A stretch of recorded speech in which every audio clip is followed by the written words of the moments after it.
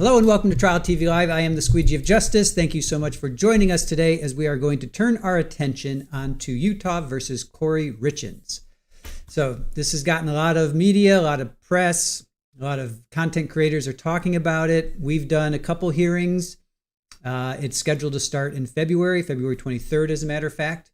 So we're going to take a look at it. We have 15 hours of hearings to go over. We're not going to do it all in one day, but she does have a hearing tomorrow and Thursday. So that's why we're getting ready for this. We're also waiting for the Paul Canero trial to start. So in the meantime, we have Kouri. So we're going to focus in on Kouri. Crazy Mary Joe, good morning to you. Pammy, good to see you. Saudi Girl, good morning. Hope you're having a really good day so far. We are. I am at least. Kathy Davis, good morning to you. McCormick family. Aussie Gardner and Tammy, good morning to you guys. Shirley, good to see you. Allie B, good morning, good morning. Amy Lee and Golden Girl. Iowa Backyard, good to see you. Yes, got the music notes going. Sparkling Princess. Camilla, good to see you. Good morning, good morning. Ed Gein, yes, you've seen this trial flashed all over and yet to read up on it. Well, have a seat because we've got 15 hours to go over, but we're not going to do it all in one day. Nana, good morning to you. Willow Johnson, hello, hello. Teresa, good to see you guys. Thank you so much for joining us today. So yeah, we've got the whole backstory. We've got the whole thing. So let's get to it. All right. So this is out of Utah, and the incident happened March 4th of 2022. Now, Eric is the victim. He's the husband to Kouri. Eric was 39 when this happened, and Kouri now is 36. So, Kouri is accused in the deletion of her husband, Eric, who was found deceased in the couple's Utah home after allegedly being given a drink containing a lethal dose of poison.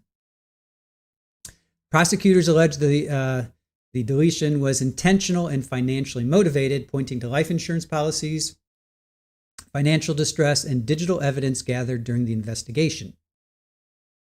Now, Kouri is charged with, I think, 21 or 23 counts. I know they added counts last year, but the main ones are aggravated, poisoning, insurance fraud, theft, forgery, communications fraud, controlled substance distribution, because it was fentanyl that she gave Eric. And then, related to obtaining and administrating fentanyl without authorization.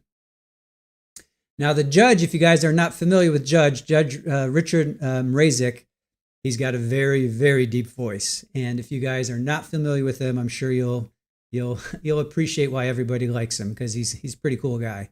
Young guy, youngish, maybe in his mid-30s, 40s, something like that. Prosecution is led by Brad Bloodworth. Now, here's the interesting thing about the defense. So Sky Lazaro was Kouri's first lawyer, and she has withdrawn, and we'll see that. We'll see her in the first couple hearings, and then we'll hear why she withdrew. And then now she's represented by Wendy Lewis, Catherine Nestor, and Alexander Ramos. Excuse me. We'll also hear from them. I have an interview with them.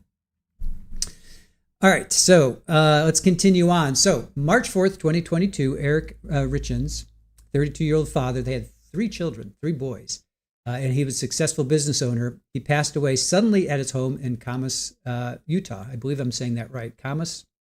Correct me if I'm wrong. An autopsy later revealed he had 5 times the lethal dose of fentanyl in his system. Now, his wife, Kouri Richins, claimed she had served him a Moscow Mule to celebrate a business deal before finding him unresponsive.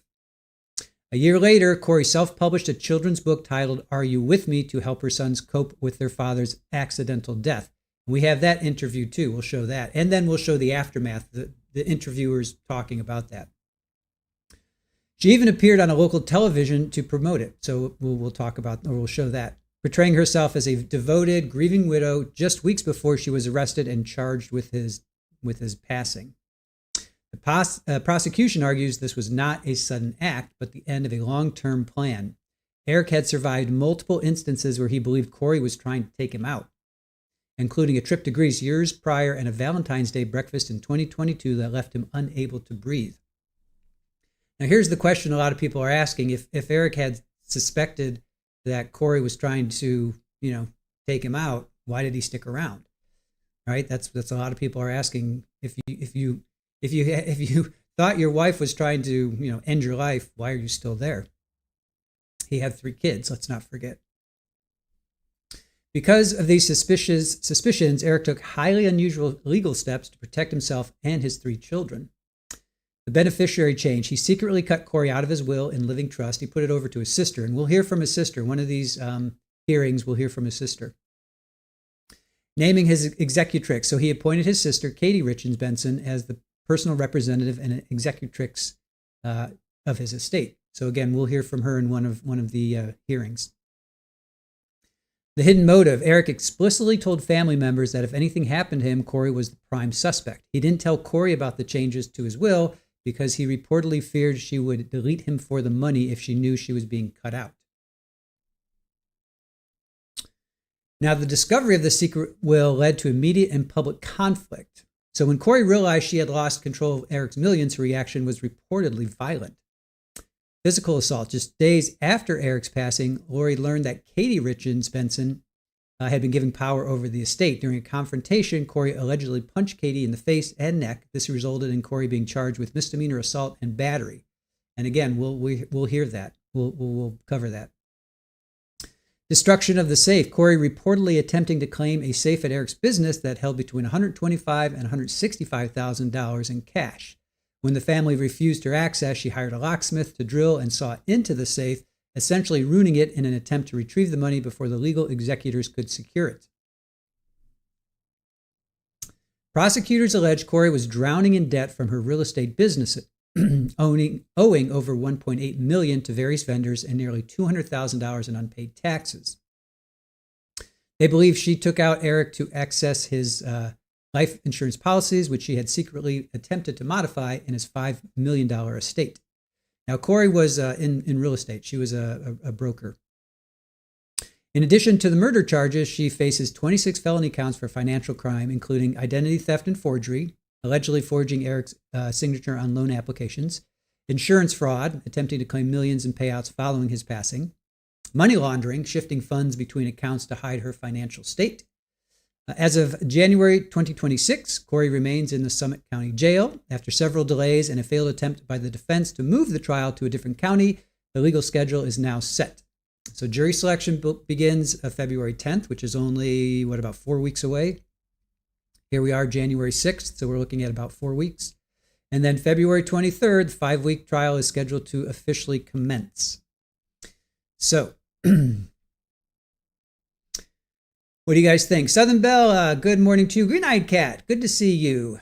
Tosh, good to see you. Good morning. Joe and Jedi Platypus. Hellrider, good morning, good morning. Cher and Kirkland, good to see you guys. Hope you guys are doing well. Lori, good morning to you. All right. So for those that know this story, we're going to try and cover as much as we can. For those that don't know the story, settle in because it's pretty crazy, and it's an interesting story. Sad for sure because Eric is no longer with us, but interesting nonetheless. Lily Wayne, Sassy, good to see you. Snowcat, how do you get $1.8 million in debt to vendors? The vendor should have cut her credit off.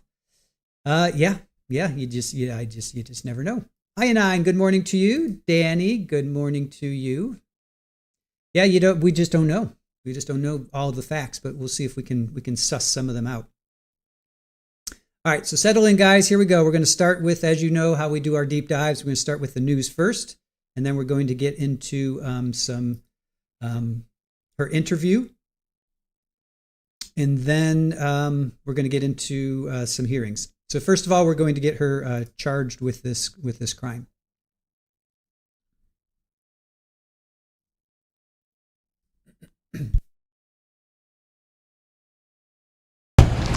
New at 10, this has been a talker all day today. A Summit County woman who wrote a children's book about coping with grief following her husband's death a year ago, now accused of being the one that actually killed him. That woman is 33-year-old Kouri Richins. According to court documents, she is accused of poisoning her husband just weeks after requesting fentanyl from a dealer. Ariel Harrison live tonight in Summit County with this story. Ariel. Neighbors who are close with the family did not want to go on camera, but shared with me that they are shocked with these accusations, telling me the woman they know would have never done something like this. Now, we've gathered some alarming details from the police documents associated with this case. A big one, the man who died, Eric Richins, believed that his wife was trying to poison him. This is the home where police found Eric Richins dead on his bedroom floor in March of 2022.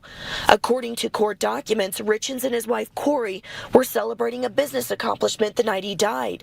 Police say Kouri claims she made Eric a Moscow Mule, which he drank in the bedroom. They say Kouri told authorities that she left to help one of their children and returned to the bed several hours later. It was then, they say, she noticed Eric was cold to the touch and called 911. Evidence gathered in the death investigation revealed Kouri claimed she was away from her phone that night and it was left on a charger by her bed. Teams, however, gathered evidence the phone was in use during that time and sent messages had been deleted. Additional evidence showed Kouri was in contact with a drug dealer in Ogden leading up to Eric's death. The legal documents state she received both hydrocodone pills and fentanyl from the dealer, claiming the drugs were intended for a client experiencing back pain. At one point, police say she requested for, quote, the Michael Jackson stuff, asking specifically for fentanyl. Information from the autopsy report determined Eric died from an overdose of fentanyl 5 times the lethal dosage. In March of 2023, Kouri published this children's book, Are You With Me?, written for children coping with loss of a loved one. Now again, neighbors I spoke with who wanted to stay off camera tell me that they stand by Kouri, but admit that the information they've been reading about this case has been very alarming. Richins is expected back in court next week. Reporting live in Summit County, Ariel Harrison, KUTV 2 News. All right, so Aaron, refresh my memory. So the reason she got, or the way she got 1.8 million was that she was defrauding Eric. So she was taking Eric's bank statements and putting her name on top of that, and then getting loans and showing her creditors that, she had, all this money in the bank, but in fact she did not. And we don't know why she was trying to get all this money. I guess there are some rumors that she was hanging out with a drug dealer, perhaps. I think we'll hear about that as we go on.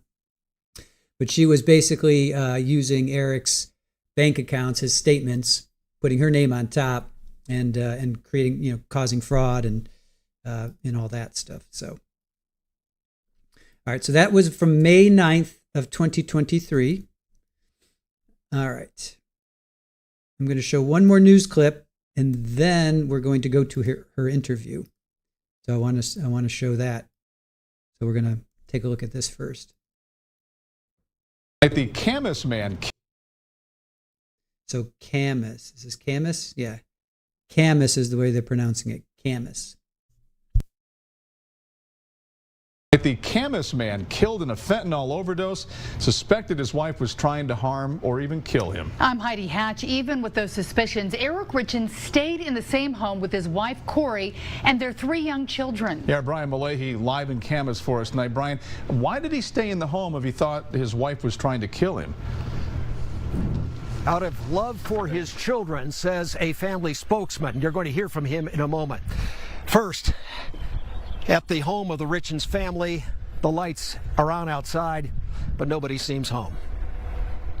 Yes, I just couldn't imagine putting any child through this and taking away their father. For some here, a case is sad. That's just sickening. As it is numbing. It's a wild story, especially in such a small community like Camas. Kouri Richins, children's book author, mom of 3 boys 10 and under, accused of giving her husband Eric, this is a picture of him in his obituary, a super lethal dose of fentanyl. A woman who does not want to be identified says she spoke to Kouri on Sunday and described her as kind and polite, She seemed normal. They talked about kids' soccer. The woman says Kouri told her, yeah, come try out. And she gave me the information. What a wonderful father he was, what a philanthropist he was. He was his kids' soccer coach, baseball coach. Eric stayed in the home, even as Richins family spokesman Greg Skordas says he suspected his wife of ill intent. If he believed that his wife was intending to kill him, why did he stick around? Why did he still live in the same house? It appears that Eric may have stayed in a relationship that wasn't good because he loved his boys and wanted to keep the family relationship together. And maybe he was hopeful that things would change. But his number one concern was for his boys. That communication on Sunday between the woman who did not want to be identified and Kouri Richins, she said, was text messaging. Today, I contacted Kouri Richins' attorney. She says she's preparing a statement. Nothing back from Summit County prosecutors today. The three boys are staying with Eric Richins' family. Live in Camas, Brian Malahi, KUTV2 News. Difficult situation for sure. Brian, thank you. Yesterday, we aired an exclusive interview with the woman who says she set up the couple and said they were perfect together. You'll only find this interview on our KUTV2 News YouTube page. It is an emotional one.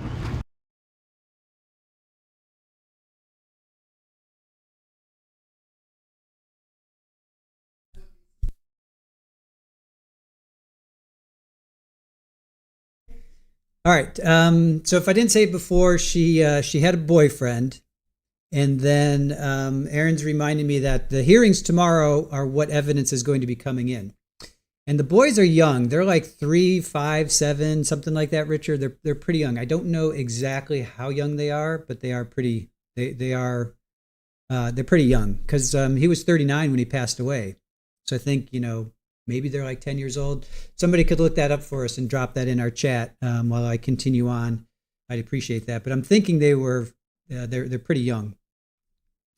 But if somebody wants to find out for sure if it's out there and drop that in our chat while I continue on. So next up is going to be our interview. Crystal, Canero trial, they're in jury selection still, and we will absolutely pick that up day one as soon as they select a jury. They're in day 2 of jury selection. They thought it might take about 4 or 5 days to select a jury. Remember, they have 2,000 potential jurors to go through, and it's a 38-page questionnaire. So the judge was anticipating it to go on for 3-4 days. So they were thinking about Monday, starting next Monday. So, but don't worry, we are absolutely going to cover Paul Canero. We are not going to give up on that trial. Purple Daisy, good morning to you. Ruth Ann, good to see you. Yep, no one knows what happens behind closed doors. It's true. It's true, Hellrider. You just don't know. Hey, Scott, good morning to you. Crystal, yep, no problem. Yeah, no, we're locked into that one.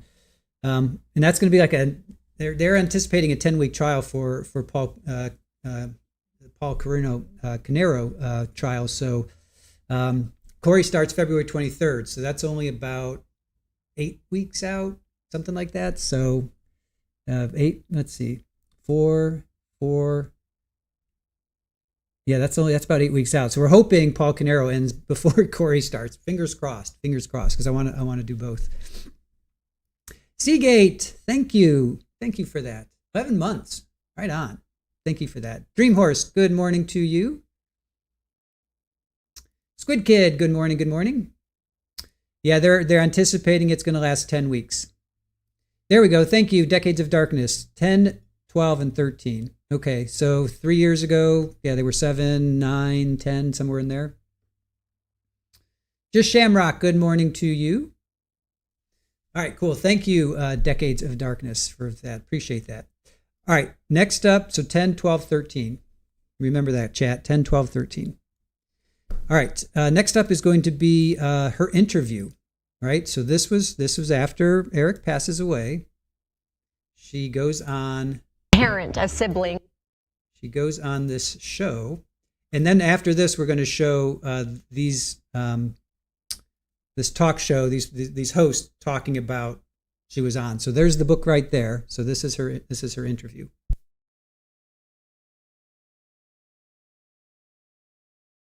Or friend. Talking about loss with kids can be a tricky subject. Joining us now is author of Are You With Me, Kouri Richins, to share her 3 C's to helping kids cope with grief.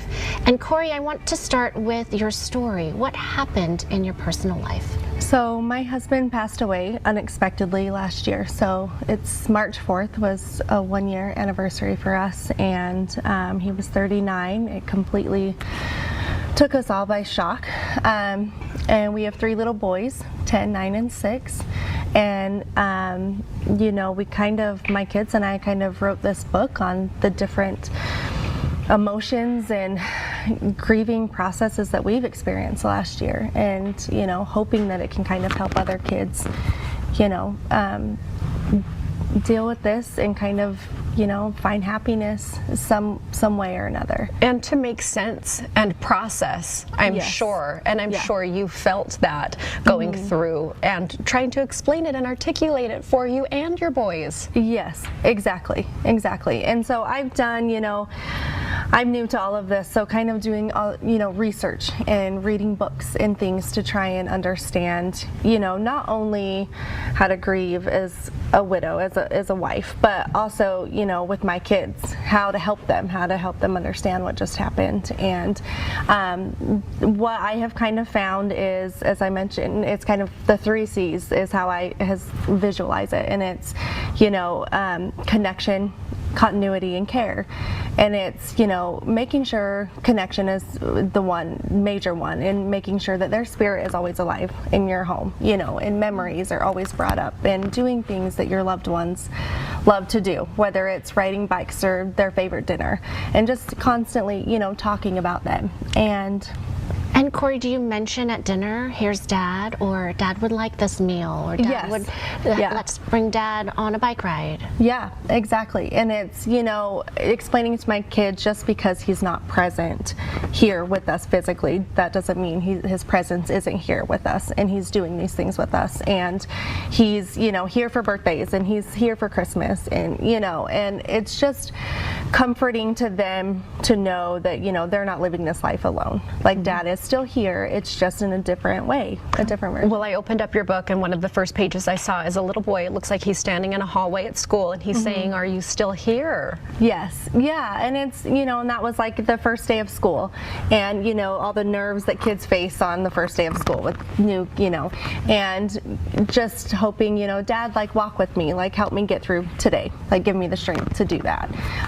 And it has found, you know, it's been a lot of peace for my kids to, you know, to really remember that in the back of their head, that they're never alone, you know. So you actually wrote this book with your children. I did. And it's only been a year. How did you process and say you go from processing death to I need to write a book and help others? You know, I just watched the struggle that my kids were going through, and I actually, you know, I went on Amazon and Barnes & Noble and trying to find something that we could use to cope at nights. Nights are the hardest, it seems like, for everybody when, you know, dealing with anything, but I just wanted some story to read to my kids at night, and I just could not find anything. I couldn't find anything that really, you know, suited them or helped them find comfort and peace. And so, you know, I was like, let's just write one. And so, you know, I took things that my kids have said to me this last year, and we kind of articulated it and put it into a story, and, you know, just have hopes that it will help other kids. Grief is not linear, and this sounds like it's a touchstone when you need it to come back to for you and your boys. So the first one you had mentioned was connection, of the 3 C's, keeping the person's spirit alive. The second, continuity. Yes, and that's, you know, just making sure you're trying to stay, you know, as much as you can on routine, and, you know, whether that's, you know, sports or pick up and drop off from school, or community activities, just, you know, trying to stay in a routine as much as possible. And then the last C is care. Yes. What does that mean? So, you know, on top of just loving your kids and hugging them and kissing them and, you know, extra cuddles and everything, I think it's important that I've learned to really affirm, you know, their feelings. When they're mad or they're sad, you know, it's just that affirmation of, I understand, like, that you are upset, you know, because of this, like, let's talk about it, you know. And so I think really it's not, you know, it's the emotional and physical touch of it, but really letting your kids understand that you know why they're feeling the way that they are feeling, and it's okay, and let's deal with it and talk about it. There's a promotion right now. Get a free copy of the book April 30th and May 1st through Amazon Kindle. You are an amazing woman and mom, and we thank you for being vulnerable and sharing this and touching the lives of others. Thank you. I really appreciate being here. So, thank you, Kouri. Thank you. All right, interesting, right? So that interview was in March. I'm not sure of the date yet. If you guys could find out the exact date, I could just see March. But then she's arrested May 8th. So this was all in 2023. So Eric is found passed away March 4th of 2022. A year later, she goes on and she does this interview, and then she is arrested. So, all right. And we're just getting started. All right, so here is these interviewers talking about the interview. So I thought this was really interesting to find the actual interview itself and then them talking about the interview. And welcome back, everybody. Glad. So, I mean, can you imagine these interviewers? Like, what must they think?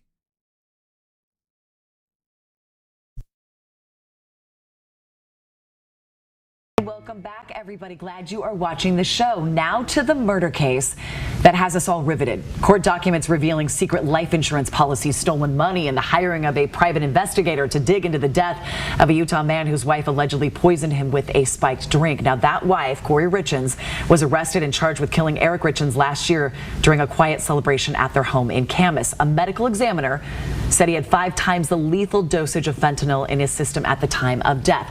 Weeks before that arrest, she sat down right here for an interview with Saray and Dina. I was off that day. You two were here doing that interview. Let's start back at the very beginning. Girls, how did she come on the show and why? I'm glad we're talking about this because I think we've all gotten so many questions. So I think we can really explain to our viewers how it all happened. So Good Things Utah is a combination of people writing into the show to come on and promote something or to tell a story, and all of us, our team, reaching out and finding people to bring on in the community. So with Kouri Richins, this was a case where she wrote into the station and said, I have a children's book that I just wrote. It's about grief. I'm a recent widow of a year. I would love to come on. Our executive producer got the email. They exchanged a couple of emails, and very quickly after, she was booked. So describe the interview, Saray. Was there anything that you thought was out of the ordinary? Well, I think when she came on, we want to give everyone, obviously, their chance and their platform to talk about either grief or helping other people. And in this case, she came on with her book and wanting to help other kids and other families talk about this really hard subject. So she came on, this is a couple months ago, and she wore her jacket. We both thought, Dina, that she didn't take off her jacket. She felt she was just emotionless. And it's so weird looking sitting at right that. Where you are sitting today. Right here Yes. today, just inches away. So Saray, can I ask you this? I mean, often on the show, we don't probe into the reasons why you wrote a children's book on grief and death, and your husband has just passed. But you did ask her a very pointed question. Why? Well, a lot of times we, as another mom, think about putting yourself in their position. So I thought, a year ago, your husband dies. You had 3 small children. You were able to grieve and process. And this will, I'll also remark, she said, my husband died suddenly. It was a shock.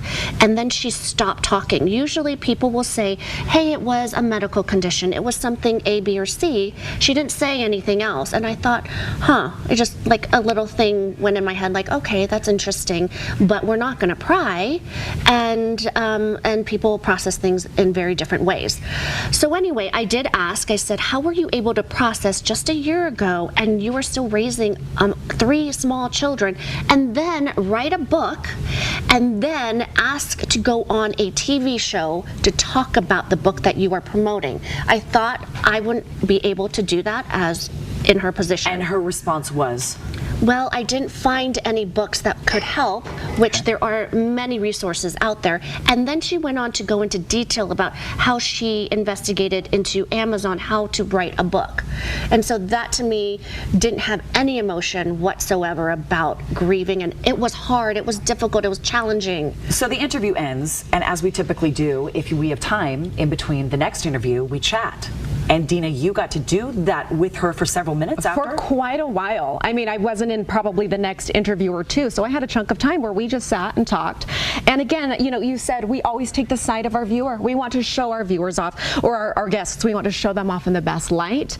I'm connecting, I'm trying to, you know, ask her a little more. I'm thinking this poor mom who's now fighting herself as a single mom, so I'm asking her about that. What is that now like now that you don't have your partner, you have 3 small kids? And that's when she said, well, we do think that it was COVID. He had COVID and he has a lung issue, and that's what happened. This perspective from the two of you is so interesting. I know you've been asked about it over and over since this interview. What has life been like? Who has interviewed the two of you since that happened? That surprised a whirlwind. me that so many have reached out. Who was the first to reach out? Was it Dan Abrams? It was Banfield. That's Ashley right. Banfield. Ashley Banfield with Next Star, News Nation. She has her nighttime show after Brian Abrams. Dan Abrams, a contributor on Good Morning America. So I did this interview and Zoom at my home. I'm trying to do all the lighting and trying to do this last minute because they really wanted the interview. Ashley. And then Dan Abrams reached out. And then Inside Edition. And I can't remember what happened with Ashley. I couldn't do that. But the next few, we were able to sit down together, kind of both share the story. People are very interested to see her book. Again, their number one question is always, did you have spidey senses during that interview? We just talked to People Magazine. That comes out, I think, in a couple of weeks. People Magazine, really. Hindsight's always 20/20, though. I mean, this is a show and a platform where we talk about the good things in Utah.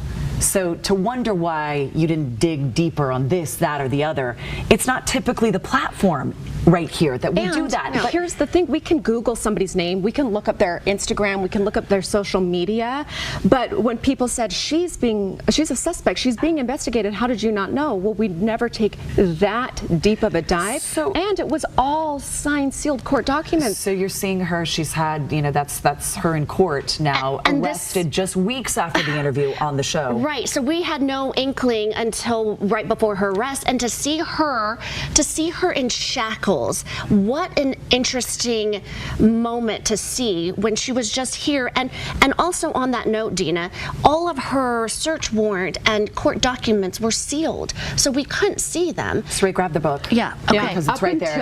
That's what she showed on the show. Up until it was all public, and we all saw this news, you know, just before everybody saw it. So our minds were just as blown. So this is the reason why she reached out to the station. Are you with me? She wanted to promote this book. She said that she wrote this book with her kids. And we're talking again about Kouri Richins, who has now been arrested for the murder of her husband. And she is currently being held, but weeks before, right here where Saray is sitting, talking about this book. And to me, again, she is accused of murder, so we want to say that this is still in the court system, but I can't help but feel eerie, feel that this whole story is twisted, and these 3 young boys do not have their parents at this moment. So this book is dedicated, it says, to my amazing husband and a wonderful father. And that to me is so striking that you decide, allegedly, to write about your husband that now you're accused of killing. Interesting, the word you use is eerie. I've heard both of you say that over the last several weeks. Finally, we're out of time, but I know. But anything you would have done differently, looking back, anything you would have said differently? I don't know if there's anything that I could have or we could have said or done. I mean, there's no way to know that, but it's just interesting talking about hindsight going back. She was very stumbly with her words, and I thought, oh, she's probably grief-stricken. She's still grieving. She seems a little bit maybe in shock, and that's why she's not emotional. But now I think, is it because everything coming out of her mouth that day was a lie? You're second guessing it now. Yep. And now then you're second just guessing a shot of this book. Throughout this book is an angel figure of Dad.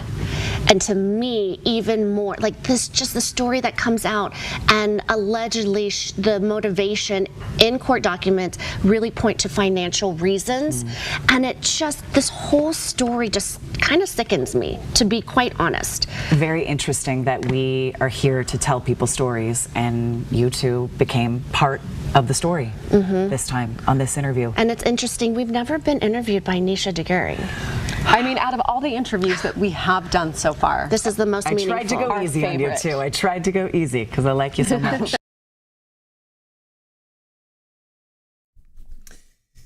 Yeah, just wow.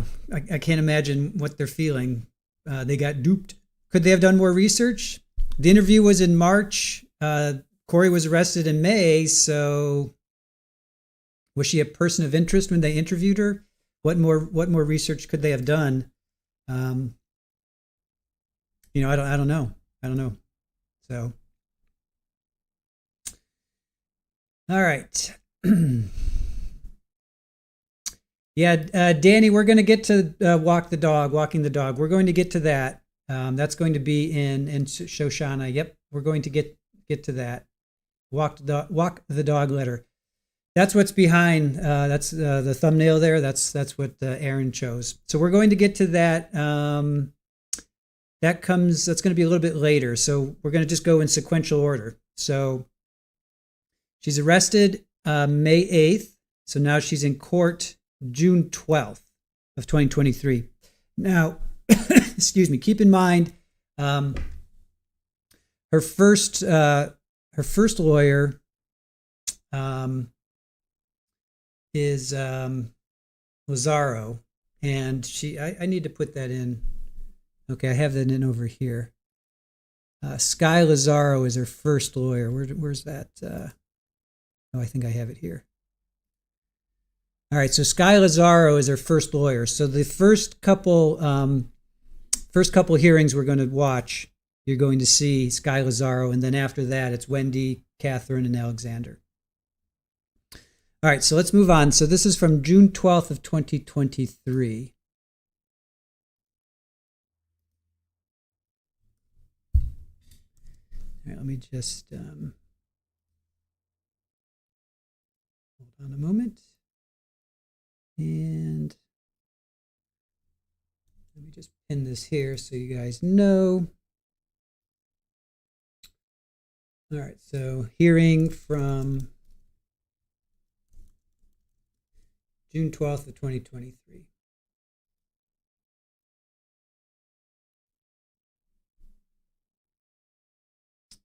All right. Oops, here we go. All right, so this is from June 12th of 2023. And this is Sky Lazaro.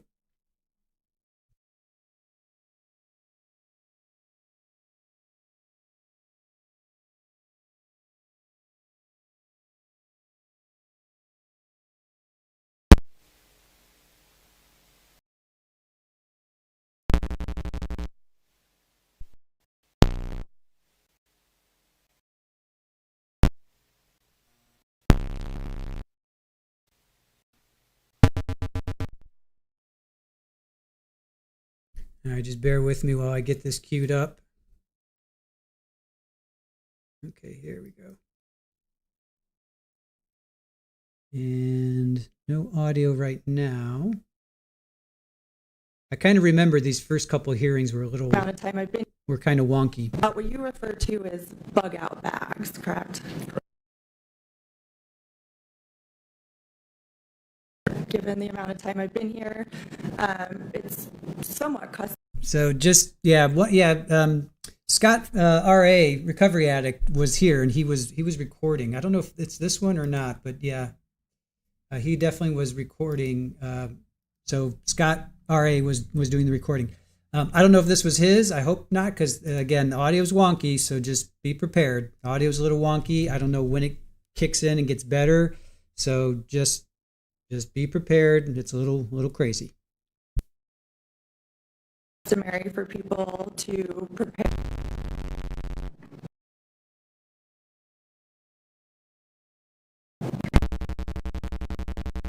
From my experience, yes. Okay.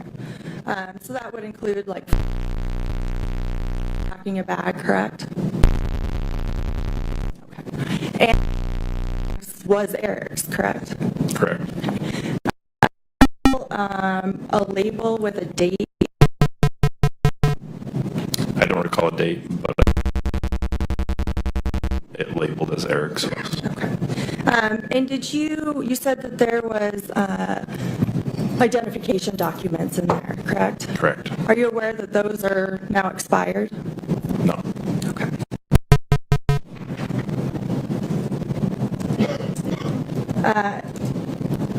You came onto this case or when did you come onto this case? In April of this year. Okay. And you took over as lead detective? Yes. Okay. And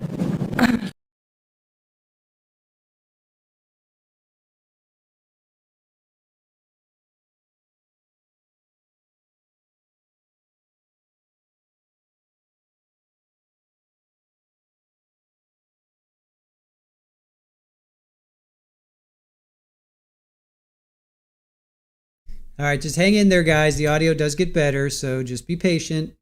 you, at some point after that, went to Kouri's home, correct? Correct. Okay. And introduced yourself and asked her, do you remember me? You coached my son, correct? Correct. Okay. And who was the other detective with you? Sergeant Hoffmeyer. Okay. And Sergeant Hoffmeyer said, hey, and she coached my son, correct? I believe so.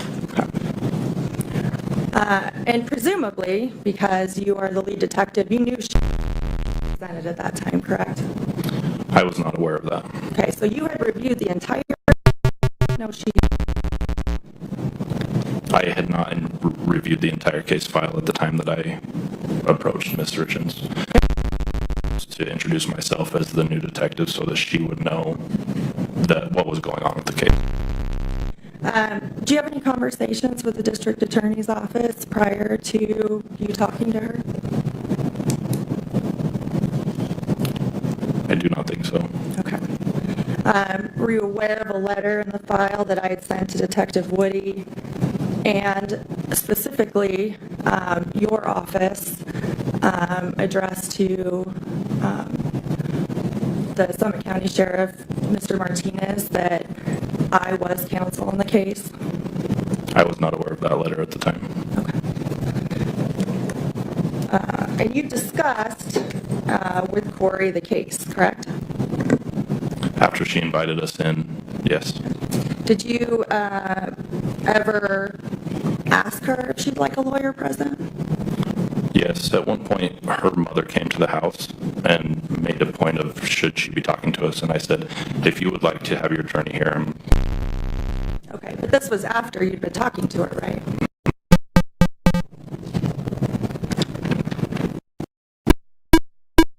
Are you aware of the other detective's name again? Sergeant Hoffmeyer. Are you aware of a conversation between Sergeant Hoffmeyer and Kouri where she asked why Detective Woody was removed from the case and he tells her for mishandling evidence? No. Did he ever make mention of that? On that date at that time. So. Was in the case? She changed divisions and could no longer fulfill those duties. Okay, and what is she doing now? She's in patrol. Traffic? No, patrol. Patrol? Yes. As in, like a Responding to. Okay. She's also part of the K-9 unit.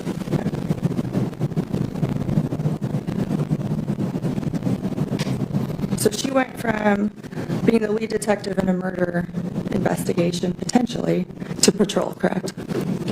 Yes, that's common for that to happen in our office. Okay, thank you. Mr. Bloodworth, anything further? Yes, Your Honor, thank you. Within the scope of cross, please.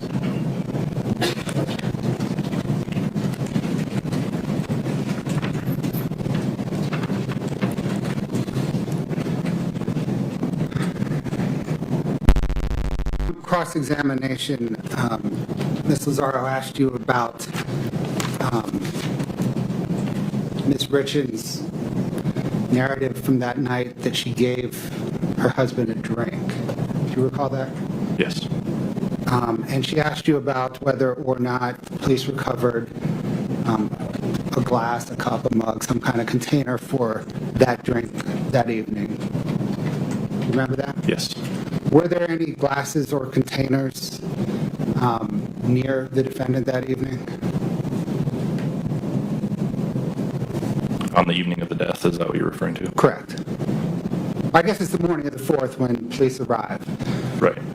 I'm unsure without being there on scene. But from reviewing the body cam, I didn't see any. And am I right that the only information that indeed Ms. Richins, Kouri Richins, the defendant, gave her husband Eric Richins a drink was the defendant's own words, right? Yes. Ms. Lazaro had asked you about gaps in time frames in cell phones. Based on the carrier records, what have you been able to determine about gaps, particularly from early January until shortly after the defendant's death? We were able to determine from looking at the phone that it appeared that data from several different apps on the phone was missing in that time frame between January and just shortly after Eric Richins' death. Let me turn now back to CL. On the very first time you met with CL, you testified that you kind of laid out kind of the predicament she was in, facing serious charges, but having potentially valuable information regarding a very serious death investigation, right? Correct. After that first meeting, how long until you began questioning her about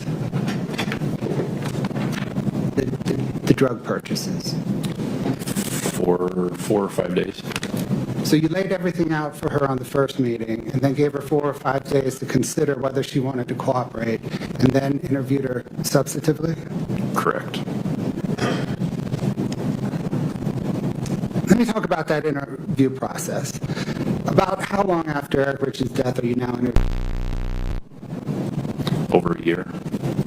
And in a couple months. In order to jog her memory, what, if anything, did you show her? We showed her the contents of her phone that we seized. All right, hold on a sec, guys. I found another source. Let's try this, and it's actually a longer source. Seems like it's more coherent. So let's try this one. I think this is from the same day. It looks like the same day. Let's just check this source out. Was CL in Good morning, Ms. Richins. All right, I think this is a better source, right? She's got white on. I think this is a better one. Yeah, I think this is a better one. All right, let's try this one.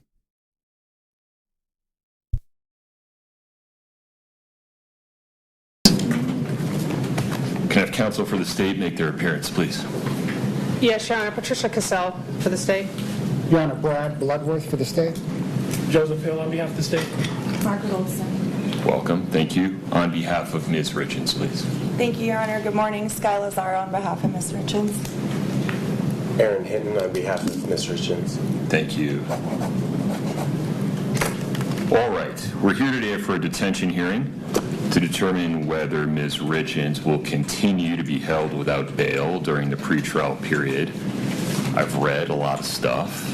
I've reviewed the defendant's motion to consider defendant's constitutional right to bail, the state's bench brief, defendant's motion to set conditions for release, the state's response, and I read your reply filed last evening, Ms. Lazaro. Thank you. I apologize for that. It's fine. This is a dynamic situation. I'd like to hear from the state first. Who's leading the presentation? I am, Your Honor. Ms. Cassell, how would you like to proceed? Your Honor, we have 3 witnesses that we would like to call. Okay. We are prepared to call them now. Who's the first witness? The first witness is Detective O'Driscoll. Do we have an exclusionary rule issue? I'm not sure it applies today, but I thought I'd ask. I'm not sure it does either, given sort of the loose nature as far as the rules go on this hearing. Given the nature of the proceedings and I'm sure what's to come, extensive testimony in this case and a number of different issues, I would ask that it be imposed. 1101C4 would say the rules of evidence do not apply today. That is correct. Exclusionary rules, a rule of evidence. Okay. It's a reasonable request, but it's denied. Thank you. Is it Detective O'Driscoll? Yes. Okay. If you'd step in front of Brittany, we'll get you sworn in.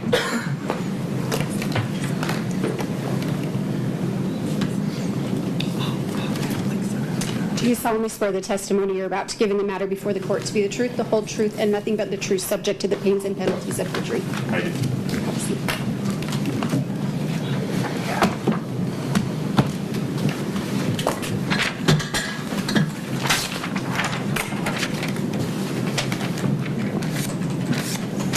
Good morning, Detective O'Driscoll. Can you please introduce yourself to the court and explain your relation to this case? My name is Detective O'Driscoll. I've been with the Summit County Sheriff's Office for 7 years. I'm assigned to the Investigations Division. I was assigned to be the lead detective in this case in April of this year. This case is an active case and the investigation's ongoing. Detective, what was the Sheriff's Office first involvement in this case? On March 4th, 2022, at 3:22 hours, Summit County Dispatch received a 911 call regarding an unresponsive male in the Francis area. Have you listened to that 911 call? Yes. Who placed that call? The defendant, Kouri Richins. In addition to saying that someone was unresponsive, did Ms. Richins, the defendant, identify who was unresponsive and anything else about that person's condition? Yes, she stated that it was her husband, Eric Richins, that was unresponsive, that he was cold to the touch and not breathing. Did EMS and police respond to that address? Yes. Is that the family home? Yes. Was a portion of the police and EMS response captured on police body camera video? Yes, it was. Have you reviewed that video? Yes, I have. On that video, what time does EMS pronounce Eric Richins dead? 03:58 hours on March 4th. What, if anything else, does EMS say about how long he had been dead? One of the EMS personnel made the comment that he had been dead a while. Did the state medical examiner's office conduct an autopsy of Mr. Richins? Yes, they did. Have you reviewed the medical examiner's autopsy report? Yes. And the toxicology report that's part of that? Yes. What did the medical examiner identify as the cause of death? Drug intoxication, with the specific drug being fentanyl. I'm going to now ask you, Detective, some questions about someone with the initial CL. Do you know who I'm talking about when I say CL? Yes, I do. Who is CL in relation to the defendant? CL is an associate of the defendant. She cleaned houses for the defendant's business as well as her personal home at times.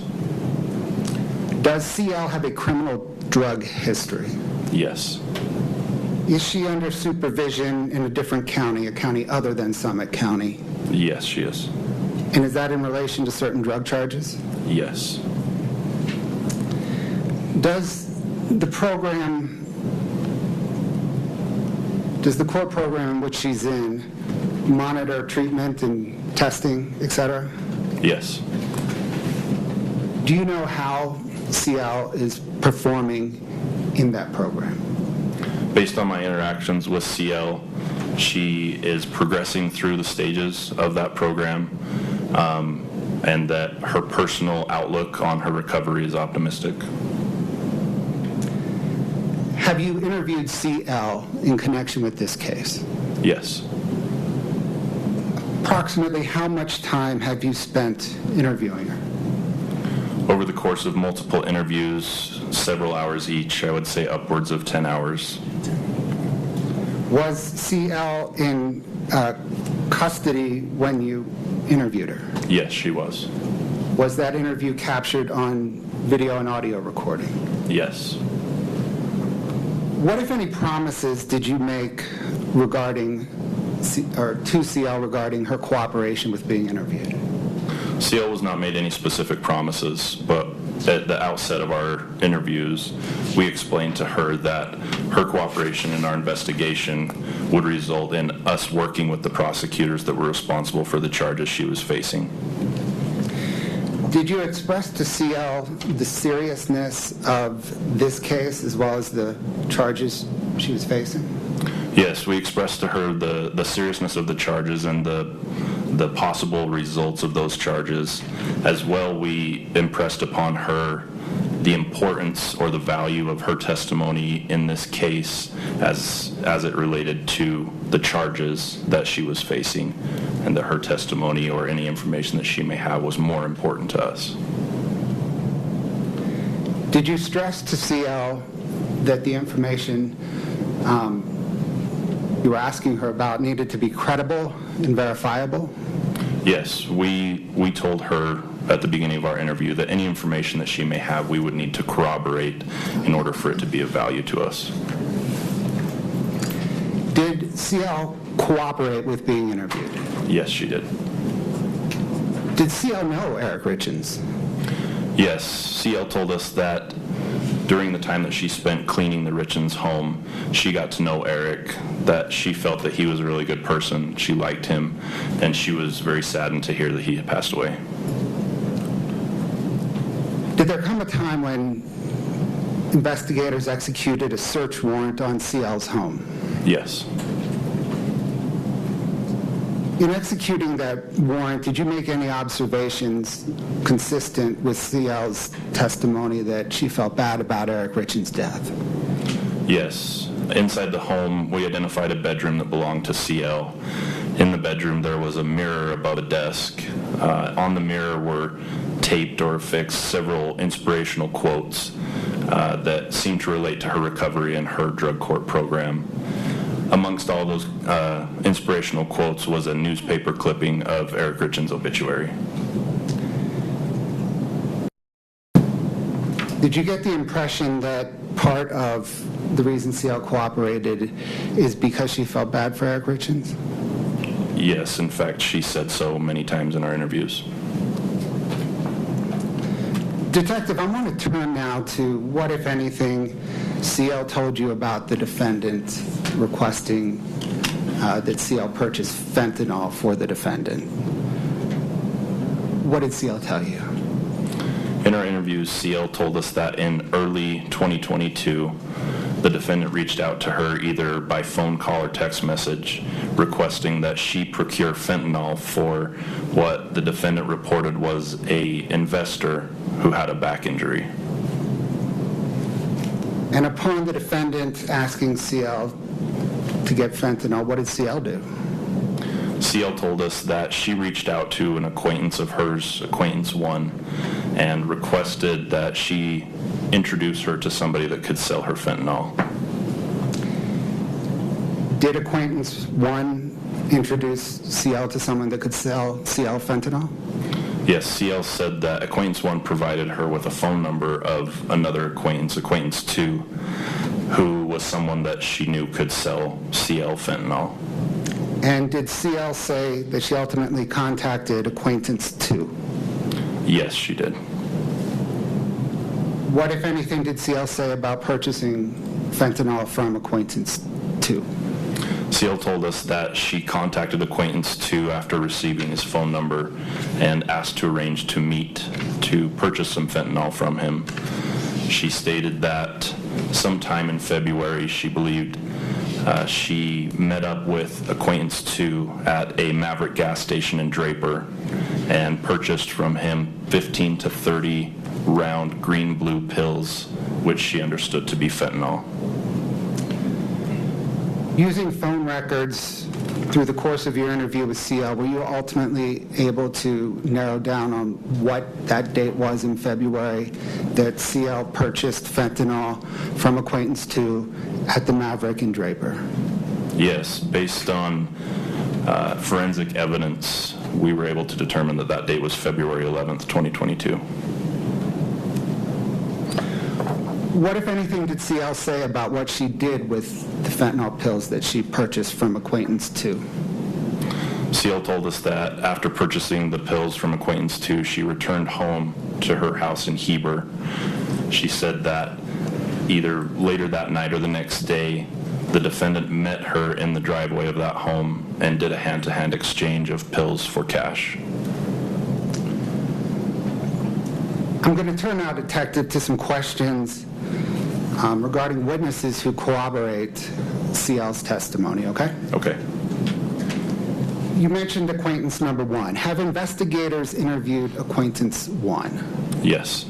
Have you reviewed body camera, audio, and video of that interview? Yes. Does Acquaintance 1 corroborate CL's testimony? Yes.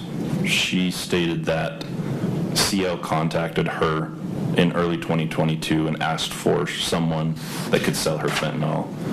In the body cam, she also retrieves her cell phone and shows investigators the messages that corroborated that. And what kind of messages were they? They were messages between Acquaintance 1 and CL on Facebook Messenger app. And have you reviewed those messages? Yes. Is the first of those messages dated February 6, 2022 at 1:37 p.m.? Yes. Does it read, text me, I've got a question, won't do it on this? Yes. And that's CL writing Acquaintance 1, asking Acquaintance 1 to text CL because she didn't want to write over Facebook Messenger? Correct. Did Acquaintance 1 say whether or not she ever, in response, contacted CL? Yes, she said that she then either texted or called her subsequent to her request. You testified that Acquaintance 2 sold fentanyl pills to CL at the Maverick in Draper. Have investigators interviewed Acquaintance 2? Yes. Have you reviewed body camera, audio, and video of that interview? Yes, I have. Is Acquaintance 2 able to corroborate CL's testimony? Yes, Acquaintance 2 was able to recall that he sold fentanyl pills to a friend of Acquaintance 1's in early 2022 at a Maverick gas station in Draper. I'm going to turn now, Detective, to some forensic data questions and whether forensic data corroborates CL's narrative, okay? Okay. Have you reviewed carrier records of the defendant's phone? Yes. And I want to just clarify one thing. I'm talking right now about carrier records different than cell data records. We'll have an expert testify about cell data records in a moment. I'm just going to ask you about the carrier records, okay? Okay. What, if anything, do the carrier records for the defendant's phone, or what, if anything, in the carrier records for defendant's phone corroborate CL's testimony? The cell records from the defendant's phone show several phone calls back and forth between her and CL in early 2022. Do they show any text messages back and forth between the defendant and CL? Yes, several. Have you reviewed those text messages? We were only able to see the timestamps and who the sender and receiver was. We're not able to see the content of those messages because they appear to be deleted from both the defendant's phone and CL's phone. Have you reviewed the call history and carrier records of CL's phone? Yes. Does CL's carrier records and call history corroborate CL's testimony? Yes. Is there a particular set of calls on February 11th, 2022 between 5:19 p.m. and 6:52 p.m. in CL's phone history? Yes. Question CL regarding those calls? Yes. She said those calls were to acquaintance 2 and that they were to arrange the specific date and time to pick up fentanyl in Draper. Turning now from CL's purchasing fentanyl for the defendant to the defendant's purported timeline on the night of Eric Richins' death, okay? Okay. You mentioned earlier that police interactions with the defendant were captured on video. Have you reviewed that video? Yes, I have. Did the defendant provide police with a written statement in the early morning of March 4th, 2022? Yes, she did. Have you reviewed that statement? Yes. What on the early morning of Eric Richins' death did the defendant report had happened that evening? She stated that the last time that she saw Eric alive was between 9:30 and 9:45 p.m. She stated that before going to bed, they had had a drink together to celebrate closing on a house for her business. She said that they got in bed between 9:30 and 9:45, and that shortly after getting into bed, one of the children had a nightmare, and that the defendant got out of bed and went to be with that child in their bedroom and slept in that bedroom until 3 a.m. or around 3 a.m. when she woke. She stated she returned to her own bedroom, got into bed, and felt that Eric was cold to the touch. She stated that she turned the light on, saw that he wasn't breathing and that he didn't look normal, and that she then called 911. Did the defendant say whether anyone else was in their home other than the defendant, her husband Eric Richins, and their 3 young children? No, she stated no one else was in the home.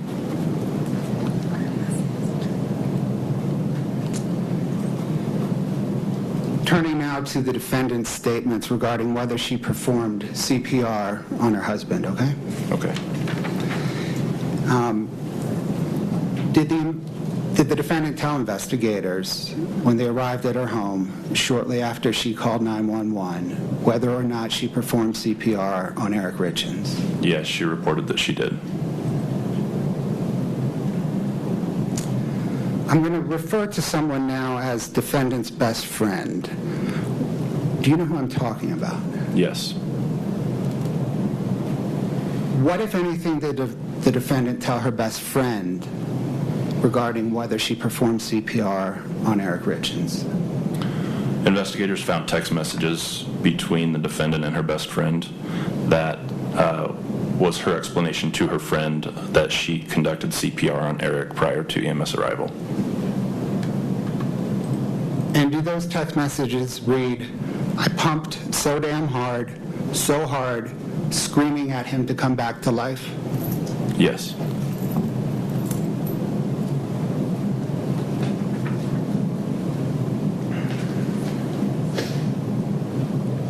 You testified earlier, Detective, that EMS responded. Have you interviewed the first EMS responder? Yes, I have.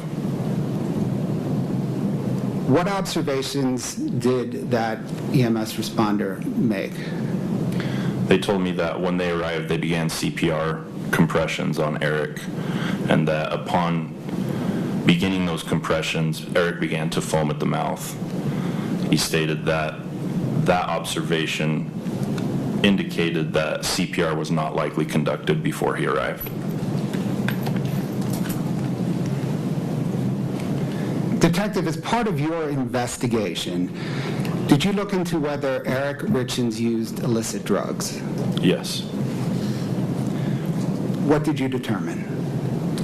Based on the interviews that we conducted with those who knew Eric well, all stated that he did not use illicit drugs other than consuming THC gummies on occasion.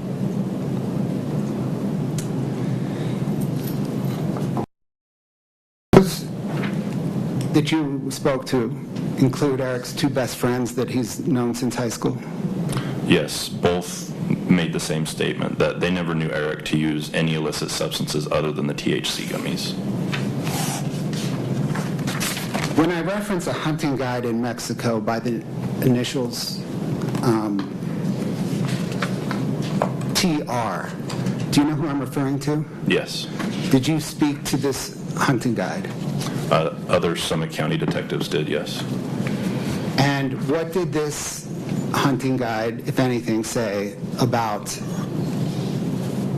Eric Richins using illicit drugs while hunting in Mexico? The guide told detectives that several of their clients, when they come to Mexico, will seek out someone that can put them in contact with illicit substances while they are down there for their hunt. He stated that Eric Richins was not one of these, that Eric was solely focused on the hunt. Has the defendant made any statements regarding whether her husband, Eric Richins, used illicit drugs other than THC? Yes, in several statements made by the defendant throughout the investigation, there have been at least 10 times that she has said that Eric does not use illicit substances and did not use illicit substances. And just to be clear, other than THC? Other than the THC gummies, correct. On the night Eric Richins died, did investigators search the Richins home? Yes. Did they find any illicit drugs? No. Did they find any paraphernalia or packaging or other evidence of illicit drugs? No. Did they find fentanyl anywhere in the home? Only that which was in Eric's body.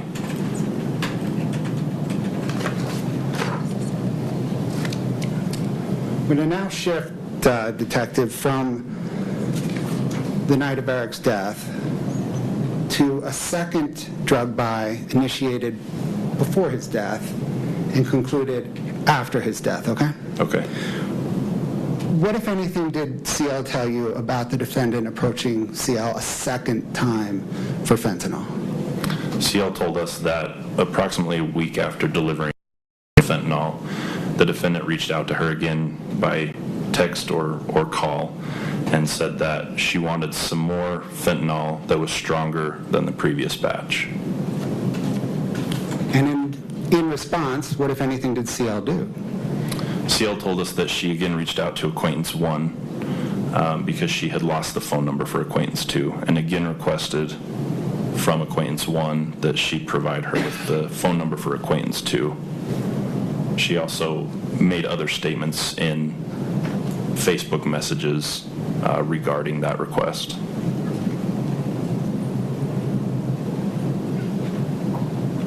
In your interview, or detective's interview rather, with Acquaintance 1, did she corroborate that indeed CL reached back out to her asking for Acquaintance 2's phone number? Yes, in the same Facebook Messenger, it showed the two different contacts on the two different dates. And does the second Facebook message, was it dated February 25th, 2022 at 9:40 p.m.? Yes. And does it read, I need those again, but more, and I don't got a ride, I lost your friend's number? Correct.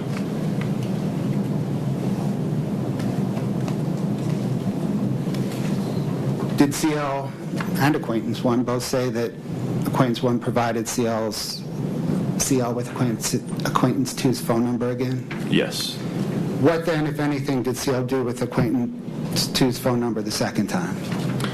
CL told us that she again contacted Acquaintance 2 and arranged again to meet up at the same Maverick gas station in Draper to purchase again 15 to 30, this time blue round pills that she understood to be fentanyl.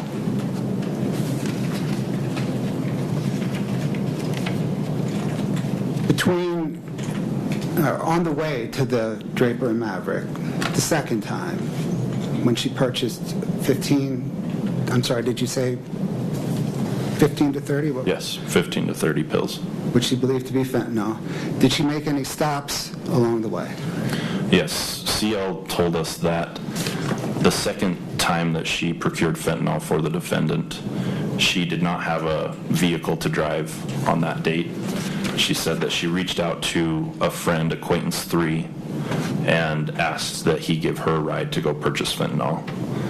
She said that he did pick her up, that they traveled from Heber City to the defendant's home in Francis, where, according to CL, the defendant had told her there was a check waiting under the mat at the defendant's home.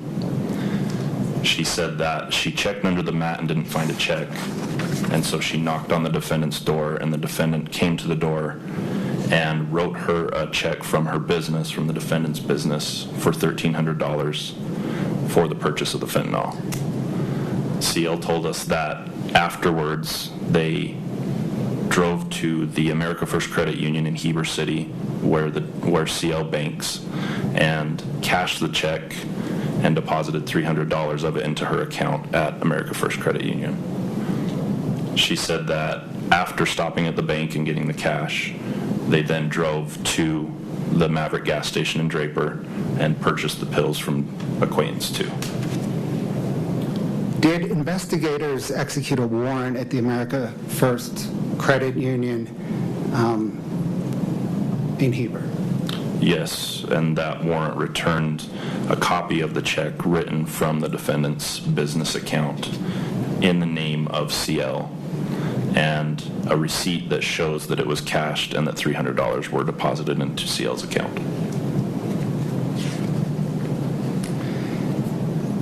And then CL ultimately, being driven by acquaintance 3, went to the Maverick in Draper and purchased fentanyl a second time from acquaintance 2. Correct. What, if anything, does acquaintance 2 say that corroborates CL's testimony?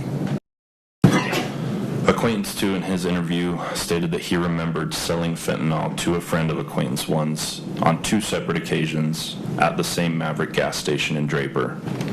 He also said that he remembered the second time that he sold her the pills that CL was with another person who matched the age and gender of acquaintance 3. Have you interviewed acquaintance 3? Yes. What, if anything, does acquaintance 3 say to corroborate CL's testimony? Acquaintance 3 corroborated all the same details that CL told us about that day, and in fact showed us text messages on his phone that also corroborated that story.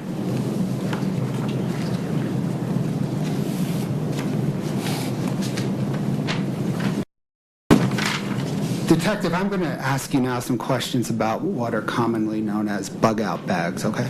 Okay. Did investigators execute several search warrants on the defendant's home or the family home? Yes.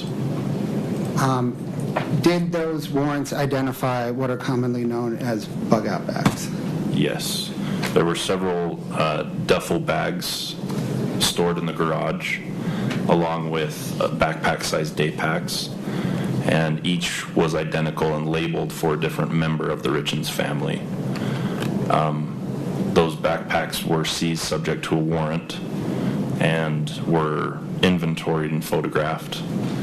Inside the bags, detectives located several items that would be useful in an emergency situation.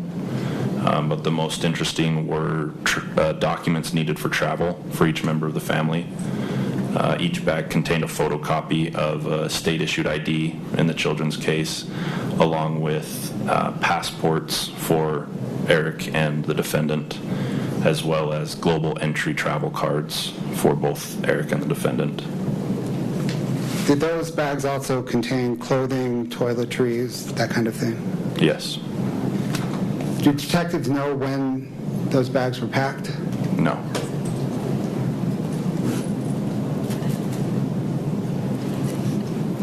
And there was a bag for Eric as well, is that right? Correct. I have no further questions for you. Mr. Lazaro might. Thank you.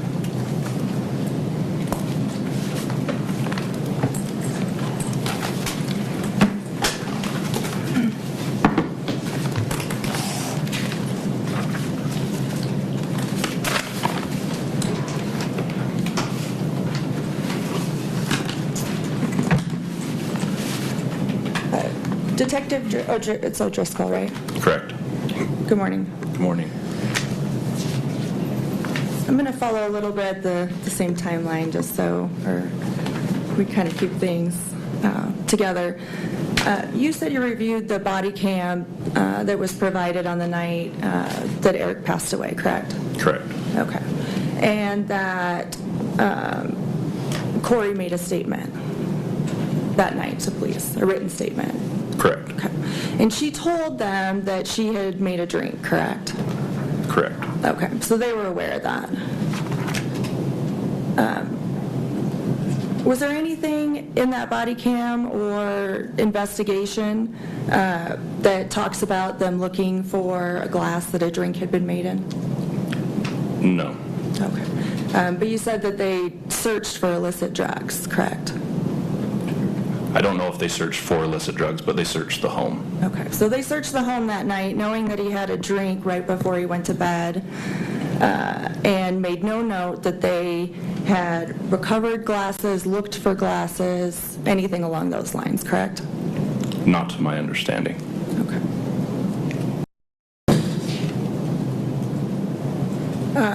You also testified that when you interviewed CL, she was working on both a personal and, I'm going to say, professional capacity for Kouri, correct?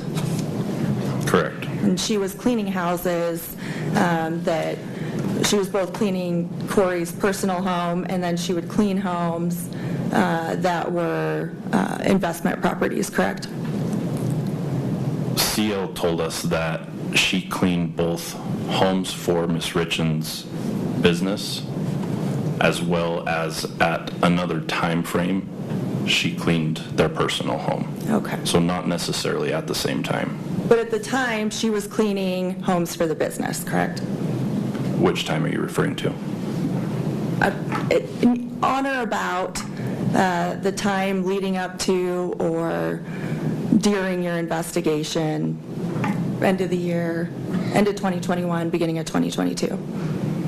At that time, from my understanding, what CL told us, she was cleaning only investment properties belonging to the Richins Realty Company. And she was getting compensated for that, correct?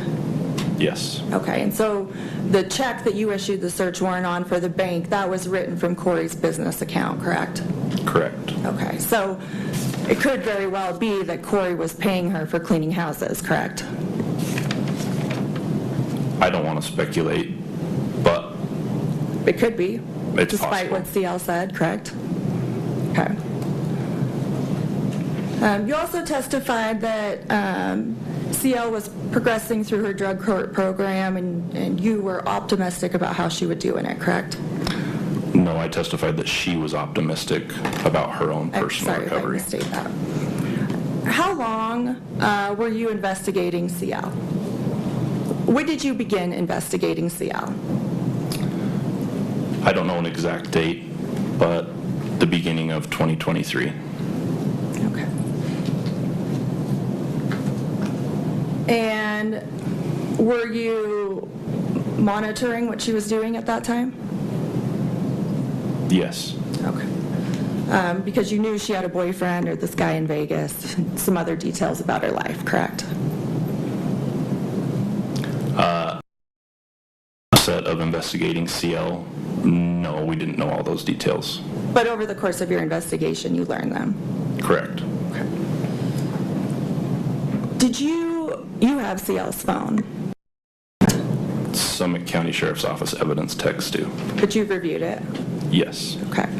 And you testified about text messages between CL and the defendant on or about this time period you're looking at in February, correct? Correct. Okay.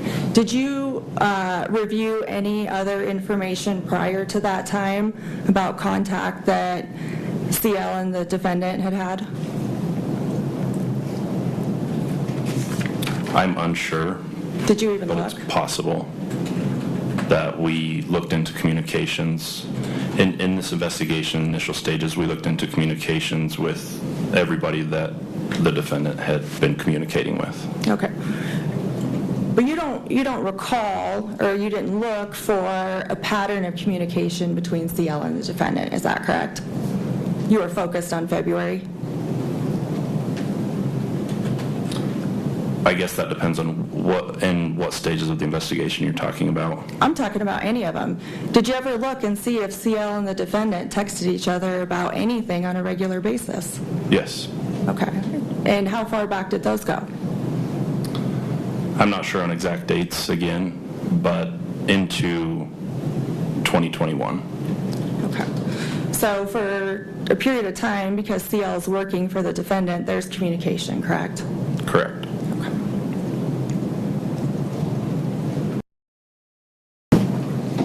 And nowhere in the communication between CL and defendant text messages asking for drugs, correct? We didn't find any, but there were also time frames in the phones when we looked at them. Now I want to also talk about, you said you didn't make any promises. Correct, no specific promises. Okay. You did, however, tell her, well, let me back up. When was the first interview you had with CL? I believe it was April 28th or 26th. Okay. I believe it was the 26th.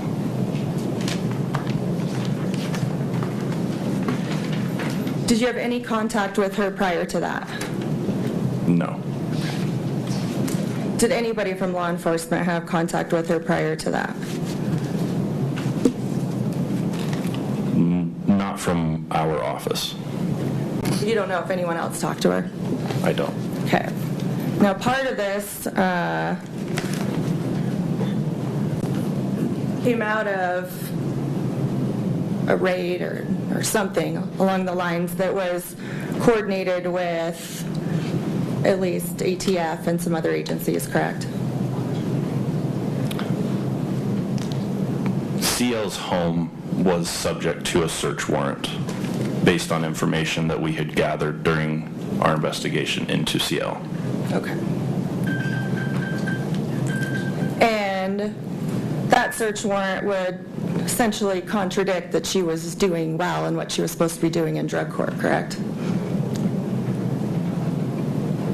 She was buying drugs, wasn't she? We didn't know that.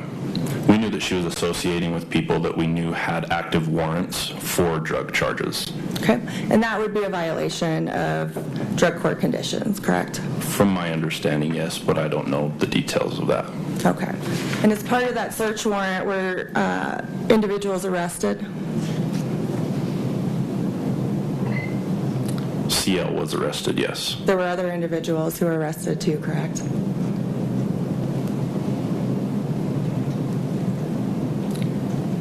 I'm not recalling other individuals that were arrested on the date that the warrant was served. Okay. Were any drugs recovered at the home? Yes. Okay. And you also recovered a firearm from CL's bedroom, correct? Correct. And that would be a violation of her drug court conditions, correct? Correct. Okay. Now, in this first interview in April, you begin the interview. Give me a moment here to find the right notes.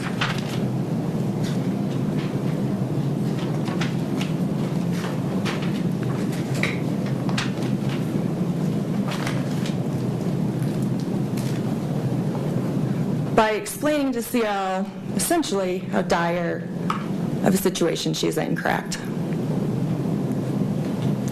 I don't have the interview memorized, but I know we talked about that, yes. Okay, well, you told her that she was on probation to drug court for 4 first-degree felonies, correct? Correct. Okay, a violation of that is a potential prison sentence, correct? It would depend on the prosecutor, but that's potentially true. Okay, a first-degree felony carries a possible penalty of life in prison, correct? I don't know. I would have to reference the code.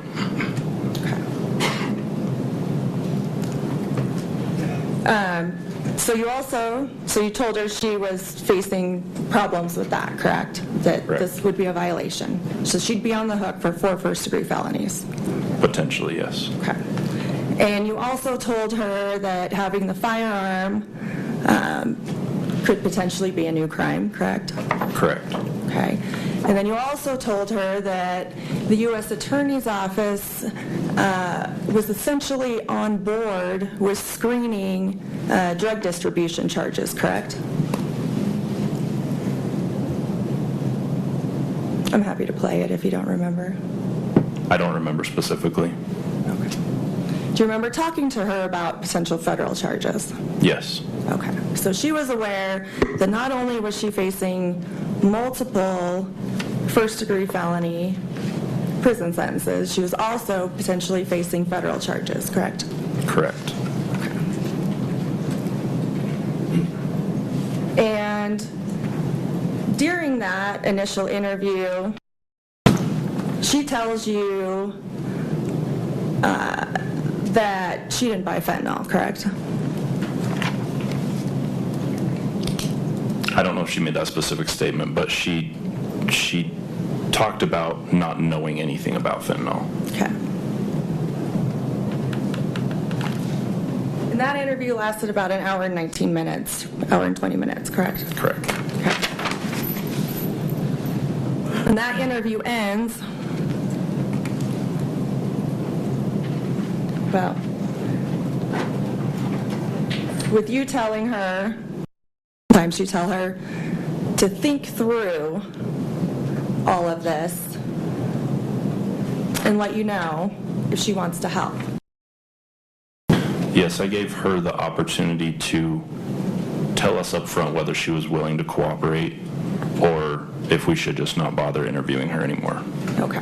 But this is after you essentially tell her that she has the potential of doing a considerable amount of state and federal prison time, potentially. Yes, this is a common tactic in law enforcement to be able to leverage charges for information. Okay. In fact, you did in this case leverage charges for information because you told her that you didn't care about first-degree felonies or federal charges. What you cared about was information about getting. I told her that I was interested in the information that she may know about this case. Okay. But you told her also that Eric died of a fentanyl overdose, correct? Correct. And you told her that you thought that Kouri gave him the drugs, correct? I did not specifically say that. You alluded to the fact that you needed information about Kouri getting fentanyl because that's how Eric died, correct?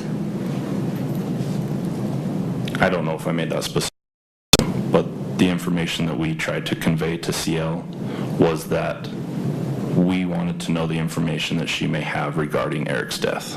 Okay. And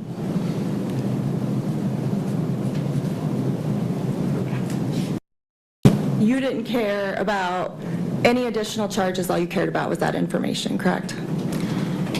As I said previously, we expressed to her that the information that she may have was more valuable to us than seeking charges against her. Okay. All right. And then you interview her 2 more times, is that right? No, there were, I believe, 3 more after our first one. Okay. Were all of those audio and video recorded? Yes. Okay. And those were turned over to the state in this case, correct? The state being the prosecutor's office? Okay.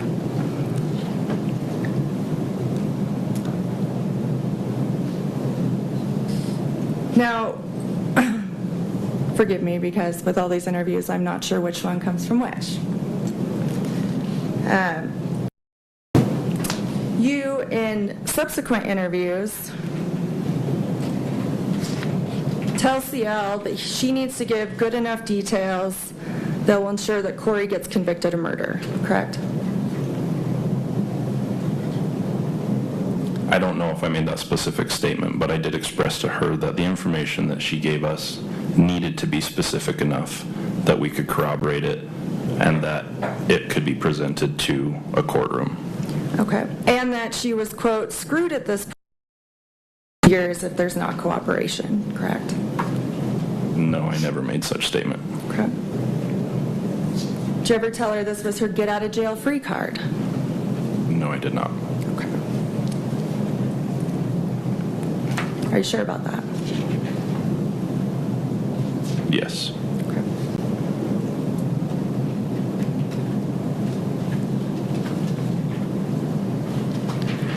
Now, at some point, CL tells you that in one of the interviews that Kouri contacted her between December and February to obtain prescription pills for an investor, correct? Correct. Okay. And she doesn't specifically state fentanyl at that point, correct? Are you referring to CL? I'm referring to CL. I don't remember, but I don't believe so. Okay. And in fact, and I'm guessing it's something where around the second or third interview, CL says that those first pills, well, never says those first pills are fentanyl, correct? It never says that Kouri asked for fentanyl, correct? I'm sorry, could you rephrase the question? Sorry. In those first, in the first transaction, so initially CL tells you that there were 3 transactions prior to Eric's death, correct? Yes, and what I have to say here is that Well, that was a yes or no question. But none of the information that we got from CL was perfectly chronological. We had to piece it together over multiple interviews to come to the conclusion that we came to. Because you told her you needed something more specific to ensure that Kouri gets convicted, right? No, we told her that we needed more details on what she was talking about and specific dates and times. Okay. But in the first one, she says there's 3 transactions prior to Eric's death, correct? At some point in our interviews, she told us there were transactions. Okay.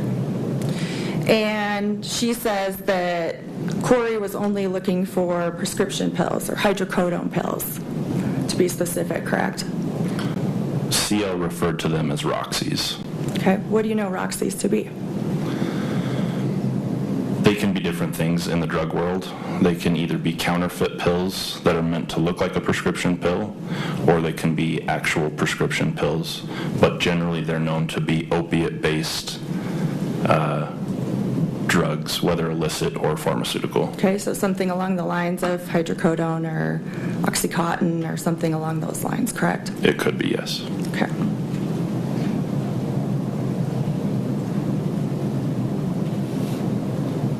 And she specifically says that she was looking for $900 worth of fentanyl pills, correct?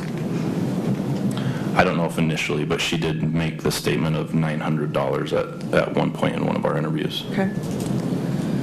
And she says that Kouri told her to leave the pills at an outdoor fire pit at the Midway house where there was cash, correct? I don't know if she made that exact statement, but yes, she told us that at some point in part of the exchange that she was instructed to leave pills in an outdoor fire pit in a house in Midway. Okay. And in fact, you sat there with her in this interview and did house searches, correct? Trying to figure out which house this was. Yes. Okay. Because she couldn't really tell you which house it was, correct? She couldn't give us an address, but she was confident that she could find it if she could drive there. Okay. And did you take her for a drive there? Yes. Okay. Did you ever do any follow-up investigation on whether or not that house ever sold? Yes. Okay. And you know that that house sold sometime in January of 2022, correct? What I understand, yes. Okay. So Ms. Richins no longer owned that home or occupied that home or had access to that home in February, correct? I don't know. Well, the house was owned by somebody else, right? Again, I don't know. Well, you said it closed in January of 2022. From the information that I was told from other people, other investigators that had looked into that, I was told that Ms. Richins owned the house at some point and that it sold at some point. I don't know dates exactly. Be important if CL's telling you that she had access to the home and was there in February? Possibly. That might be a good fact to know.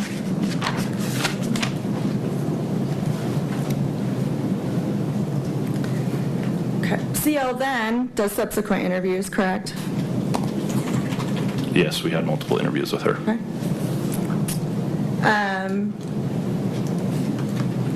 And after being told that as your words are, correct, she now says that it was specifically fentanyl that Kouri asked for, correct? Correct. And that she didn't actually take the pills to that house in Midway. It was a hand-to-hand transaction, correct? Like I said, she went back and forth on her memory on which instances referred to which transactions, and ultimately she told us that she was sure that the first transaction of fentanyl was a hand-to-hand transaction in her driveway. Okay. And was what's been referred to as acquaintance 3, was that in regard to that transaction? No. Okay. Was the second transaction. Were you ever to corroborate, was anyone with her that could corroborate that she saw CL hand Kouri drugs? Not that I know of.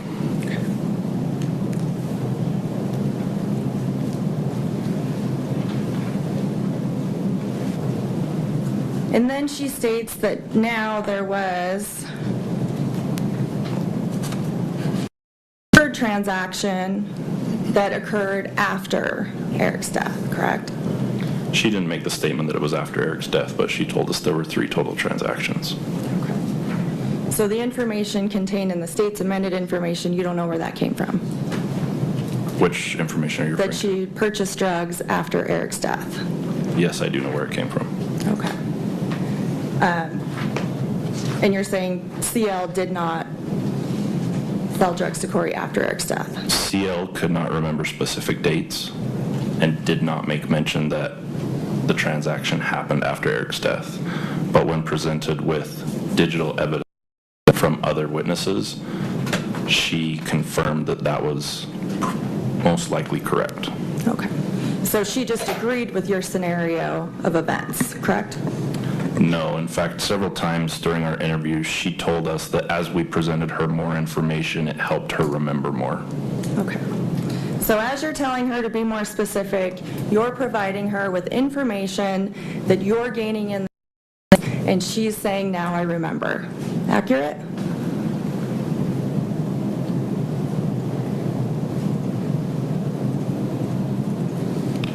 Yeah.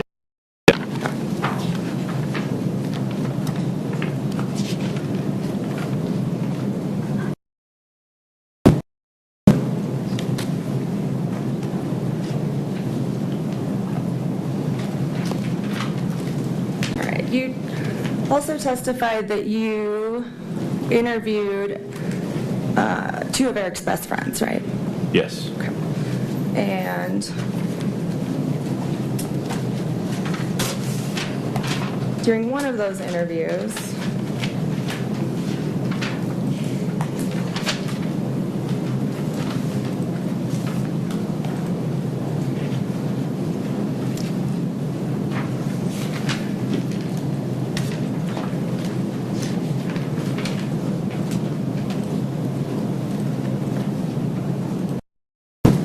so I'm going to go back to CL for just a second.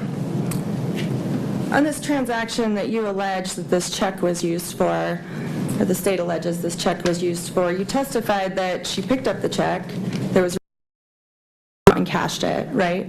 Correct. And drove to the Maverick And purchased fentanyl. She didn't drive, but she was. Someone drove her, Yes. okay? And the person with her corroborates that. Correct. And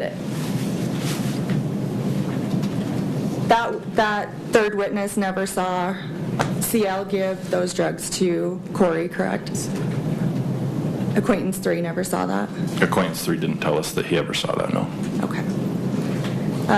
In fact, there's no independent witness to corroborate that CL gave Ms. Kouri those drugs, correct?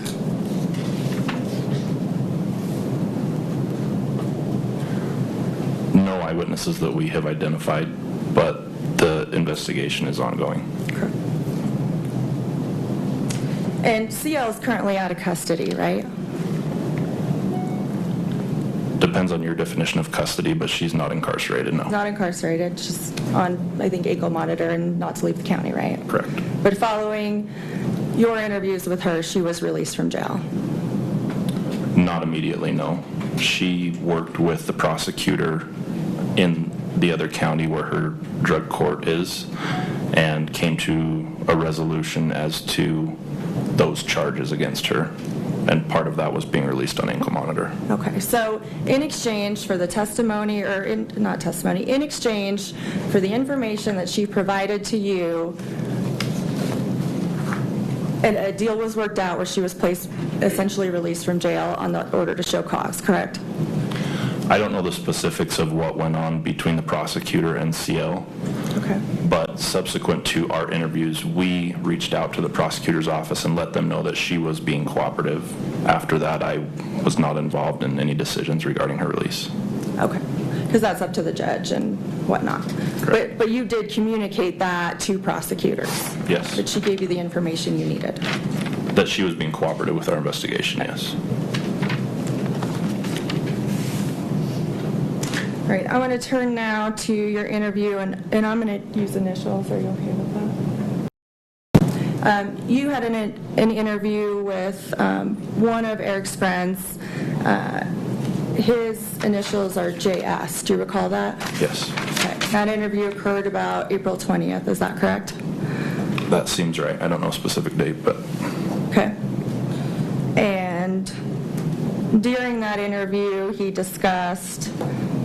or you discussed with him that he and another individual were essentially Eric's best friends, correct? Ms. Lozera, my apologies. Yes. April 20th of which year? Oh, 2023. I apologize. Thank you.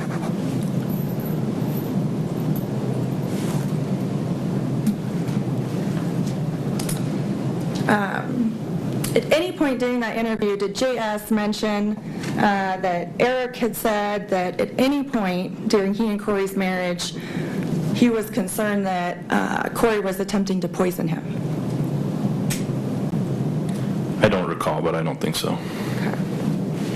In fact, you present him essentially 3 scenarios of what could have happened to Eric, correct? That he potentially did it to himself knowingly, that someone else did it to him, or that it was accidental, right?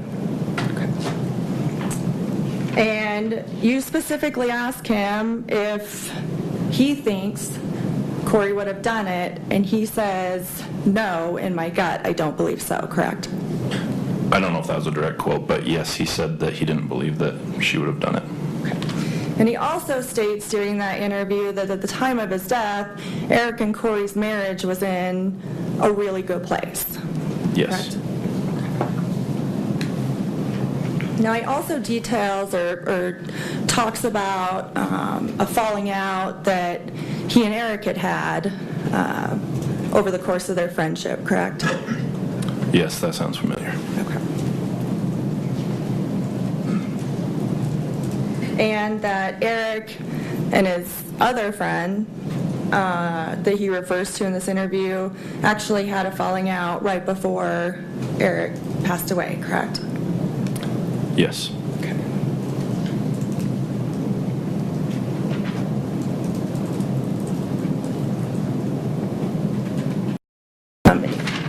You also talk about where he talks about the fact that of them at different times that had marital problems that they had helped each other through, correct? JS told me that he and Eric and their other friend would confide in each other about their marriages and would share information, and that was how he had the insight that he had into Eric's life. Okay.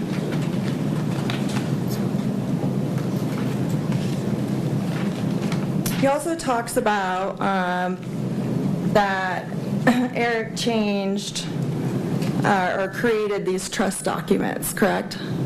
Correct. Okay. And his understanding, based on what he said that Eric told him, was because Eric was pissed or upset about a relationship that Kouri had, correct? Or he thought she had.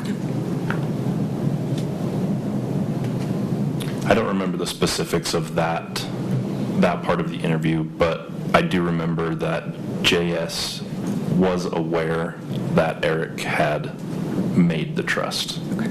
And he doesn't specifically say anywhere in that interview that the trust was made because he was mad about this home equity loan, correct? JS expressed to us that he understood that the reason that Eric created the trust was to ensure his son's well-being if anything were to happen to him. Okay. And he also expresses to you that because you asked him why it wasn't changed back, or because the sister was made the trustee, correct? And I'm sorry, I don't understand the question. the sister, so in the that was a terrible question. In those trust documents, the sister was made the trustee, correct? From what I understand, yes. And you asked JS specifically, or somewhere along the lines of, if they were doing so well, why would he have not changed that back? Right? Yes. Okay. And he tells you that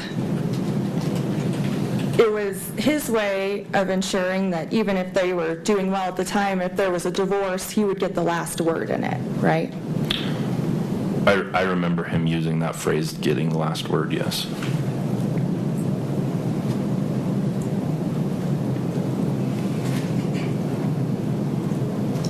All right. Now, you also testified today about this hunt that took place down in Mexico, right? Correct? And this hunt was February of 2022, correct? I don't know specific dates, but I'm aware that Eric was on a hunt in Mexico shortly before his death. Okay. And JS tells you that he was really upset, actually leading in the days right before he passed away, about what had happened with this hunt, right? Yes. And he was upset that they had paid an outfitter for a number of permits that they believed the outfitter had procured, correct? Yes, from what I'm recalling, he was upset about the outfitter or the guide had not gotten enough permits for the amount of animals that they ended up taking, and it caused some concerns over legal requirements of tagging animals. Okay. And getting the cape or anything else, correct? Correct. Okay. And this is the same, is this outfitter the person that you investigated?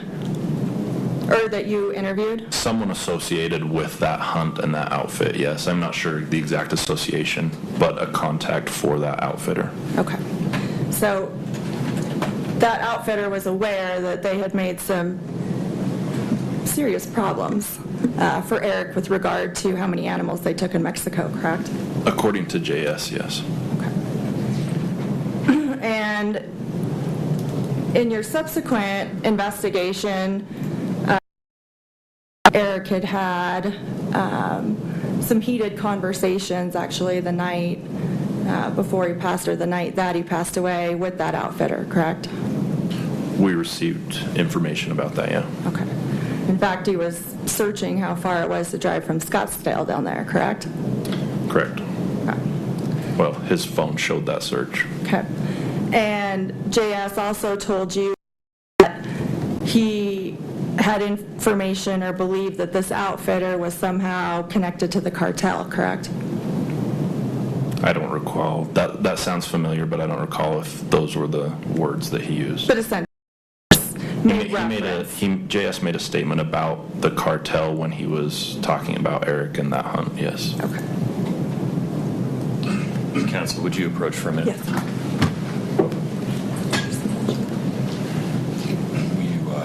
Will you turn the white noise on? My apologies, 1 second.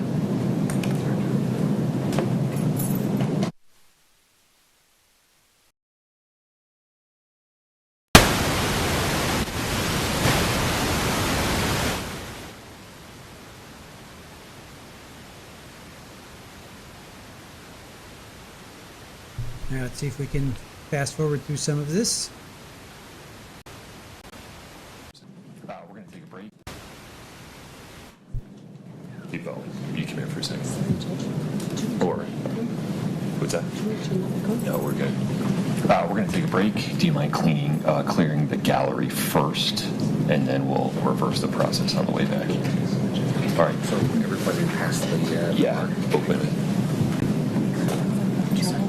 Oh, yeah, no, you're fine. So, ladies and gentlemen, I need to handle an issue with some members of the media that are live streaming without permission to do so. This is a good opportunity to take a restroom break. We're going to reverse the process we used on the way in.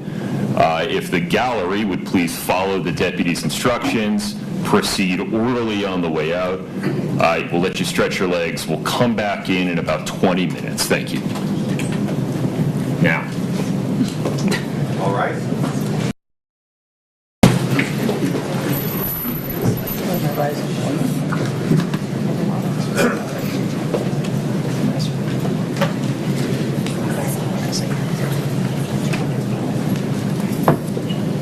Player before had the word is KUT. Hey, Chris.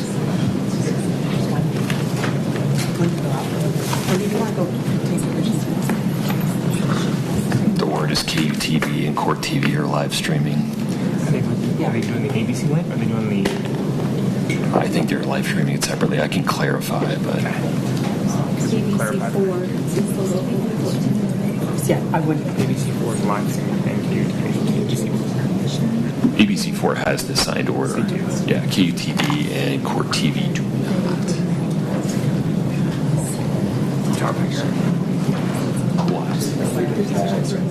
Okay, I'll do that. Okay, thank you.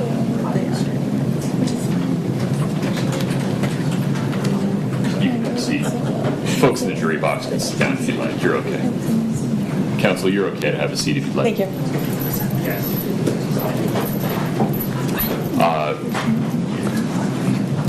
If Ms. Richins would like to use the restroom, that's fine.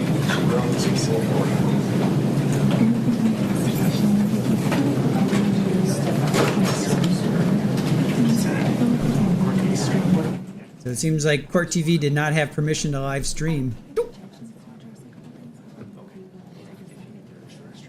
Thank you so much. I appreciate it. Good thing I'm not using Court TV's feed. Court TV, way to get everybody in trouble. Well, let's just confirm that's what we're doing. Oh.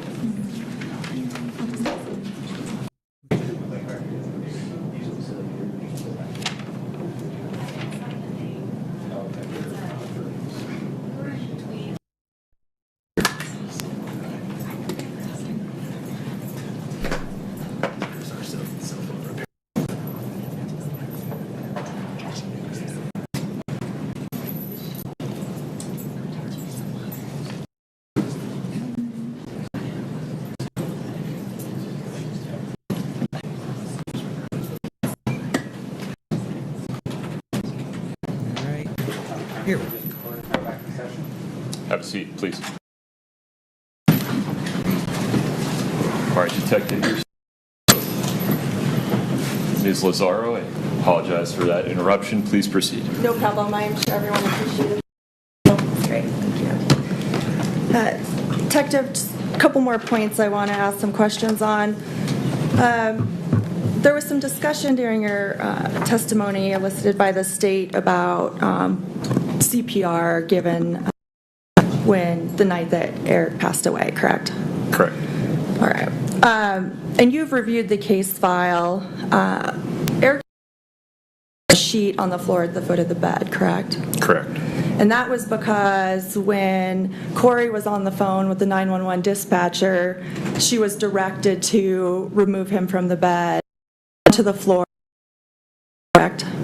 Yes. Okay. And then the 911 dispatcher told her to attempt to conduct CPR, correct? Correct. Okay. Do you know if Kouri's certified in CPR? I do not. Okay. And for someone in your training and experience, if someone doesn't know how to do CPR, it's entirely try, it may not be effective. Sure. You also talked about what you referred to as bug out bags, correct? Correct. I'm not from Utah, but given the amount of time it's somewhat customary for people to prepare for things here, correct? From my experience, yes. So that would include like food storage, perhaps packing a bag, correct? Yes. Okay. And one of those bags was Eric's, correct? Correct. Okay. Do you recall a label with a date on that bag? I don't recall a date, but I do recall from photographs seeing it labeled as Eric's, yes. Okay. And did you said that there was identification documents in there, correct? Correct. Are you aware that those are now expired? No. Okay.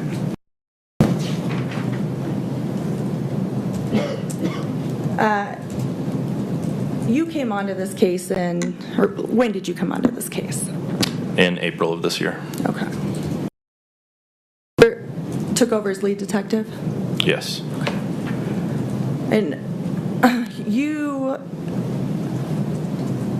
at some point after that, went to Kouri's home, correct? Correct. Okay. And introduced yourself and asked her, do you remember me? You coached my son, correct? Correct. Okay. And who was the other detective with you? Sergeant Hoffmeyer. Okay. And Sergeant Hoffmeyer said, hey, I know your best friend. She coached my son, correct? Okay. And presumably, because you are the lead detective, you knew she was represented at that time, correct? I was not aware of that. Okay, so you had reviewed the entire case file and did not know she had. I had not reviewed the entire case file at the time that I approached Ms. Richins. Okay. I went to the house to introduce myself as the new detective so that she would know that what was going on with the case. Do you have any questions with the district attorney's office prior to you talking to her? I do not think so. Okay. Were you aware of a letter in the file that I had sent to and specifically your office addressed the Summit County Sheriff, Mr. Martinez, that I was counsel in the case? I was not aware of that letter at the time. Okay. And you discussed with the case, correct? After yes. Did you ever ask her if she'd like a lawyer present? Yes, at one point her mother came to the house and made a point of should she be talking to us, and I said, if you would like to have your attorney here, I'm fine with that. Okay, but this was after you'd been talking to her, right? Mm-hmm.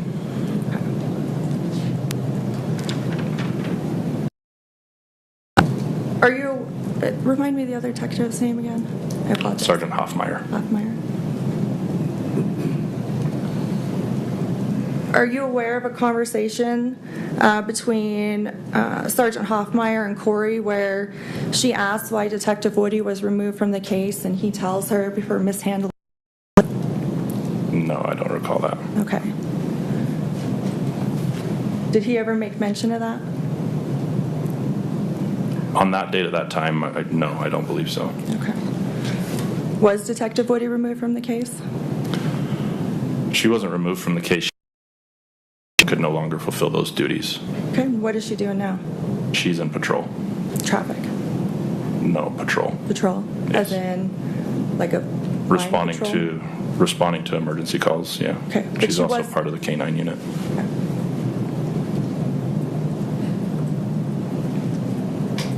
So she went from being the lead detective in a murder investigation, potentially, to patrol, correct? That happened in our office. Okay, thank you. Mr. Bloodworth, anything further? Yes, Your Honor, thank you. Within the scope of cross, please.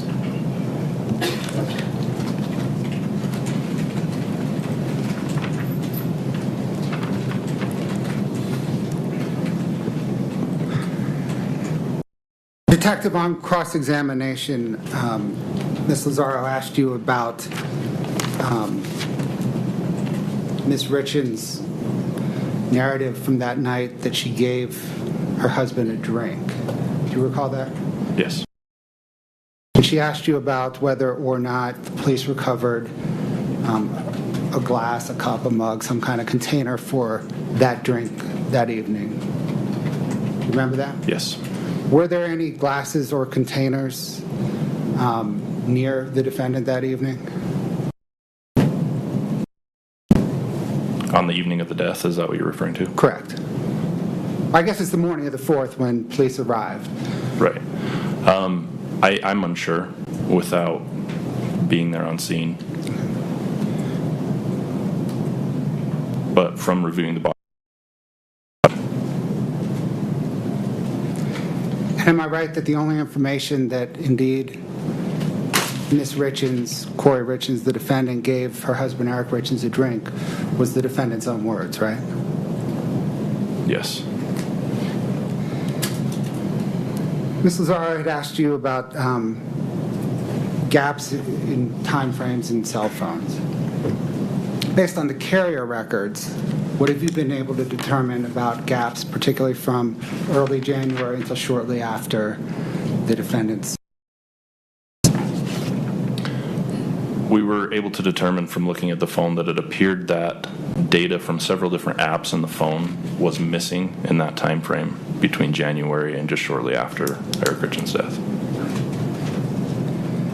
Let me turn now back to CL. The very first time you met with CL, you testified that you kind of laid out kind of the predicament she was in, facing serious charges, but having potentially valuable information regarding a very serious death investigation, right? Correct. After that first meeting, how long until you began questioning her about the drug purchases? For 4 or 5 days. So you laid everything out for her on the first meeting and then gave her 4 or 5 days to consider whether she could operate and then interviewed her substantively? Correct. Let me talk about that Yes. How long after Eric Richins' death are you now interviewing CL? Over a year. And year and a couple months. In order to judge, what, if anything, did you show her? We showed her the contents of her phone that we seized from her home. We showed her applications, Google Maps, Google Earth. We showed her other witnesses' phones or screenshots of those phones. And the other witnesses' phones or screenshots of those, you showed her screenshots of communications between her and that other witness? Correct. With the idea that those communications might jog her memory? Correct. Is that kind of iterative approach of showing an interviewee information, is that common when you're interviewing somebody a year after the event, which you're asking them to recall? Yes, as from my experience, people have a difficulty recalling information, especially specific dates from that long ago.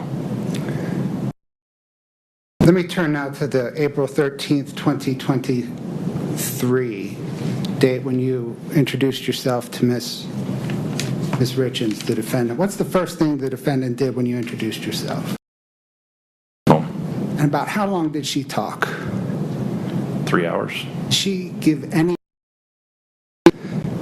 very excited to talk to you and surprised you taking so long to come talk to her? Yeah, she made multiple statements that she was glad the investigators were there to talk to her because she felt that she hadn't been in contact with the sheriff's office very frequently before that day. And did there come one or even several times towards the end of the interview when you said your goodbyes, tried to leave, and she continued to talk? Yes. The interview after you and Sergeant Hoffmeyer left, did she email Sergeant Hoffmeyer with some follow-up? Yes, she sent an email with follow-up information and Sergeant. I'm going to mark, if agreeable, as State's Exhibit 1, a transcript of that April 13, 2020 interview. Ms. Lozaro, have you seen it? No. You got to show it to Ms. Lozaro first. Your Honor,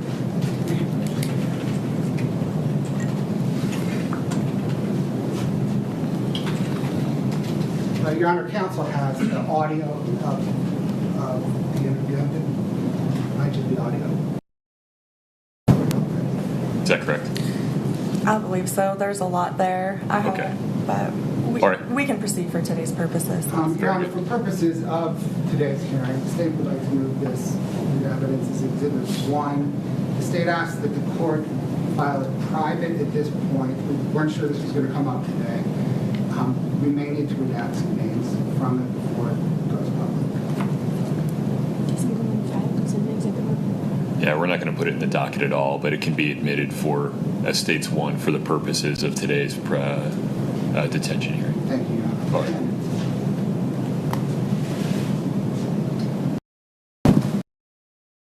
Mr. Driscoll, you recall Ms. Lozaro asked you some questions about interviewing somebody with the initials JS.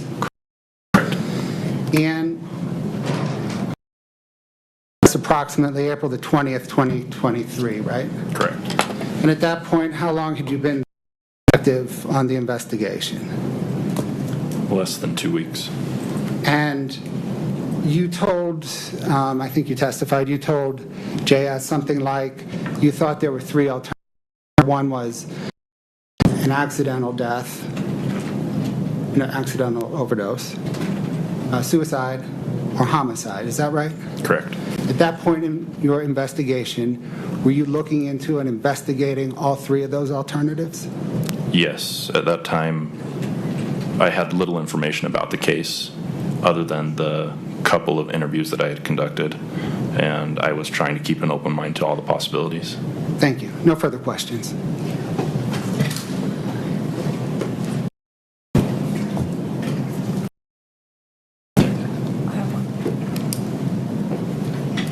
We're good, Your Honor. Thank you. Okay. Anything further, Ms. Lozaro? No, that's it. You can step down, sir. Thank you. Thank you. The State's... Calls Chris Kotridemus. Sir, if you'd step in front of Brittany, we'll get you sworn in. Please raise your right hand. Do you solemnly swear the testimony you're about to give in the matter before the court to be the truth, the whole truth, to the pains and penalties of perjury?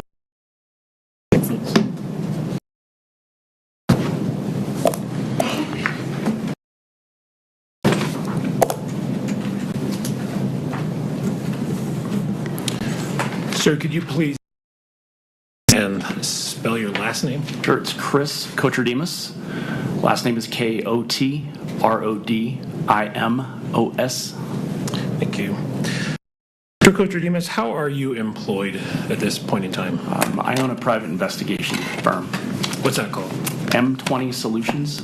How long have you been the owner of that firm? About 7 months. What did you do prior to owning that business? I was a police officer for over 23 years. And where did you work as a... Worked with started in Carolina, Utah, and took a position with Salt Lake City Police Department where I worked there.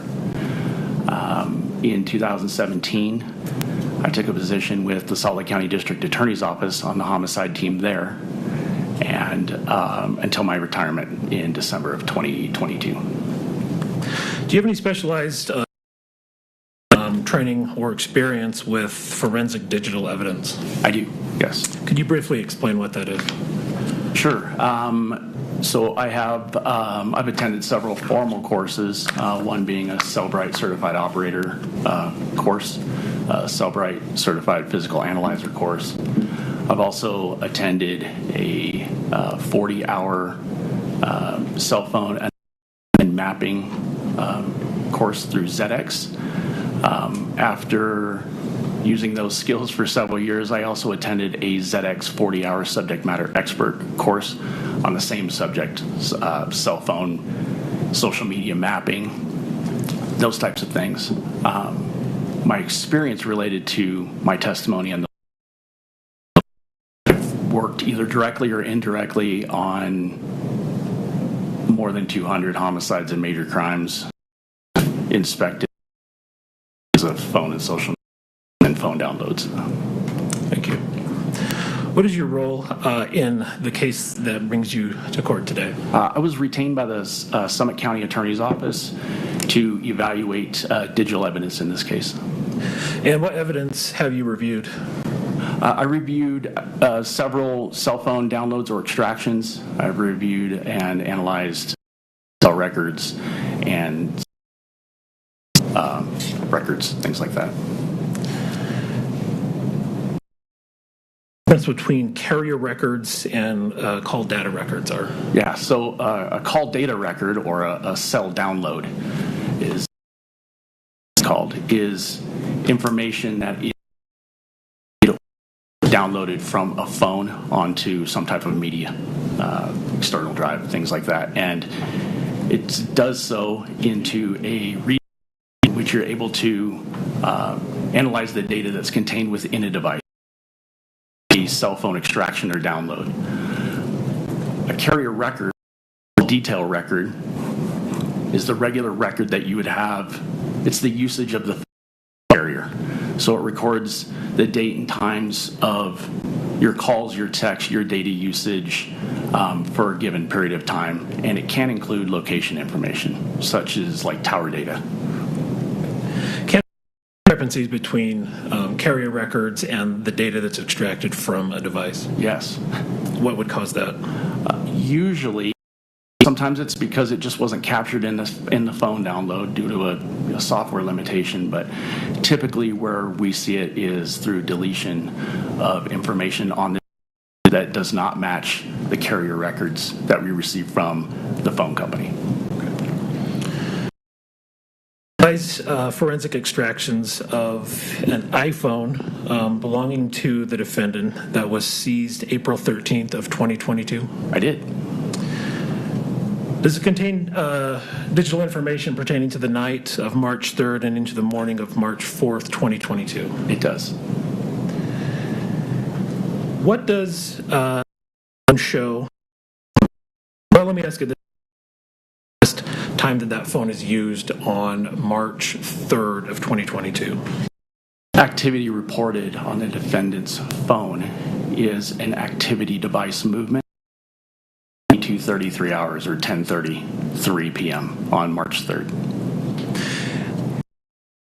When was the next time that phone was used?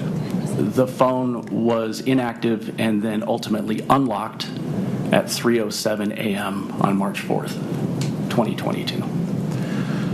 Was there anything that happened between those two time frames? On that device? On No. that device? No.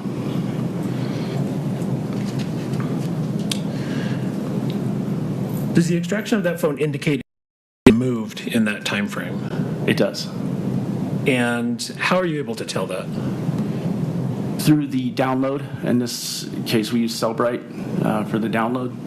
In the download, it gives an activity, like a connected device activity movement. Usually that's an indicator of another connected device, such as a tablet, smartwatch, or something of that nature. All right, you guys are complaining about the glitching, and it's we'll go back to the other stream. Let's try this other stream. I want to try and get this experience as best as possible for you guys. So let's go back to the stream. See if this one's any better. This one was, we started with this one, but it wasn't very good. So let's see if this one's a little bit better. Hopefully it'll be better.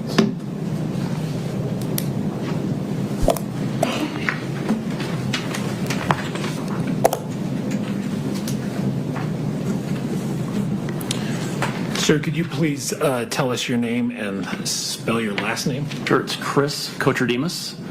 Last name is K-O-T-R-O-D-I-M-O-S. Thank you. Mr. Kotridimus, how are you employed at this point in time? I own a private investigation firm. What's that called? M20 Solutions. How long have you been the owner of that firm? About 7 months. What did you do prior to owning that business? I was a police officer for over 23 years. And where did you work as a police officer? I started my career in Raleigh, North Carolina. I moved to Utah and took a position with Salt Lake City Police Department, where I worked on the homicide unit there. In 2017, I took a position with the Salt Lake County District Attorney's Office on the homicide team there, and until my retirement in December of 2022. Do you have any specialized education, training, or experience with forensic digital evidence? I do, yes. Could you briefly explain what that is? Sure. So I have, I've attended several formal courses, one being a Cellbrite Certified Operator course, Cellbrite Certified Physical Analyzer course. I've also attended a 40-hour cell phone analysis and mapping course through ZX. After using those skills for several years, I also attended a ZX 40-hour subject matter expert course on the same subject, cell phone, social media mapping, those types of things. My experience related to my testimony on those courses is I've worked either directly or indirectly on more than 200 homicides and major crimes. I've inspected and evaluated thousands of phone and social media records and phone downloads. Thank you. What is your role in the case that brings you to court today? I was retained by the Summit County Attorney's Office to evaluate digital evidence in this case. And what evidence have you reviewed? I reviewed several cell phone downloads or extractions. I've reviewed and analyzed call detail records and some social media records, things like that. Can you tell us what the difference between carrier records and call data records are? Yeah, so a call data record, or a cell download is kind of what it's commonly called, is information that is extracted or downloaded from a phone onto some type of media, external drive, things like that. And it does so into a reader in which you're able to analyze the data that's contained within a device. That's a cell phone extraction or download. A carrier record, or a call detail record, is the regular record that you would have. It's the usage of the phone through your carrier. So it records the date and times of your calls, your texts, your data usage for a given period of time. And it can include location information, such as like tower data. Can there be discrepancies between carrier records and the data that's extracted from a device? Yes. What would cause that? Usually, sometimes it's because it just wasn't captured in the phone download due to a software limitation, but typically where we see it is through deletion of information on the device that does not match the carrier records that we receive from the phone company. Did you analyze forensic extractions of an iPhone belonging to the defendant that was seized April 13th of 2022? I did. Does it contain digital information pertaining to the night of March 3rd and into the morning of March 4th, 2022? It does. What does that phone show? Well, let me ask it this way. What is the last time that phone is used on March 3rd of 2022? The last activity reported on the defendant's phone is an activity device movement at 22:33 hours or 10:33 p.m. on March 3rd. When was the next time that phone was used? The phone was inactive and then ultimately unlocked at 3:07 a.m. on March 4th, 2022. Was there anything that happened between those two time frames? On that device? On that device? No.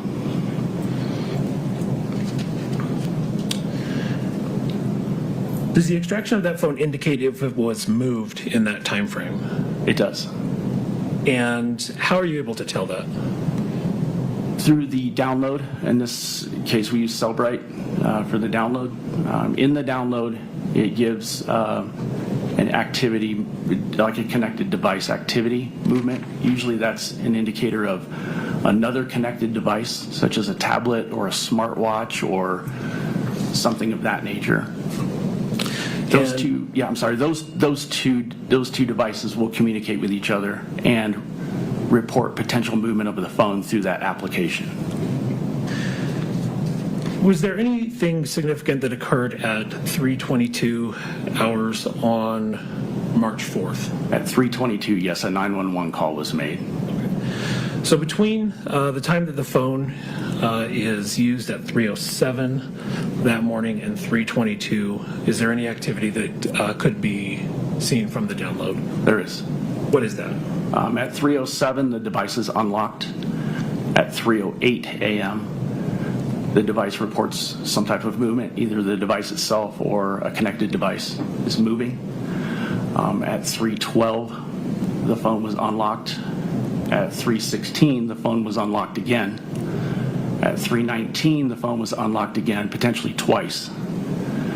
There was movement again at 3:21, and then at 3:22, the 911 call was made. So roughly a time frame of 15 minutes between the first time that phone is used and the time that a 911 call is placed. Correct. Okay. Now, the attached device that's recording movement, could that be an Apple Watch? It could be. Do you have any way of telling from the extraction you examined what that device was that was recording that movement? So far in the extraction, I have not been able to. I may at some point, but at this point, no. And as far as the movement, what kind of movement is this? Is it significant? It is significant, I think, for it occurring in a home. And can you explain what that movement was? Correct. So at 3:08, there's movement on the phone, or on a device is connected to that phone is moving, and it moves. I don't remember the exact amount of time, but I believe it's several feet. I do know that at some point there was two movements right before the 911 call, and they're both significant. One was about 240 feet. It was like 74 meters and change, and the other one was about 130 feet. And this is right before the 911 call. Okay, thank you.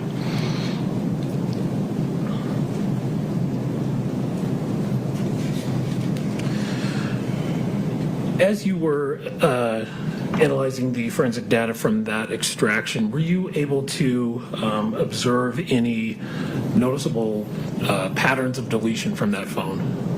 It appears that there is some deletion in that device. Okay, and can you describe what is being deleted in that phone? It looks like there's gaps in things like web history, web searches, particularly the call log. When a person makes or receives a call or a text, those are recorded in the call log of the phone.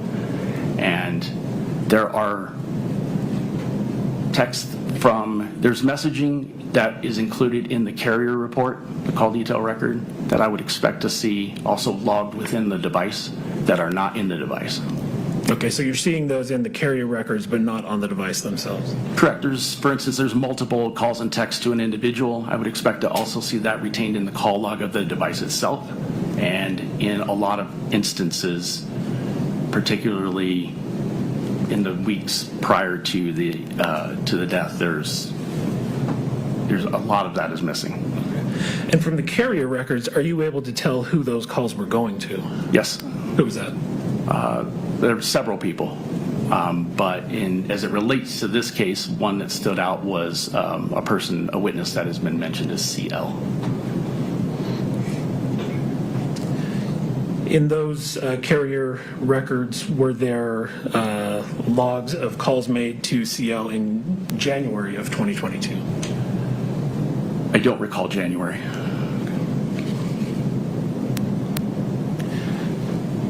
Did you analyze a forensic extraction of a second iPhone belonging to the defendant that was seized in May of 2023? Yes. When did activity begin on that phone? The activity on that phone started shortly after her original phone was seized in April of 2022. Were you able to observe internet searches on that phone? Yes. And did you create a PowerPoint of some of those searches? I did. And just for the court and counsel's reference, this is docket item 141. Were you able to tell when those searches were done? Yes. How did you do that? There is a date and time stamp of the history, the web history. So, for instance, if you visit a website and you click through it using your device, it will report what date and time that you did that connected to that website. I see. On April 18th of 2022, did the phone access an internet site of an article entitled "What Happens to Deleted Messages"? Yes. On May 10th of 2022, did that phone access a site for an article entitled "How Do Police and Forensic Analysts Recover Deleted Data from Phones"? Yes.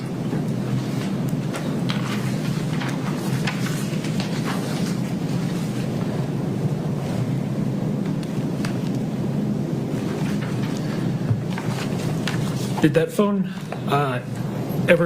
was a query placed in that phone, quote, "Can cops, period, uncover deleted, period, messages, iPhone," close quote? Yes. Did that phone search, quote, "How to, period, permanently delete information from an iPhone remotely," close quote? Yes. Did that phone search, quote, "Luxury prisons for the rich in America"? It did. Did that phone search, quote, "If someone is poisoned, what does it go down on the death certificate as," close quote? Yes. Were you able to tell when those things were searched?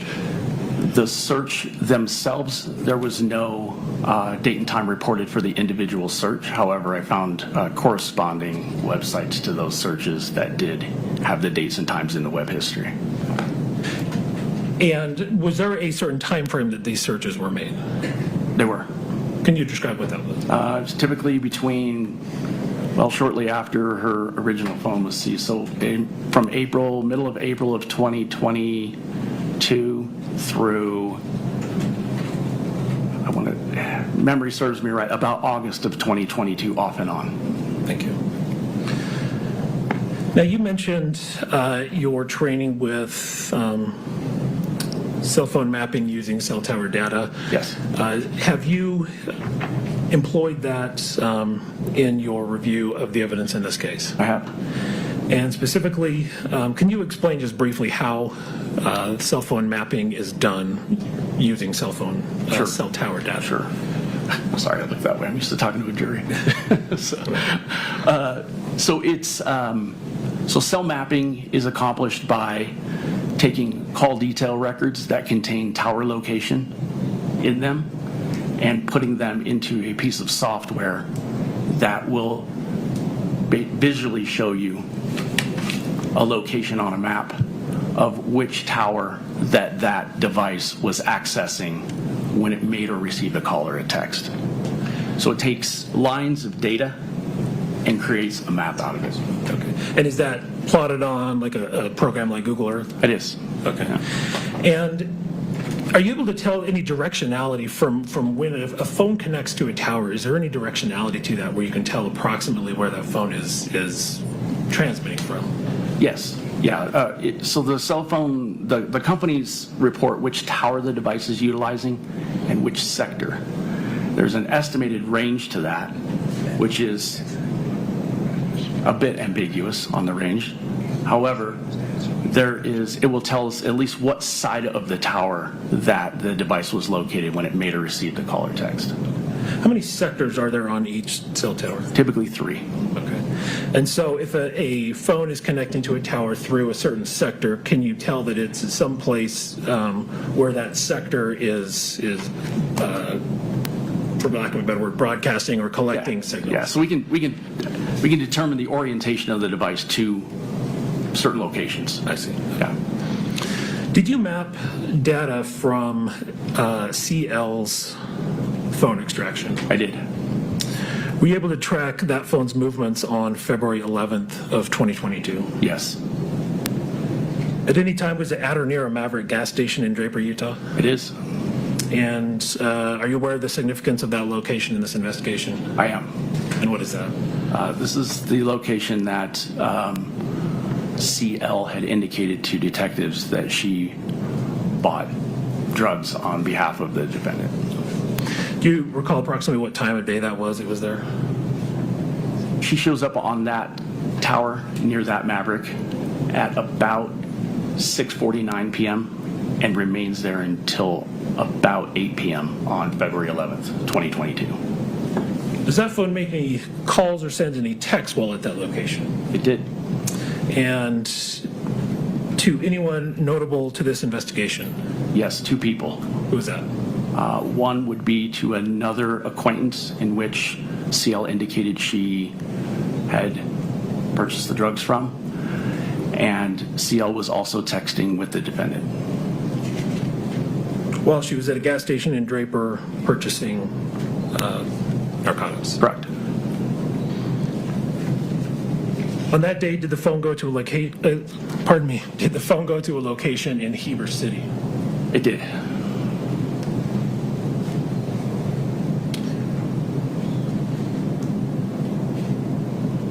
Was the mapping that you did of CL's phone consistent with the account that CL gave to law enforcement regarding that first drug purchase? Yes. Were you able to track CL's phone movements on March 9th of 2022? Yes. Was the phone ever in Francis, Utah on that day? It was.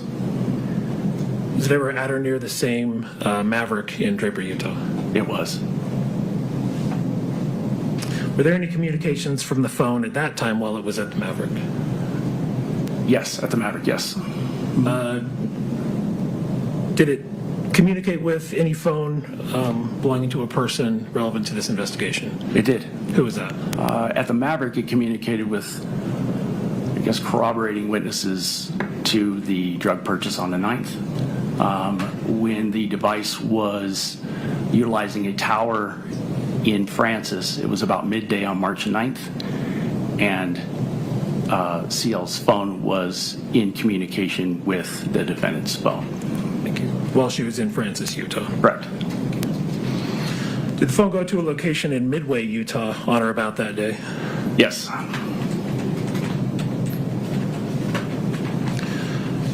Are the movements that you tracked for CL's cell phone on March 9th of 2022 consistent with the information she gave to law enforcement in this investigation? Yes.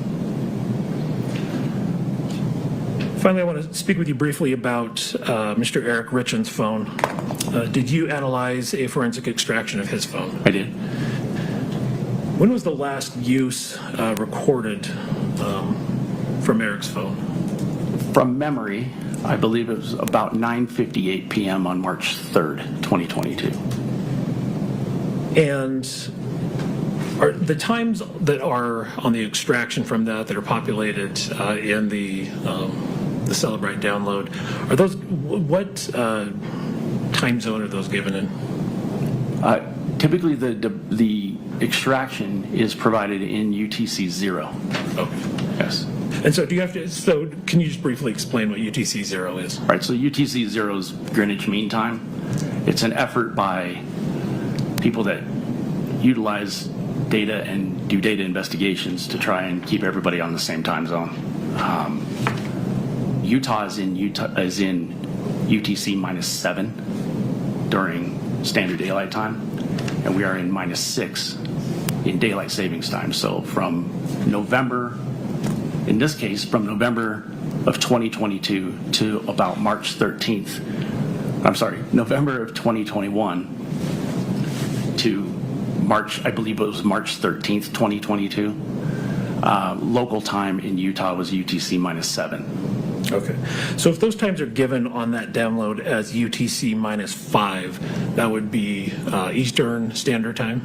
Correct. It would be 2 hours ahead of local Utah time. Okay. So to adjust for Mountain Standard Time, you would have to go back 2 hours? You'd have to subtract 2 hours. Okay.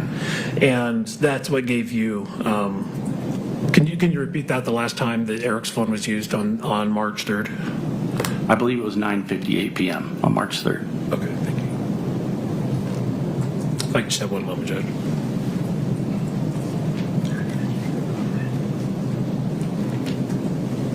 Thank you, Mr. Kotrodemus. Those are all of my questions at this time. Thank you.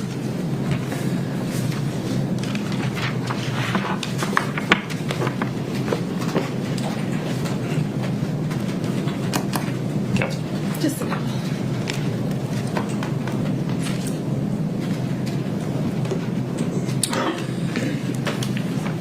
You testified there are essentially two explanations for why things might be missing. One in a download. One is that it's not captured in the download, correct? Correct. Okay, and that can happen.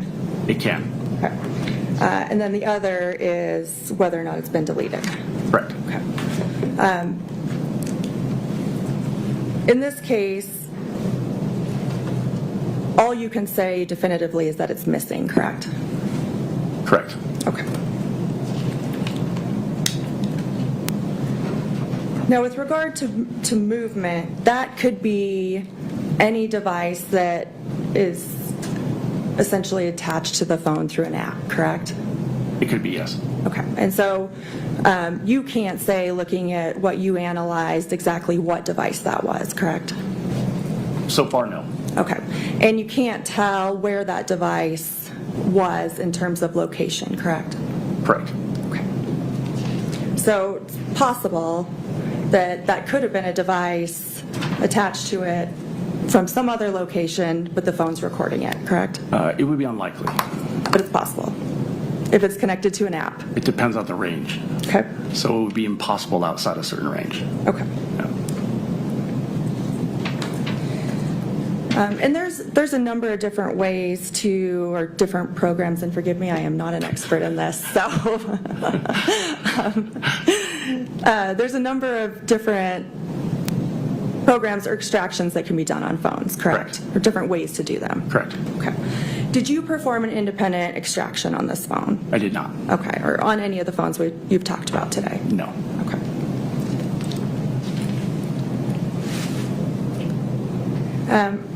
Did you analyze any data prior to January of 2022 on either CL's phone or either phone, or I guess the first phone belonging to Ms. Richins? I don't believe I did. Okay. Were you were you asked to only look at a particular date range? Not necessarily, no. Okay. Were you given the date range of interest? Yeah. Okay. And so you didn't cross-reference any communication or the frequency of communication between CL and Kouri prior to January of 2022, correct? Correct. So it could be that they communicated all the time and you wouldn't have known. Yes. So this could have been just a normal course of communication between the two. Sure. Yes.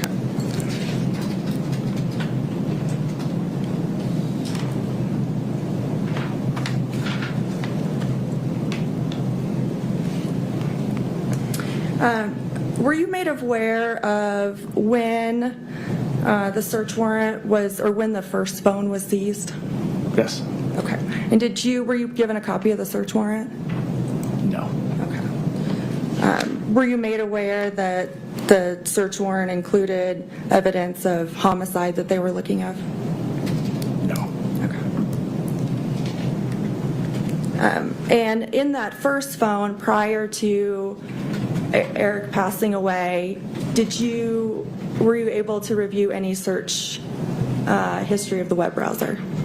Of whose device? On the first device of Ms. Richins. Of Ms. Yes. Yes. Okay.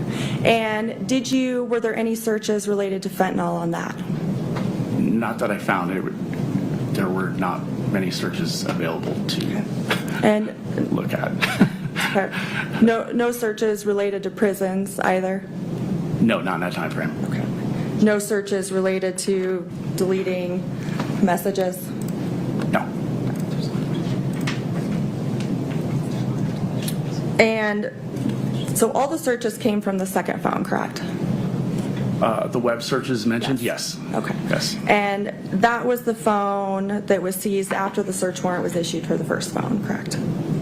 That was, yes. Because that's the phone she got as a replacement, right? Yes, correct.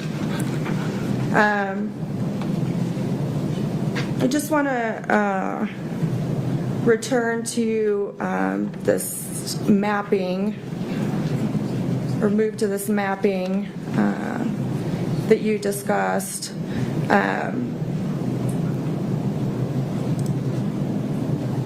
Did you look at the mapping on the second phone of Ms. Richins? I did not. Okay. So the state didn't ask you to compare Ms. Richins' phone to CL's location at any point, correct? They did. Okay. Yes. But you couldn't do it? Or didn't do it? The records, the mapping location for those call detail records through Verizon are no longer available. On the second phone? On either phone. Okay, so you were able to get them off of CL's phone, but because of Verizon, you weren't able to get them on Ms. Richins' phone? Correct. Okay.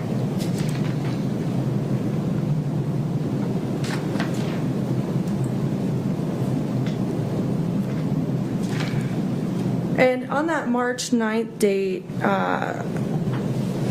you discussed her being in Francis midday in the Maverick. What time was she at that Maverick?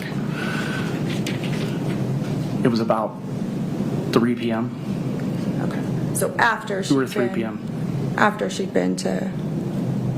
She was in Francis around midday. Okay. And she was at the Maverick at about 2:33 p.m. Okay. Did she go back to Francis? She went to Heber. Okay. And she lives in Heber? She does. Okay.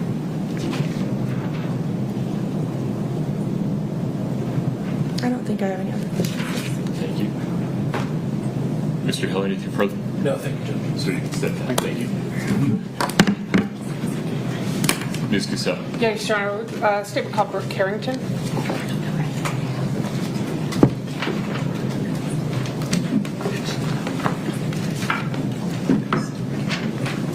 Do you solemnly swear the testimony you're about to give in the matter before the court to be the truth, the whole truth, and nothing but the truth, subject to the pains and penalties of perjury? Thank you. Please have a seat.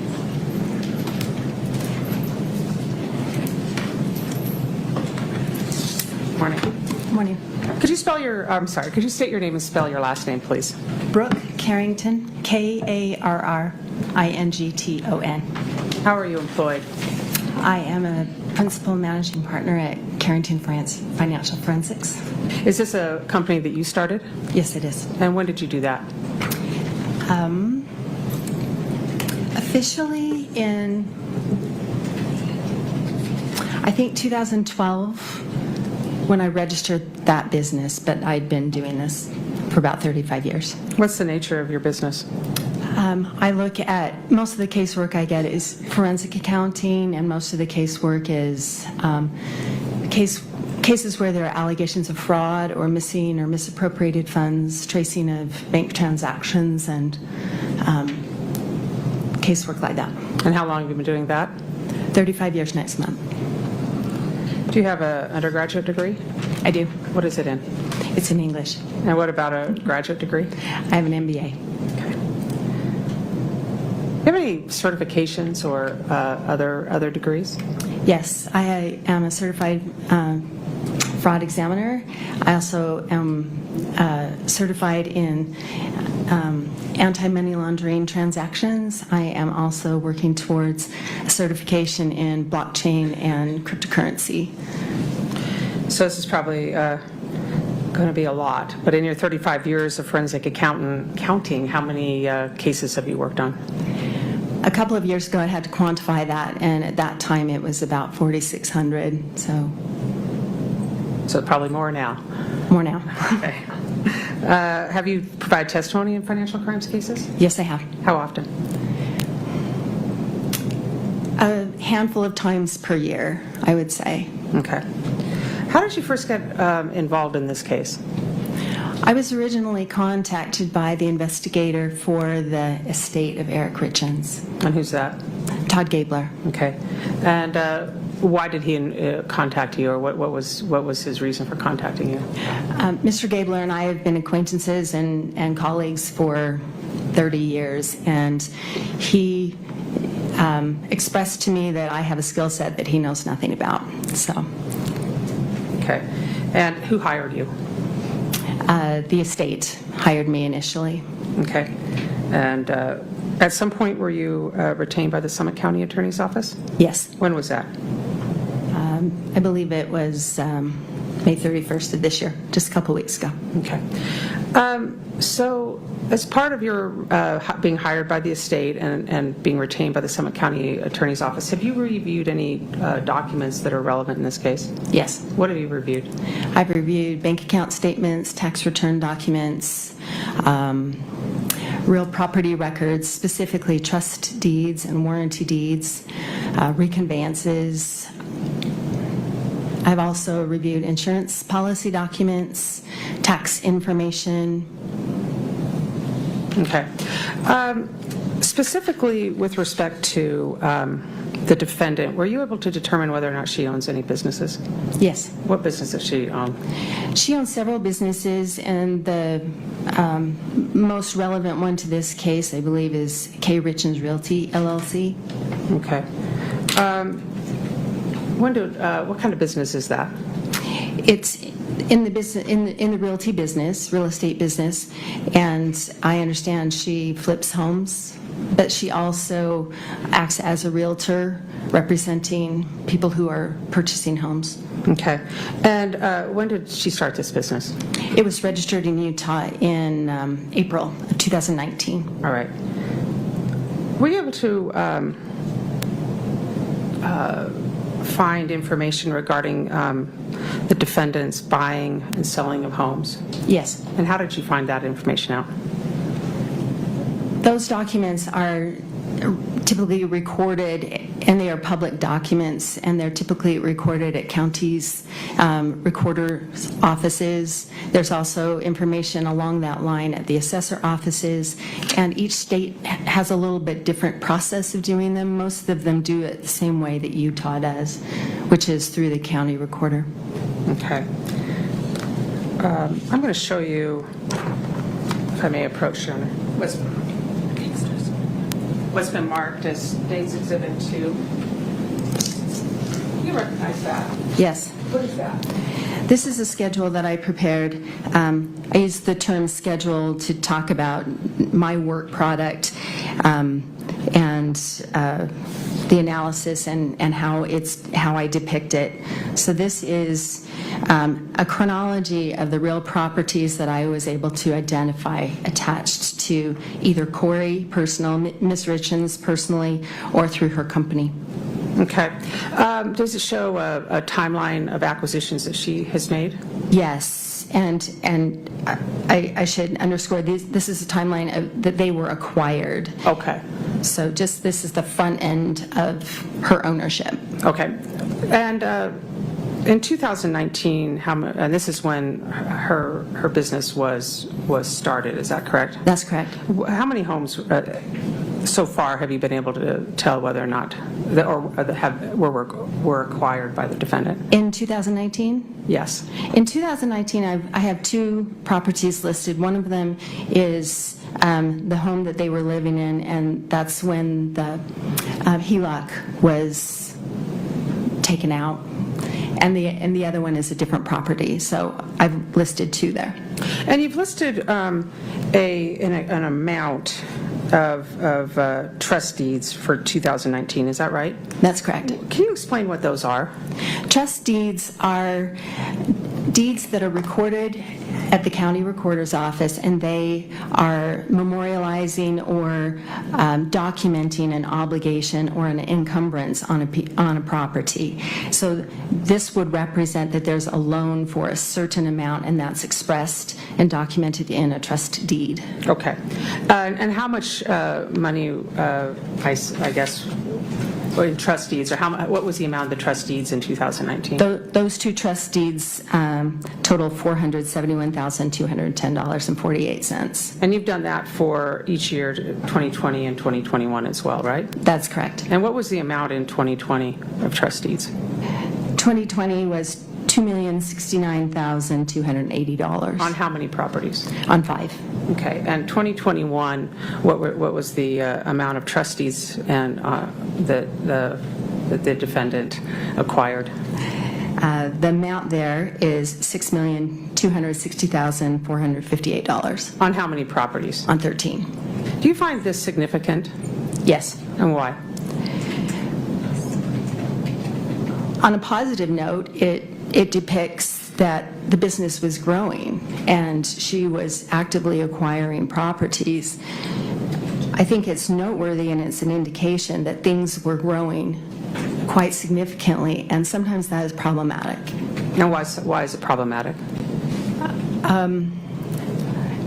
Well, it's kind of a basic thing like in business school where growth too fast, too strong, too robustly is challenging for a business. Okay.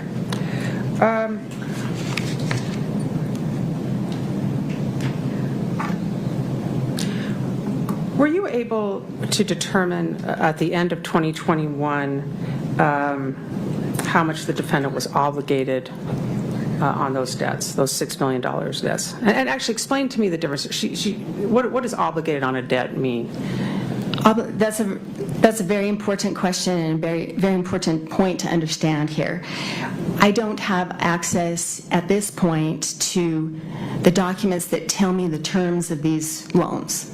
So I don't know what the interest rate is of these loans. I don't know the terms that she's agreed to for these loans. I don't know what payment is required on these loans. What I do know is these are what we colloquially call hard money lenders. And I do know on some of these what these lenders do require, and it's in the neighborhood of 12 to 15%. These are not conventional loans where there's a 30-year payment amortization. These are typically short-term loans, and people in the house flipping business, the fix and flip business, typically are turning those over a little more quickly, so they don't need a 30-year loan. They need a shorter-term loan. So I understand what she's obligated on, but I do not know what the balance is at the end of a particular time period. I see. You need more information to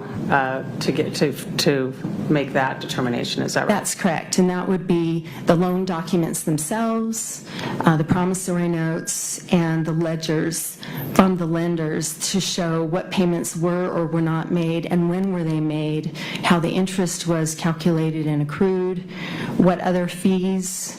Typically, these lenders have significant loan origination fees, and if payments are late, then the interest rate is higher on the late payment. There are perhaps default fees, things like that. Okay. So do you have a rough estimate on what she was obligated to at the end of 2021? Yes. And what's that? The end of 2021 yes. was a little over $4 million. Okay. And you don't know if that's you don't know what she had paid back, but you know that was what, at that point, she was obligated on. That's what she was obligated on these properties that she still owned at that time. And this is, I believe I've done a pretty good job looking for properties, but there may be others that I don't know about. Okay. Were you able to look at bank accounts that belonged to the defendant? Yes. And what is servicing a debt? What does that mean? That would be a term that would explain that there is a debt outstanding, and servicing a debt would be the payments on that debt. So if I have a credit card and I have a monthly payment, or I have a balance due, my payment toward that credit card is called servicing my debt. Okay. And were you able to determine how much debt the defendant was servicing in December of 2021, for instance? Yes. How much was that? The debt payments? Yes. The debt payments were about $252,000 in that month.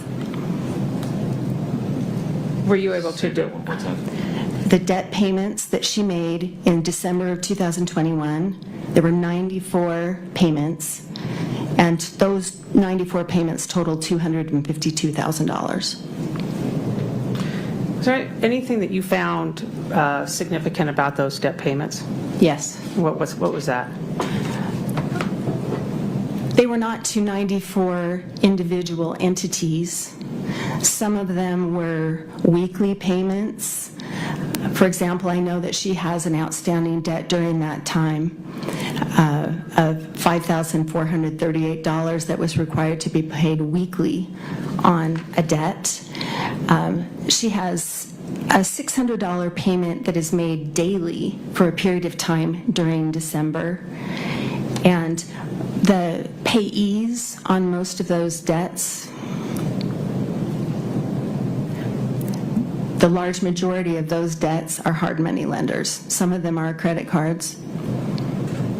And this was in a particular account you looked at? That's correct? Just in one account, yes. And do you remember what account that was? That's the account 6577. Okay. Were you able to determine if she was current on her debt payments that were coming out of 6577? Did I say that number correct? Yes. Yes, you did. Okay. I know of one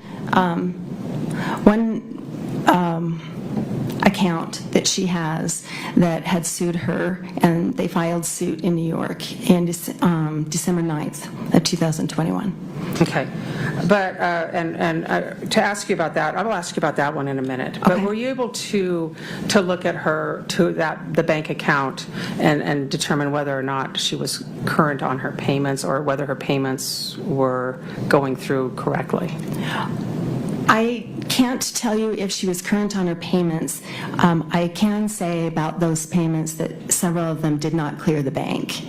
And why was that? She was in the negative in that account from a good part of that month. She was $22,000 in the hole. for a good part of that month. So you noticed that, at least for that account in that month, that that some of the payments to the hard money lenders were not going through? That's correct. Okay. Did you notice any charges for overdraft fees or anything like that? Yes. Okay. Well, what did you notice about that? They were $25 each, and sorry, I don't recall what the cumulative number is for that, but there were dozens. Okay.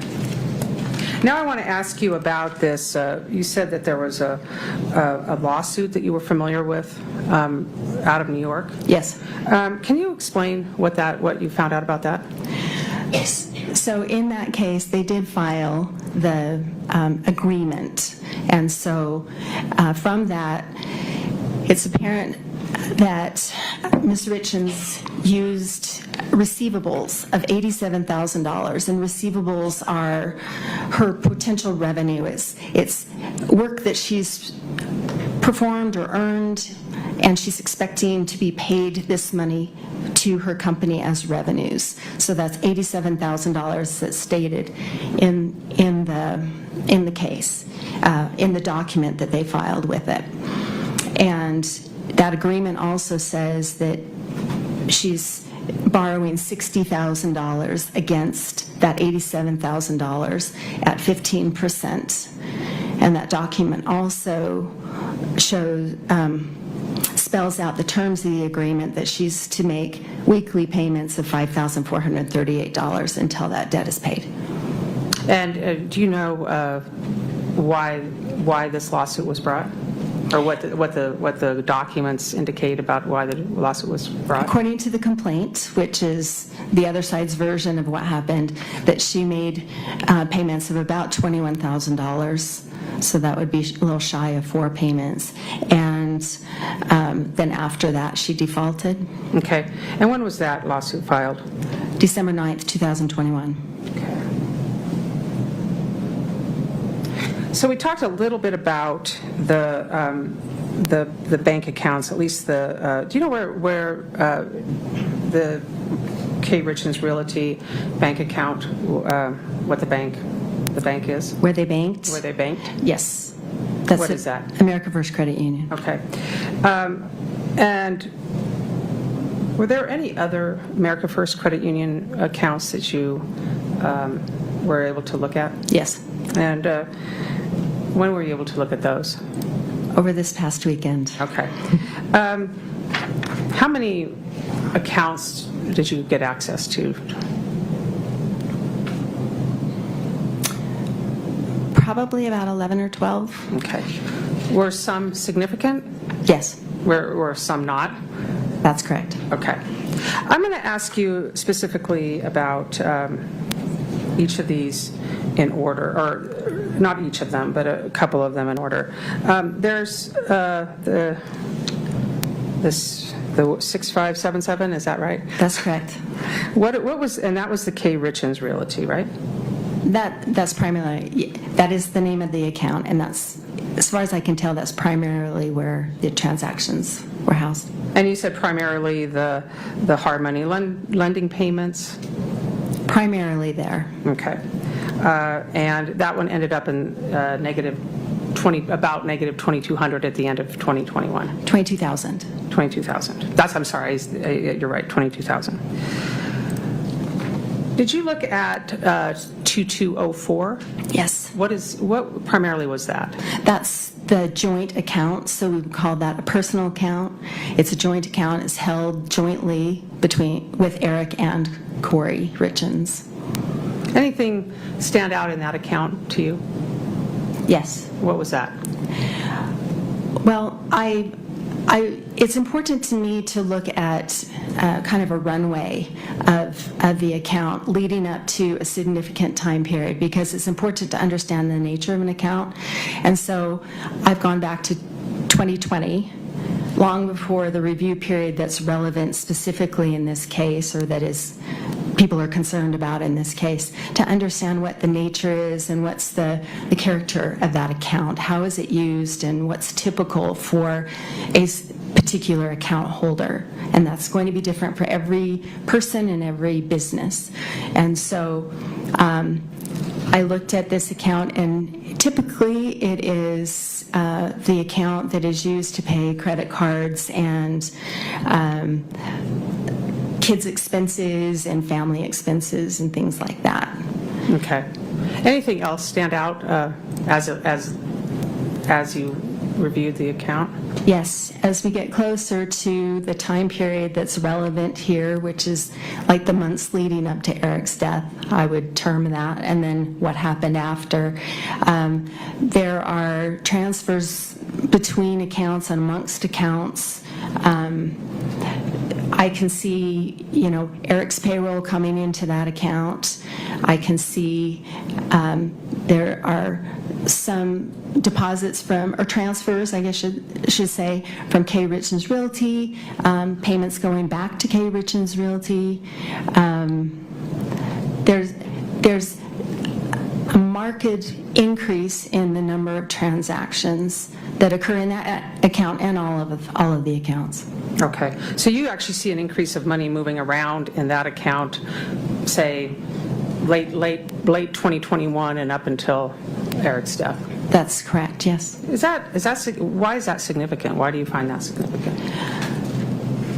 Well, I'm looking for what's typical or what makes sense. And so I'm looking at, what's happening in the business account, and does that influence what happens in the personal account, along with what is happening in the acquisition of properties and how those move together. And so there's this kind of noteworthy crescendo that happens in the months leading up to Eric's death. There are indicators of an increase of chaos and loss of control and larger amounts of money moving all around the accounts.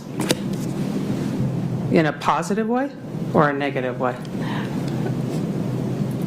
It feels haphazard. There's not a pattern, there's not a practice that there had been a little bit earlier in my review. And there are transactions that don't clear when there's money is moving around just to cover transactions. Okay, and I'm going to ask you about those transactions that don't clear in a minute. But I'm going to go to ask you about account 5244. Are you familiar with that account? Yes. What is that account? That is also a personal account. That was opened in 2013, and the header on the bank statement has Kouri's name, but the signature card, and until I looked at the signature card, I thought that was just Kouri's account, but the signature card does have Eric and Kouri as joint holders. And what is that, what do you believe that's primarily focused when you review of that account? I thought that was a business account. Okay, is that what you continue to think? I mean, I guess it's technically a personal account. Okay. According to America First, that's a personal account, but it is used as a business account. And why do you say that? Because of the transactions that are contained within the account. What kind of transactions are they? There are some payments for the loans on these properties. There are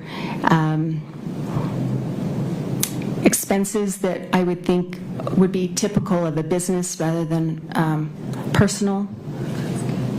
But there are some personal expenses there. I'm not saying that to be prejudicial or negative or anything. It is what it is. Okay.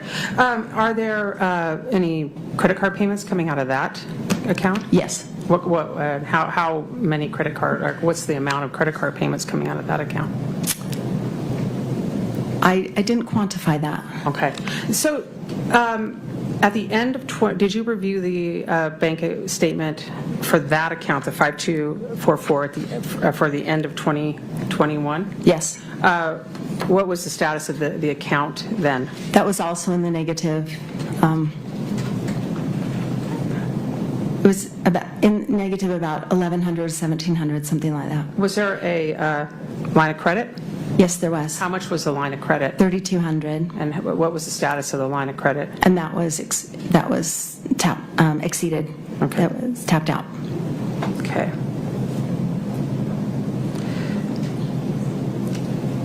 So you mentioned some, I guess, transactions that did not clear. Is that how you put that? That I did, yes. Okay. And where did those, in what accounts were there transactions that did not clear? Do you remember? I know the 6577 account, 5244 account. The 5244 is the one we've just been talking about. Mm-hmm. The 2204 account is the personal account, the joint personal account, and that also had a lot of money moving in and out and did have some transactions that did not clear. So I'm going to direct your attention to a transaction that occurred on October 13th of 2021. Do you remember looking at that? Where there was a check coming in from a credit union? October 23rd of 2021? 13th. October, for what amount? For $4,000. Yes. Okay. Tell me, and that was into 6577. Is that right? I believe so. Are we talking about 2021? Yes. Okay. And it was from Penn Fed. Do you remember that? Yes. Okay. Can you tell me about that? What you recall about that transaction? Penn Fed Credit Union is a credit union where Kouri Richins has accounts and Eric does not, and that becomes a significant issue later. But that check was deposited into the account, and then it was returned unpaid. And do you recall if there were any transactions made out of the account between the time the check was deposited and it came back unpaid? I recall that there were transactions, yes. Okay. And there was another couple of checks were deposited in November 12th of 2021 that did not clear. Do you remember those? I remember that there were checks, yes. Okay. And after those checks were deposited, do you remember if there were any payments made out of the account? Before it came back unpaid, sorry. The same is true, yes. And do you remember who those were transferred to, or where they were transferred? I don't recall specifically, no. Okay. But there was money transferred out between the time the check was deposited that didn't clear and the time it... That's correct. Okay. And then in December 23rd of 2021, do you recall any checks that were deposited, a check for $10,000 from the Navy Federal Credit Union? Yes. And what happened to that check? That did not clear as well. Okay. And checks take a while not to clear, right? Is that right? So a check is deposited, it's credited to your account, but there's some time in between the credit and the coming back not cleared. Is that right? Yes, that's right. But it depends on the relationships between those financial institutions. Sometimes they'll clear overnight. Sometimes they'll take a few days. Now, these seem to take about 4 or 5 days. So would that be? That's correct. Okay. I remember that there were two that did not clear, and they both came from Ms. Richins' Navy Federal Credit Union account. So these were checks written by the defendant and on the Navy Federal Credit Union account and deposited into her America First credit. That's correct. That didn't. Was there money between the time that the check was deposited and the time it came back as unpaid? Were there any transactions out of that 6577 account? Yes, there were. And what were they? I don't recall. Okay. But there was a time when the money was moved out of those accounts. That's correct. Okay. In 6577, do you recall, I know you testified that it was overdrawn at the end of the year. Do you recall if it was overdrawn again prior to Eric's death? I do. I don't remember the amount, but it was, again. Overdrawn? Yes. Okay. Do you, again, I want to ask you about go back to 5244. And I think we can move on from the accounts. Okay. Let me ask you about the life insurance policies. Are you familiar with life insurance policies Yes. on Eric's life? Yes. How many life insurance policies were there on Eric's life at the time of his death? I believe there were 6. Okay. And 7. who, I mean, what were they? Can you explain what the life insurance policies were? Yes. The first was through Minnesota Life for $347,000, and that was what is typically called a home mortgage policy, in which if the insured passes away, the home's paid off, and they write it at the amount of what the loan balance was at the time the policy's taken out. And so whatever the loan is at the time of death, I believe that loan is like 72%. They'll pay 72% of the outstanding loan. And so that one was paid. Okay, and then there's a life insurance policy that Eric and his business partner had on each other, basically, and that's in coordination with a buy-sell agreement on their business. And so if one of them passes away, the other would be the beneficiary of that life insurance policy. so let me just ask you about instead of going through one at a time, how, besides the life insurance policy that was on Eric's business, what was the amount of money that Eric's life was insured for at the time of his death?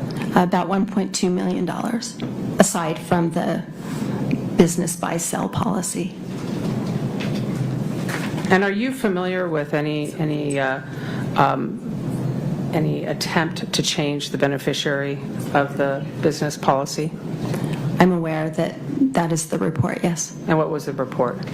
That on New Year's Day of 2022, that in New York Life's online portal, someone had logged in and had changed the beneficiaries on that policy to Kouri Richins. Okay. And that was changed back, as far as you know, had been changed back at the time of Eric's death? That's my understanding, yes. Okay.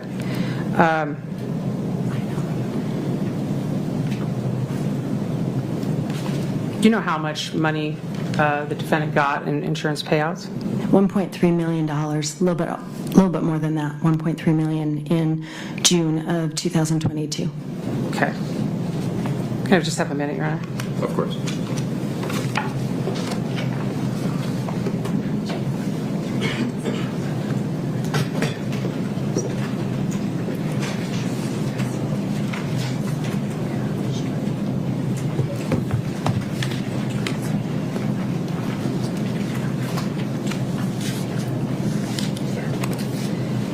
I have a couple more questions, Your Honor.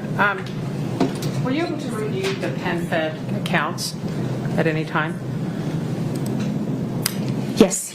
Do you recall if there was any money in those accounts?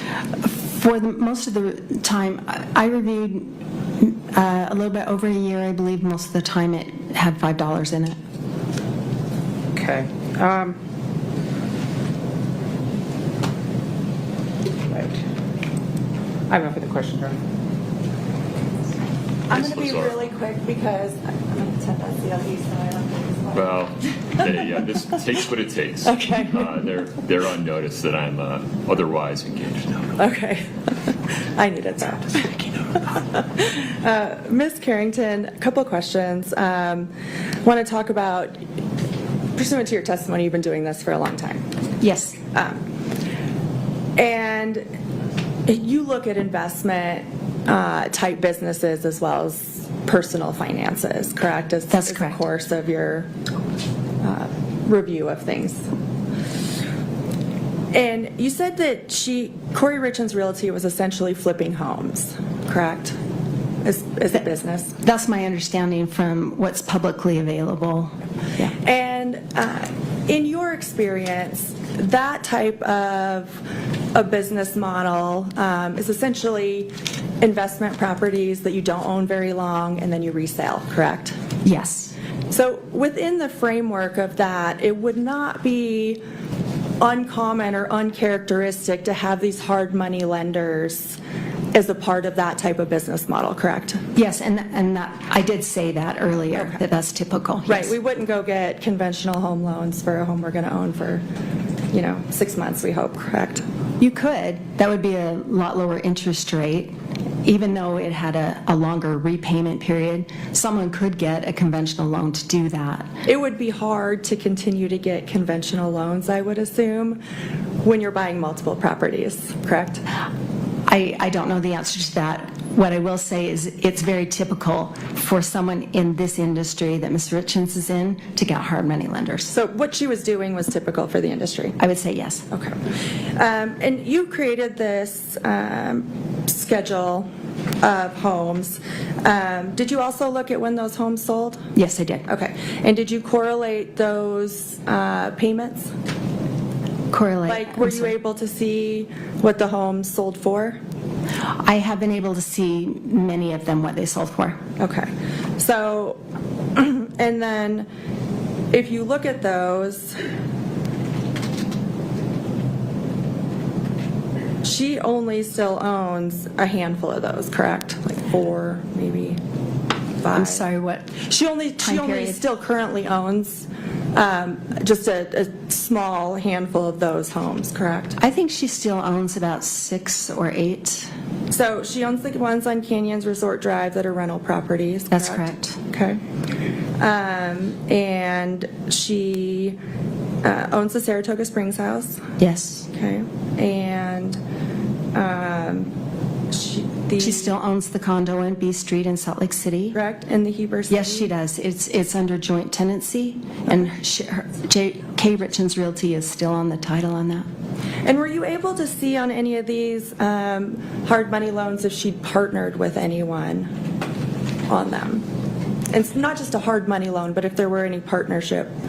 The trust deeds do not indicate a partnership. Okay, so you wouldn't know if there was some other partnership that existed on these? Yes, that would be reflected in the trust deed, and I did not see any partnership on any of them. Okay.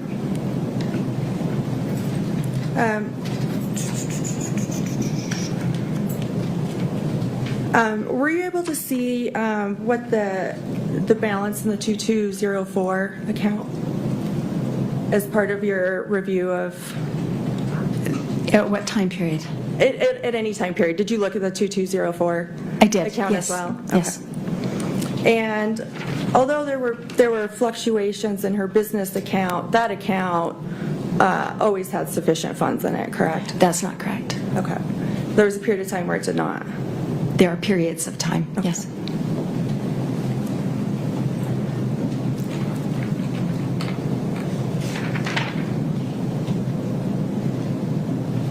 And you also said that Eric was on this 5244 account that was being used for essentially business type stuff. And that was Kouri's business, not Eric's. Is that correct? You're asking me a couple of things. Okay, sorry, I'll slow down. That's okay. No, it's fine. It's fine. He's on the signature card. Okay. So when an account is opened, he signed as an authorized signer. She signed as an authorized signer. Okay.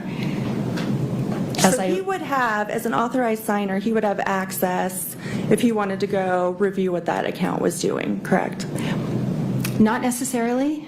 Okay. That all depends on how it's set up with the online access. Just because someone's an authorized signer doesn't mean that they can come in and walk into the bank and get any information they want. Were you able to tell in this case?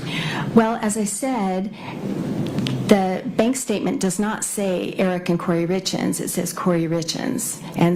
And looking at the transactions in the account before I looked at the signature card, it looked very much like a business account that Kouri would have.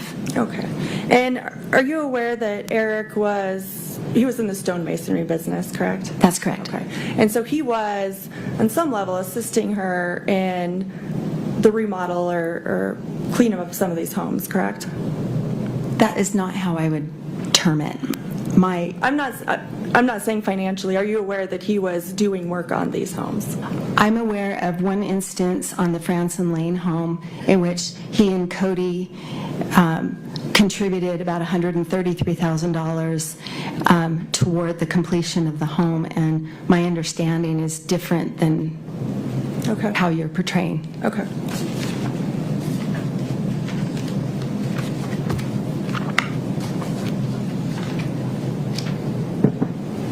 I don't know. Nothing further, Your Honor. Thank you.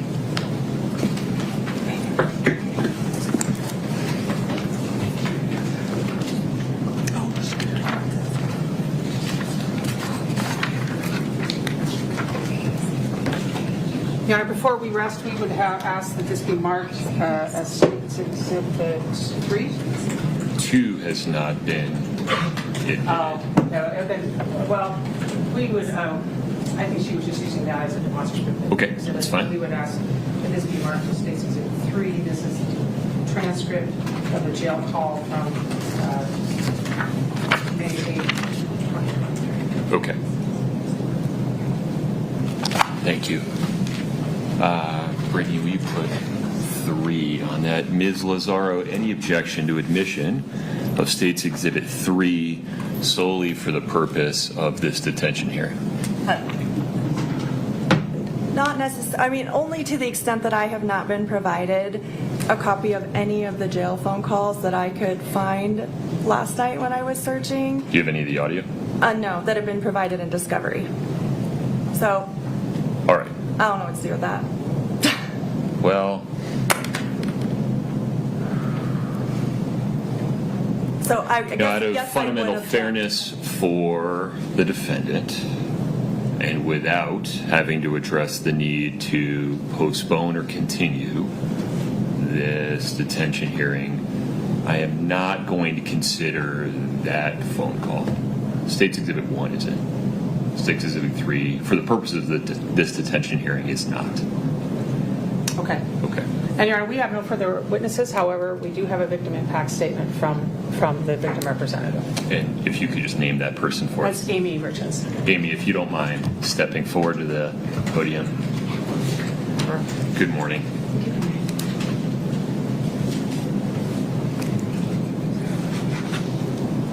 Go ahead.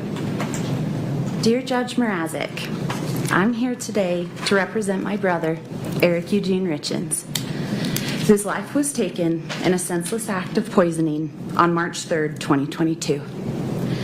His wife, the defendant, has been accused of committing this crime. If she is found guilty, she has committed the ultimate act of betrayal. Eric is gone, and I am brokenhearted. He was my best friend and protector. The feeling of loss is so great it is visceral. And with the sorrow comes a wave of panic at not being able to see him again. I can never talk to him, never hug him again, and never more be a part of his life. Eric's world revolved around his family, his love for hunting, the family cattle ranch, and his intense drive as a successful entrepreneur. Being born into the Richins legacy shaped Eric's formative years and resulted in a lifetime of hard work, dedication, and fierce loyalty. At an early age, Eric learned the joys of keeping horses and cows around. He spent countless hours helping our dad work the ranch, hauling hay, feeding the animals, and mending fences. He loved our family unconditionally and was a devoted son, brother, uncle, and father. Eric was a family man who always strove to be the absolute best father and husband. He was an attentive and loving father to his 3 sons and a devoted husband to his wife of almost 9 years, Kouri, the defendant. Eric did absolutely everything in his power to provide his family and his 3 sons with every possible opportunity to learn, grow, and have fun. He was the coach or assistant coach on all his boys' teams, which included soccer, basketball, and baseball. He spent countless hours coaching and teaching the boys to play aggressive and give it their all. Eric truly cared about every single child he coached and wanted the absolute best for all of them. There was never a dull moment when you were around Eric, whether it was him showing up to a family dinner with no socks or the sleeves torn off of his shirt because he had to make an emergency bathroom stop along the way, or his calling to tell you he rolled the four-wheeler for the upteenth time is stuck and he needs you to come get him. It was never boring. Eric loved to have fun and always wanted to make sure everyone else did as well. He owned almost every motorized toy possible, from four-wheelers and side-by-sides to trucks and snowmobiles, and was so excited to share those with his sons. He had the perfect combination of business sense and foresight. He built a very successful masonry business from the ground up and helped many friends do the same. He had a special ability to build close relationships with everyone he worked with, which really allowed his business to thrive. Eric loved every aspect of his job, but most of all, he loved the people he worked for and those he worked with. Eric faithfully supported organizations that he truly believed in. He never was one that wanted recognition or accolades. He did most things anonymously and without recognition. Eric was a true champion of all people. It did not matter if you were an employee, friend, family, or the next random person walking down the street. If you needed anything, you could count on him. He truly cared about each person he met. Eric loved fully, laughed loudly, and lived life with reckless abandon. He enjoyed great adventures to far-off places, but also cherished the small and finer things in life. No obstacle was too great for Eric. He simply viewed each one as a challenge. No peak was too high, and the next adventure was always just around the next bend. Words cannot describe the loneliness and loss that is felt in every heart that was lucky enough to know him. Eric was such an inspiration and role model for us all. His loss has created a Grand Canyon-sized hole in this community. Except instead of taking millions of years to slowly form, our worlds change overnight. His three boys' entire worlds and their perspectives on life changed. None of our lives will ever be the same. Eric died under horrendous circumstances. I am tormented at the thought of what he endured. I play it out in my mind. I go through the terrible sequence of events. I wonder when he realized he was in mortal danger. I wonder what Kouri may have said to him in his last moments. How long was he conscious, knowing he would die? Where were Eric's boys when all of this happened? Did they hear Eric's body fall to the ground? Did they catch a glimpse of their father taking his last breath? It's torture to think of. Why did Eric lose his life? Why did the boys lose their father? Was it because of Kouri's greed and desire to get life insurance and other assets? If so, that is abhorrent. How could anyone value human life so cheaply? I cannot comprehend it. I'm overflowing with grief and pain at the thought that Eric meant so little to her. If Eric had died because of an illness, he would have been cared for. He could have looked after him and been with him. If he had died because of an accident, people would have tried to help. There would have been kindness. But there's no comfort to be had here. There's no consoling thought in the way Eric died. In his last moments, after being intentionally poisoned, he was faced with betrayal and terror. The thought of it is unbearable. I am haunted by the horror of it. This last year has been a living hell for our family. We have watched as Kouri has paraded around portraying herself as a grieving widow and victim while trying to profit from the death of my brother. Both by trying to profit from a book about his death and trying to get life insurance and assets that should go exactly where Eric wanted them to his boys. Immediately after Eric was killed, Kouri told us she could not help us get anything ready for the funeral as she was too distraught with grief. We shortly found out that was not true at all. In fact, she pulled herself together enough to go close on the purchase of a $2 million home, hire a real estate agent, hire an architect to create CAD drawings of the home, hire a lawyer in order to file a lawsuit on Eric's trust, hire a locksmith to come break into and clean out my brother's safe, and attempt to have Eric cremated. She mustered up the strength and resolve to do most of this within 48 hours of his death. Kouri assaulted me. I will never forget the look in her eyes when she attacked me that Sunday morning. It was early and had been snowing most of the night.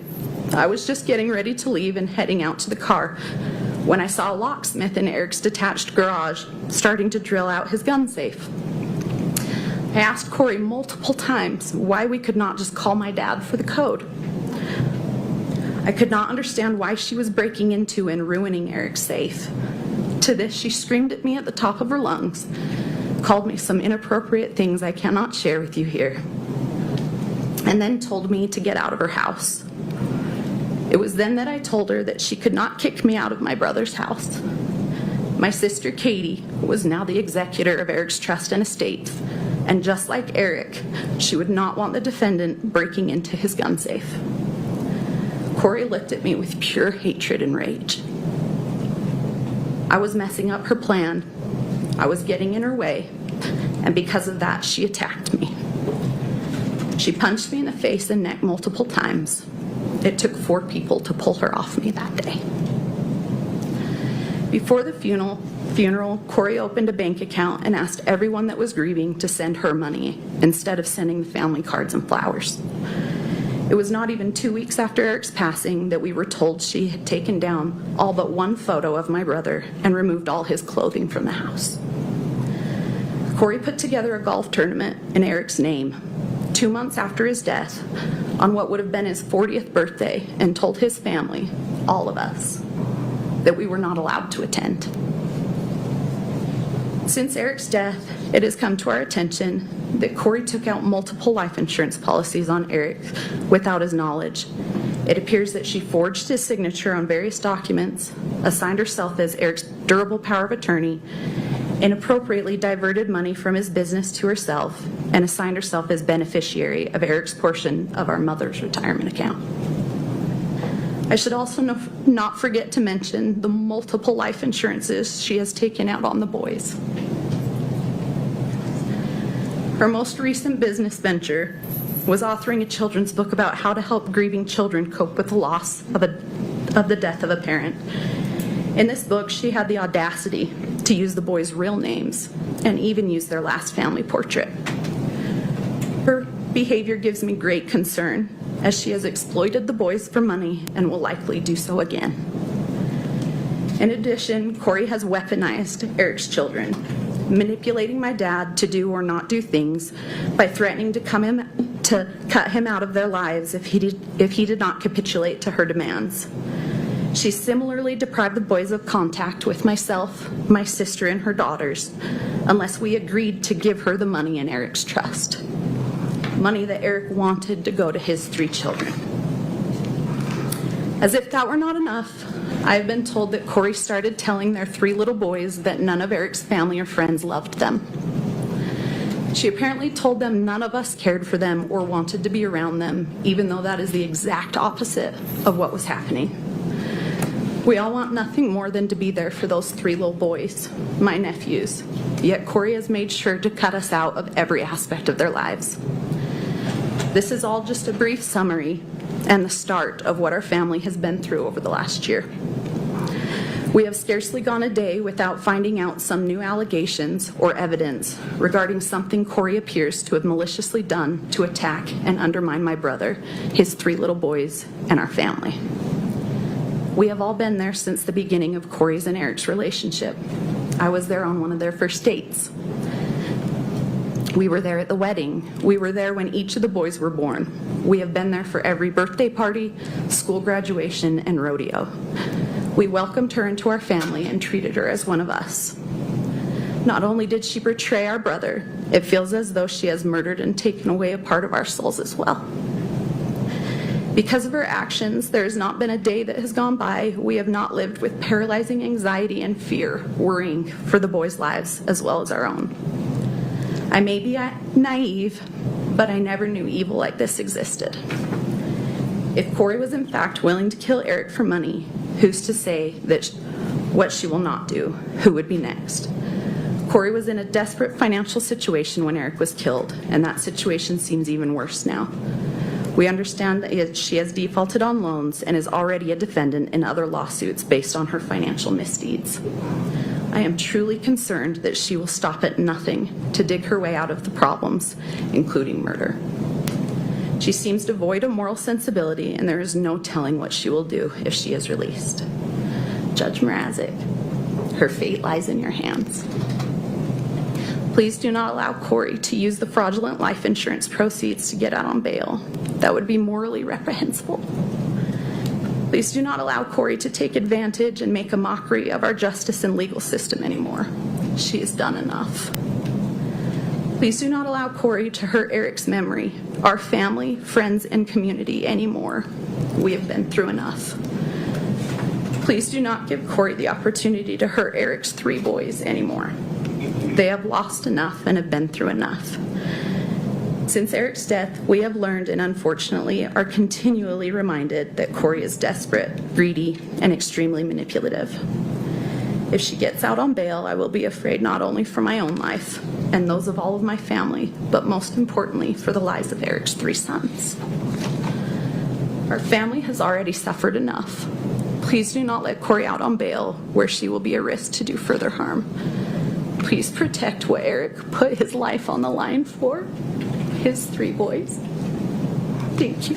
Amy, thank you. Ms. Cassell? Nothing further, Your Honor. Okay. Ms. Lazaro, is the defense calling any witnesses? I am not. I guess what I'd like to do is just largely have the court review the briefing and the attached exhibits be submitted and considered as part of this, but I don't intend to put on any further evidence. All right. Would you like an opportunity to make any closing argument for today, Ms. Lazaro? Yes. Why don't we have defense go first, and we'll just give the state the last word. Thank you, Your Honor. Okay. I guess I'd start with whether or not the court has any specific issues they would like me to address. No, I mean, candidly, there's a threshold legal issue here, right, that comes out of the briefing, and the state has been candid about the pending Barnett case. I listened to the oral arguments before the Supreme Court. I think the state is wise to request a ruling in the alternative, but I'm persuaded by the defendant's position that as a matter of law, while a defendant charged with a capital felony supported by substantial evidence does not have a right to bail, they can nonetheless request bail, and the district court retains discretion, at least under the current status of the Utah Code, to consider the request. So fast forward past that. I will do so. And don't necessarily disagree with what may or may come out of that case that's up on appeal. Right. With regard to the sufficiency of the evidence, I mean, we're here because of a really tragic circumstance, and I don't think any of us want to forget that. I mean, especially my client. She loved her kids, she loved her husband, but she's also charged now with his murder. And so I just don't necessarily want that to get lost on the court, that we understand the gravity of the situation. With regard to the evidence, I'm going to skip through most of it. I think the most important thing, if she poisoned him, is did she ever get it from CL? Was it ever requested from CL? I don't think the state has been able to draw that nexus. I don't disagree that CL was buying drugs. I think that's clear. She has a history of being a drug distributor. She was jammed up on 4 first-degree felonies. She had a potential federal case hanging over her, and then when they look at her phone, they find evidence of additional drug distribution as an entirely new charge. Pursuant to essentially the detective's testimony, is they walked her down the line of, I need more evidence, this is what we need to know, and provided evidence to her essentially until she got it right, and then she was released. When we look at the cell phone mapping, yes, we know that she went and picked up a check, we know that she was cleaning houses, we know she cashed a check, we know she picked up drugs, but they can't put her anywhere in the same vicinity of Kouri's phone. because apparently the mapping's not available from Verizon, which somewhat surprises me, given it's Verizon. I think it's a length of time between the event and the request. Correct. But they have corroborating evidence for all the things about her buying and selling fentanyl. They have zero corroborating evidence for anything related to Kouri requesting it, her giving it to Kouri. She didn't tell anybody that she was buying it for Kouri. She never had anybody with her when she dropped it off. There's nothing to make the most important correlation in this, and that's that it was ever provided to Kouri, that Kouri ever requested it. There was no fentanyl or traces of fentanyl found in the home anywhere. And I think that's significant. I think if she had gotten 30 pills on at least 2 separate occasions, that's a lot of fentanyl. I mean, if one's lethal, right, we're talking about a lot of fentanyl, and nothing is found, no traces anywhere, absolutely nothing. So I think the state's making a big leap in their evidence by saying, look, we have this girl, we know she's a drug dealer, we know she's buying fentanyl, but there's nothing to corroborate anything she says that ties it to Kouri. The glass, Kouri tells them she made him a drink, right? The glass is there. No one thinks to bother to. Where's the evidence that the glass is present? Well, they didn't look for a glass, I guess is what I should say. Okay. So no glass was tested. So there's nothing to show that Kouri did anything to Eric. And by Detective O'Driscoll's testimony, it could have been accidental. I mean, it very well could have. And I think that, given the evidence presented today, is a very plausible situation. Being bad with money does not make you a murderer. Being bad at managing your accounts, makes you bad at math, but it doesn't make you a murderer. The other thing I think that's significant is by the testimony that came out today, the hard money loans that she owed, at least, far exceeded life insurance policy that was paid. And so even getting the life insurance money was not going to solve Kouri's problems, not even close to solving her problems. And so that evidence alone, while maybe there's some other issues with Kouri's business, there's nothing to tie it to her having any motive or in any way being in a better position from Eric's death. In fact, she's in a worse position because of his death, because Eric had a business. He was continually making money. He was, from what it sounds like, the one putting the majority of the contributions into the joint account. So his death, from a financial perspective, has harmed her far more than any money that she gained from any life insurance. With that, I'll largely submit on the remainder of our briefing, as I trust the court has been through it all. I have, carefully. Thank you. Ms. Cassell. Thank you, Your Honor. With respect to the no corroborating evidence, there's a lot of corroborating evidence that corroborates CL's statements. And I think one of the things that we have that's said is that she was primed and told what to say. But what really happened is she's a year later she's asked to consider if she remembered anything else, and she came back with, I remember more, and that's very typical of witnesses. It's typical of people that we have testify. And then you heard all of the corroborating evidence, Your Honor. The matching with the cell phone records, matching with the mapping. Do we have CL putting the drugs in Kouri's hands? We do. We have a hand-to-hand that was testified to. So we have the evidence that Kouri got, or the defendant got the drugs. We also have the evidence that corroborates all or most of CL's story. We would have more if there weren't texts that were deleted. We have a great deal of information that was deleted, and that was deleted off of the defendant's phone. So I think that is sufficient evidence just for CL, and that makes CL credible. This idea that no glass was tested, well, if you look at the pictures that we have submitted, there's nothing there. It's a staged scene. How they can argue that Eric somehow consumed this himself? There's no glass, there's no baggies, there's nothing there that indicates that this was ever taken, the fentanyl was ever taken by Eric.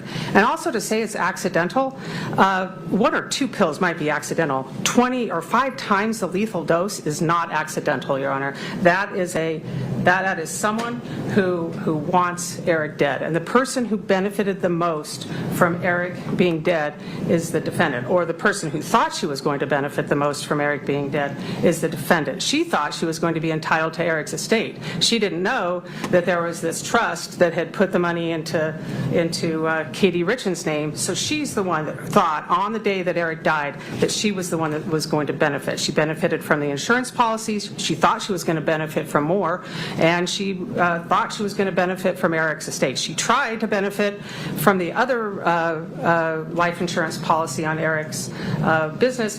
That didn't happen. She also was in dire financial straits, Your Honor, writing checks on closed accounts or checks with no money in them. I know you cut me off, but that's significant. It was in your brief. I got it. Thank you. I understand. But that's significant because she was in dire financial straits. She was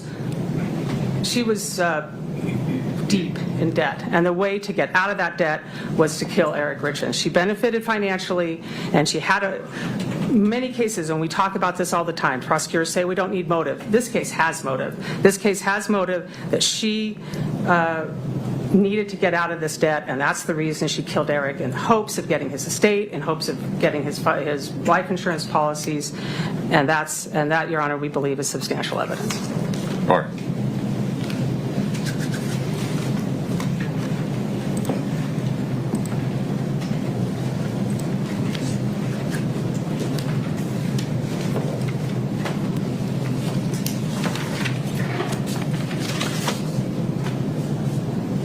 The issue before the court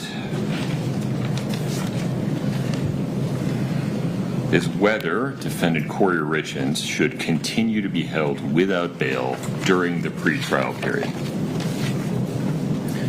Defendant is charged, among other crimes, with aggravated murder under Utah Code 76-5202 sub 2.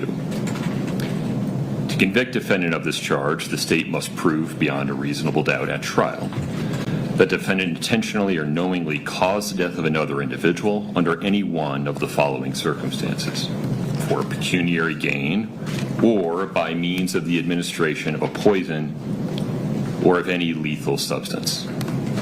Under Article 1, Section 8 of the Utah Constitution, a defendant charged with a capital offense has no right to bail if there is substantial evidence to support the capital charge.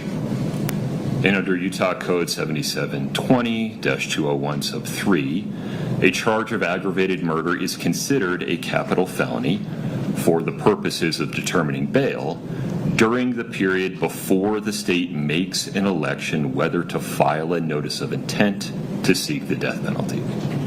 Accordingly, at this time, the aggravated murder charge in this case is considered a capital felony. Moving to the substantial evidence inquiry, having considered the evidence offered by the parties, both through live testimony today and by documents attached to their briefs, which the court has reviewed at length, and having had the opportunity to weigh the credibility of that evidence, the court determines the state's evidence, notwithstanding contradiction by defendant's evidence or arguments, could support a reasonable jury reaching a guilty verdict on the charge of aggravated murder. Indeed, a jury could reasonably choose to rely on the state's evidence regarding means and motive and consciousness of guilt, which includes evidence showing that Eric Richins died of fentanyl ingestion, that he was not known to be a user of illicit drugs other than the occasional THC gummy, that defendant purchased 15 to 30 fentanyl pills from CL approximately 1 month prior to Eric Richins' death. Cell phone mapping confirms, or at least indicates to a reasonable jury, that CL's phone was near the Maverick and Draper on February 11th, and that while there, CL's phone made calls to acquaintances, capital A acquaintances as listed in the testimony and the information, and sent texts to defendant Kouri Richins, and that CL's phone then traveled to Francis and then was in Francis and then returned to Heber. We have CL's sworn testimony that she handed the fentanyl that she acquired to Kouri Richins in a hand-to-hand transaction in her driveway. We also have motive. At the time of Eric's death, defendant knew how the premarital agreement would operate, but was not aware that Eric had changed his estate plan. So at the time of Eric's death, defendant's subjective understanding was that she would get a greater share of the marital estate if Eric died during the marriage, as opposed to what she would receive under the premarital agreement if the parties divorced. Moreover, evidence admitted in the case shows that in the months leading to Eric's death, defendant's personal and business accounts were overdrawn. She was making significant recurring debt payments, many of which were to hard money lenders, and that her lines of credit or lines of credit available to her were maxed out. And at the time of his death, Eric's life was insured for approximately $1.2 million, not including the policy related to the buy-sell agreement, with defendant listed as the beneficiary. Moreover, we have evidence from which a jury could reasonably infer consciousness of guilt. We have evidence regarding the search history that was extracted from defendant's second phone after her first phone was seized. And then we have inconsistent statements made by defendant as compared to other evidence in the case regarding whether she called 911 immediately, whether she performed CPR, whether she did something else for the 15 minutes between discovering Eric dead and calling 911. In considering this evidence, a jury could reasonably choose to discount and find unpersuasive defendant's efforts to poke holes in the state's case, and in so doing, a reasonable jury could reach a verdict of guilty beyond a reasonable doubt on the charge of aggravated murder based on the state's evidence. For these reasons, the court determines there is substantial evidence to support the capital felony charge of aggravated murder against the defendant in this case. Having made that determination, the court considers whether it has discretion to grant defendant bail, notwithstanding that she has no right to bail under Article 1, Section 8 of the Utah Constitution. And having considered the arguments and authorities cited in the parties' briefing, the court determines as a matter of law that in the case of a capital felony that is supported by substantial evidence, while a defendant does not have a right to bail, the defendant may nonetheless still request bail, and the district court has discretion to grant bail if the circumstances warrant doing so. But the circumstances of this case weigh soundly against granting pretrial release of any kind. First, defendant is charged with aggravated murder, which carries the possibility of sentences as severe as the death penalty and no less severe than an indeterminate prison term of 25 years to life. the severity of those sanctions, the severity of the sanctions that follow a conviction for aggravated murder, creates a powerful incentive for a defendant to resort to desperate acts that might include harming themselves, harming the members of their family, or harming witnesses in the case. Because an incentive this powerful cannot be adequately managed in the community, it weighs heavily against granting any form of pretrial release. Second, the state has offered substantial evidence that defendant procured fentanyl on more than one occasion, and on at least one occasion deployed that fentanyl to cause the death of another person. As a general matter, an individual who is capable of this kind of decision making is not a good candidate for supervision in the community.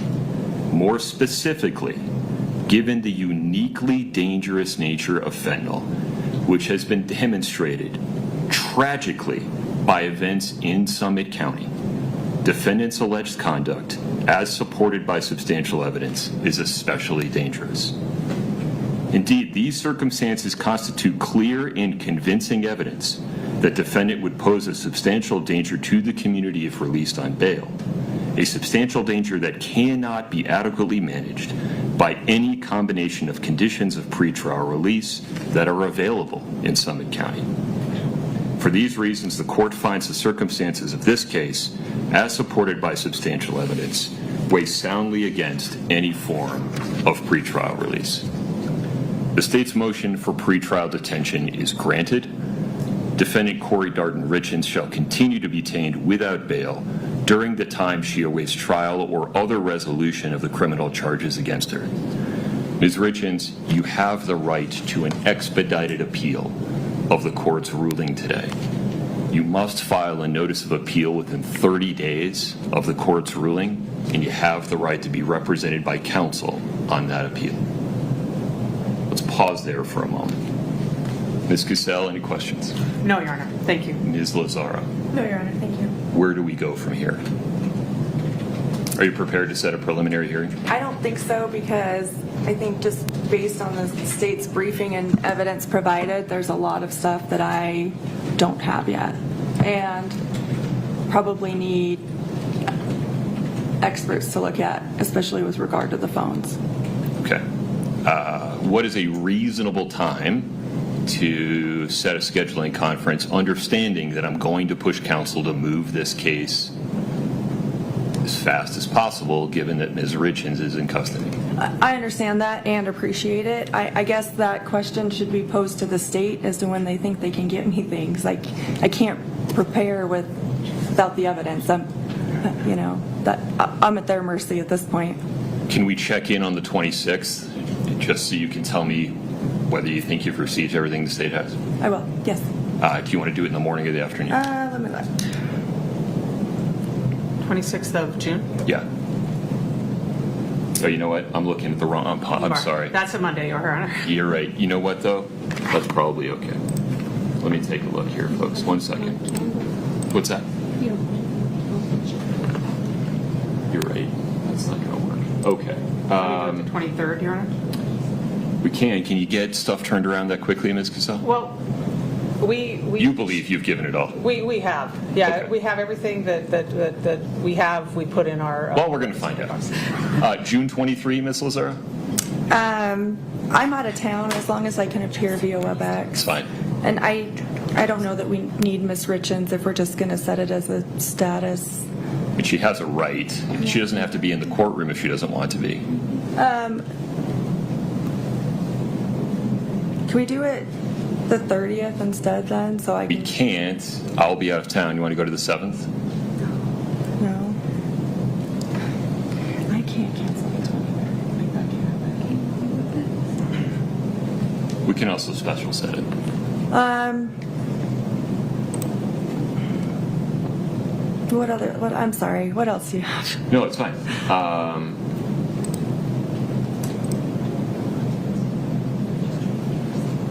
Do you want to do midday on the 22nd?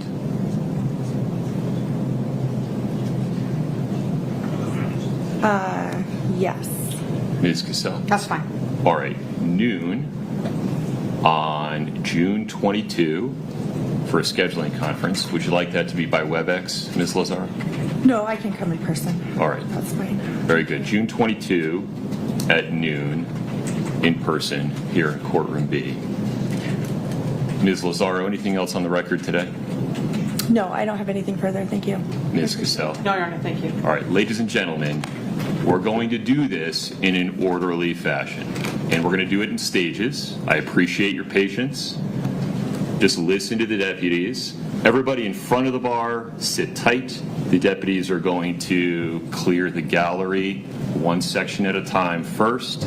Please just sit quietly and let them do their job. Thank you. Your Honor, do you mind if Ms. Crossland goes with the... That's fine, of course. Thank you. Otherwise, the court is in recess. I appreciate your patience this morning. Ms. Richins, I wish you the best of luck. I'll see you back on June 22nd. Thank you. All right. Judge always says, I wish you the best of luck. I think he says that after every hearing. I wish you the best of luck. Nice judge. Judge Razik. Nice judge. All right, so we're not going to watch the status hearing they just said because it's just a status hearing. But we're going to switch gears just a hair, because I thought this was really interesting. I thought this was really interesting that she then ends up suing. She ends up suing Eric, family. So we're going to check this out. This is only 50 minutes, and she's not there, but I want to, because I think Northwest, you were talking about the civil lawsuit. I don't know if this is it or if there's another one. I don't know how many civil lawsuits she has, but this is, so you can see, so now it's switched. So now Ms. Lazaro and some other attorney is now on that side, I guess the plaintiff side. And then we have Eric's family is now where Kouri was sitting. All right, so this is from, so this is from August 3rd of 2023. So the other one we just watched was from June. So now this is from August. So this is civil case, civil hearing, I guess, civil hearing from, and Aaron was talking about some information about CR. Is it CR or CL? CL. So once Aaron solidifies that info about CL, I'll report that back to you guys, because we heard all about CL selling the fentanyl and all that stuff. So we're going to confirm one thing, and then we'll come back. So yeah, so she's actually suing. She's suing Eric's family. Well, anyway, this is what I found out. Thursday's hearing will focus on two big things. Both Richins and the estate have filed for partial summary judgments in the case. The judge is hearing several of those motions. A request for summary judgment means the party wants the judge to issue an immediate ruling on parts or all of the case. The other big focus during the day's proceedings is a motion to stay the case pending criminal proceedings. If the judge grants the motion, the civil case will be put on hold until Richins' criminal case is complete. So I guess this is it. Oh, and Raul Valley, update on Raul Valley. He got a lawyer. Raul got a lawyer. So he does have a lawyer. So we're waiting to see if they're going to stream that, and we'll catch up on that either later today or tomorrow or something. But Raul does have a lawyer. He's represented by a lawyer. Nothing's live with Raul, so don't worry, we're not missing anything. Yeah, Lazaro leaves May 17th of 2024. I have that. I have her last conference her last hearing, and then I have Kouri speaking out. Then I have the new defense team. So I got lots of stuff for you guys. So don't worry. And we have tomorrow, and there's two live hearings. Don't forget, tomorrow and Thursday there's going to be live hearings. So that's why we're kind of doing this catch up now. All right. So this is from August 3rd, 2023. This is the civil hearing.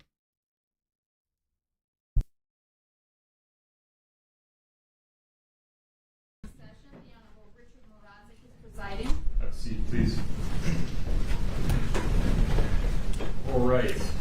We're here on 2205000076. Kouri Richins versus Katie Richins Benson in her capacity as trustee of the Eric Richins Living Trust. Counsel for Kouri make their appearance.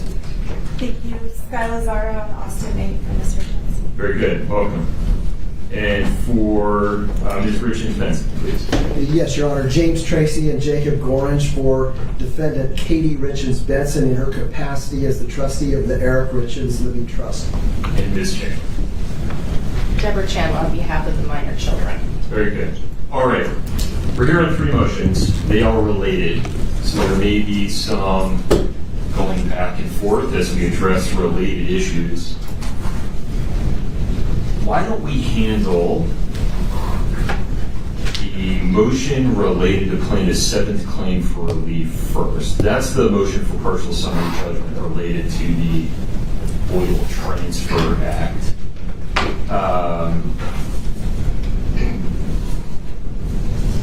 How best to start here?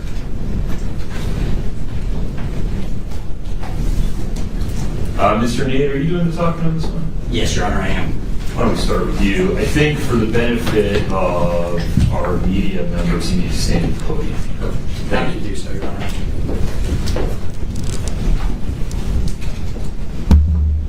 Hopefully that doesn't slide down. May I ask you a couple of questions? Yes, Your Honor, please do. First, in your view, how does the fact that a transfer or revocable trust doesn't put assets beyond the reach of creditors affect the application of the act? Hold on a second. Okay.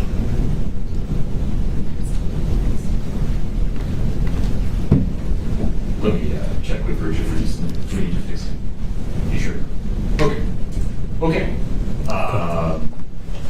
How does it, I mean, the argument, right, is it's as if the assets weren't transferred from a creditor's perspective. They're still reachable under Utah code. Why does the act apply? So I think there's 2 ways to address that, Your Honor. And the first is, with and of course, as you mentioned, there's bleed over into the other motions that are issued. And I think this particular issue, lends itself to that specifically. Because one of the positions that the defendant has taken in this case is that Eric no longer had anything to convey to him or convey to Kouri upon his death. And essentially it was out of her reach at that point because it had been transferred to the trust. Right, but I'm asking you a different question. So put that to the side. Let's assume that the money, the buy-sell proceeds, if I recall correctly, nobody in the case is asserting, or Kouri, forgive me, is not asserting unwind the assignment, I want the membership interest. Rather, she's asserting an interest in the full amount of the buy-sell proceeds. Is that correct? That's correct, Your Honor. Okay. And so let's assume for the purposes of our discussion, just for now, that's $2 million sitting in court that she asserts a claim to, and that she is a quote-unquote creditor. Why is her ability, interest, efforts to secure her interest in that $2 million hindered, delayed, defrauded in any way by the fact that they're currently being held, at least nominally, by the revocable trust? Can she reach it? Right. Yes, Your Honor. I think she absolutely can reach them. And, that's why we cited that in our reply in the votable transfers motion, is because we think that position is diametrically opposed to the other positions that's been taken with respect to the motion for summary judgment, the cross motions for summary judgment. We think there's some conflict there. And so in the event, as we believe, that under the Utah code she can directly access that under the arguments that have already been made, then the voidable transfer, I don't want to say it's not necessary, but I think there's a much clearer way to resolve the issues that are outstanding here instead of setting the transfer aside, if that makes sense. I agree with the last part. I mean, I think with respect, everybody that's filed a motion here has asked for more relief than they're entitled to, if they're entitled to any. Your motion, though, seeks a ruling as a matter of law that this was, in fact, a voidable transfer and that it should be unwound, meaning nominal title to that $2 million should be held in the name of the estate of Eric Richins, not the revocable trust established by Eric Richins. Am I right about that? That's correct, Your Honor. Okay. But it's the same from a creditor's perspective, right? Whether you execute a judgment against the revocable trust or you execute it against the estate, there's no difference, is there? Honestly, Your Honor, I think there may be some difference to a degree, but again, at the end of the day, based off of the defendant's position in the opposition, and which again we reiterate in the reply that it's accessible just simply under the statutes of the trust code, then yeah, I think we would agree with you that unwinding the transfer may not be necessary, or we may not even need to get there, simply because if Kouri is in fact a creditor, and I think that's the critical question here, and is admitted in the opposition, that if Kouri is a creditor and therefore has a claim for purposes of the statute, then really there's no need to go through this process of dealing with avoidable transfer, because there's a much more direct way of going about it. I agree there's a more direct way. I think you may be reading too much into their concession. I read their brief as saying, we concede that she falls within the statutory definition of a creditor, not that Eric Richins had a business interest to transfer at the time of his death. He already transferred it in a way that doesn't breach the prenup. Right. And I don't want to correct, I don't want to, say what their position is or any. I'm sure, they'll get up here. I do think they do dispute that Kouri's a creditor, though, in the briefing. I think they dispute that there's a creditor-debtor relationship that existed here under the underlying documents and the claims that have been asserted. It's very clear a creditor is an individual that has a claim, and the claim is defined very broadly under the Act. So we think, as a matter of law, Kouri is absolutely a creditor under the Voidable Transactions Act. But given the breadth of the definition of creditor, isn't it true as a matter of law that you can be a creditor by virtue of an allegation rather than an adjudicated fact, right? That's correct. Right, exactly right. The statutory language says it can be a disputed, unliquidated, contingent, right to payment. And so, yeah, clearly we say that Kouri is a creditor under these circumstances. But with respect to, my recollection is that the position that a transfer to a revocable trust can't constitute a voidable transfer for purpose of the Act.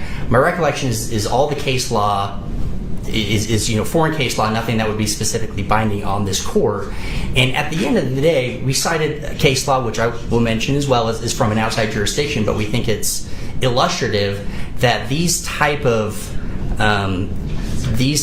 of revocable trusts can be used as an instrument to do exactly what what the Voidable Transaction Act seeks to avoid, which is to put things outside of the reach of creditors under that very broad definition.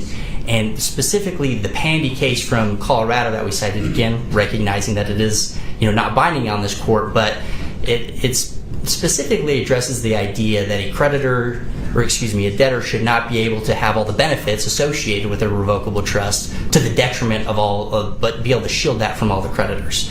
But if I read the Utah Probate Code correctly, there is no limitation on the post-death susceptibility of an asset that was contributed to a revocable trust during the testator's life to claims of creditors. It's as if it was just sitting in the estate of the individual, right? I think you're correct, Your Honor. Okay.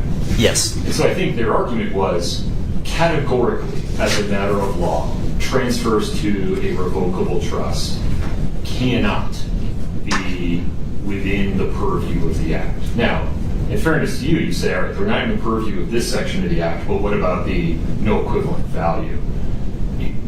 Would you acknowledge there's at least an issue of fact as to whether or not $2 million is equivalent value? I don't know that I can grant summary judgment on that.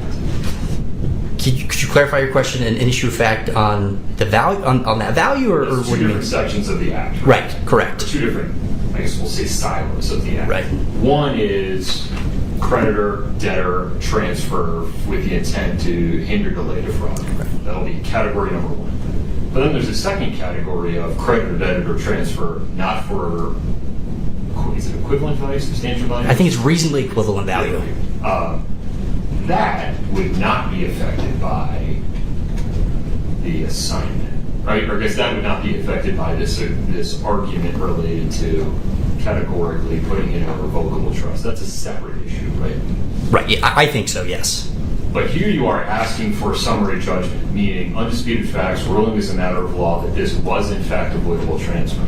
In order for me to rule in your favor on that second category of argument of the act, I would have to rule as a matter of law that $2 million wasn't enough, right? So that the $2 million was not. So let me make sure I understand your question, Your Honor. So under Section 203, I think is where we're operating this second group, right? In order for a transfer to be voidable, there needs to be. In fact, do you mind if I just pull it up? That might be the easiest. I don't want to misquote it here.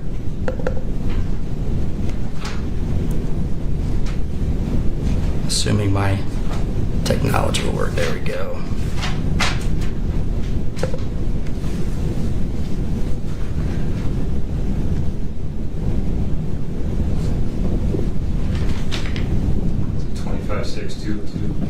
So 202 is the actual intent to hinder, delay, or defraud, and 203, subsection 1, is that a transfer is voidable if the debtor made the transfer without receiving a reasonably equivalent value in exchange for the transfer, and 2, the debtor was insolvent at the time or became insolvent as a result of the transfer. And what I see them saying is myriad issues of fact. You haven't proven it based on undisputed facts as a matter of law. What's your response to that? Our response is they haven't provided any evidence any admissible evidence to the contrary, right? You have the initial burden here of production and persuasion, and they're saying you haven't met it.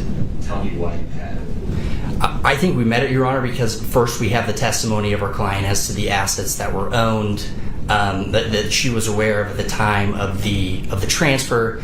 In addition, we have the additional debts that we know existed. I don't think there's any dispute as to at least the first mortgage debt.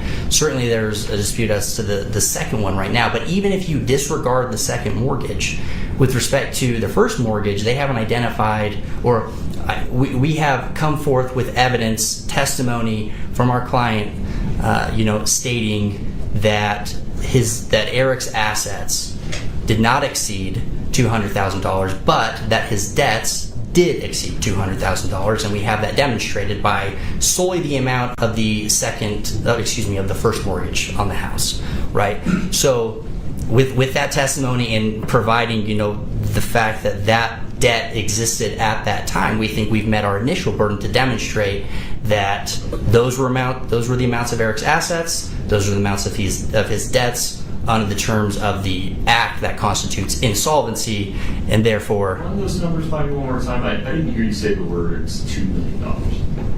Correct. I did not say the words $2 million. And I think here, because the focus is on the debtor receiving a reasonably equivalent value, so that would be Eric receiving value, not the trust, right? Your entire argument, though, that he as trustee and he as individual are one and the same for the purposes of this analysis, and so if he as trustee is going to receive $2 million from the buy-sell, he as individual receives it as well? To a degree, yes, Your Honor. I don't know that we would say that it's, yes, we think functionally it is one and the same, but again, we are taking the arguments that we've received from the other side that there is this distinction here, right? And so, had the position been taken that, or without the initial position that the fact that Eric did not have, possess, or own this upon his death, if that position was not taken, it's highly unlikely we would have brought this motion in the first place. Okay. Bear with me. Mm-hmm.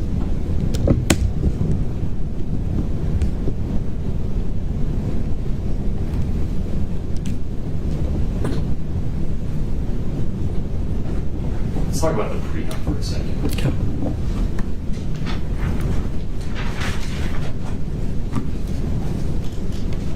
I understand your argument to be by executing the assignment, Eric breaches the breach to the prenup by effectively diluting Kouri's interest in buy-sell proceeds by 75%. Correct. Could Eric have sold his interest during his lifetime in C&E for $500,000 without breaching the prenup? I think he probably could have, and I think that's where the distinction comes into play. I guess to clarify my previous answer to your former question is we haven't alleged necessarily that it's a breach of a prenup in this case yet. I think the argument is more that irrespective of Eric's transfer to the trust, the prenup remains binding and therefore is still enforceable against the trustee of the trust. Well, wait. If the answer to my question is he could have sold his interest for $500,000 without breaching the prenup, how is that different than what he affected by the assignment and the buy-sell agreement? I think with respect to the assignment, the distinction here is that if he just went ahead and sold it to a third party, then you have a third party purchaser who, presumably took for value, took for consideration, and therefore would have all the defenses and rights associated therewith. Frankly, if it was sold to a third party, I don't know that our argument remains the same or stands here today, right? Under these circumstances, though, Eric essentially transferred the interest to himself as the trustee, right? So it's different. Our position is different and distinct than a sale or a transfer to some sort of a third party. Well, he transferred it to himself as trustee, pursuant to an agreement that maintained an interest in Kouri, albeit 25% of which he had the moment before it. But if he can choose the sales price, how is it effectively different? And I guess I'm not sure. Could you explain the 25% versus 75%? Maybe I'm missing something. There are 4 beneficiaries. Okay, understood. That table's version of it. There's Gotcha. one under yours. There's $2 million at stake. Gotcha. So you can sell it for $500K. Why can't you do what he did? Again, it's a fair question, Your Honor, and I think it's not necessarily in terms of what he could or couldn't do, but the fact that he transferred it to the trust or himself as the trustee, and the prenup specifically imposes those rights and obligations to successors and assigns, and so in that capacity, we would say that it's still enforceable as to the defendant in this case. Could Eric have donated his business interest in C&E during his lifetime to a charitable organization? Come to the spitting hypothetical here. Come to the conclusion that, you know what, I'm done working. This has been great. I'm going to go be a hunting guide. I'm going to donate my interest in C&E, this thing I worked so hard to build, to the church, to the nonprofit organization that maintains open lands for hunters and fishermen. Could he have done that? I think potentially he could have. Do I think that there are still potential claims that arise therewith? Yes. And I mean, it's difficult to... What would the claim be? Well, I mean... It's his sole and personal property by the 4 corners of the prenup. He can do whatever he wants with it during his lifetime, right? If it increases in value, Kouri has no claim to that increase during his lifetime. I guess what I'm trying to ask is, why doesn't that give him the full authority to alienate it during his lifetime? Right, and again, it's I think it's a fair question, and it's difficult to state in these hypotheticals, particularly when, given the amount of work that's gone into this business, the idea of donating it to a charitable contribution, sure, it's possible, right? But again, at the end of the day, we think it comes back down, if you look at the plain terms, yes, it is unequivocally, during his lifetime, it is going to be his sole and separate property with this single contingency, correct? And we believe that contingency occurred in this place, and that the transfer to the trust, the effective transfer to himself, perhaps may be the only circumstances where we would be bringing the claims that we're bringing, but don't think that undermines the validity of those claims. Okay. I understand your position. Thank you, Your Honor. Put these people in the hot seat for a bit. Counsel. Yes, Your Honor. Start with the last issue. Well, actually, no. Start with the voidable transfer. The voidable transfer? Yeah.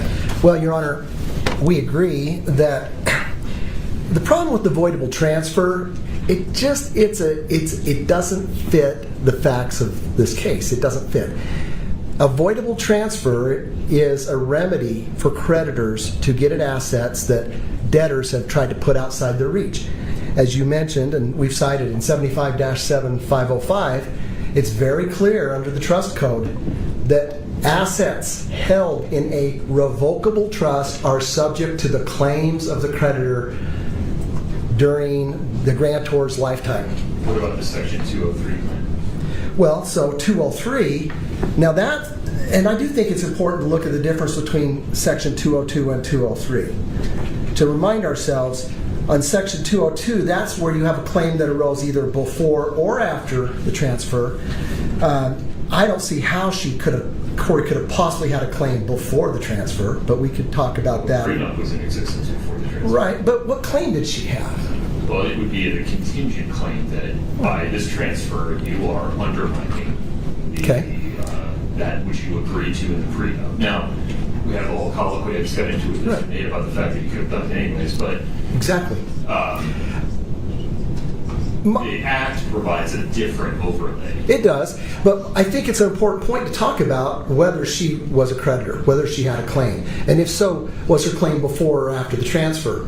I think that, and we do take the position that she wasn't a creditor, she didn't have a claim. But let's take your hypothetical. Before the transfer to his trust, let's say he sells it for $500,000 to a third party. Does Kouri have a claim? Maybe the $500K. I think that's what Mr. Davis says. That's traceable at this point. The question is, though, did he breach the prenup? And I think, as Your Honor noted, he could have done anything with it. So our position is there was no breach of the prenup because Eric wasn't obligated to keep it in place for her. If Kouri was worried that he might do something like sell it, she could have negotiated that as a part of the prenup. She didn't. But in fairness, and without naming names, I'll give you an example that's come up in a divorce case in Summit County. Husband transfers an asset to a third party, gets a divorce, reacquires the asset. It looks like a sham. The Act applies to that situation. Absolutely. If you can meet the elements. The case, why wouldn't, I mean, we can't say that the Act doesn't apply categorically if, for example, spinning a hypothetical here, Eric transfers his business interest in C&E to a third party for $100 or $1. After his death, his estate, the trust, maybe his kids reacquire it for $1. It starts to look a little more shady. And so that didn't happen here, I acknowledge. But in terms of trying to determine whether or not the Act can apply to the facts of this case, why don't we have to contend with Section 203? Well, let's look at 203. We don't think she's a creditor under 202 or 203. And the reason is because the prenup did not restrict Eric in any way from disposing of his asset. And that governs. If he had disposed of it, she wouldn't have a claim. So we don't think she's a creditor. That's our position. But let's look at 203. 203 applies for claims that arise before the transfer, not after, and if the transfer was done without reasonably equivalent value and you're insolvent. Well, first of all, when you make a transfer to your revocable trust, well, and particularly in this case, the trust says all of those assets, every penny, are available for Eric's use. They cannot show it wasn't for reasonably equivalent value, because if he had, by the way, what did he have? He had a business that's worth at least $2 million.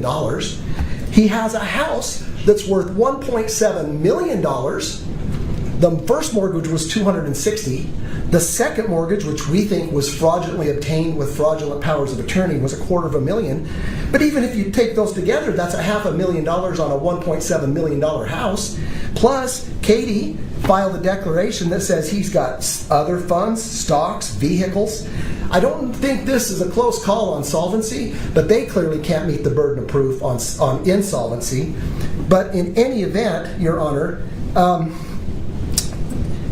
there's clearly, if you take what we just talked about, $2 million for the business, $1.7 million for the house, minus maybe $250,000 for a mortgage, you're well over $3.5, potentially $4 million.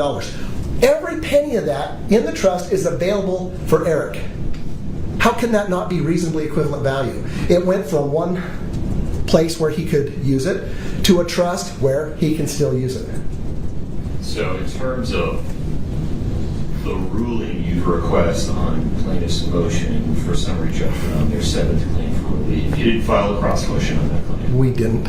No. Is it just deny the motion, or is it rule as a matter of law that the transferred or revocable trust is outside the purview of a 202 claim and deny the motion, the remainder of the motion? Yes, the latter, Your Honor. You know, as it goes in summary judgment motions, you may not file a motion, but if the ruling comes down, it's law of the case, it effectively disposes of the claim.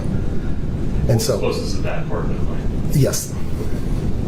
Yeah. So we don't think she's a creditor before or after the transfer. We certainly don't think there's any actual intent to delay, hinder, or defraud, because the assets are there available to creditors during Eric's lifetime. They can't show that it was without reasonably equivalent value, because all of the assets that were there before were still available for Eric's benefit, and they can't show that he was insolvent. In fact, it looks like he wasn't insolvent. He was solvent by somewhere approaching $4 million on the plus side.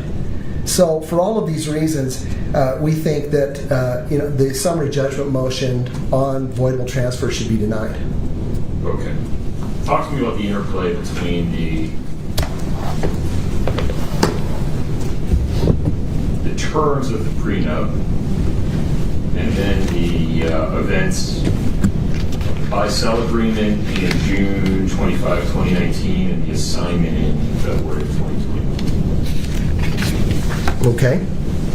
Your position, I think, is you do whatever he wants. He can do whatever he wants. I don't know that the prenup could have been more clear on the fact that this was his, not hers. No part of it was hers. He could do anything he wanted with it. That seems to be crystal clear. Then we get to Section 2, Sub 1, under the title Separate Property of Husband, that says the expenditure of commingled marital funds even on said business. Because they're thinking, well, what if you spend commingled funds? The expenditure of commingled marital funds on said business shall not give wife a claim or right to an interest in said business, or alter the separate ownership of said business, except that if husband should die prior to wife while the two are lawfully married, husband's partnership interest in said business shall transfer to the wife. Well, Your Honor, Eric simply did not own a partnership interest at the time of his death. It was owned by the trustee of his trust in his fiduciary capacity. It so happened that he was the trustee of his trust, but legally that makes no difference. The business interest was not owned by Eric individually when he died. It is not a distinction without a difference. It is a distinction that that Utah law recognizes. If that business interest had been owned by him individually when he died, that would have had to pass through probate. It did not.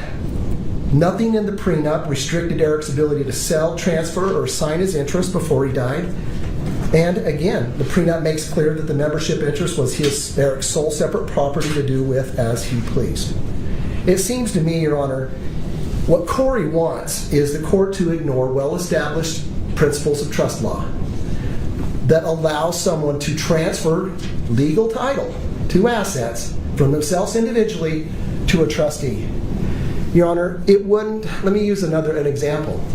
If Eric, instead of transferring it to his revocable trust, had decided to create a limited liability company, Eric Richins LLC, and he's the sole member, would we be having this discussion? Maybe. they would have to say, well, The body language from the table is yes. well, okay, but what would they have to do to get there? They'd have to say, well, for that, you can just Your Honor, just ignore. You have to ignore the corporate structure of the LLC because he's a single member. Well, that's not the law. An LLC is a separate legal entity, and the law recognizes it as such. It's really not much different with a trust. A trustee of a trust holds the legal title for the benefit of the beneficiaries.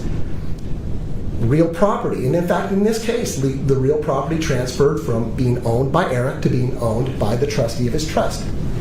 Again, the fact that he was his own trustee doesn't make a difference. So when I look at the list of relief you're asking for, I think it's different than what you're arguing in favor of. It seems to be what you're arguing in favor of is a ruling as a matter of law that the assignment by Eric of his business interest to his trust in February 2021 was effective and was not a breach of the prenup. Right. Full stop. Right? Yes, but, footnote, Yeah. even if it were a breach of the prenup, who's her claim against? It's not against the trust. It would be against Eric. And I'm here to tell you, Your Honor, they have not brought a claim against Eric Richins for breach of the prenup. I think what they're saying is the assignment is valid because he didn't have the authority to do it because he already agreed and they're going to hold some interest or hold the void business interest. Well, Your Honor, having an assignment or a contract or any other agreement not be effective is a completely different story than breaching it. There's no suggestion that it's not effective. It could be a breach. Pause for a second. You keep taking on more water than you need to, and I don't understand why. For example, you're asking me to rule that the trust proceeds shall be distributed in accordance with the terms of the trust agreement. Lord knows what kind of equitable or other fiduciary duty arguments are sitting out there. Why would I make that ruling today? Isn't the only thing that's before me today is, does the trust hold the $2 million, period? Or is, no, the $2 million is in his estate? We are perfectly satisfied with the ruling that the trust owns the $2 million. Okay. And then the parties litigate whatever arguments they have beyond that after today, right? Fair enough. Okay. By the briefing, less than the introductions to the briefs, I think that's the proper result today. Do you see it differently? No, we'd be satisfied with that result. Okay. All right, let me hear from Ms. Chin. Yeah.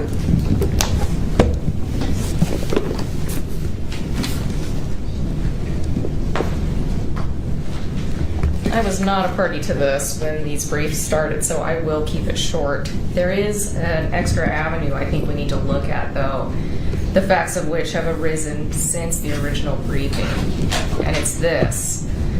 Eric died on March 4th, 2022, and under Utah Probate Section 75-3-803, Kouri had a year from the date of his death or 60 days from receiving written notice or notice of publication to present a claim to the estate. While she did initially timely file a notice of claim in the estate case, that claim was solely based on the allegations made in the trust complaint. There are no personal allegations against Eric. These claims were then disallowed by the PR on April 12, 2023. Utah Code Section 75-3-804 subsection 2 requires that a proceeding be commenced within 60 days after the personal representative has mailed the disallowance of claim. To date, there is no proceeding that's been initiated and the time to do so has passed. So,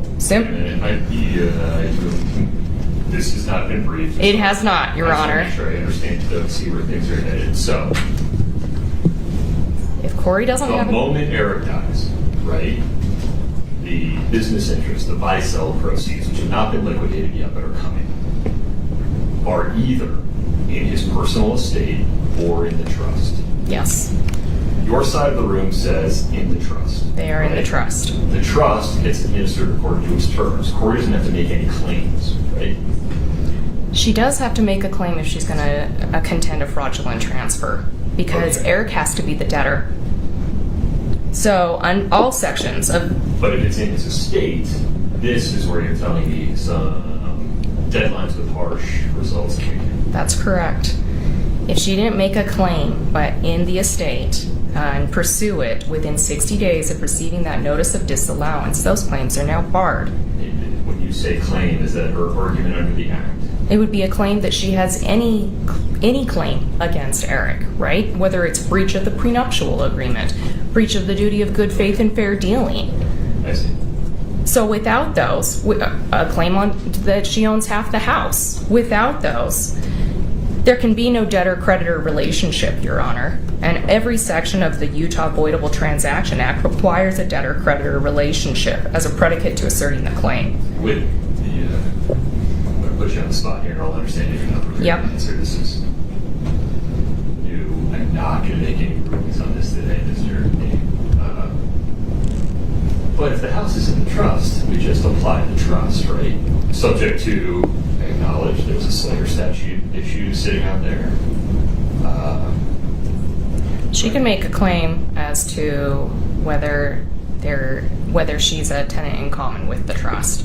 Right. But to the extent she has some claim against Eric as a debtor, she's lost that. Okay. You're going to have to brief that. I can't rule today. That's fair. Talk to me about the arguments that were anything out on those. I think that the argument, there's a valid transfer here. To the extent that that transfer did something that the prenup, I think on the face, the prenup allows for that. To the extent that that violated, I think the only issue would be a duty of good faith and fair dealing.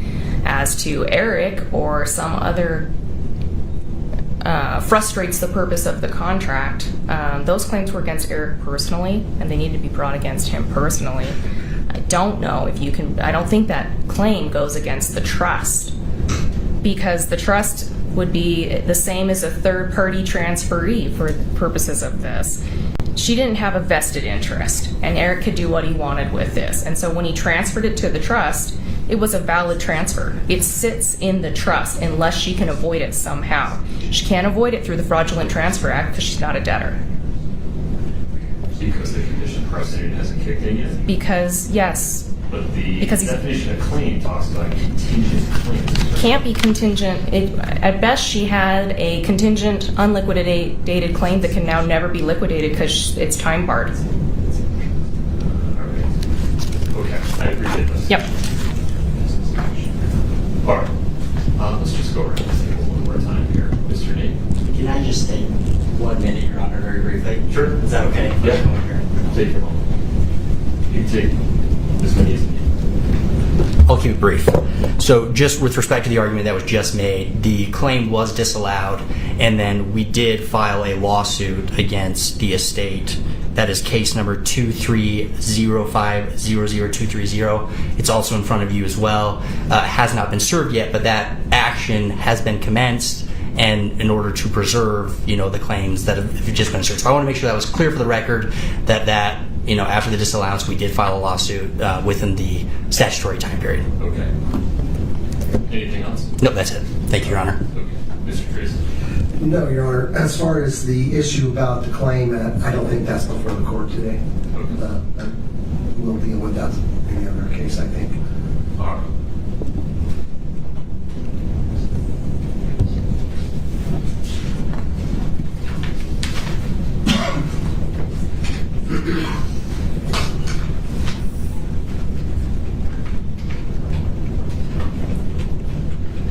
All right, the procedural posture of today's hearing bears noting. We're here on 3 motions for partial summary judgment.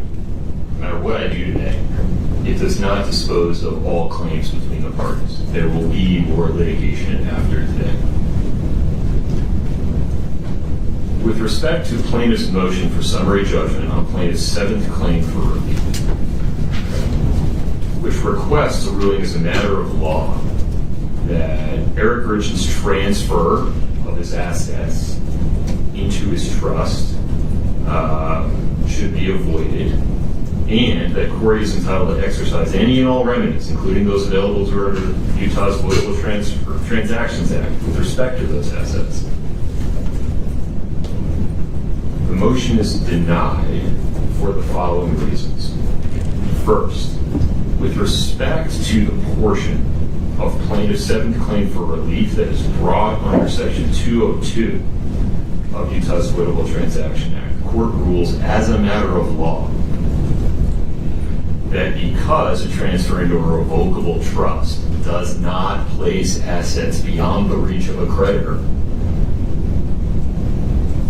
that a Section 202 claim does not apply as a matter of law to a situation where assets have been transferred into a revocable trust.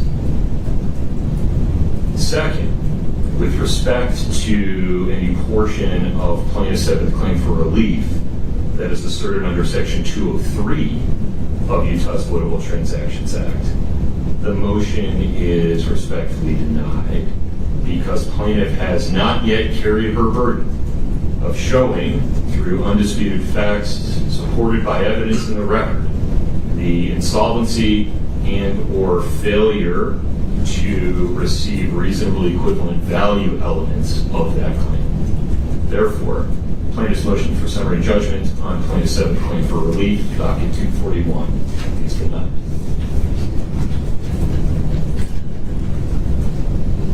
Plaintiff's motion for partial summary judgment, which is docket number 7, and defendant's motion for partial summary judgment, which is docket 249, are related.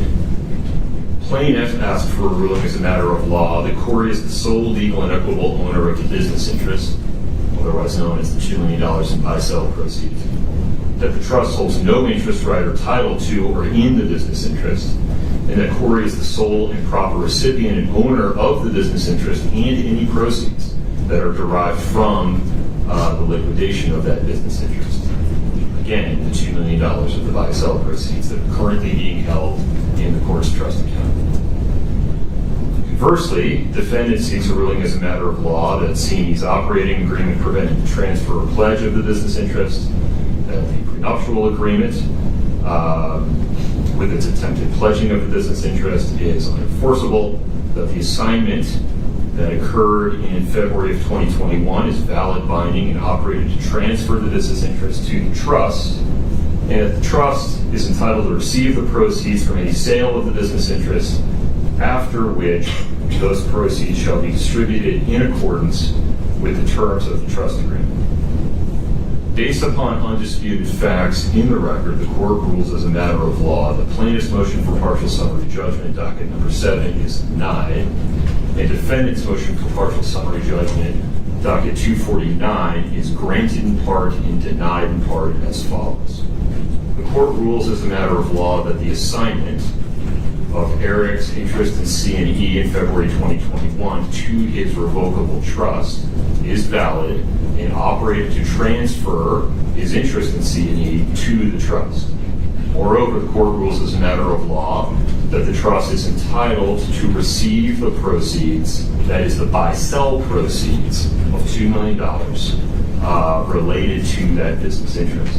The defendant's motion for partial summary judgment is otherwise denied. Would you like us to prepare an order, Your Honor? Please. We will. Mr. Nate, the motion's to stay. I appreciated your email. How do you want to handle this? Your Honor, I think we are in discussions. I think we're close to reaching an agreement. It would be helpful, though, if we could get something on the calendar down the road, just in case those discussions fall apart. There's another summary judgment hearing coming, isn't there? In this case, no. We have summary judgment motions pending, but Your Honor, stay those until we have this hearing. My calendar maybe out of date. Give me just a moment.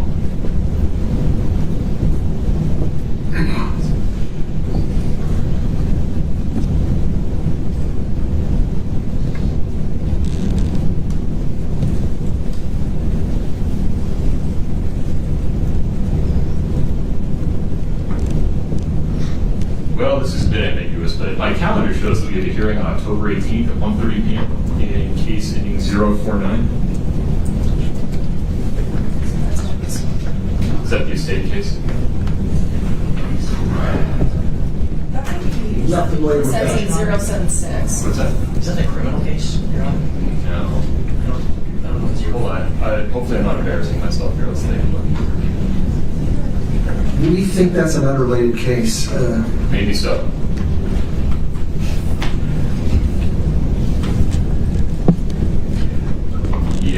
right.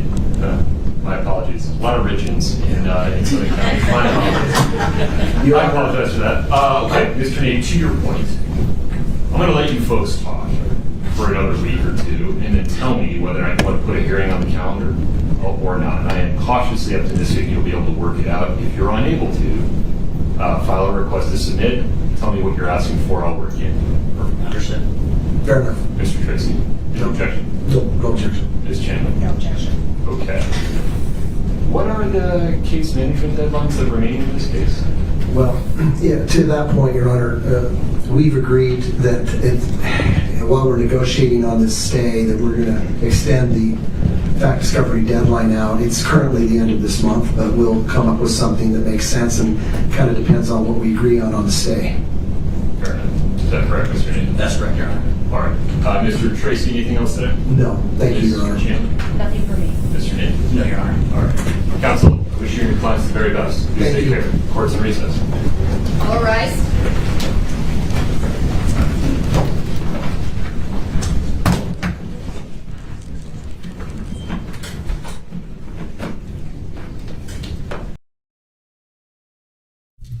All right, so basically she is suing the estate and the trust. So he has an estate and he has a trust. She's trying to get his C&E Masonry company was sold, and that was for $2 million or almost $2 million. So she's trying. So apparently, when one spouse dies, it gets transferred to the other spouse. So she was trying to get that, and then she's also trying to get. She's also trying to get the proceeds from the house. So Kouri's entitled to half of all equity of the family home. And alternatively, if she's not entitled to half of that, she's at least entitled to half of the increase in equity value that occurred after her marriage. So I guess he had the house maybe afterwards. I'm not sure. But she had a prenup, or they had a prenup as well. So the judge denied 2 of the 3 flat out, but he granted in part the third one. I'm not really sure ultimately. Well, I guess ultimately she's not going to get money. I think ultimately that's what it boils down to. She's not going to get the money. So, all right. So that's that. Now let's move on. Quick scheduling conference. Do we need to watch this? Let me see here. September 1st. Let me just double check. This is a scheduling conference. All right. Yeah. Well. All right. It's just 12 minutes. It's pretty short. Scheduling conference is usually just, hey, let's look at this. Let's look at the dates. Let's schedule stuff. So this is only 4 minutes. I'm sorry. This is only 12 minutes. So let's just. We're here for a scheduling conference. Pop in and see what this is about. And then after this is the walk the dog letter. So after this one, we get to walk the dog. And Aaron found the letter, so we'll check out the letter. And I just kind of found out that Kouri's supposed to have 2 hearings tomorrow and Thursday, but right now it seems like Judge Mazik isn't going to allow streaming, so that's going to be pushed to Thursday and Friday. So they're still going to do their hearings. They're just not going to be live, which stinks. But that just pushes us out. Instead of being live tomorrow and Thursday with those hearings, we still have enough content. We have 15 hours of hearings, so we still have enough content for tomorrow. But then what happens tomorrow, we're going to push to Thursday. What happens Thursday, we push to Friday. So we won't be... we will be live, but we won't be watching the hearings live. They'll be a day late, which kind of stinks. He's been live this whole time. I don't know why he's saying now he doesn't want to be live. I don't get it. Jennifer, you're so confused about the walk the dog letter. Yeah, well, a lot of people are. That apparently was all code. I remember when it came out, and I maybe Runkle or Emily, somebody read it. Rob, I forget who read it, and I watched it then. But it's basically just all code for her brother when he takes the stand, pretty much something like that. All right. So anyway, this is a scheduling hearing conference. This is only 12 minutes. So let's just check this out real quick. We're here for a scheduling conference. Ms. Lazaro, tell me where we are. The state and I have been working through discovery and some requests that I've made. We've come to an agreement on everything. There might be one issue we bring to your attention in the future, but we're not there yet. So there's some things we're still working on getting turned over. We filed a stipulated motion for a protective order with a proposed order, I think right before this hearing that we finalized with regard to some personnel and some law enforcement records that I've requested. So I think there's still some discovery coming, but I feel like we are working, both of us, really hard. The state's been really diligent about getting things to us as quickly as possible and organizing it. I will say that there is a copious amount of records. I think our base numbers are up over 1.2 million at this point. A lot of it is phone downloads. So that's status-wise as far as what's happening, that's kind of where we're at.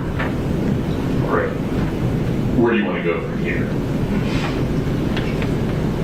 I would be okay to set a prelim because I don't anticipate any discovery issues as of right now coming up. I think we'll have everything. I do think that it's going to take some time for us to digest everything and have our investigator follow up on what we need to do in order to be prepared for the preliminary hearing. Talk to me about how you see the preliminary hearing being substantively different than the evidence presented at the detention. I think with regard to, I mean, I would have to let the state speak to who they're going to call.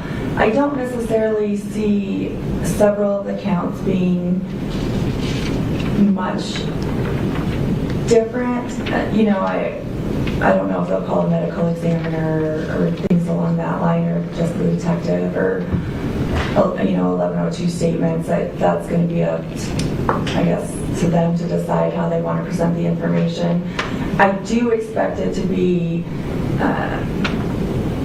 different in regards to the financial count allegations with regard to what they're going to have to present as evidence in order to meet their burden with regard to the elements of each of those. So I do expect a lot more on that side of things than what we heard at the detention hearing. Okay. But like I said, that's up to them too. So. Ms. Cassell. I think that's fair. We have not amended the information, but we anticipate that we will. Is that the reference to the financial Yes, events? that is the reference to the financial events. And so, and then we will, that will be in addition to what I believe, and we haven't made that determination yet either, but that'll be in addition to what we, the witnesses we called or evidence we provided at the detention hearing. All right.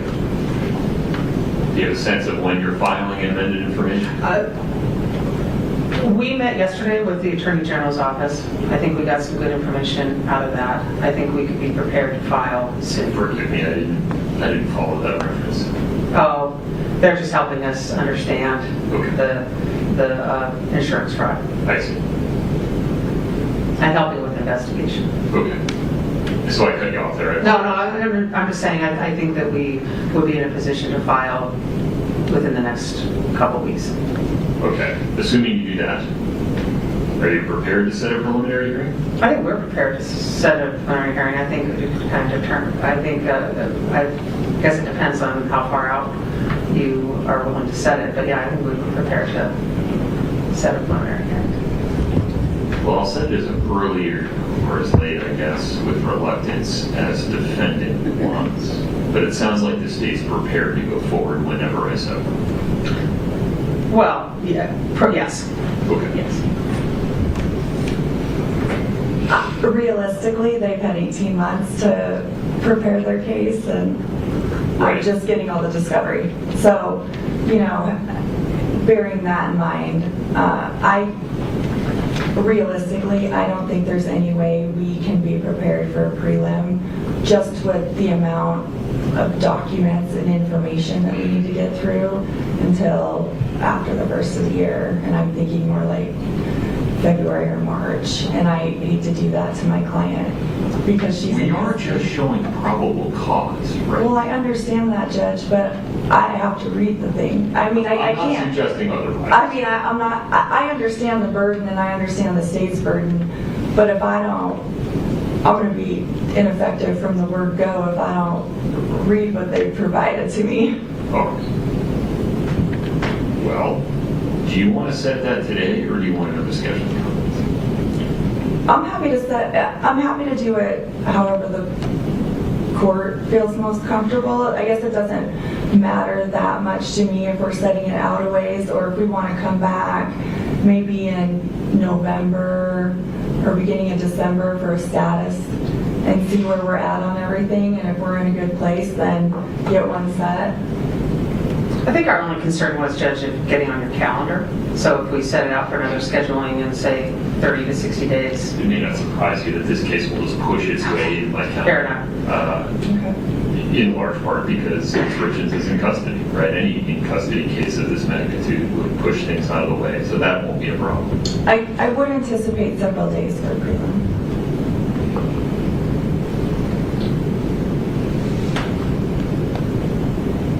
And I'm just thinking on the financial crimes. Hard for me to understand. Right.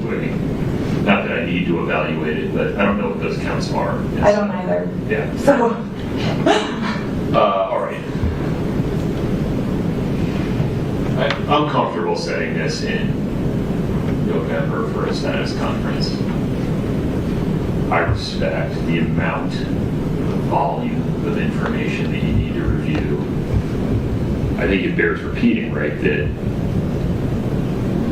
under the Utah Constitution and cases interpreting it, the preliminary hearing is not a discovery tool. And so the state gets to choose what they want to put on for probable cause, and we'll judge it according to the showing. I don't intend to use it as a discovery tool. I think the requests I've made for discovery are comprehensive. And okay. The state, we haven't had any discovery problems. I mean, I don't anticipate using it for that. But having done a number of white collar and financial crimes cases, I also understand, you know, what goes into those counts and what I'm going to need to do. And you're right, the state does get to choose who they call, and they don't necessarily have to tell me what that's going to be ahead of time. So if I don't have an understanding of the case, I'm not going to be able to effectively cross-examine anyone either. All right, let's see. This felt like it worked in terms of doing it at 1:30 p.m. on a Friday afternoon. Is that acceptable? That's great with me. Is it acceptable? Yes, that's fine.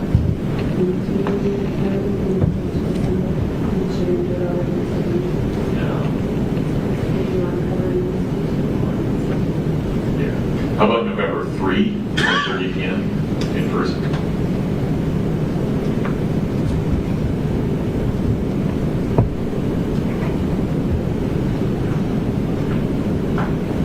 That works for me. Works for us. Okay. Ms. Richins, your next court date, unless Ms. Lazaro requests an earlier one, which I'm happy to provide, is November 3, 1:30 p.m. in person. We'll see you back then. Thank you. All right, very good, counsel. Thank you. Thank you. Court's in recess. Thank you. All right.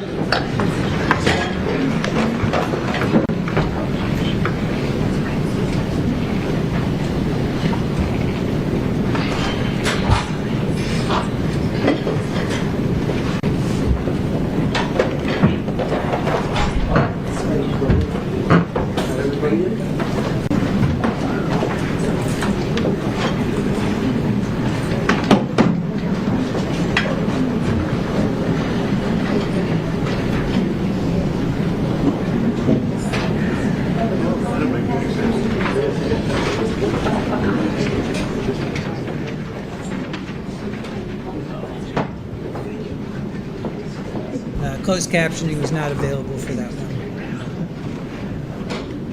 So, Jennifer, closed captioning wasn't available for that. All right. Blue Bear, good to see you. Hello, hello. Welcome in. Friend texting, I can see you on camera.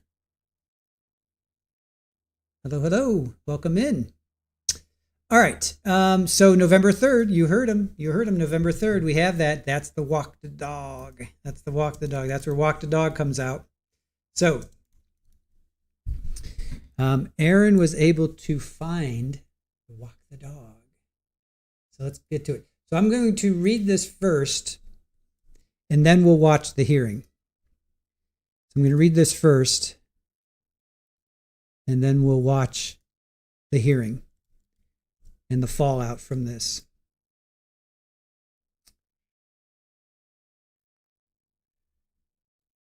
All right. I gotta figure out, hold on a sec. Okay. Okay. Just give me a minute here.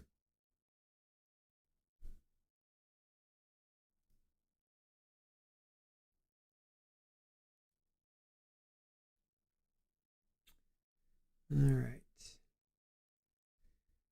Here we go. So this was found in Kouri's cell. And it was found, hold on a sec. She said this was for her lawyer. All right, can you guys see that okay?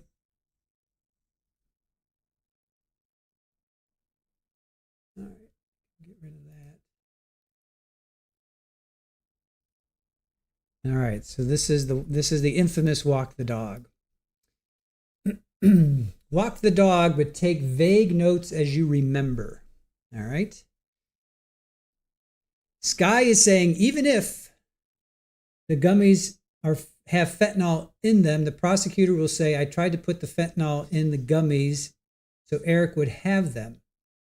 Stupid, I know, but that's, oh, and this was, let me back up for a second. So she gave this to her mom, right? So this was meant for her mom, but it involves all kinds of things. So it's not for her mom, but it was meant, she gave it to her mom.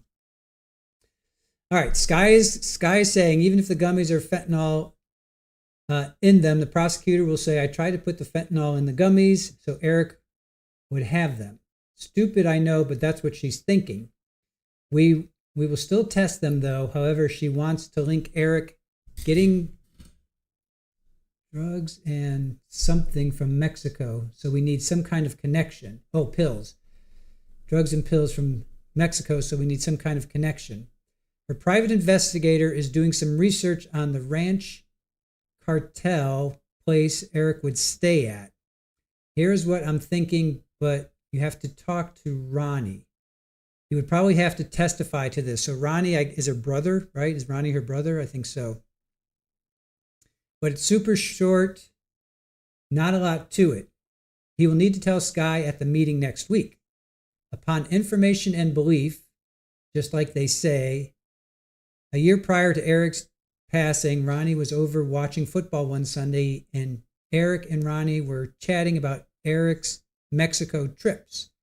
Eric told Ronnie he gets pain pills and fentanyl from Mexico from the workers at the ranch. Not to tell me because I would get mad, because I always said he just gets high every night and won't help take care of the kids. There are pictures on my phone of Eric passed out on the floor or in the chair. Wow. So this is crazy. We'll get to why Sky Lazaro is no longer her attorney. We'll get there. Don't worry. All right. Eric told Ronnie he keeps them in an allergy pill bottle in his work truck so I wouldn't find them. Ronnie never told me about the conversation. Eric finally told me and asked if Carmen could get him some. Is that CL? Eric never wanted, let's see. Eric never wanted anyone to know. Eric never wanted anyone to know he had an issue, especially get caught. He always wanted Kouri to go down for him, I guess down to Mexico. When they traveled, Eric would put his drugs in Kouri's bag at the airlines right before they boarded. That way, if they were caught, Kouri would get in trouble, not him. Once they got to wherever they were going, Eric would pull the drugs out of her bag and it would cause a huge fight. She was pissed he would risk her going to jail for his drug use. He just would laugh about it. Eric couldn't ruin his image that he had drug issues, so he would do whatever he had to. Kouri had never done any type of pills, didn't like them. Rarely would she consume THC, only if Eric begged her because it was a special occasion. And then there's a asterisk. Reword this however he needs to make the point. Just include it all. So that's what she wants Ronnie. If Ronnie's going to testify, she wants Ronnie to say that. So she wants Ronnie to testify and say, Eric would go to Mexico, get fentanyl, get drugs, and that's what she wants. That's what she wants her brother to testify to. The connection has to be made with Mexico and drugs. Ronnie will have the messages to prove Eric confided in him about getting high. He can be short and to the point, but it has to be done. Upon information and belief, LOL. They never found pain pills or fentanyl in my house because he hid it in allergy bottle in work truck. And Cody emptied out work truck within a week, so they were never found. And here's page 3. Her and Sarah Bear could be friends. Yeah, right. She's telling him how to tell the story. Yep. Right. All right. When we hit page 3 here. Okay. When we talk to Ronnie about this, meet up with him in person. I worry sometimes your house and phone are bugged. Maybe drive down to Salt Lake, SL, I'm assuming Salt Lake, and meet him after work. Without Bree, maybe? Without Bree, Sky has to make the connection between Eric and Mexico because that makes the most sense in her mind. If it's Ronnie, information and belief about the conversation over football, she can use that as a connection. Tell Ronnie don't overanalyze it. It was a quick 2-minute conversation, LOL. Tell him I need him to do this. Bring me home and then we will get those damn bitches. Woo! I'm assuming she's talking about the sisters, Katie and Amy. Also, please text Lotto or call. Tell him do not text me anything about us doing things together ever. I like church, skiing, trips, nothing that puts us together. It doesn't look good. I'm not sure who is Lotto. You guys know who Lotto is? Yeah, who's Lotto? Right? Who's Lotto? I'm not sure who Lotto is. All right. We're so close to the end. Let's push through, have the conversation with Ronnie before he meets with Sky, then tell him to tell Sky at the meeting about the conversation. Hang in there. We're almost there. Love you to the moon. With a heart. Take vague notes of all this so you remember before you walk the dog. All right. Page 4. I saw a commercial yesterday. Utah Mortgage Relief. Google them, please. It's for people behind on their mortgage. Can you see if they can help at all on Marissa's house, please? We have to get hers, yours, and Chelsea's taken care of ASAP. Try to go to that place in Camas. What about asking Lotto to do a loan solely in his name and not have y'all on there? I know he can do a home equity line if credit on his house in Hideout. Not sure if he would, but I know he has like $1 million in equity. Maybe he just doesn't know about a home equity loan, a HELOC. If he wants to help me, taking care of these loans is most important. I don't give a shit about the hotels. I'm not sure. YOTEL. I'm not sure what that word is. Remember, I told you one way to get at Katie. Katie is Eric's sister. Is go through my phone and finding a picture of her girls, even with the boys. Print 15 copies and send them out anonymously to different media companies. Obviously, don't email the pictures, so it's not traceable. She would be livid if it got out to public. Home equity loan, HELOC. Yes. She would be livid if it got out to the public. You would just have to do it sneakily and be careful. She would try and trace it back to you. If not, no worries. Wow. Yeah, this was seized from her cell. So the guards seized this, and the next hearing covers this. So the next hearing covers this, and then Sky Lazar is no longer her attorney. So we'll get there too. All right, so do it sneakily. Be careful. She would try and trace it back to you. If not, no worries. All right, page 5. Sky's having My Girls do the first interview with Good Morning America. Please tell Chelsea to bring up that she hasn't been to church in the 13 years she has known him. And Eric would something her about how much he drank. Brag. And Eric would brag to her how much he drank and did pills in high school.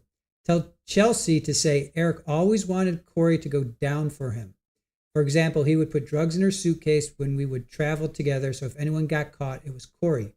He would put it in her bag right before they left the house so Kouri didn't know. Then when we would land, wherever, Eric would take them out of her bag and Kouri would be pissed and they would argue about it. Tell Chelsea to say how Eric didn't care and would just laugh about it and say, well, I can't get in trouble, as if it was okay that I got in trouble. Have Selma talk about Eric in Spain not being able to drink, so he was looking for drugs the entire time, and explain the drink the waitress gave him and how I called his doctor and went to the pharmacy immediately. Have Allie talk about how the sisters have always been jealous of me because anything they could do, Kouri could do better. Wow. So there's a lot of jealousy going on there, right? Being a mom, college, stay-at-home wife until she built $1 million company. A nice house, car, everything she had they wanted. This comes down to jealousy, money, and something partying. And Eric's partying that they don't want to acknowledge, and sadly, an accidental overdose. Lastly, don't forget to work on the gun receipts. To work on the gun receipts, we want to file charges and let the prosecutor not do anything about it to use in our defense. Will you buy a box of Crest white strips, open them up, put in an envelope, and have Sky give them to me? So there's some contraband right now. So she wants her mom to buy some Crest white strips, open them up, put them in an envelope, and then have Sky Lazaro give her contraband. You can tell her what's in the envelope. I'm sure she won't care. I'll make sure they can't be found in my cell. My teeth are yellow from so much coffee and tea all day. I love you. I love you. I love y'all. Hang in there. We're getting there slowly. For the best mom in the whole world, I'm so lucky to have you. So, widespread. I really doubt Eric's sisters were jealous of her. All right, Grampy, you'll pop back from lunch. Sounds good. Raj, you almost said, don't forget to walk the dog. All right. My teeth are yellow. Snow caddish. Wow, so delusional. Mike, she has very chavvy handwriting. UK slang, we don't know what the American...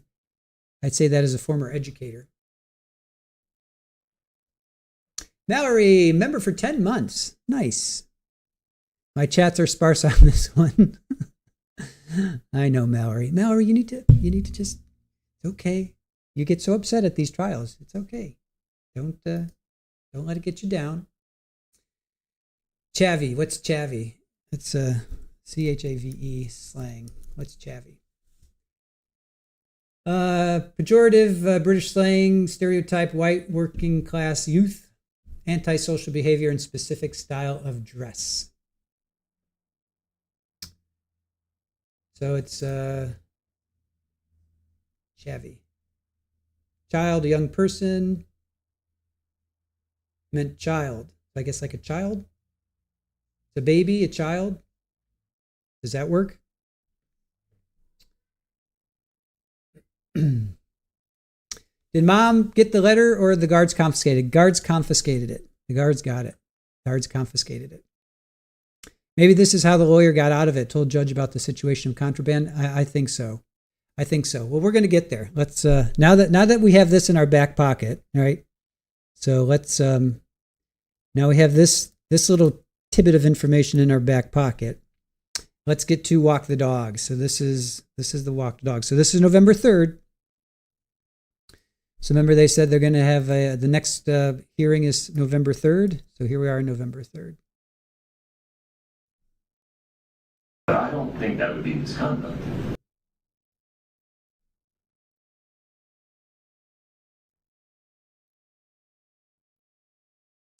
Hold on a sec. Let me just make sure because this looks like it comes straight in. Let's Kouri Richins.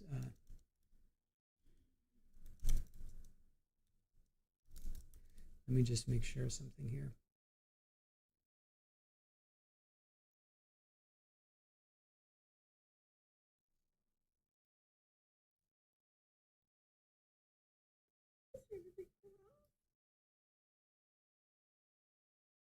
Okay, hold on. Let me just make sure. I want to make sure I have the whole hearing. Hold on. All right, so she's in black. Okay, no, this is not. I want to make sure I have this.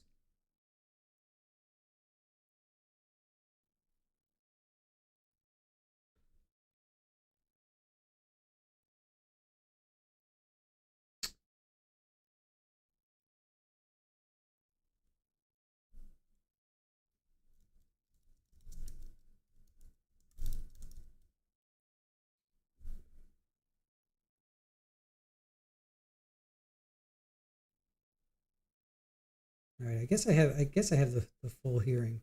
Well, we're going to find out.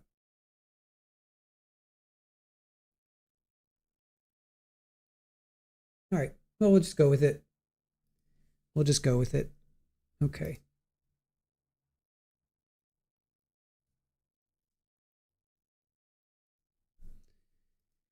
There's evidence of her holding a letter up to the video visit with her mom, but we don't see what the letter said. I think they went back and watched her visits after the walk. Yeah, that's right. So she was holding the letter up.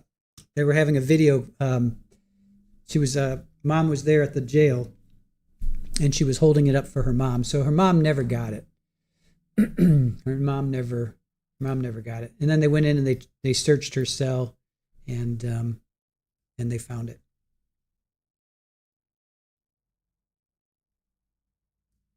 Okay. All right. So this is from November 3rd.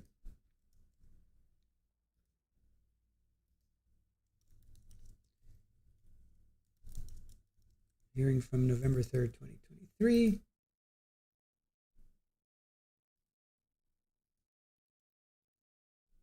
Okay, here we go.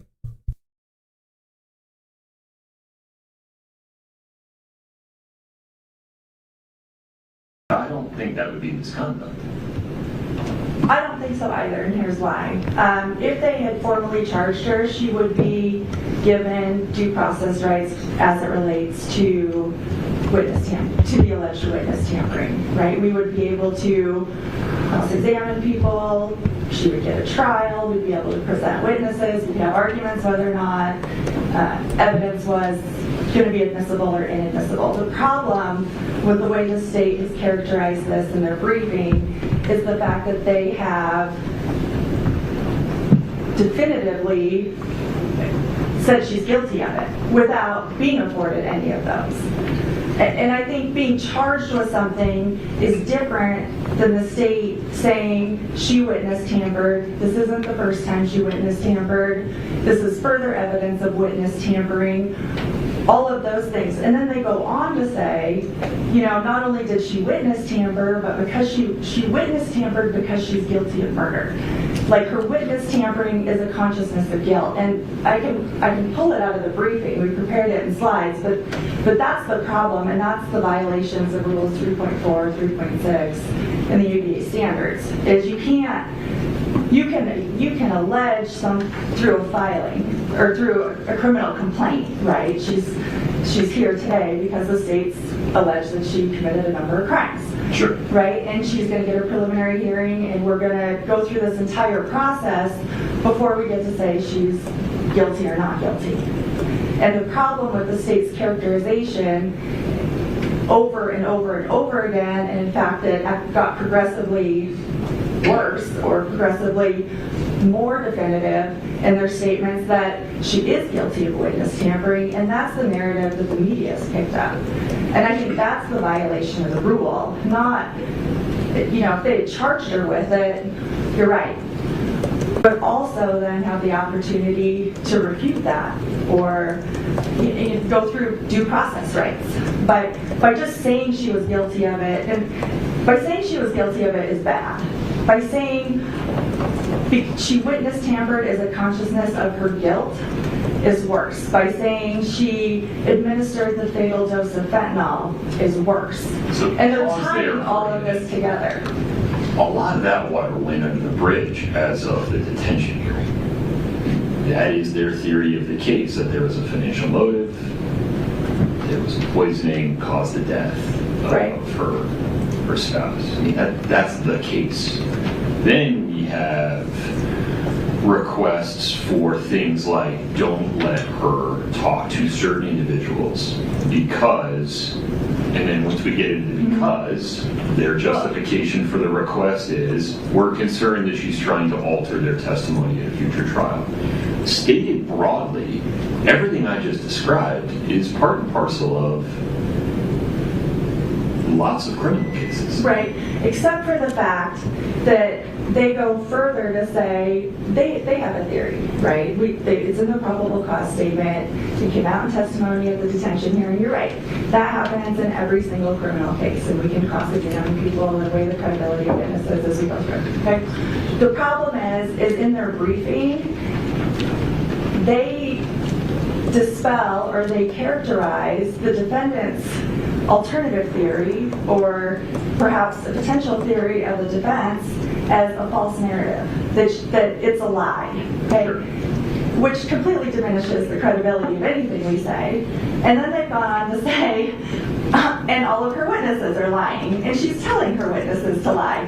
So now we're in a position where anybody we put up there, a jury pool is going to say, well, I mean, she witness tampered, so obviously these people are lying. And the state's already said that anything she says is a false narrative because it doesn't fit their theory. That's a problem, and the rules specifically prohibit the state from commenting on the theory of the case or on alternative theories of the case or on the credibility of witnesses. And trying to determine where the line between permissible advocacy and impermissible communications that would irreparably damage the jury pool. I acknowledge that however long jury selection was going to be at the end of the detention hearing, it seems like it's 3 times longer now. I'm with you. I got it. But why can't we, through a combination of lengthy and careful jury selection and instructions to whatever jury gets selected, mitigate the harms that you're describing?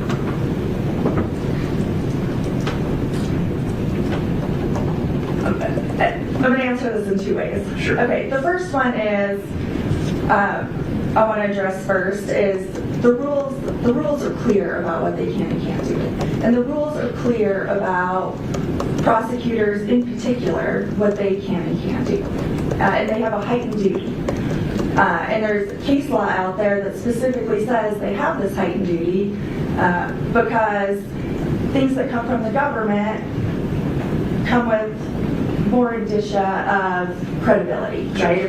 If the government's saying she's a liar and the witnesses are liars and any theory she has of the case is a false narrative because it doesn't fit theirs, that's a violation of the rules, like period, I think. Or at least that's our position, is they have clearly violated the rules in doing that. And in going so far as to make statements about her guilt. there's been a violation of the rules. I think what you're getting to is a potential remedy, and I think the prejudicial effect is that this is everywhere. We pulled, I mean... But it was everywhere long before this. It was. But it was everywhere before the state started making these comments. It was going to be everywhere. I don't think, I mean, I'm not going to sit here and say that all of, this wouldn't have happened or there wouldn't have been news stories. Sure. There would have been news stories about this case no matter what we did. And I think that's a given. The problem is now these news stories have adopted the state's interpretation of the letter. And the news stories have run with... I mean, I have assiduously tried to avoid news coverage of the case just to make sure that my consideration of it wasn't polluted by any inaccuracies in the popular media. But even I bumped into the cover of People magazine, which seems to indicate, or have at one time been providing a counter narrative that seems to be provided by the defense side of the media. I mean, why isn't this a case of both sides airing their competing narratives to the fullest extent they believe is permissible under the rules? I think you can advocate, but I think it has to be within the rules. And when you go so far as to essentially say she's guilty of witness tampering, and because she witness tampered, she committed murder, and the Today Show pulls a snippet and puts it by her face that says she told these people to lie about whatever it is, that's a problem. And I think that goes a step too far. Yes, we can all effectively advocate. We're going to do it through briefing throughout this case, I'm sure. But I think there's a line in what you can say, and I think the rules are very clear on it. And when the state starts making conclusory statements about her guilt, about the credibility of her witnesses, about her credibility, about my credibility, I don't think, and then the narrative becomes, and the comments that we've pulled are, she's guilty, she's, why are we even doing this? This is just a box to be checked. Like, these are local comments. And yeah, you're probably going to get some of those, but the state has taken it a step too far. And the other thing I want to address is there was an alternative method to this. And in the ABA comments, this was the second part of your question 2 questions ago, regarding, if they think she witness tampered, can they bring a motion and ask the court for relief? The answer is yes. Okay, I think we can agree on that. The problem is in the way they characterized it and the statements they make in their brief. The second problem is it should have been, our position is it should have been done differently. And the ABA comments speak directly to it, and it's 8-2 point, one second, I'm going to get there. I can only remember so many numbers. Point 1. And what it says is, a lawyer participating in a criminal matter should not place statements or evidence into the court record or into a document that is deemed an open record under applicable law solely for the purpose of circumventing the standard. If the lawyer has reason to believe that the public release of the record or document would create a substantial probability of harm to the fairness of a trial or other overriding interest, the lawyer should consider seeking a sealing order pursuant to standard 8-5.2. In order for a violation of the rules to be material, it has to have caused irreparable prejudice such that due process is violated, she can't get a fair trial. So let's stay focused there. I'm just not sure we're at that point, given the amount of publicity that existed beforehand, what the comments probably said before all of this, the availability of other measures. Dismissal is the ultimate sanction. And correct me if I'm wrong, I don't think you cited a case in which the case was dismissed prior to trial for this kind of conduct rather than during trial. Am I right about that? Or after. Okay. Correct. Unfortunately, I did not find a case that stated that. I mean, can we just acknowledge that during trial, the options are so limited. The jury's already in the box. We can't re-impanel. Right. Jeopardy's attached. Right. I think that is a different scenario. I think some of the cases, though, that came back on appeal, right? Like, it didn't get dismissed during trial. The conduct occurred, prior to trial. And those cases came back on appeal, for a new trial. Those were embezzlement kickback side deal, right? Not pre-trial publicity cases. Correct. Am I right about that? Correct. Okay. So I do think it's nuanced, or it's difficult in these cases. I think we can all acknowledge that. But there is a process in place to ensure we can do the best we can, to take care that we all do the best we can, not to violate any of her rights to a fair trial. And the state, in their assertions and the statements they have made, have not done that. And the prejudice is we can't undo that, okay? This letter is out there forever, right? Whether it's ultimately admissible at trial doesn't matter at this point. It matters a little bit, doesn't it? Because if it were to come I'm going to argue it matters because I'll probably move to motion to suppress it, but... Well, sure. Yeah, right. So, and I'm not expressing an opinion one way or the other about any kind of motion in that regard, but imagine the letter came in at trial. Any pretrial prejudice is now mooted. It's in. The actual jurors have seen it and heard it. The problem is the statements the state has made during the pretrial phase, right? The statements that they have interpreted, this letter's open to multiple interpretations, sure. Right? And yes, we can get to that through cross-examination and if it comes in. At trial. Right.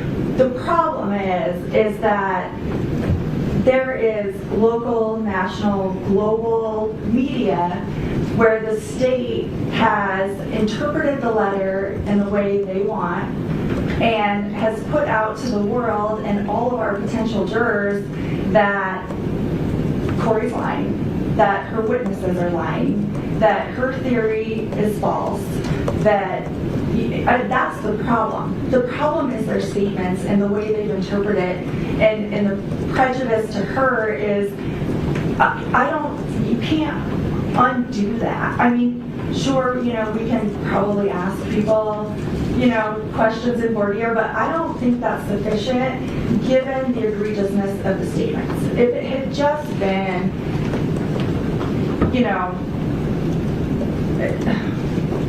the way it should, in my opinion, the way it should have been done, or the defense's assertion is they could have moved the court for a motion for a no contact order. They could have filed it under seal. They could have filed the letter under seal. We could have had this argument, or in a way that wasn't the state saying that she witness tampered. It wasn't the state saying that her witnesses lied. It wasn't the state saying she's guilty of murder. Those are the problems, and those aren't going to go away. Forever there's going to be this issue that the states said that, and they can't do that.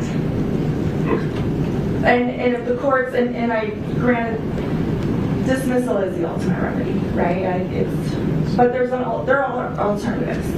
I don't think any voir dire is going to cure this issue, given the egregiousness of the statement. So I looked at the defense's proposed alternative remedies.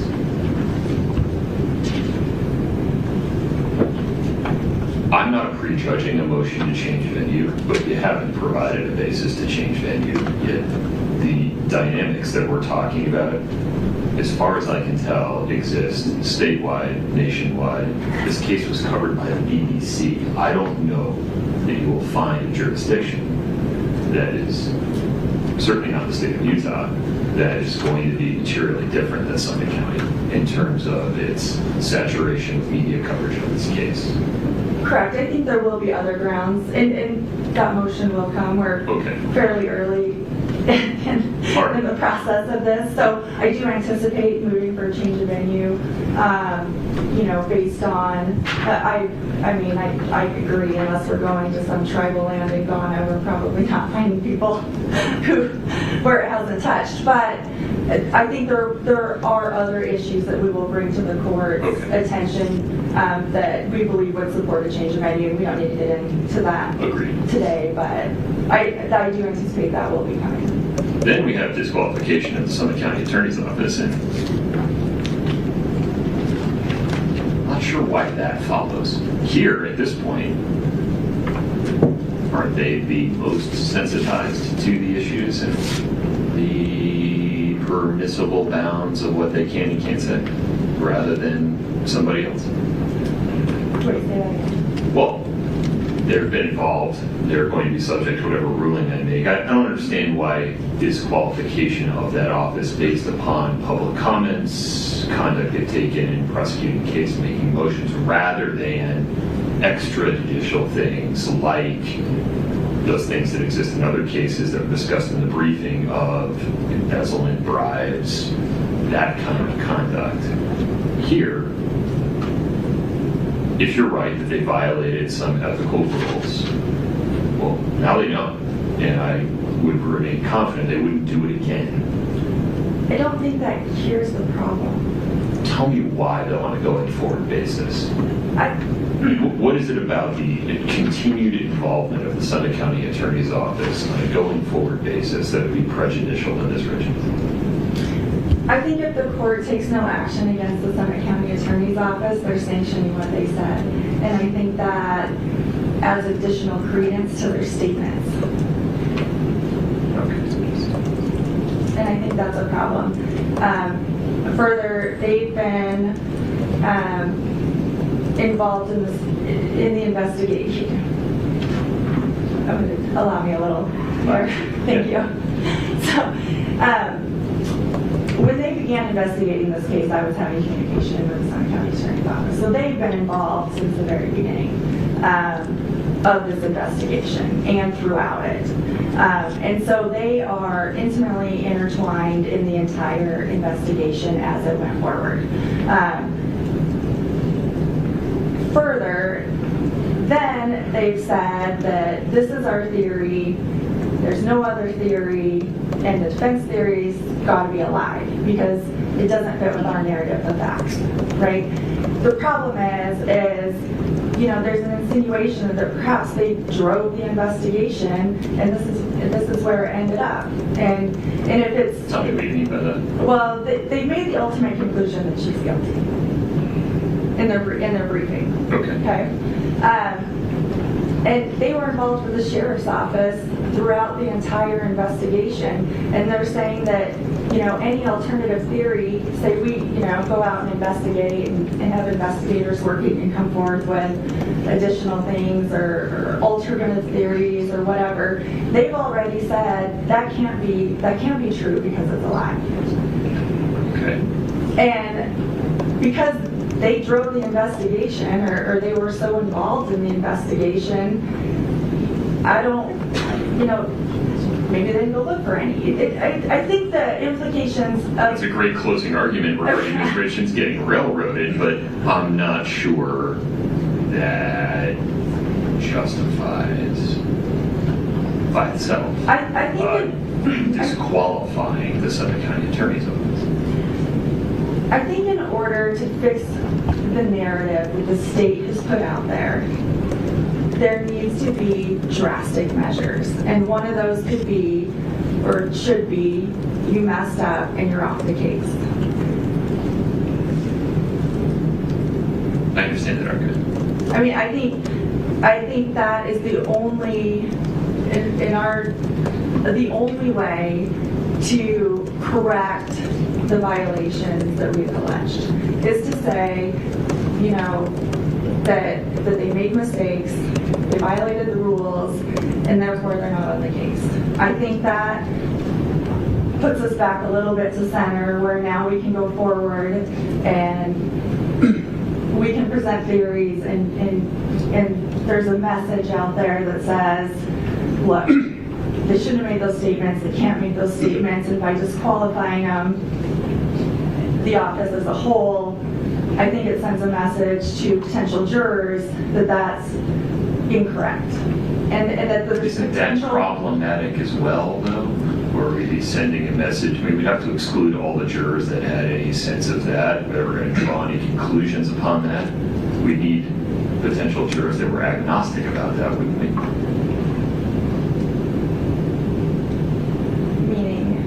Meaning they didn't have an opinion one way or the other regarding the motives or conduct of any of the participants.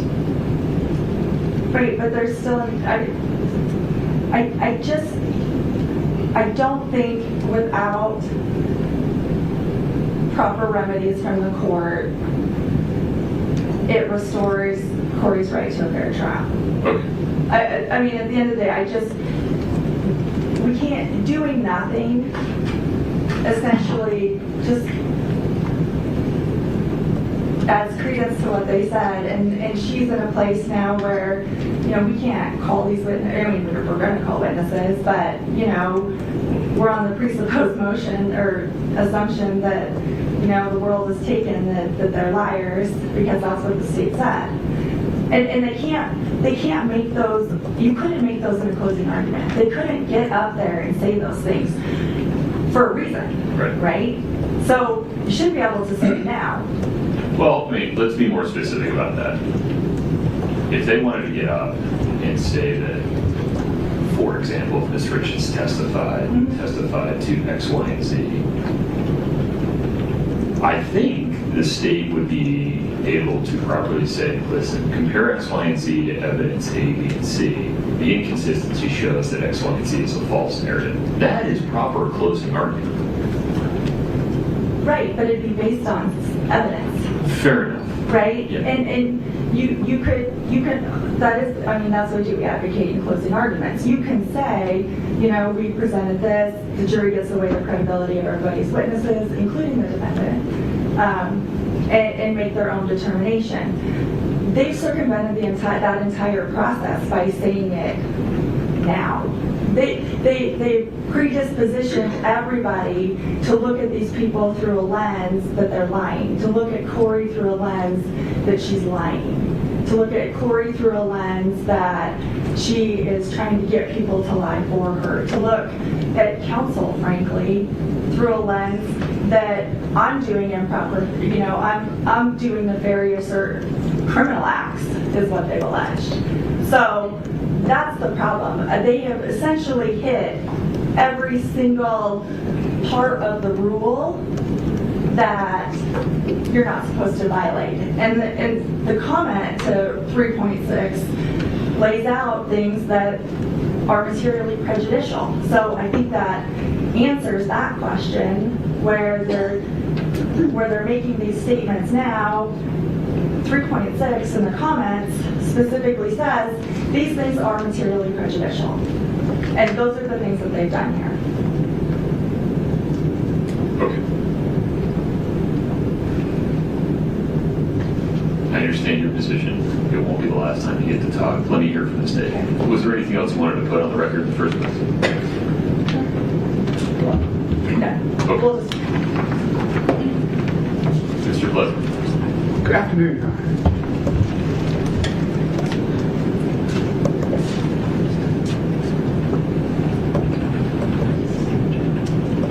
State's briefing was a little general in terms of we haven't done anything wrong, there's no prejudice, let's just move on.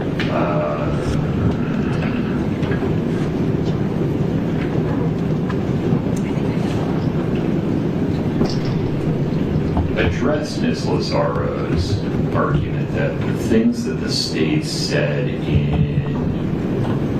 its briefing related to the walk the dog letter are not the types of things that the state would be allowed to say in closing argument. Your Honor, they are the things the state would be allowed to say in closing argument. It is fair argument, fair advocacy based on facts in the record today. And that's an important point here, is that consistent with First Amendment jurisprudence on public access, consistent with the court's rulings on public access, these are public debates. These are the debates where the state makes its case in a filing, and the defense has an opportunity to rebut that case in the filing. They've just rebutted it, not only in their prior filings, but right here, right now at this podium. And that is fair litigation. That is how cases are litigated in criminal courts throughout Utah every single day.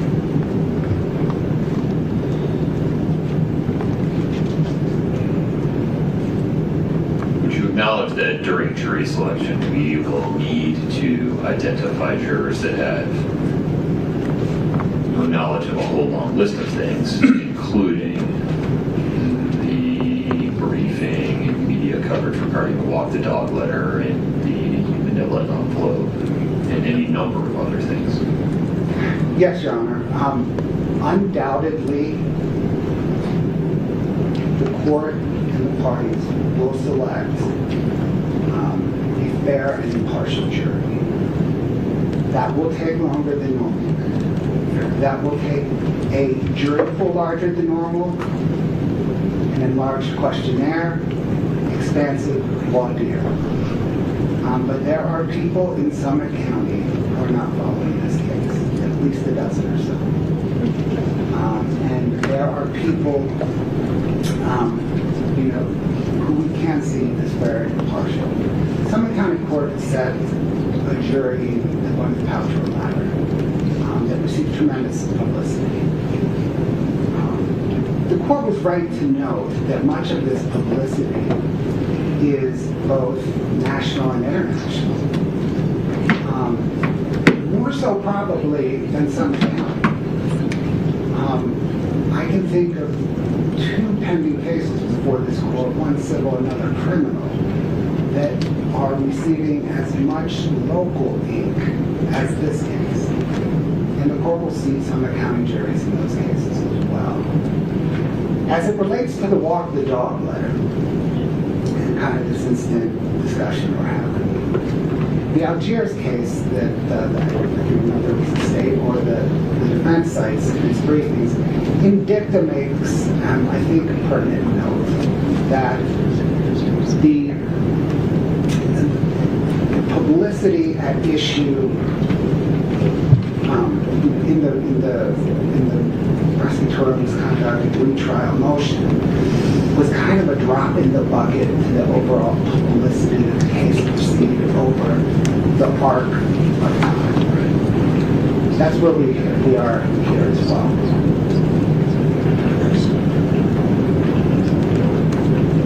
Okay. Anything else you can state on this motion? We have plenty of other ground to cover. Your Honor, if your questions are answered, I will sit down. All right, thank you. Thank you, sir.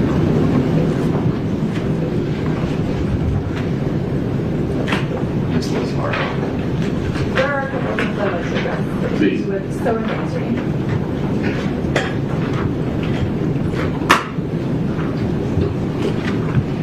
The first point I'd like to bring up, and we addressed it in our briefing, is the state in their response briefing to this doesn't address really prejudice, as the court just noted. They don't address it at all.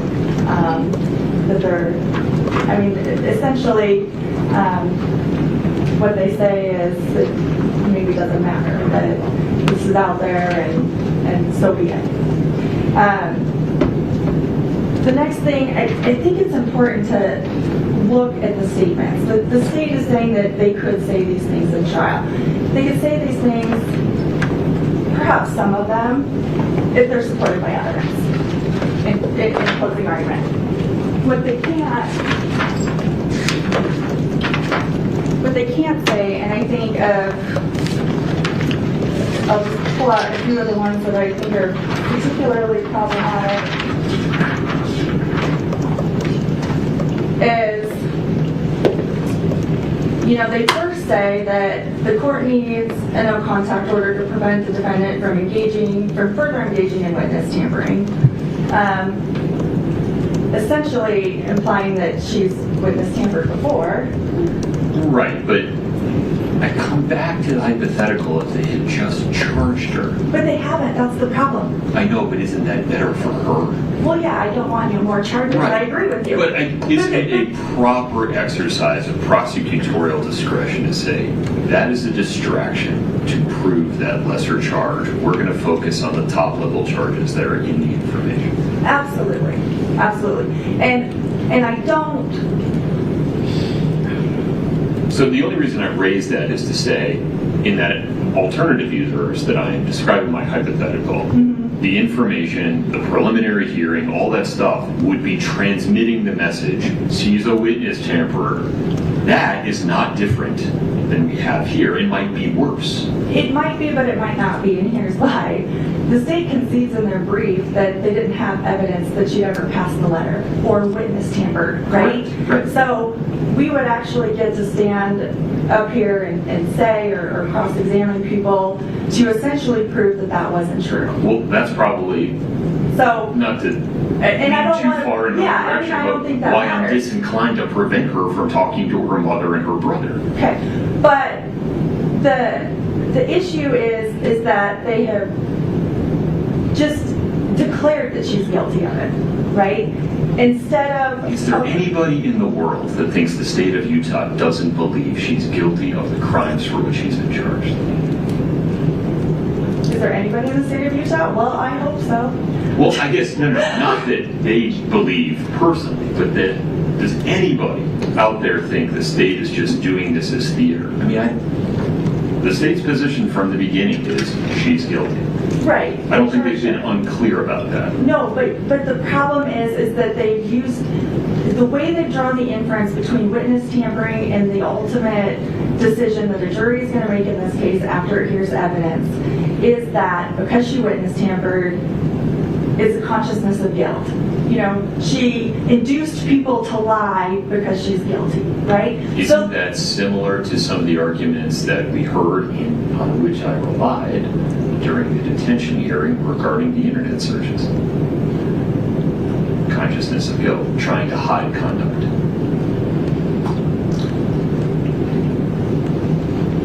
I guess what I'm saying is that why is making arguments regarding a particular piece of evidence, admissible or otherwise, showing consciousness of guilt, why isn't that a proper conduct rather than improper conduct, whether it gets media attention or not? Because the rules specifically say that they can't comment on her guilt. The rules specifically say you can't comment on the credibility of her witnesses. The rules specifically, it's clear in the rules. It's very clear in the rules what you can't do, and that's what they've done here. But you're not suggesting that the rules prohibit, as a matter of law, making an argument regarding consciousness of guilt in a pretrial finding. I think when you tie it to the ultimate, I think it depends on the context, right? I think you could use this phrase, consciousness of guilt, in a number of different ways that doesn't say she's guilty of witness tampering, we're telling you she's guilty of witness tampering, and because she's guilty of witness tampering, she's doing it because she's guilty of murder. And that's what you can't say. You can't go that far. Yes, there are probably a number of ways you could argue that in different ways that may not violate the rules. But the way they've done it here violates the rules because they're specifically commenting on her guilt in this case. The other thing I'd like to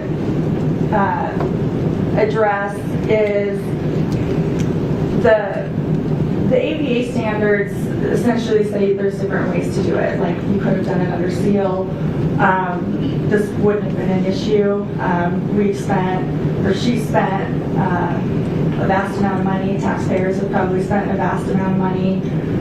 and time on this issue, where we're not working, you know, or limiting our ability to work on other things, we're doing this.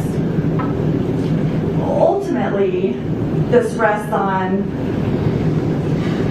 or what's alleged, she violated jail procedure policy. As well, they make that determination, okay? The jail has internal remedies to deal with that. And the jail has decided that she recently violated one of those, and they have prohibited her from contacting her mother. So there were other ways to accomplish this goal without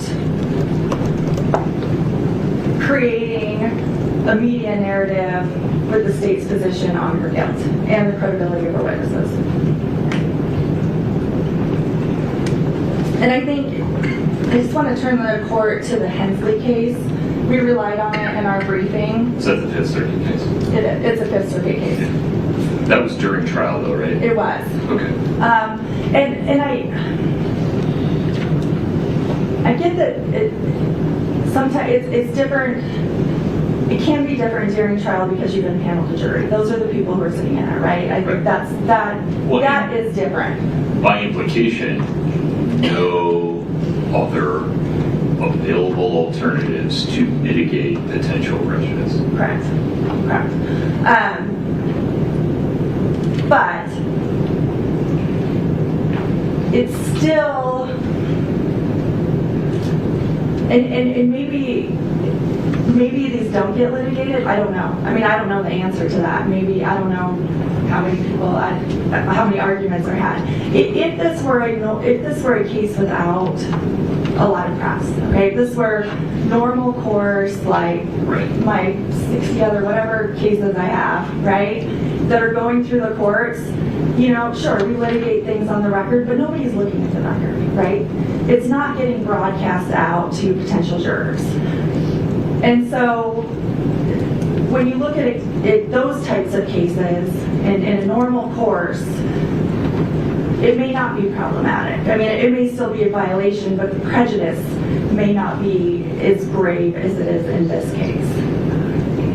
Because, you know, nobody would see it, right? The jurors, you know, we impanel juries all the time that have never heard of my clients and have no clue about anything that happened, and you know, they go about the normal course of business. And so the only thing that's brought to their attention are the things that are said in trial. And so that's why I think we see most of the case law come from that, because that's how majority of the cases go. This case is different because this case has so much publicity.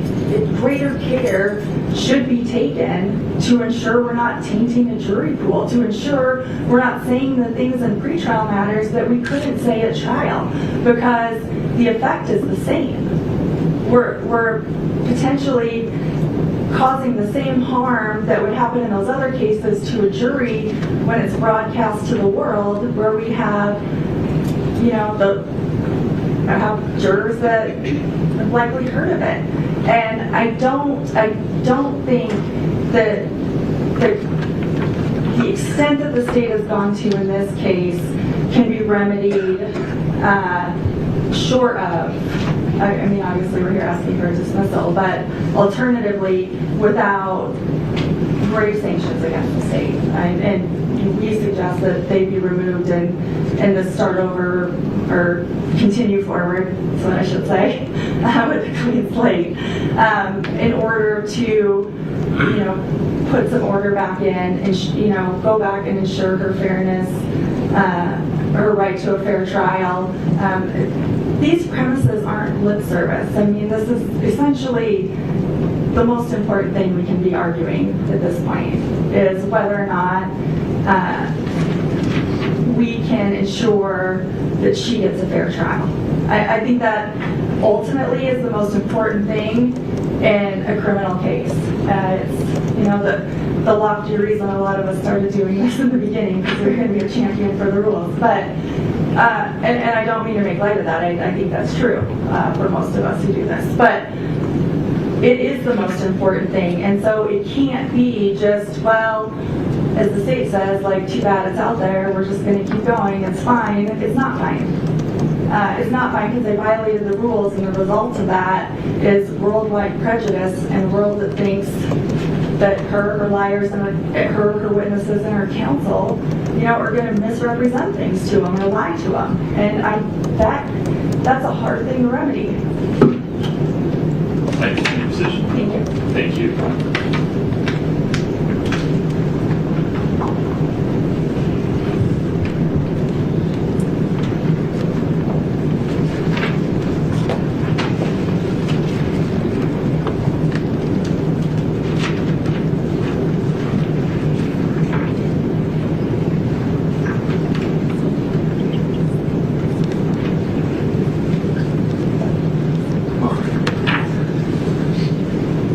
The issue before the court is defendant's motion to dismiss due to prosecutorial misconduct. The gravamen of defendant's motion is that due to conduct by the Summit County Attorney's Office, defendant has been denied due process and her right to a fair trial. Specifically, defendant asserts that statements made by the Summit County Attorney's Office in briefing related to the walk the dog letter, briefing related to the Summit County Attorney's Office request for further limitations on Ms. Richins' ability to speak with her family members, have included statements that violate Rules 3.4 and 3.8 of the model and Utah Rules of Professional Conduct. Those statements include things like, quote, defendant is engaging in witness tampering or needs to be prevented from further engaging in witness tampering. The motion for no contact was based on the defendant's witness tampering and the breach of jail security procedures. The walk the dog letter illustrates the defendant's consciousness of guilt with respect to certain explanations made by the defense for certain actions, that no such link exists in the evidence, that defendant concocts a false narrative, that defendant's own handwriting, she attempts to induce her brother to testify falsely, that she is facilitating witness tampering and supporting a false factual narrative, that she is giving her mother instructions to induce her brother to testify falsely, that this may indeed not be the first time the defendant witness tampered, and that defendant is making a frantic, dishonest attempt to explain how fentanyl came to be involved in this case. When viewed in isolation, these comments raise concern that they would cause undue prejudice by tainting the view of potential jurors in Summit County, the state of Utah, nationally, internationally, regarding Ms. Richins, her credibility of her counsel, and her ability to defend herself in a fair jury trial.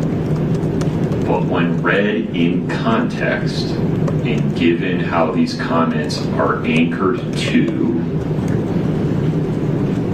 evidence in the record and motions made by the parties, these comments are within the bounds of professional conduct under Rules 3.4 and 3.8. These are examples of permissible advocacy on behalf of the state in support of its request for things like further limitations on Ms. Richins' ability to discuss, contact, correspond with certain family members, and also in response to arguments made by defense counsel related to other litigation topics. Moreover, before this issue arose relatively recently, this case had already received an inordinate amount of media attention. An amount so large that it is frankly not in the interest of justice. But the First Amendment works the way it works, and I can't prevent that. What the court can do and require counsel for the defense and the state to engage in is measures to mitigate any potential harm from publicity regarding the advocacy in this case on a going forward basis. And that would include careful, lengthy, and detailed voir dire jury selection. We will need to identify jurors that do not have any preconceived notions about the subject matter of this case or any of the people involved in it. Parties, counsel, witnesses, etc. That may be a lengthy task, but it was made lengthy long before this issue arose, given the pre-existing publicity regarding this case. Moreover, these arguments would have been appropriate and without objection, the court expects, had Ms. Richins actually been charged with witness tampering. In that situation, the court would be making determinations about whether or not there was probable cause for the charge and there was probable cause to bind her over for trial, and these very same arguments regarding potential consciousness of guilt and materiality of the letter would have been made and would have been wholly appropriate. Here, based upon the briefing currently before it, the court simply isn't persuaded that the conduct at the Summit County Attorney's Office violates Rules 3.4 or 3.8 or has caused Ms. Richins a denial of due process or a denial of a right to a fair trial. The court is confident that it can preside over a sufficient voir dire process to ensure that Ms. Richins does in fact receive a fair trial. For these reasons, the defendant's motion to dismiss due to prosecutorial misconduct is denied in full. All right. Any questions, Ms. Lazar? Mr. Blood? No, yeah. All right. Let's move on from there.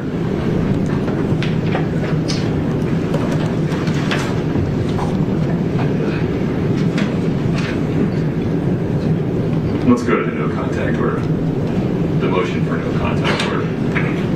Mr. Bloodworth, you probably had this sense when we last discussed this, but I am disinclined to limit Ms. Richins' ability to speak to her mother and brother for several practical reasons. First, I've got to swim pretty hard upstream against the First Amendment to enter that kind of work. Second, there are several non-criminal case related issues that she probably needs to be talking to her mother and brother about, and those are implicated in many of the motions and issues that are being raised in the civil cases, the estate case and the wrongful death case. And so if I gag her in this criminal case, I'm prejudicing her in those cases. Moreover, the cat's out of the bag. You know exactly what she's saying to them. All her jail calls are recorded. You have the letter. You're asking for the narrative. I don't understand what the prejudice is here.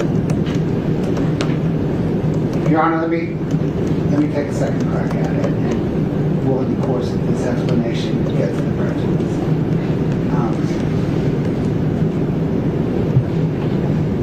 Your Honor, in a sense, the court has its hands on a dial, and if it turns the dial in one direction, it can amplify the protection against witness tampering in this case. If it turns the dial... Assuming any has occurred, right? I'm going forward. Okay, fair enough. Going forward. Yeah. If the court were to rotate the dial in the other direction, it could more narrowly tailor the prior restraint. And they're correlated, right? So if you amplify the protection, you're going to have a much broader prior restraint. And so when the state first asked for the no contact order, a lot of water under the bridge since then. When the state first asked for the no contact order, it asked for a lot of protection against future witness tampering, which also meant that prior restraint wasn't very narrowly tailored. I think we're at a point now, having all learned a little bit over briefing and argument before today, including today. Based on where we stand now, the state would kind of adjust the dial, accept some risk to future witness tampering in order to more narrowly tailor the prior restraint. And I recommend, to accomplish all of that, to include the necessary communication you referenced in your question. I think a more reasonable and appropriate order reads something like this: that the defendant shall have no contact with her mother, Lisa, and her brother, Ronnie, regarding the criminal case outside the presence of counsel. That would allow any necessary contact to prepare her defense. That would allow necessary conduct with her mother and brother to prepare her defense, but it would place counsel there to ensure that it was just preparing her defense. Then the order would read, any or all contact outside the presence of counsel will be either through an in-person visit at the jail or through the jail's home wave applications, text feature. And I say this because there is a monitoring component involved. The state is having to monitor the defendant to ensure going forward there is no witness tampering. And the state thinks the restriction on in-person and texting allows monitoring kind of without gaps. We get into monitoring hours of phone calls. There are gaps. Status quo right now, a defendant in the Summit County Jail is given notification when they make a phone call that it may be recorded, right? Yes, Your Honor. In-person meetings, are they notified that those may be recorded? Yes, Your Honor. They are audio and visually recorded. The inmate and visitor are both notified. And status quo, the inmate can't pass anything to a visitor, correct? Outside of counsel. We'll get into that in a different motion, but is that correct?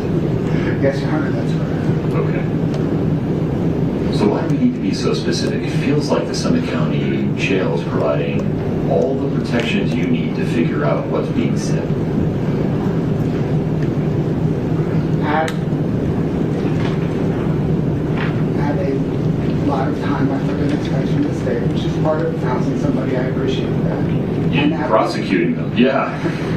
And that risk that we're missing something. All right. Okay, I understand your position. Thank you.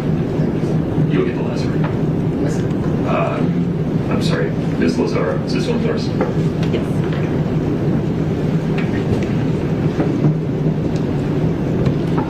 Just level with me.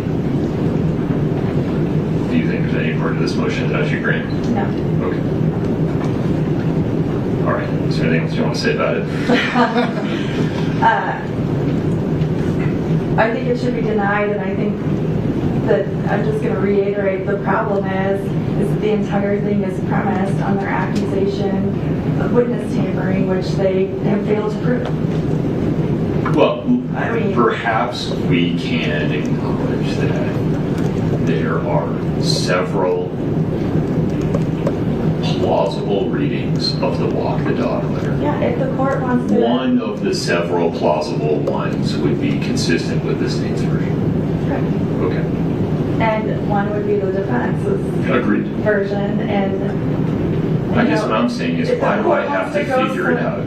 Well, you don't, and that's the problem. You shouldn't Okay. have to. Like that's the whole problem with all of this is they're alleging a crime without any sort of due process or without any sort of evidence to support it. And the fact that letter There's some evidence. I mean, a letter exists. A letter exists, yes, but there's no indication in the reading of that letter that that letter could be written in the lens of these are the people who are going to testify. I want them to remember these things, right? And that wouldn't be witness tampering. She can completely do that. Also, that letter was never passed or showed, and the inferences made by the state is just because she held up one letter that she must have was going to do it with this one, and that's the problem. Like, they have not made a showing that even comes close to a probable cause finding for witness tampering. And you know, I think there needs to be some acknowledgement, if the court's inclined to deny that there isn't a finding that happened as part of it. I think it's probably more important for me to make no finding whatsoever on that, isn't there? Yeah. Okay. I understand your position. Mr. Bloodworthy, further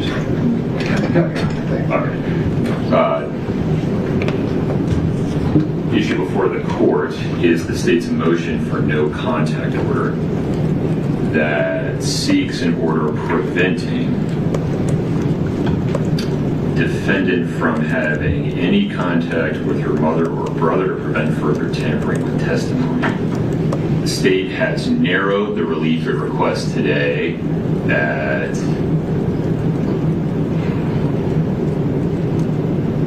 oral argument to say that defendant should have all in-person,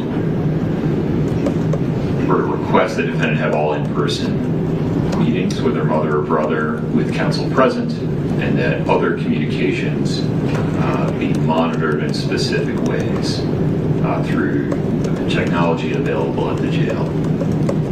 First, the defendant has a First Amendment right and to correspond with whom she pleases and to say what she likes, as long as she doesn't do anything that requires a prior restraint justified by a sufficiently strong interest that countervails her First Amendment rights. Here, there's no evidence that she's done any such thing that requires her to be prohibited from speaking to any specific human being. The Walk the Dog letters have several plausible readings. It does not include any threats whatsoever or any other kind of communication that would typically justify a prior restraint on free speech. Moreover, there's no evidence that it was ever handed to anyone.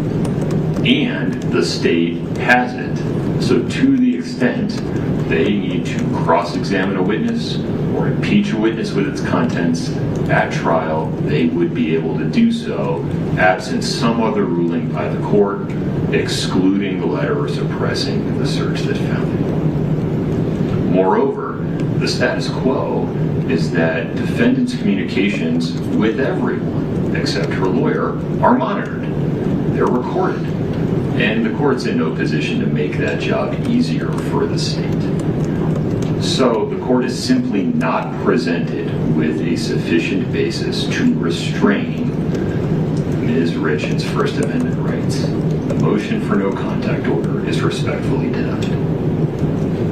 Okay. Anything further there, Mr. Blooper? No, Your Honor. Ms. Lazar. All right. Ms. Lazaro, the motion to enforce order for contempt sanctions, have I sufficiently addressed that in reaching the conclusion on the motion for prosecutorial misconduct? Yes. Okay. The court is hereby denying the defendant's motion to enforce order and for contempt sanctions based on the same reasoning that justified the denial of the motion for dismissal based upon prosecutorial misconduct.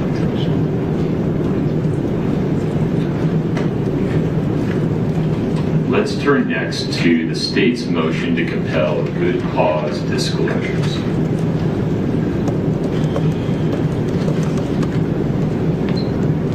Ms. Lazaro, can I start with your team on this? Sure. Is it you? Well, I guess until I need a lawyer, it is. There's a 60-page document. I have no idea what's in it. You claim you assert it's privileged, correct? I don't. There is a folder or a manila envelope that Ms. Richins kept in her cell. Right. That contains a lot of pieces of paper. Okay. Okay. As far as whether a document, our assertion, yes, is that everything contained in that is privileged by way of it was given to me, it wasn't given to anybody else, it wasn't published, it wasn't, nothing else was done with it. So yes, that's our assertion.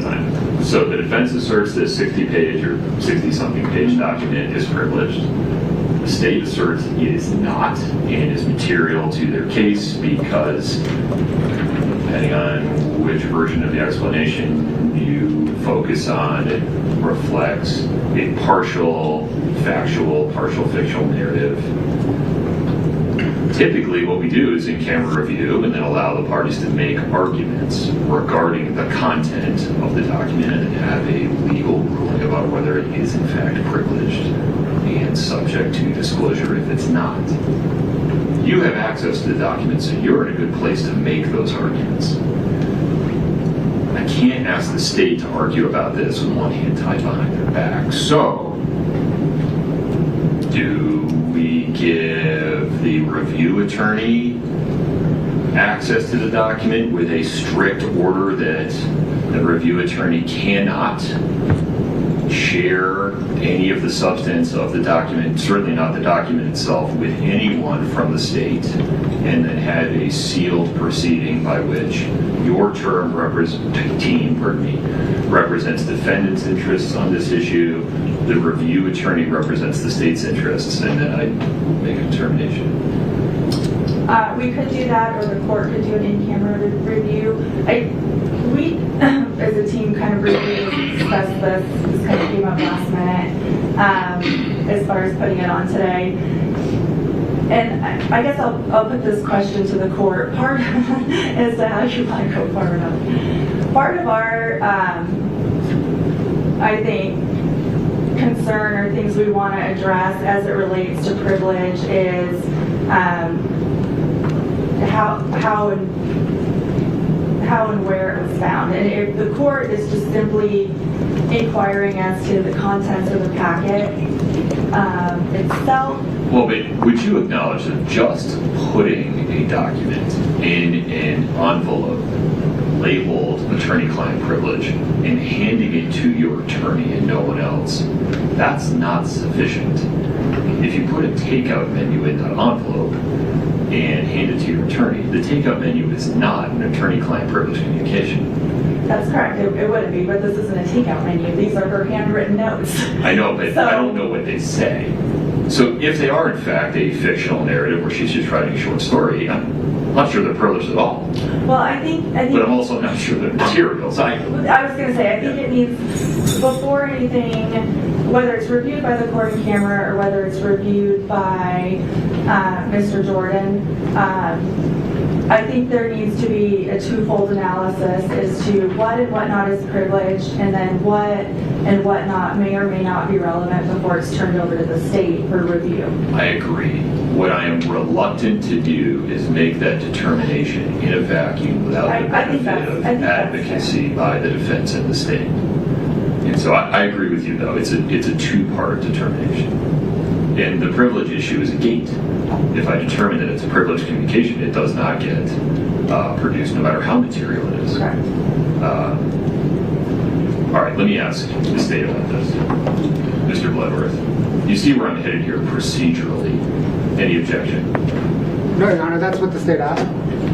It was unclear to me, though, whether you were asking for the review attorney to just make the call or have only the review attorney brief it. But what would need to be clear is the review attorney would have access to this, would be the state's agent, would represent the state's interests, but none of your team and none of your office, nobody else in the executive branch could have access to the document or disclosure of its contents. Correct, Your Honor. Made the ruling. Your Honor, I'd back off a little bit of what you said and say the review attorney is not the state's agent, he's a neutral. He was selected by the defense counsel. Not in my proposal. My proposal is the review attorney represents the state on this issue. Because Ms. Lazaro and her team are going to be making advocacy arguments on behalf of the defendant that I imagine go in the opposite direction. Well, Your Honor, I imagine the state, too, would present advocacy on its behalf, at least to the threshold matter of privilege. How? You won't know what's in the document.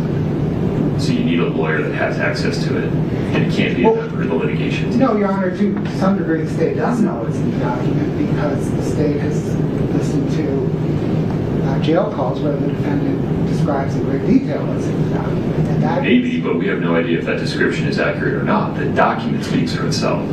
Correct, Your Honor, but how the review attorney interprets the document will depend on some measure in the defendant's characterization of it. So the state... Fair enough. And so will the defense have to navigate those waters. Yes, Your Honor. The state envisioned and asked for a procedure with the review attorney for the court. We asked for it in the alternative, whereby both the state and defense can present legal argument based on whatever facts they know as to whether or not particular material inside the envelope is privileged. And then he can make a threshold determination on privilege. And then once we're past that, there may be a material determination on it. It's not the way this usually works. I mean, candidly, where you're describing hamstrings on both sides. I'm not even sure it would be reviewable if we did it that way.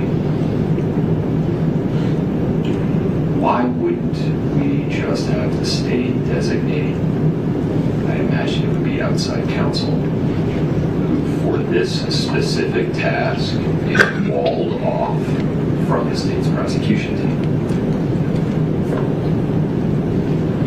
When I represented members of the media, this is how we did it. Right? Like, I can't share any of this information with the reporter, but I can argue why they should have access to it based upon the content of the document. Where do you see the error here? Your Honor, the state's agreeable to pursuing it in the fashion the court described.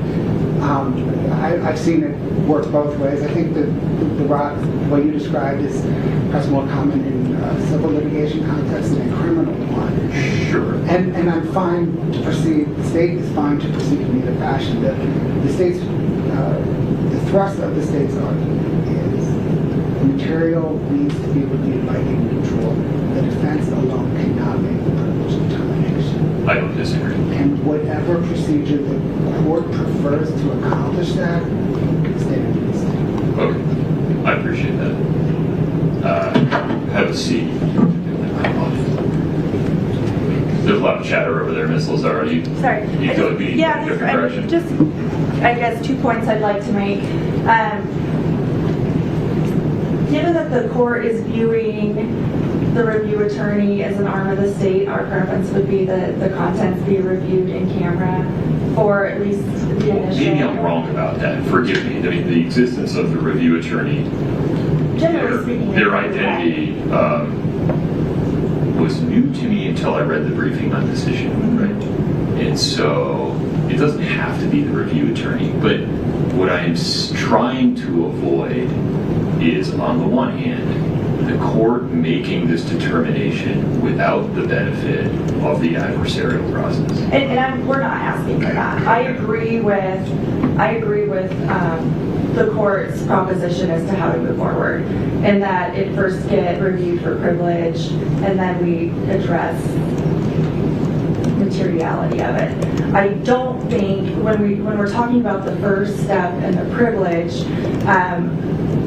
if we're arguing about whether or not certain things contained in there are privileged or aren't privileged, the state, it's the counsel here today, should not be able to make those arguments because it negates the whole point of privilege. That's my point. Okay. And so that's why I think they, in my version of the procedure, need to have an outside lawyer whose sole role is to make those arguments on behalf of the state. Right. And we have identified Mr. Jordan as an agreed upon review attorney. Okay. As it relates to that. So I guess I'm envisioning probably 2 separate processes where you have a hearing on, or at least briefing on privilege and then a briefing on materiality. Yeah, maybe we can just do it all at once. I don't know. Well, I guess, yes. Well, if you're going to review the documents for that briefing, that's fine. The other thing I just think is an important, like a side note, and this is probably going to come up in the briefing, the jail searched that packet multiple times and passed on everything in it. It was, and I'm just bringing that up as, and like I said, it'll probably come up in argument, but you know, they've already, you know, they have been through it. So, I'm not sure what the significance of that is, but I don't know that I need to. Yeah, we don't need to get into it today. Okay. All right. So. Do you have any other questions? No, I have some practical questions for the state. And if you're not prepared to answer them right now, Mr. Bloodworth, I'll understand. I'm moving this issue in a direction maybe you didn't anticipate. But are you prepared to stipulate that the review attorney, Mr. Jordan, will be the state's attorney for the purposes of this walled-off review of the 60 whatever page document? Or do you want to designate a different lawyer and keep the review attorney separated for future tasks? Maybe Your Honor, I want to consult with my team briefly on this, and part of the reason why is the review attorney is already engaged on other reviews. Right. Okay. And so my sense is we need a new attorney. Maybe so. That I don't want any of his other reviews to be affected. Okay. Why don't we're going for about 90 minutes. Why don't we take a 15-minute break? Before we get there, can I just make one more point? Sure. I think before we get to the point of whether or not they're privileged or not privileged, we need to address whether or not we should be compelled to turn it over to start with. That would depend upon materiality, right? I think that's right. I mean, I think the state needs to make a showing as to why they think they get this packet, first of all, right? Well, all right, so let's put aside any issues of whether the way the document came to the state's attention is appropriate, should be suppressed, excluded. Put that aside. I don't have any motion like that in front of me. Okay. The state knows about it. They know some things that Ms. Richins has said that they think refer to the content of the document. Don't know whether or not they're accurate. We'll find out. Whether the defendant has to turn it over under Rule 16 will depend upon whether it's material, right? Whether there's good cause for the disclosure. If hypothetically, if she's like, here is a timeline of how this went down, and just gives a list of admissions, and somehow it's not privileged, right? That's the kind of thing that would need to be handed over. If it's, here is a short story about Care Bears, I'm not sure it's the kind of thing that needs to be handed over. Do you see the law differently? Well, I think, I guess in my mind, we need to go back a step. I mean, we're talking about whether or not things are privileged or not privileged, and then if they aren't privileged, whether they're material. Before we get to that, I think the state needs to provide a good cause showing as to why they think they get it. And I think it doesn't, before we ever get to any of those steps, like, well, I think they would say they have a sufficient threshold to trigger the privilege review based upon portions of the recordings of Ms. Richins' jail calls in which she says this is part fictional, part factual. Am I summarizing that correctly, Mr. Bloodworth? Yes, Your Honor. And so there's a reasonable inference in the state's view that the parts that are factual are backward-looking statements about what happened. They're factual. We'll find out. But there's at least enough that the state has presented to trigger your need to assert the privilege, maybe move to suppress, I don't know, and then to trigger the related materiality review. You see it differently?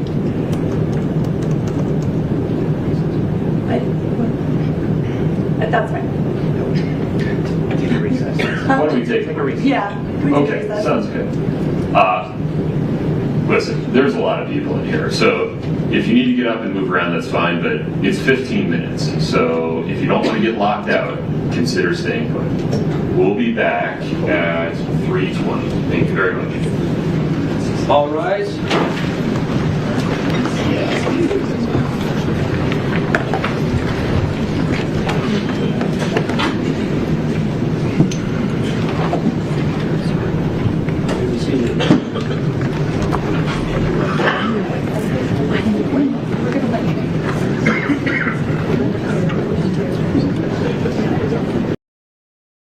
It has to show. I see Rule 16C and tell me if you see it the same way. Okay.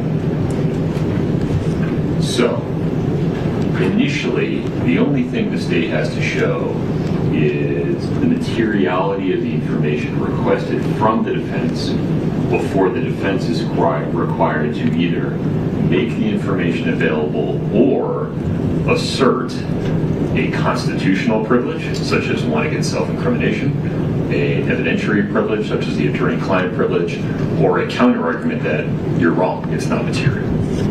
Why aren't we at that point where you're saying, for example, it's privileged, maybe additional privileges and arguments will be raised in the briefing that would occur behind seals, such as what they want would implicate Ms. Richins' right against self-incrimination and or it's not material.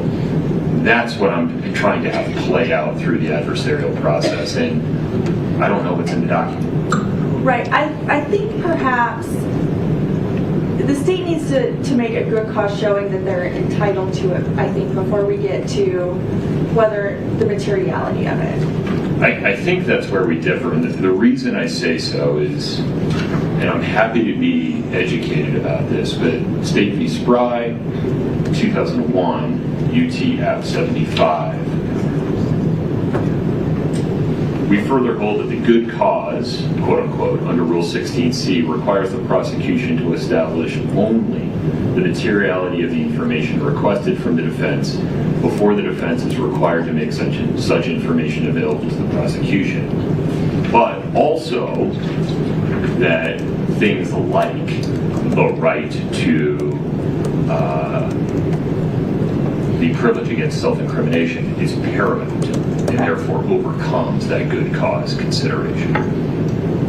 The state in its motion is saying, we think there's good cause here because based upon our interpretation of the content of the jail calls, this is a factual, partially factual narrative. Therefore, it's material. I don't know if that's true. If that's the court's position, they've only made that as it relates to the 60 pages, not the entire packet. I agree. So, are we talking about the entire packet? Well, it was unclear to me. Mr. Nate says yes. Yes, I was asked to turn over the entire packet.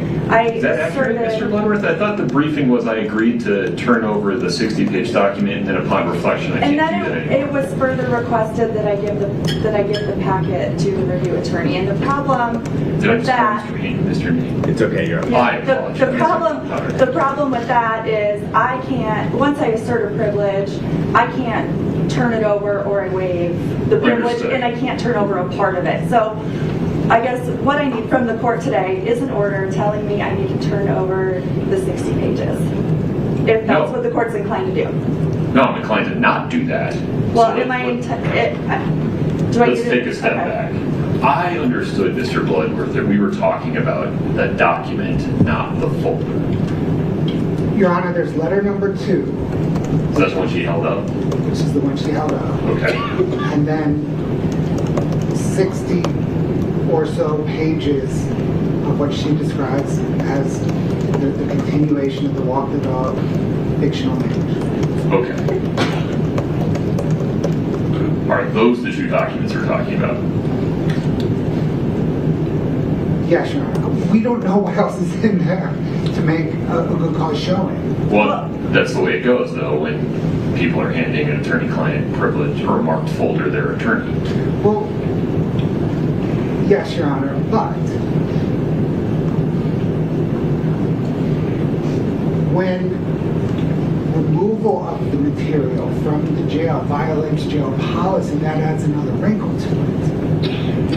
Let's stay focused on the two documents. I don't have enough to speculate about what may have been in or not in that folder, and now I understand the significance of Ms. Lazaro telling me jail staff went through the folder several times.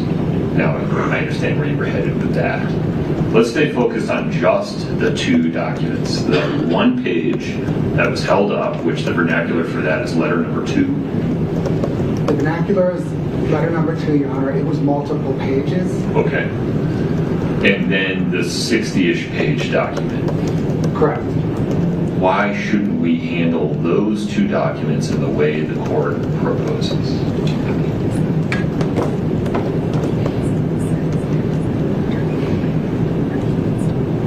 I have no objection to that, provided that the court order me to give them to the review attorney or the court. I have no objection to those two documents. Okay. Well, we're going to need to put an order in place first. Identify who either the review attorney or the shielded representative of the state in this process is. And listen, I understand that normally the court would just review a document and make a determination about privilege. This case is very high stakes. It's an aggravated felony. It has enormous amounts of attention. I don't want to make this decision without the benefit of the adversarial process, so we're going to use belt and suspenders on this one. Have you determined, Mr. Bloodworth, who is going to represent the state in this process? Your Honor, not by name. Okay. We can, but the state will select somebody at short order to serve as the state's advocate in this process. I appreciate that. What I'm inclined to do is order counsel to meet, confer regarding terms of an order that will control how this process unfolds. It states in black and white who is allowed to have access and not allowed to have access to the 60-page document and letter number 2, and then hopefully provide some deadlines for submitting the two documents to the state's shielded attorney and briefing deadlines for getting it before the court. Does that sound reasonable, Ms. Lismer? Yes. Mr. Bloodworth? Yes, Your Honor. That is the state's order. Can you meet, confer on that within 1 week? I am, yes. Or no? Probably not. Actually, Okay. I'm gone. I'm going to be out of town working the majority of next week, and I'm on vacation the following. How much time would you like to get this sorted out? Can we go to maybe the beginning of December? By December 1, I need a proposed form of order or competing proposed form of order submitted to the court. And just so I'm clear today, the court's ordering me to... Not disclose anything yet. Okay.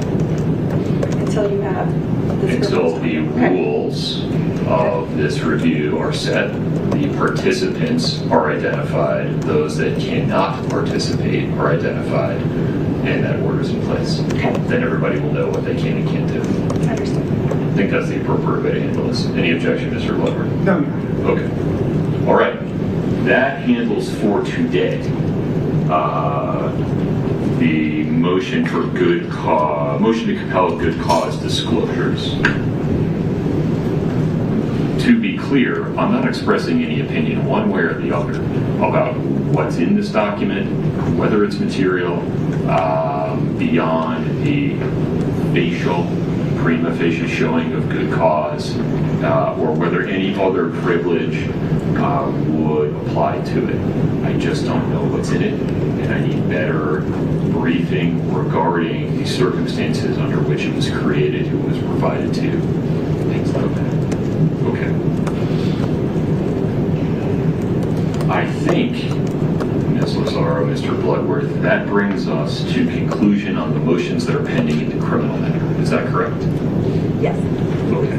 Mr. Bloodworth?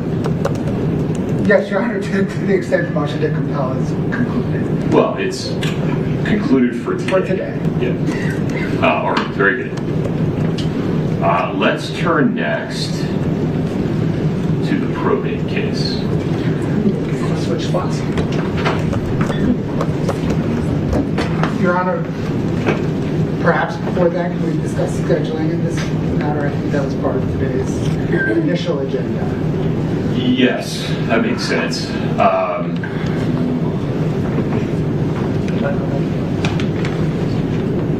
I can appreciate why you wouldn't be comfortable having this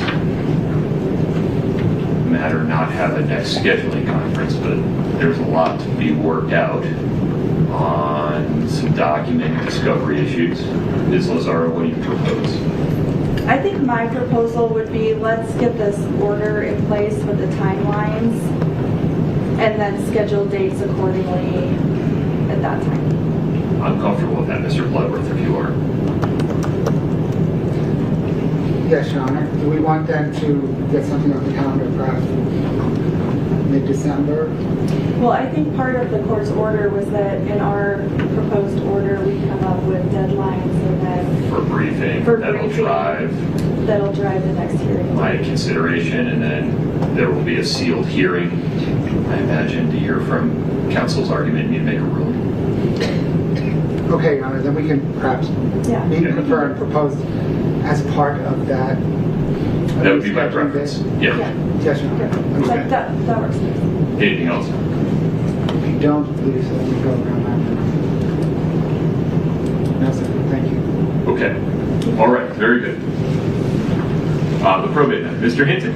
No, not Mr. Hinton. Mr. Hinton this time.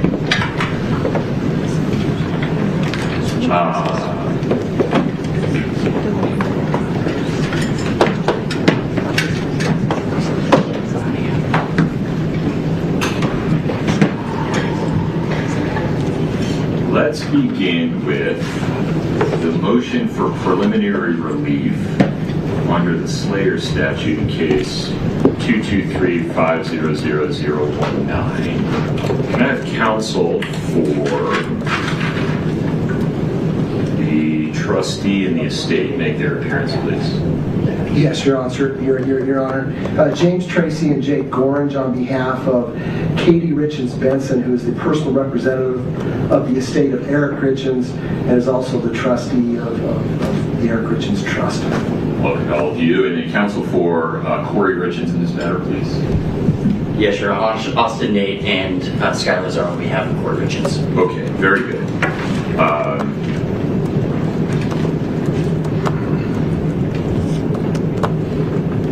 Mr. Tracy, let me ask you some practical nuts and bolts questions here. You ask for an order enjoining Ms. Richins from dissipating her property and assets, acknowledging that she will have some legitimate expenses that would need to be accounted for. That's true. You ask for an order imposing a constructive trust on her assets and requiring execution of a trustee's bond. I have a lot of questions about that order. And then appointment of a receiver to manage Kouri's property and assets, pending a determination of the estate's petition to establish disqualifying homicide. Talk to me first about the order enjoining Kouri from dissipating her property and assets. I'm unclear to what extent your three buckets of relief overlap unnecessarily or duplicate each other unnecessarily. The statute says what it says. You're entitled to some injunctive relief to maintain the status quo. Recognizing there's the abstract possibility that you would be able to prove a disqualifying homicide. We do need to make sure, though, that I do not inadvertently prejudice Ms. Richins' ability to provide for her defense. How do you recommend we do this as a practical matter? As we put forth in our briefing, Your Honor, we don't object to payment of expenses for her defense on three conditions. One is that they're reasonable. Two, that they're approved by the court and or a receiver. And three, that they not come from life insurance proceeds or other assets that were Eric's that she wrongfully took. Now, we don't know that we don't have a clear picture of all of her assets. Pause there for a minute. Money is fungible. Her assets are X amount of dollars. Whether it comes from life insurance or it comes from encumbering real property or it comes from something else, what's the difference? Well, I think there's a huge difference. Now, again, I'm just looking at the allegations in the information, also the briefing and the detention hearing and the evidence provided. Sure. Looking at those things, it appeared that the state had sufficient evidence to establish that Ms. Kouri Richins was in serious financial trouble, and that she had access to millions of dollars of life insurance on Eric Richins' life. Using those facts, it doesn't seem unreasonable to think that most, if not all, most of, or a substantial portion of liquid assets that she had, cash, could have come from life insurance. We think that the court has broad discretion under the statute to preserve the assets of, it says the killer or the killer's estate. I'll just refer to it as alleged. Right. Okay, so we know what we're talking about, but they don't want to upset the defendants on this matter. But it seems unfair to us. The whole point of the statute is that a person not benefit from the acts covered. And I agree. If you get life insurance and then use it for your defense, it seems that you're doing exactly that. Now, you're doing exactly that if you use other marital funds that did not come from life insurance. Why is life insurance more worthy of protection than other marital funds? Well, I don't know that it's coming from other marital assets. You don't know that it's coming from life insurance? We suspect. We don't know. What we know, apparently, there's facts that show that she was upside down in many areas, but we don't know what money she had from her real estate business. I don't know. But we don't. This is really going to be work that we think is appropriate for a receiver. How would we structure a receiver's involvement so that with respect to approval of her defense costs, Ms. Richins had a clear route to make sure that the receiver was not impeding her ability to fund her defense? It's very fact-intensive, Your Honor. If the receiver, hypothetically, was put in place and was able to determine that, for example, let's pick a number. Let's say it was $3 million of life insurance, or $2 million, whatever it was, and that all of that was given to her defense counsel for defense. I mean, I think, you know, you would have to know what they anticipate the reasonable cost of defense are. I'm asking more of a procedural. Is she stashing money with defense counsel? Please don't talk over me. Oh, I'm sorry. I'm asking more of a procedural question. What if she disagrees with the receiver's determination of what's reasonable? What's her relief? Your Honor, I think. I mean, we come to Your Honor. You can imagine how much I don't want to be approved I of just Ms. don't Richins' know. defense costs. Yeah. I'm not sure how else we do it.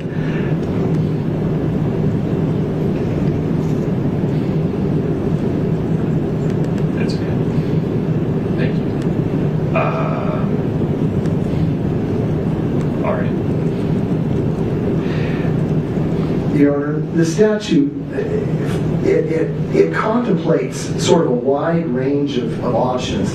And by the way, I noted as in preparing for this hearing, this section of the statute is just a little over 2 years old.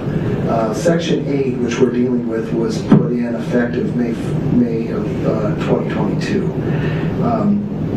And so under this statute, and it specifically says before the court determines whether there's been a disqualifying homicide, then the court can enter a temporary restraining order, an injunction, to preserve the property or assets of the alleged killer, or the trustee's bond, or a constructive trust, or any other action, which we think would certainly include a receiver under Rule 66, which is pretty broad as well. Under Rule 66, the court may appoint a receiver in any action in which property is in danger of being lost, removed, damaged, or is insufficient to satisfy a judgment, order, or claim.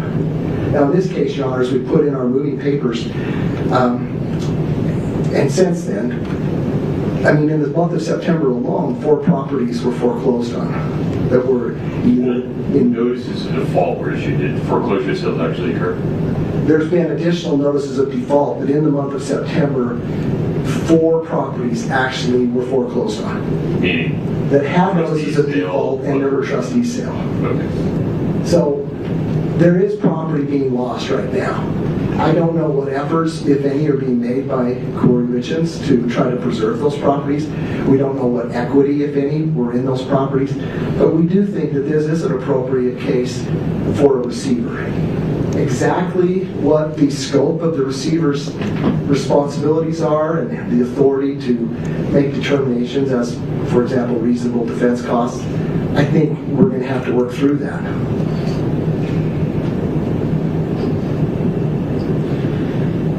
Talking about the constructive trust, typically, right, constructive trust is a equitable remedy imposed after some transfer has occurred to claw it back or provide a notice, flag in the sand, however you want to look at it, to say this is going to be coming back in this direction in the future. How would it work here? In this trustee's bond, the way you've talked about it, it would be money posted by Ms. Richins, but you don't want her to have access to any of her money. You can see why I'm confused. Yeah, well, it is confusing. Typically on a constructive trust, as you mentioned, Your Honor, it's a situation where someone has money that that person is holding the money in trust for another person. So in this case, the way it would be applied is when you have a killer, an alleged killer, that person's assets would be determined by the court to have been held and are being held for the benefit of the decedent's estate, whatever they are. And that order gets recorded against each parcel of property titled in the name of Kouri Richins. If it's property, perhaps you would record the order. If it's other assets, they're just deemed to be held in trust. And then I guess if there's transfers out, then potentially what you have is a breach of fiduciary duty because they were being held in trust. How is this better than the claims for fraudulent transfer that you've already brought?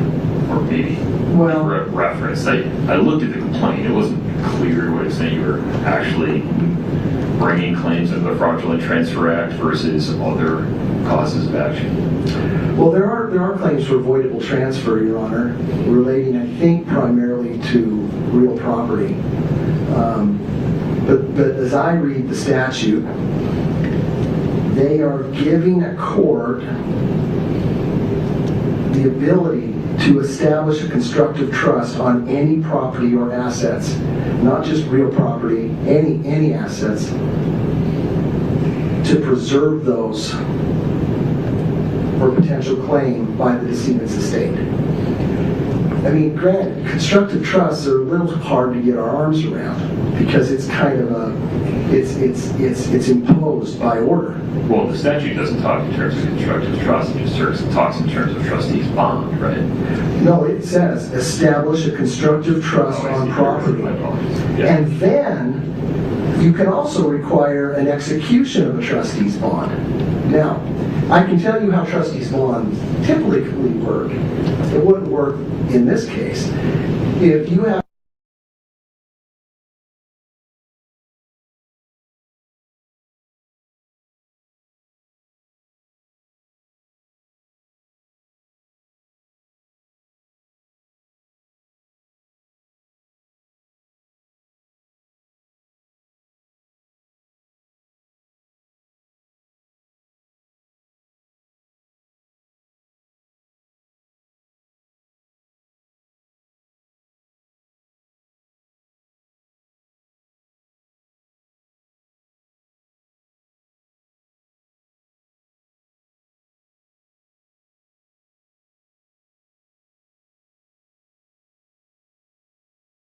remaining assets,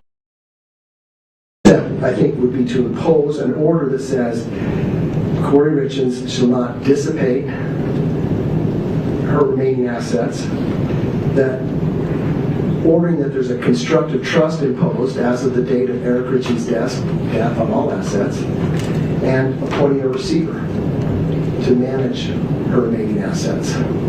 The terms of that receiver appointment would need to be worked out. Yes. And correct me if I'm wrong, I didn't see a proposed appointment order in the briefing order. Did you worked out those details? We have not. We would want to get with opposing counsel and see if we can work out an agreement. All right. Let me talk to counsel.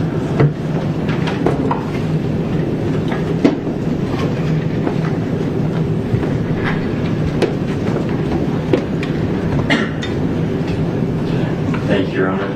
It sounds like you may have some specific questions that you'd like me to address right at the outset on this. The difficulty here, to say the quiet part out loud, is the legislature drafted a statute with policy in mind. So I can't take the position that this is never enforceable.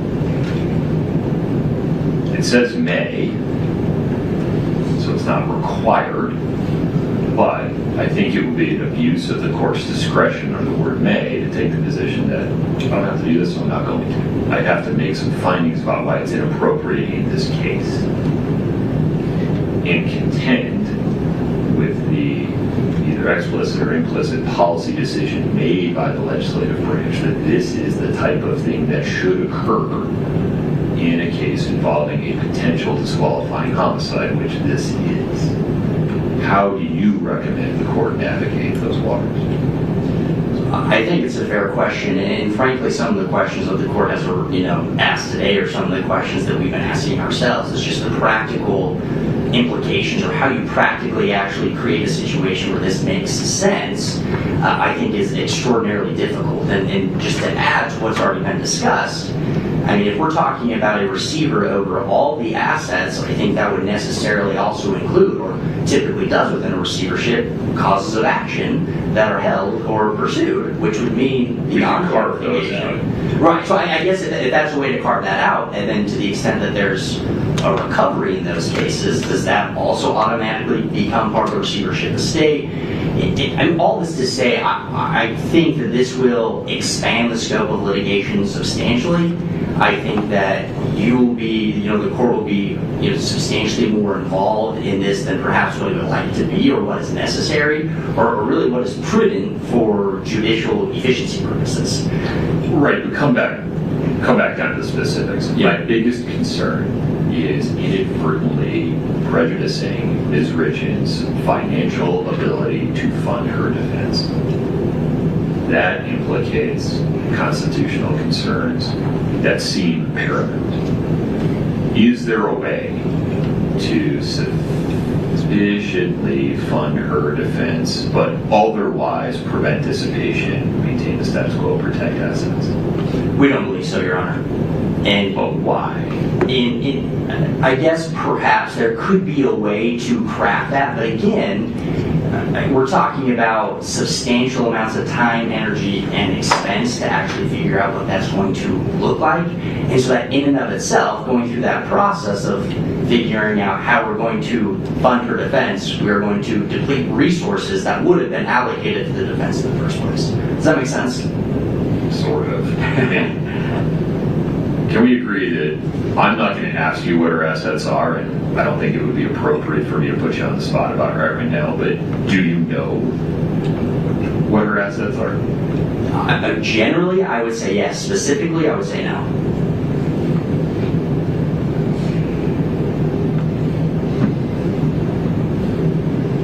I have no idea how the legislature expected a judge to make this decision without asking all kinds of questions that I really don't want to ask. And I think just to add to that, Your Honor, particularly in a case that is as much publicity as this case has, if we get into the injunctive relief, and this is in the briefing, that sort of thing, right? Whether that requires some sort of a finding of substantial likelihood. Yeah, pause there for a second. Yeah. Isn't the easy button on that just to say, as a matter of law, this court rules that the substantial evidence determination is sufficient to satisfy Rule 65A(e)(1), and just stop talking about it? I mean, certainly the court could do that. I think those are two different standards, and I think we would take the position that for a preliminary injunction, that may well be a higher standard. We obviously haven't gotten into that a great deal in the briefing, but from our perspective, we think it is a higher standard, and obviously the substantial evidence, at the pretrial hearing, probable cause still hasn't been shown, and I'm not trying to equate probable cause with what substantial likelihood of success in the marriage looks like, but perhaps there's evidence. Yeah, or substantial evidence. So it is convoluted, and it does make it a little bit tricky, particularly taking into those considerations as well. Would you acknowledge, though, that in general terms, this kind of case is the kind of case that is targeted by this statutory provision? That is, a situation in which, if a defendant is found guilty beyond a reasonable doubt, or in a civil matter by preponderance of the evidence for a disqualifying homicide, loses any interest in all of those assets? Yes.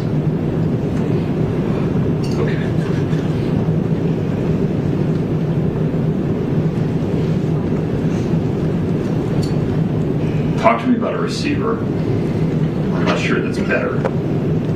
You're not sure that a receiver is better? Right. And I agree. I think based on the discussion that you had with Mr. Tracy, the practicalities of that is going to be very, very difficult to iron out, and what that looks like. Some of the additional practicalities that I've suggested here, and I think as well too. I mean, they've moved under Rule 66, but there's the Utah Commercial Real Estate Receivership Act, which comes into play when we have real property at issue in a receivership, and so that has obviously not been addressed, and I think would be implicated under these circumstances, so would need to be consulted and addressed as well. So, to the again, practically speaking, a receiver makes little sense. I think it makes the process significantly more cumbersome than what it already is, and so don't think that appointment of a receiver would make much sense at all under these circumstances. Has the estate served Ms. Richins with any written discovery asking her to identify her assets? In the context of the probate case? Correct. I do not believe so. In the context of any other case? I don't think so. Okay. And I could be wrong. There's several cases, obviously, and lots of written discovery, but I do not believe so.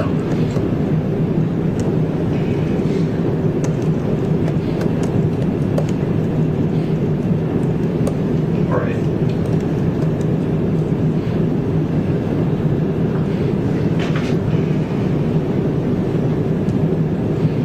Okay, let me ask Mr. Tracy some more questions. Thank you, Your Honor.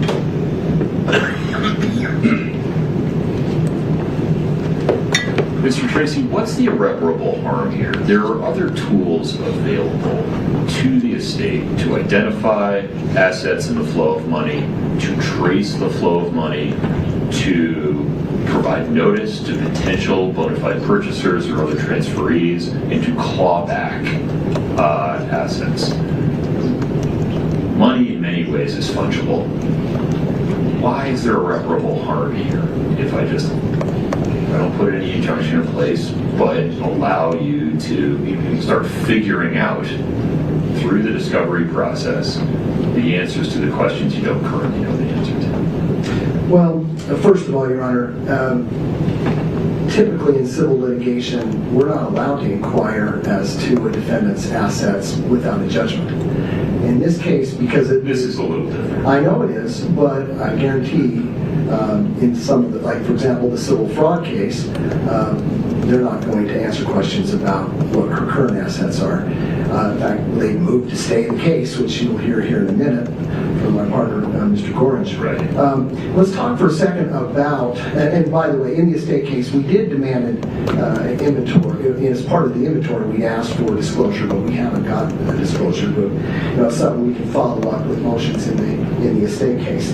But I do want to be clear, and I think you asked a question about Rule 65. As we put in our briefing, it's not clear that Rule 65 applies to paragraph 8A, 75-803, sub 8, paragraph A. It certainly does on paragraph B, but that only applies if you're seeking an injunction without notice or an opportunity to be heard. We don't concede that Rule 65 applies, and in fact, in preparing for this hearing, I'm more convinced that it doesn't, and we could submit briefing on that. I think the legislative history will show that Rule 65 was inserted only if you want a injunction without notice or an opportunity of a hearing. Under subsection 8A, no mention of Rule 65 is made. I don't think that we're subject to the substantial likelihood of prevailing on the merits. But we addressed it in our motion in this way. Even if we were subject to it, we meet the requirement. And to that, I would, in addition to your rulings in the criminal case, we had 45 facts set forth cited by evidence, and they didn't dispute it. They relied on her Fifth Amendment right, which she has the right to do, but in a civil matter, it comes along with an adverse inference. Sometimes the law, that's a little more complicated than you let on. She didn't rebut any of the facts. I don't think we really have a problem meeting the standard under Rule 65, but I don't think it applies technically. This is why I'm asking you about irreparable harm. Why is injunctive relief necessary here? What about the status quo can't be either compensated in the future in money damages, preserved through other means, better characterized? I mean, just because I don't grant the motion today doesn't mean I can't grant the relief. First of all, I don't concede that you can't get an injunction only when your damages can be compensated through money damages, because there are circumstances where you just will practically you'll never recover the money. And I will mention, what if there's nothing in 75-803 that carves out an exception for attorney's fees, by the way, and in every case where you have a disqualifying homicide, you're probably going to have a murder trial. I mean, more likely than not. So I don't know that the legislature was concerned about how do we carve out defense costs. When we prepared our motion, the Constitution might be concerned. I said the Constitution might be concerned. Which is why in our motion we specifically stated we're not seeking to prohibit her from having reasonable defense costs. I just make a note for the record, there's nothing in the statute that carves that out. Again, you have a variety of things in the quiver here that you can use to address this. Just imposing a constructive trust seems contemplated. Why not? And I can't see why not to do it. Why not freeze? Enter an order freezing her assets in their current state of title, meaning can't hypothecate any of the assets out of current states of title. If they're titled in the name of Kouri Richins, they stay that way until further order of the court. If they're titled in the name of K. Richins Realty. Do you think I can reach that entity since it's a single member LLC? We think so. She'd be the human being that would be acting on his behalf. So if they're titled in the name of K, or they stay that way. If there are funds in a bank account, they stay in the bank account. And then press pause. And let you all get me better information about why you think this will or won't work. You're asking me to shoot in the dark here. Because we are in the dark. I know, but if you'd serve some discovery, we'd all be better off. And now there may be reasons that hasn't happened yet, but I'm just saying there are tools available. What do we do about the fact that her properties, or properties titled in the name of KRR, have notices of default? Well, it's going to take an analysis of whether there's enough equity in there to bother trying to rescue them. But presumably, Ms. Richins has an equal financial incentive to do that, right? Depending on the amount of equity in them. Sure. If it's only $20,000 of equity, maybe not. With regard to your suggestion, Your Honor, we would welcome, and certainly we would welcome and take from the court a freeze of recurrent assets. I think in addition to that, I would ask the court under 75-2803 order that the constructive trust on any property or assets of Kouri Richins was effective from the time of Eric Richins' death. What that means exactly, I don't know. But I'm just telling you, I mean, it should be a constructive trust. What that means as far as the consequences of that, I don't know until we know what she did with the assets. I'm not opposed to that concept in terms of at least casting a net that goes back in time. How would I structure that constructive trust to have an exception for assets that have been used or would reasonably be used to defend herself? Here's what I think one way this might work. The court's order could say freezing all of the assets as you just mentioned as of today and going forward. Now, in addition, the court, pursuant to this section, orders that a constructive trust, or that all property or assets of Kouri Richins is subject to a constructive trust in favor of Eric Richins' estate from the time of Eric Richins' death. Period. I mean, it's up to us to decide what we do with that. And here's what I would say. If then, after we find out more about what she's done with her assets, if she made what we think is an unreasonably large transfer, far beyond maybe what was needed for reasonable defense costs, then we would argue that was a breach of our fiduciary duty. I see. They would argue it's not, and they would tell us why it's not. I don't know how that would turn out. But I think under the statute, it's fair to say, if, in fact, she's guilty, we don't know if she'll be found guilty or not. But if someone's found guilty of a murder, it's certainly not unreasonable that any of their assets from the time of the death of the victim forward were held in constructive trust for his or her estate. That seems pretty reasonable.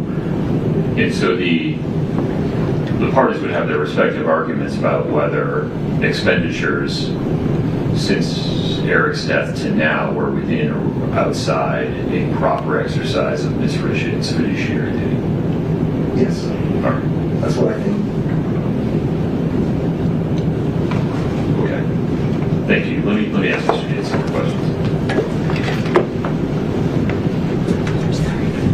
So, Mr. Nate, let's focus on those two things. Yeah. In order, freezing the assets as they stand today, no hypothecation of any benefit transfers with for or without value, and establishment of constructive trust, with the parties reserving their arguments about whether any distributions, use,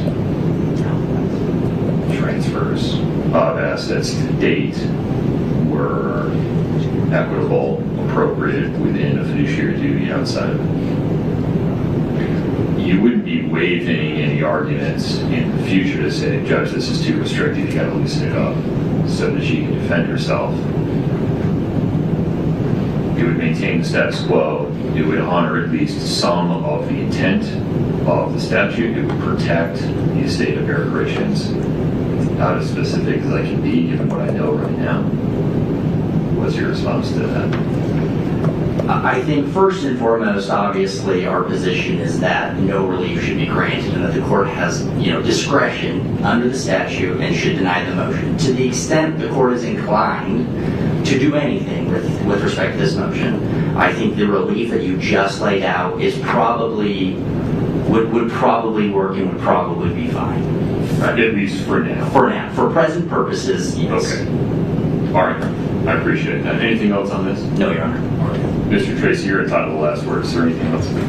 Just, Your Honor, I think that in an order that you might issue, we should make clear that we're allowed to proceed with discovery on our assets. But again, I know you've got a motion to stay that you're going to hear, and that can be part of the decision on that as well, I suppose. We'll get there. Thank you. Okay. All right.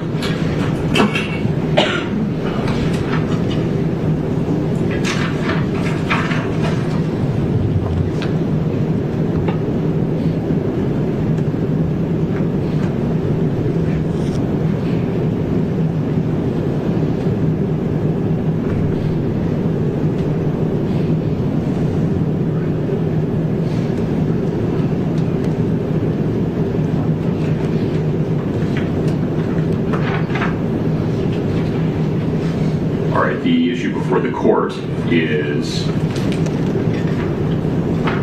the motion brought by the estate of Eric Richins for preliminary relief under Utah Code 75-2-803, subsection 8A.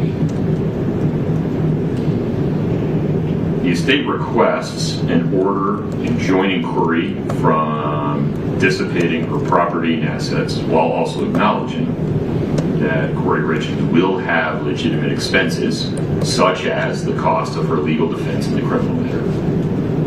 The estate also asked for an order imposing a constructive trust on Kouri's assets and requiring execution of a trustee's bond. And the estate asked for appointment of a receiver to manage Kouri's property and assets pending a determination of the estate's petition to establish a disqualifying homicide. The motion is granted in part and denied in part as follows. First, to the extent that the four factors under Rule 65A(e) must be met before the court may impose injunctive relief under 75-2-803, subsection 8A. The court finds they are met in this case for the following reasons. With respect to factor E1, the court finds that factor is satisfied as a matter of law by the court's determination that there is substantial evidence supporting the aggravated murder charge in this case. Regarding factor E2, the court acknowledges that the difficulty of recreating, chasing, and reversing any flow of funds or dissipation of assets that might occur during the pretrial period in the criminal matter poses an irreparable challenge to the estate in terms of maintaining Kouri Richins' assets for distribution to other parties in the event she is found to have committed a disqualifying homicide.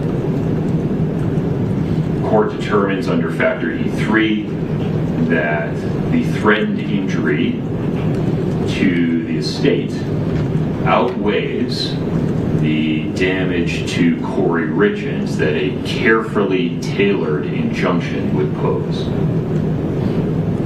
And under factor E4, an injunction is not adverse to the public interest and in fact is consistent with the public policy put in place by the legislative branch when it passed section 75 to 803 subsection 8A.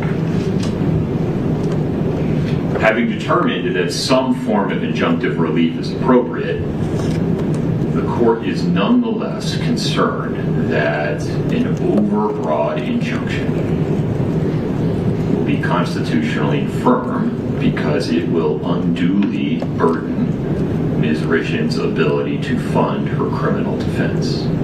And to avoid that prejudice to Ms. Richins, the court determines that a limited injunction in the following form is important and appropriate. First, the court is hereby issuing a preliminary injunction that hereby enjoins Kouri Richins from transferring, changing the title of, or otherwise hypothecating any asset that she currently holds or controls, or that her realty company, KRR, currently holds or controls.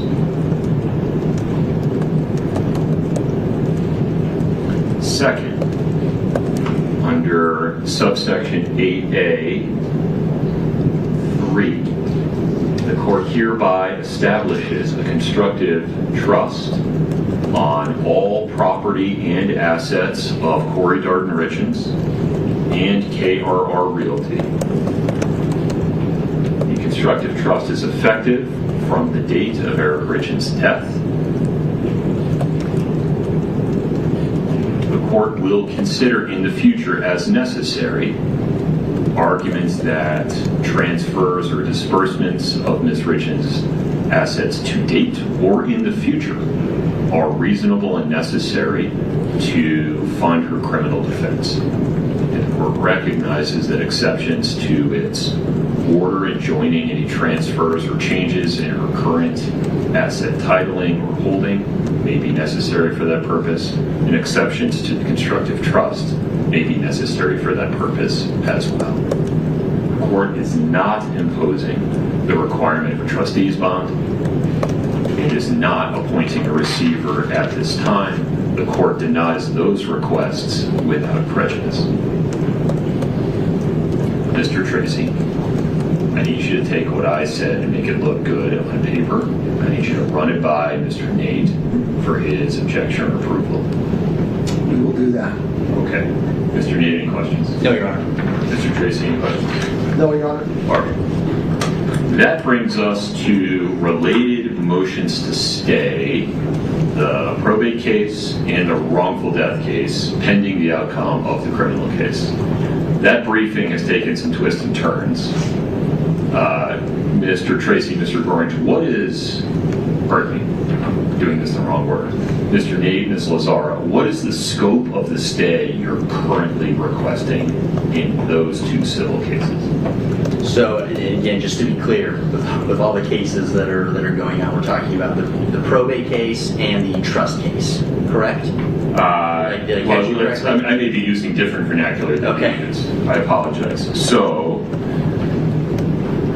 what I have been calling the wrongful death case is 262. Okay. And then the probate case, I think, is 019, the estate case, right? Correct. Okay. So, with respect to the wrongful death case, and do you want me to come up to the... Wherever you're going. Yeah, I'll go ahead and come up there.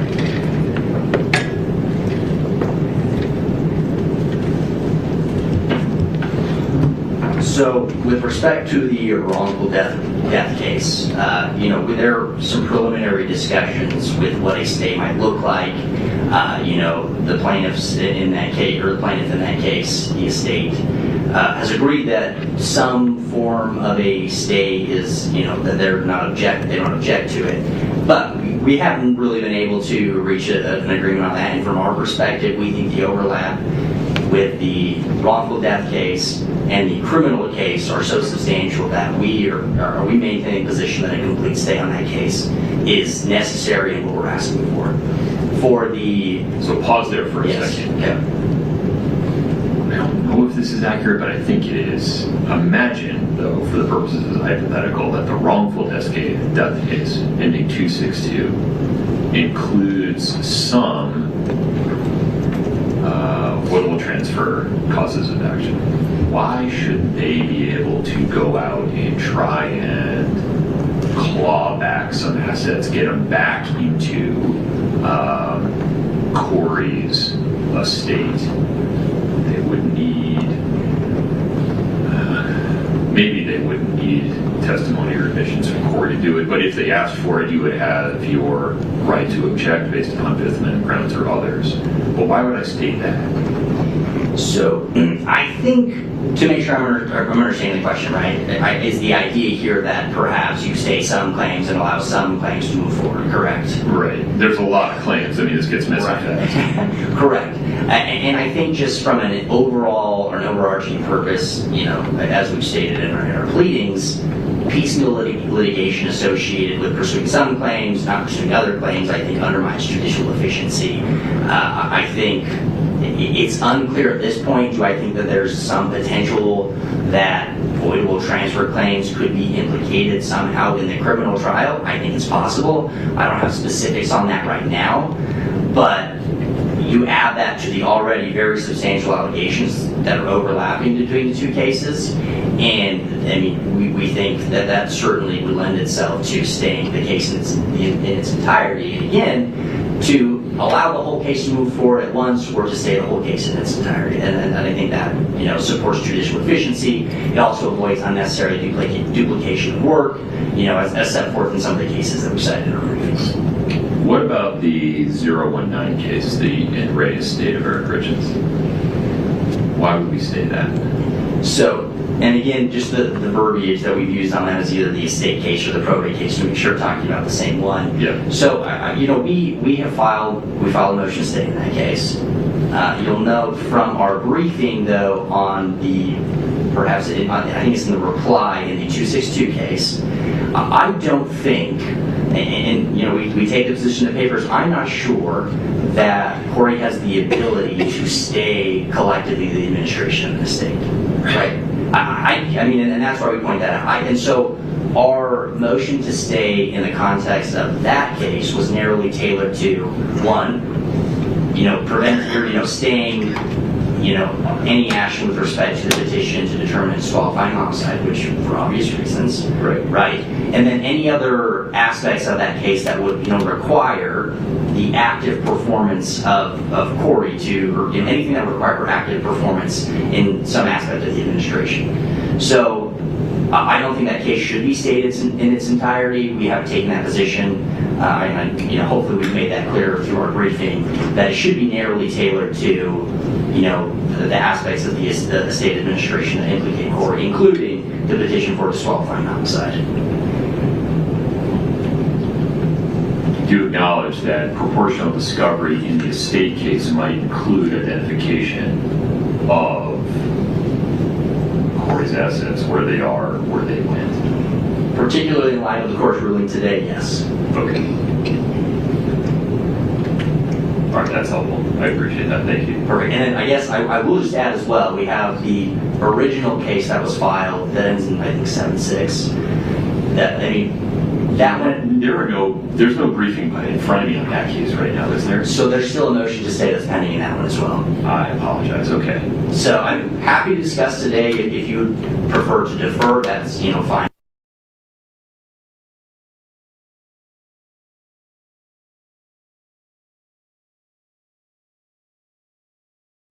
All right, I guess that's all we get. That's that's all we get for that.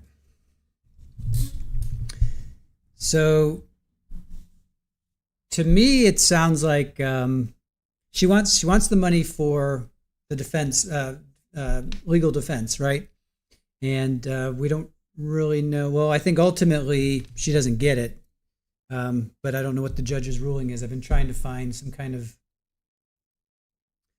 something with that, and haven't been able to find any news or any ruling. So, and it just ended right there. So,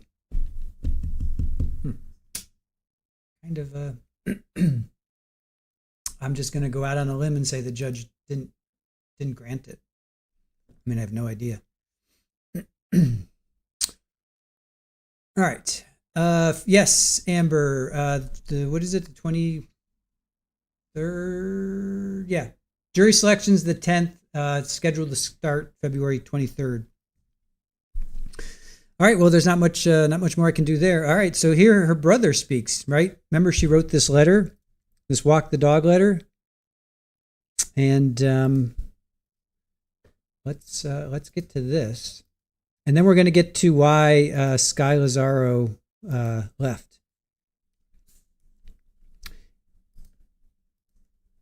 I'm Ronnie Kouri's brother. All right, so here is Ronnie. This is Ronnie.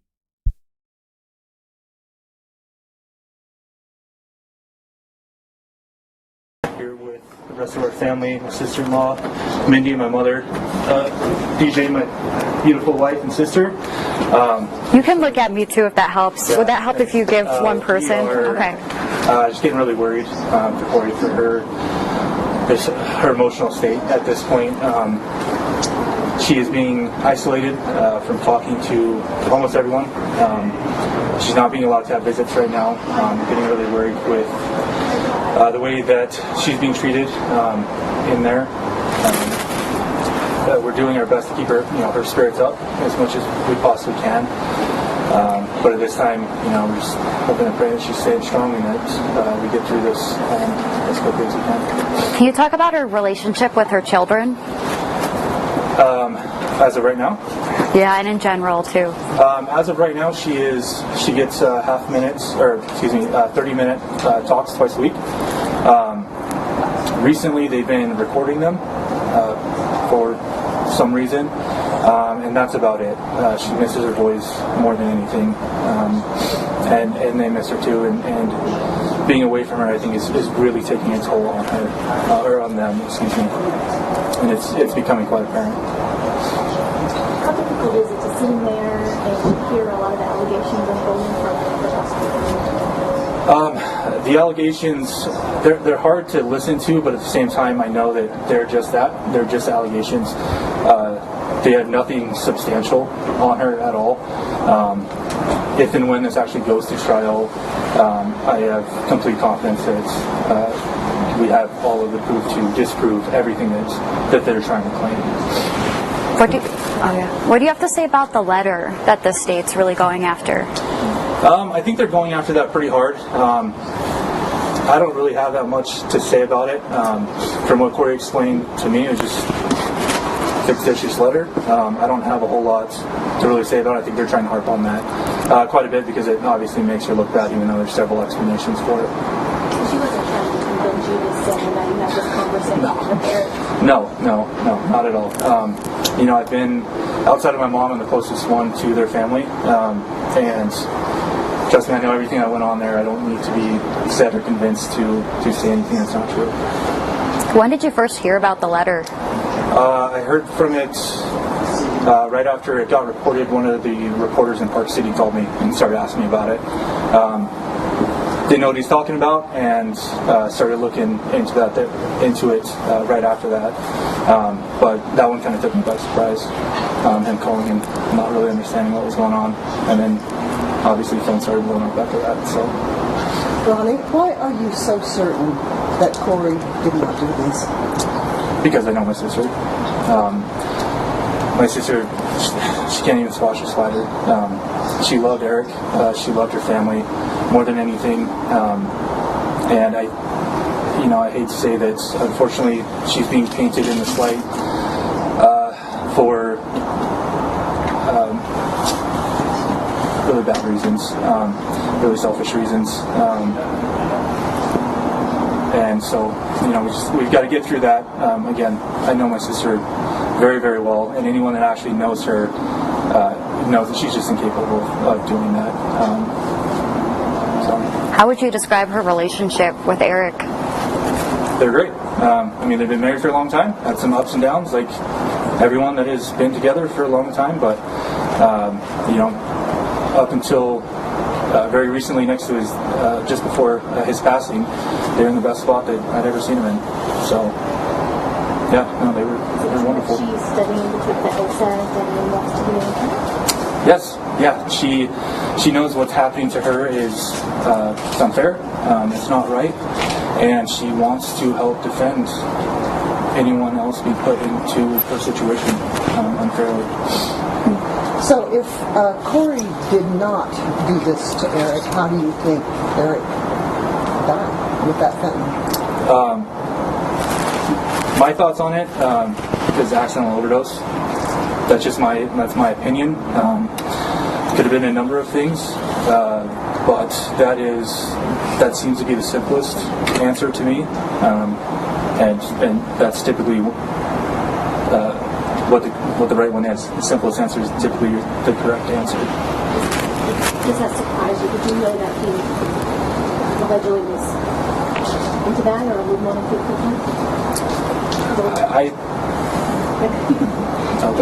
Sorry. There was a lot of talk today about kind of the public eye already trying this, coming up with a decision. Do you want to say anything about that? We're hearing from the family now for the first time. Yeah, as far as the case goes, I am 100% confident in how this is going to go. My biggest fear that we have is really finding a jury pool that hasn't already been taken by the prosecution. Do you think she can get a fair trial? I would find it very unlikely for her to do it in this county.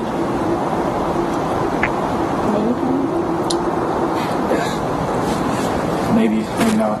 Again, it's that is my biggest fear right now. Is that because of what has been put out by her by the prosecution, and typically the first thing that a lot of people hear is what they tend to believe. Unfortunately, there's been a lot negatively said about her, and we've got claims to counter literally everything they're trying to say, but that's not being put into the public eye yet because we're waiting for court. And so I think it would be difficult and an uphill battle, but I believe in the rule of law. I believe in our court system and our justice system, and I'm sure that we will find the jurors that we need that will take an impartial stance on this. How do you feel about today's decision with that, and also the no contact being denied? I can't comment on that right now. Okay. How often do you talk to Kouri? Every day. Every day? Yeah, every day, a couple times a day. As much as I can, unless she's been thrown into lockdown, then of course I might get a few minutes a day with her. You said you knew the Richins family really well before all this, of course. Does it surprise you that they meet?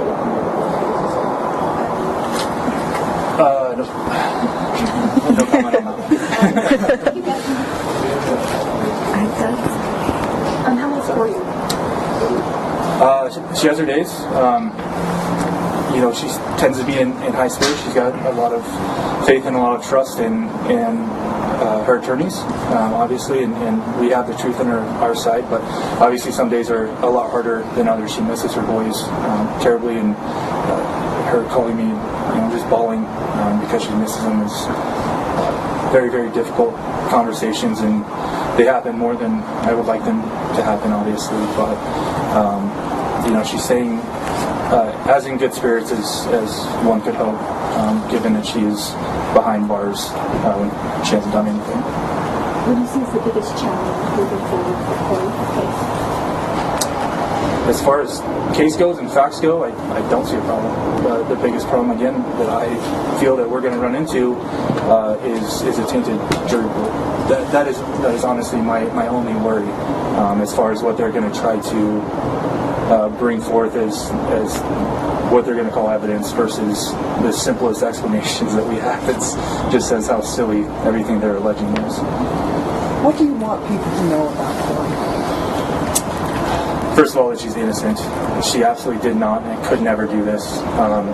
She's been a model citizen of Summit County, in Wasatch County as well. She's an amazing mother. She's an amazing wife. Great sister, obviously, to us. And it just breaks our heart that she's going through this, but I think that she's strong enough to get through it because she knows, again, the truth is on her side. All right. So that was Ronnie. And he apparently was, well, not apparently, he was on the Walk the Dog letter that Kouri wrote saying, have Ronnie say this. So Amber, basically, Kouri wrote a 6-page letter, and it's about 2.5 hours back from here. In it, she's saying, have Ronnie tell Sky Lazaro, her lawyer, to have Ronnie tell Sky that Eric went to Mexico to get pills and drugs, and he would put, whenever they would travel, he would put drugs in Kouri's bag when they went traveling or flying so that she would get in trouble, he wouldn't get in trouble. And basically, she wanted him, I guess, if he were to take the stand, keep it really short. Don't pontificate. Say Eric was into drugs. Basically, that's basically what it boils down to.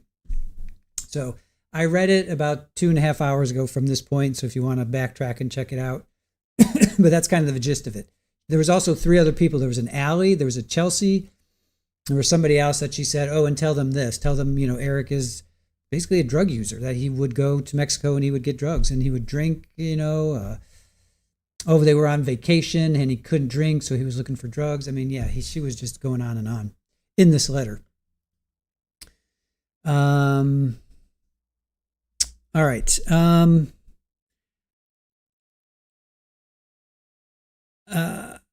right. I want to play something out of order. All right, hold on. Let's get, okay, here we go. This is, we're getting to the point where Sky Lazaro withdraws. We're almost there. So if you guys that know why she withdrew, please go ahead and you can say it now. I haven't go to Summit County right now. I haven't been able to find anything other than ethical mandate from irreconcilable and non-waivable situation. That's all I found. But if you guys found something more, go ahead and drop it, because we're getting to that point now. So if you want to put it in chat, go for it.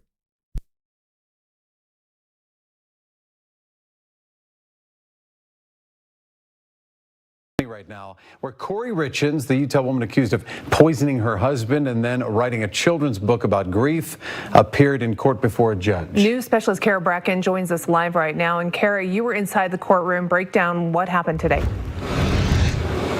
Well, Dan, Shara, before we even got into the courtroom, we had to wait a while. There was a crowd full of people that were waiting to get inside of there. We were snagging seats as we were finally let inside of that courtroom. Now, ultimately, the judge did decide to continue this preliminary hearing. We are on the record in 231-500-139, State of Utah versus Kouri Richins. Judge stating Richins is entitled to a preliminary hearing as a fundamental constitutional right, while the state is entitled to its opportunity to show probable cause as required at a preliminary hearing. After roughly 15 minutes working out scheduling, the judge decided to continue today's preliminary hearing to 9 o'clock in the morning on June 18th in person. The reason? To allow more time to work through evidence as needed. Some of this ambiguity was created in part by the court not understanding the parties' positions fully, not understanding their intentions fully, not understanding who would be and would not be testifying today, who might be offering testimony by a written statement or not. Richins faces several felony charges for allegedly killing her husband with a deadly dose of fentanyl back in March 2022 at their home. According to the charging documents, this was not the first time she tried taking deadly measures, as prosecutors say she previously tried to kill him with a spiked sandwich on Valentine's Day. Now, Richins will be back inside of court on the 18th in June. The judge has also blocked out the 19th and the 20th just in case. For now, they're reporting live in Summit County. I'll send it back to you guys. All right, Kara, thank you for the update there. All right, so yeah, she was talking bad. She was bad-mouthing Sky. I don't have those jail calls. We'll try and get them. And maybe we can play them closer to her what do you call it? Her trial. All right, so that was May 15th. May 17th, Sky Lazaro leaves. So May 17th, she leaves citing ethical mandate from irreconcilable and non-waivable situation. So here's a little news clip on that. And then I have a question for you guys after this. Hold on. Let me get this going. Then I have a question for you.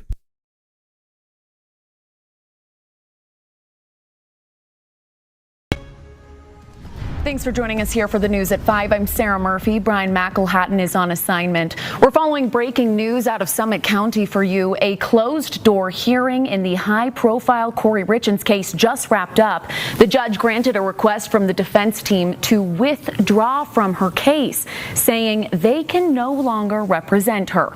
Now, Richins is the Camas woman accused of fatally poisoning her husband in 2022 and then writing a book about grief.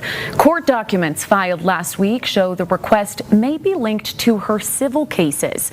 So to give a bit of context, ABC4 spoke to a local criminal defense attorney not involved in this case to hear his expert opinion on this new development. Now, it seems that reading into that, there's some kind of conflict with the law firm that the defense attorney works for, which is a large entity, many attorneys, many other clients that the law firm represents. All right, so the next step is a court hearing that's scheduled this Friday at 10 o'clock a.m. Turning now to Spanish. All right. So there's that. So Skylar has left. All right, question for you guys. We're going to be done here in about 5 minutes, but I have a hearing from. I'm trying to go in sequential order. So the next hearing I have is 2.5 hours. I'm not going to play that. That's from August 27th of 2024. But then I have a hearing from January 24th of 2025 with her new attorneys, and it's all about the walk the dog letter and them finding it, security finding it in her cell and all that stuff. Excuse me. Do you guys want to watch that now, or do you want to watch that tomorrow? So let me know if you want to watch there's another hearing. It's from 2025, so it'll be out of sequential order, but it might be, we should maybe play it now. So let me know what you guys think, if you want me to play that now or if you want to save that for tomorrow. Just say either now or tomorrow is fine. Or just say now. No, say now or tomorrow. All right, you want to watch it now? Okay. It'll be after these little clips. I got 5 minutes worth of clips here, news clips. You want to watch it now? Okay. All right. And it has been a busy. Chat has spoken. All right, so I'll play it after. Watch it now. Okay. Yeah, because we may forget about it tomorrow. It's 55 minutes. It's less than an hour. So I'd rather play it now, because then that's easier for me too. It's less of a longer day tomorrow. And plus, this is Walk the Dog. We're like, it's so on our minds right now. So I'll play it next. All right, I'll play it next.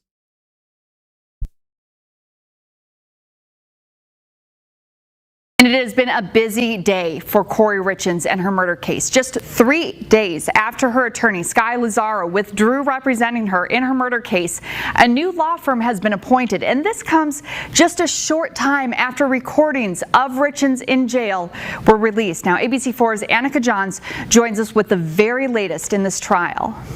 To be able to speak out for the first time is terrifying, but is much needed.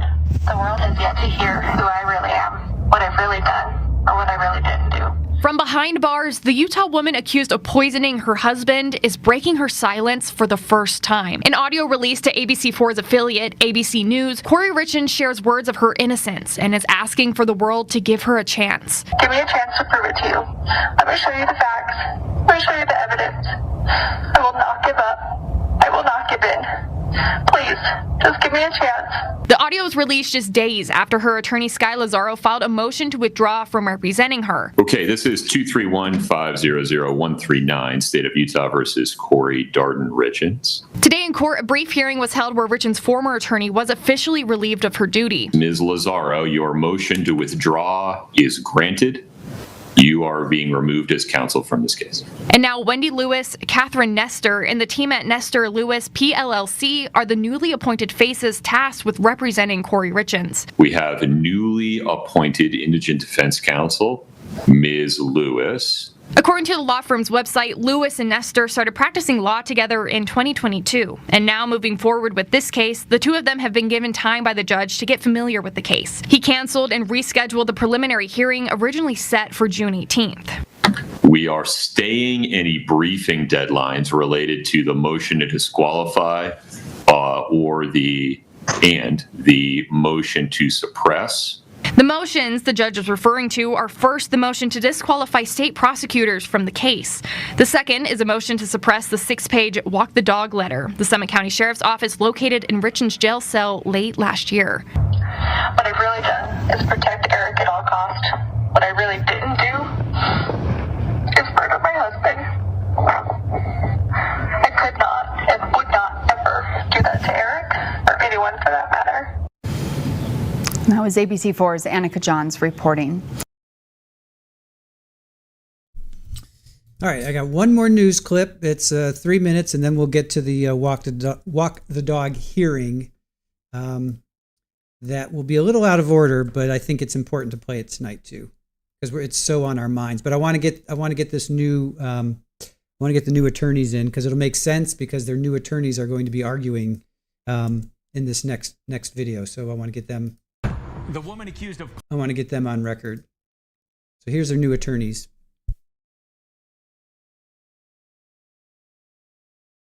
poisoning her husband has a new defense team today. Kouri Richins accused of killing her husband Eric by serving him a fentanyl-laced drink. 1 week ago today, her team of lawyers asked to be withdrawn from representing her. Chief investigative reporter Wendy Halloran listened to today's hearing and joins us with more. Wendy. Well, Jamie and Jim, today's hearing was quick and the defendant, Kouri Richins, could not be seen, but she was there. Now, the withdrawal of Sky Lazaro as her defense attorney has resulted in the preliminary hearing being canceled, and it's going to be a tall order for her new attorneys to go over the materials that were turned over to them in the discovery phase. As the court formally accepted the withdrawal of criminal defense attorney Sky Lazaro. Ms. Lazaro, let's make sure that Ray Quinney executes a quick transfer of the file to Ms. Lewis and Ms. Nestor. A new defense team emerged. Ms. Lewis, I need to put you on the spot here. There are a couple of issues that are pending in this case that I will need some input from you and Ms. Nestor on. Nestor and Lewis attorneys at law. Wendy Lewis and Catherine Nestor, who is out of the country right now. Both have extensive experience in defending high-profile cases, and both have served as federal public defenders. According to Nestor's bio, in 2011, she was appointed as a federal public defender for the District of Utah and managed assistant federal public defenders. Lewis's bio shows she has achieved a number of acquittals, including one for first-degree murder in the state of Utah versus John Blanchard, who was spared the death penalty. She also worked on the United States versus Brian David Mitchell case, who is serving a life sentence for the abduction and rape of Elizabeth Smart. I'm going to meet with Ms. Richins on Monday. I have an appointment at the jail to meet with her Monday. A preliminary hearing scheduled for June 18th, now in serious question. Lazaro's firm has to turn over all the evidence that was given to them by the prosecution. I do not see June 18th, though, being a viable date, since I understand there are multiple terabytes of discovery? Lots of times those terabytes of discovery involve video, photographs, but PDFs and documents. Attorney Nathan Evershed has both been a prosecutor and a criminal defense attorney. It looks like there are many, many different rabbit holes that are going in various different directions. And it's not surprising to me in the least that there would be terabytes of information on this case. That means these evidentiary items will go on to external hard drives and flash drives and will likely have to be transported to Richins' new defense team. This is something that these individuals have not looked at any of the discovery as of yet. And for them to adequately and constitutionally, as required in the United States Constitution, to provide competent counsel, they really have to get a strong awareness of this case and begin to know what it's all about. Now, the judge canceled the preliminary hearing scheduled for June 18th. Nathan Evershed says this will have a serious setback in terms of how long it will take to get to trial, and the preliminary hearing could be months out. As it stands now, there is a scheduling hearing on June 21st. Jamie and Jim? Yeah, that sounds like a really, really top-notch defense team, right? That sounds like a really top-notch defense team. All right, so we're going to go now. We're going to just go a little bit out of order, not too bad, because my next hearing was going to be from August 27th, and then this one from January. So we'll just be a little bit of out of order, and this is 55 minutes, so we'll still be done a little bit after 6 here on the East Coast. All right, so now this is a hearing that happened January of 2025, and they're her new lawyers. Her new lawyers are trying to get in this. Oh, no! Stop.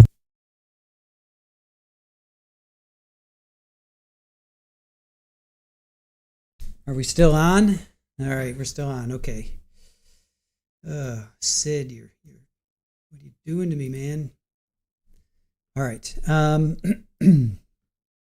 All right, so this is specifically Walk the Dog hearing from January 24th of 2025. And I think this is topical because this is what we've been talking about for like the last 3 hours, right? And this is specifically for her new attorneys to, let me just move myself over here. For her new attorneys, if this is going to be allowed in or not. All right, so here we go. Yes, little Sid, a little Sid vicious. Sid's being vicious over here. All right, well, when she walks behind the computer, my computer screen goes blank. She like steps on cords or something. So anyway, we're all good. We're all good. Are we good? Are we good, kiddo? All right. So, could you tell me what initially led to the search at that time? Do you have a specific search? Yes, let's start with, I believe there was a search of Ms. Richins' cell on September 13th of 2023. Okay. So Ms. Richins had a medical episode, and so there was a brief search initially after medical had treated her. That was a quick search to look for any obvious contraband left over from EMS personnel. And then shortly after that, there was indication that there was possibly something held up on a video chat. Okay, I'm going to ask you about that, but let me just take it one step at a time. So initially, she was taken out of the jail for a medical situation. Yep. And there was a search on September 13th, and all you were looking for was if anything was left behind by the EMTs, is that correct? Initially, yes. Okay. And then when was it you became aware of a video call that led you to want to search the cell further? So it was while she was away from the jail that was brought to my attention that there was possibly something held up in a video chat. So we searched the cell looking for a piece of paper with cursive handwriting on it. And that search took place on September 14th, is that correct? 13th, I believe, is my dates. So, all right, so the first search on September 13th, you didn't seize anything from her cell at that time. Is that correct? No. And you believe the second search was September 13th? So there was an initial search of just immediately nothing to do with any case. It was just a contraband search of any medical items left over in the immediate area. And then while she was away, there was a indication that there was possible issues with a video conversation where she held up a piece of paper. And on that occasion, did you search just her cell or did you search the entire pod? It was just her cell on that one. All right, and that was also September 13th? Yes. And nothing was collected on that search either, correct? Nope. So what led to the search on September 14th of the pod and Ms. Richins' cell? So there was random cell searches of two different sections, Gulf pod and Bravo pod, and then also with her medical condition, she was going to be moved to a different cell for observation. All right. Alex, can you just put on, I'm going to show you some videos of the search on September 14th. We'll try not to go through every single one of them. Could you start pulling up? It's States Exhibit 69, but it's number 8 on our list. And before we start that, well, actually, no, go ahead. Let's put that on, Alex. Thank you. Your Honor, can I just offer the court some context? The video system, because it's so data heavy. Ask him about it. But oh, okay. I'll ask him. That's fine. That's fine. Okay, yeah, just don't pause it for now. Let me just. So before we start, can you tell me, is that you in the video there? Yes. And which of those cells belongs to Ms. Richins? I believe at this time Ms. Richins was in 4, which is upstairs. In fact, it's the top right cell. Is that correct? Correct, yep. That one that is being pointed to on the screen? All right. And the video camera is, where's that video camera? It's elevated. It's on the back wall. Is that the only camera in that pod? It is, yes. And next to an observation cell that's in cell 5. Where's that at? Can you? It is the bottom left corner. That we can see? Or left corner over there? Yeah, so that will be just directly in the cell. It won't view anything else. All right. So who runs the video camera? What do you mean? Is there someone in charge? It's like an ongoing thing. Observation cells can be turned on and off. Does the video camera run all the time or just? The main section cell, yes. All right. And that video camera, as we're going to see in these videos, it freezes a lot. Is that correct? I believe it is motion-based. You believe it's motion-based? Yes. So if it's not... If there's no movement, I don't believe it records until it senses movement. All right. We'll talk about that as we look where some of it is where nothing is moving. Who is it that collects the videos from that camera? I believe it is our administrative sergeant. Who is that? Sergeant Thomas. Okay. And is he the one that would have provided the videos that we have in evidence at this time? He'd probably be one of them. Okay. Alex, can you just play that video? Now, these videos, I think each is about 1:30, but it's an ongoing search, right? They happen one right after the other. And is this of the 13th? I believe this is the 14th. Okay. I believe. If I'm wrong, please correct me. Let me ask you while we're looking at this. So the stuff that's on the tables downstairs, is that stuff that's been taken out of cells, or is that stuff that was just left by inmates? Without knowing exactly what date of this search, I can't see the date, but that looks like it's indicative of somebody being in the day room, inmate-wise, and then being either locked down or moved abruptly. Your Honor, if I may. One moment. Okay. You can't see it, but if you were to shrink the video, the date and timer in the top left corner. Right? This is the video of the 14th, and the time and date stamp are on the video. Remind me the exhibit number for this one. This is States Exhibit 69. All right. So in the go ahead, Alex. In the video there, you've just entered Ms. Richins' cell. Is that correct? That appears to be me, yes. And she doesn't share that cell with anyone, or she didn't, correct? She was there alone. So what is it you're doing here? I would be looking, if this was on the 14th, this would be doing a search and then also moving her, gathering up her belongings and moving it down to cell 5. Oh, that's okay, because she was moving to cell 5. Correct. All right. Now, this was after you had already searched for handwritten notes the day before. Yes, the cursive letter. Okay. All right, Alex, it's okay. You can, let's go on to the next video, which is State's Exhibit 70. That's number 9. I'm just going in order.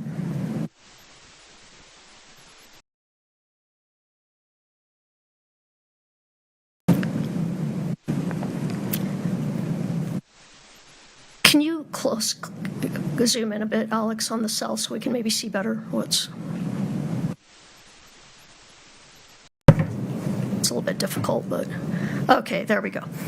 So what is it that you are, all right, there in your hand? It looks like you have an envelope?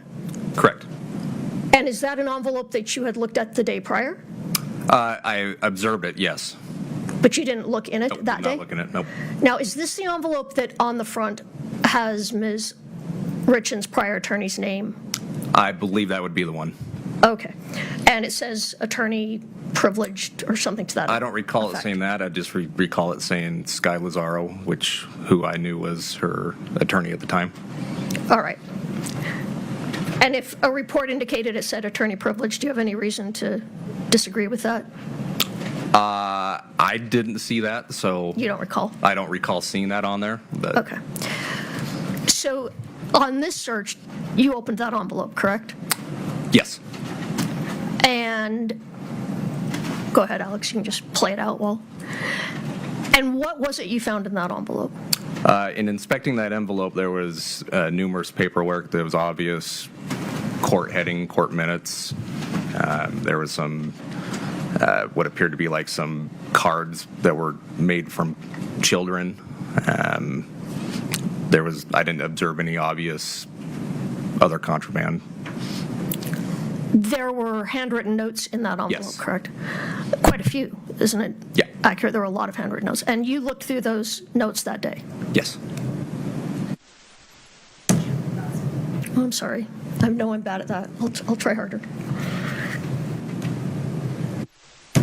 All right, let's just go to Exhibit 71, Alex, number 10.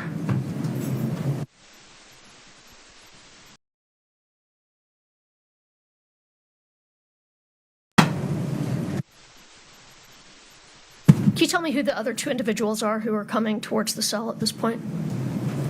That is Deputy Watts, and that is Sergeant Thomas in the bottom, and then the one in the white shirt is our nurse. All right. Now, were you still going through the papers in the envelope at that time? Yes. Can you give us a rough idea of how many pages were in that envelope? Hundreds. It was, yeah.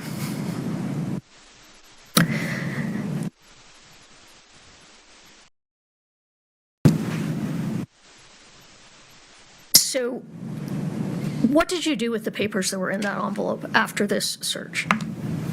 After the search, they were put back in as best as I could, back into the manila folder. And given back to Ms. Richins? It was left in her property and then put back in her cell when I moved her to 5. And is it your testimony that none of the papers in that envelope were seized? To my knowledge. All right.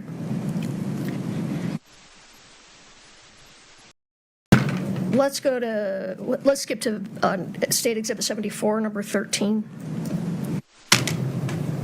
Say the date again. State Exhibit 74. What was the next thing you said? Oh, I was just telling Alex what number it was in our Got it. list. All right, I think a lot of this is frozen. Let it run and it'll start to move. Now, is that Sergeant Thomas standing outside the door? Yes. What are you doing during this time? Do you recall?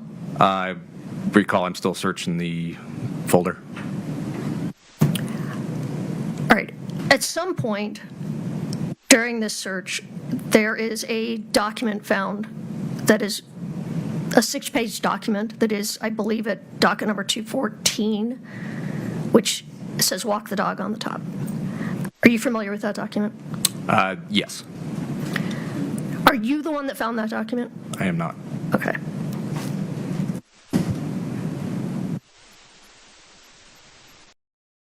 Did you view the document that day? I cannot specifically recall. I remember Sergeant Thomas, when he indicated he had found it, that was a brief, maybe a brief look at it. All right. But did not get a good description of it at that time. You read that document at another time? Not specifically like full on, but got more of a briefing from it. So the documents were in the envelope that you were going through. Are you aware if some of those documents have since been found to be privileged documents? Are you asking me, were they in that envelope that I Well, was no, searching? right, I'm asking you if the documents that you were reading that were in the envelope contained privileged documents. Yes, I wasn't reading them though. Well, you were going through, you said hundreds of documents. Yeah. So you would have had to have at least read some to get an idea of what they were, correct? Inspecting, looking at, the heading on it, like court paperwork to me is pretty obvious, like headings. Well, there were a lot of handwritten documents in that envelope, correct? Correct. And you determined not to seize any of those documents, correct? Mm-hmm. And you, as you were reading those documents, you determined that some of them were privileged and you should stop reading them, correct? I didn't read them. Then how did you know what they were? Just glancing at them. Okay.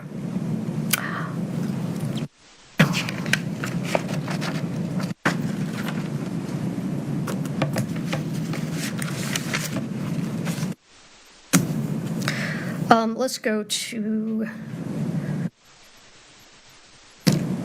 State Exhibit 75, which is 14.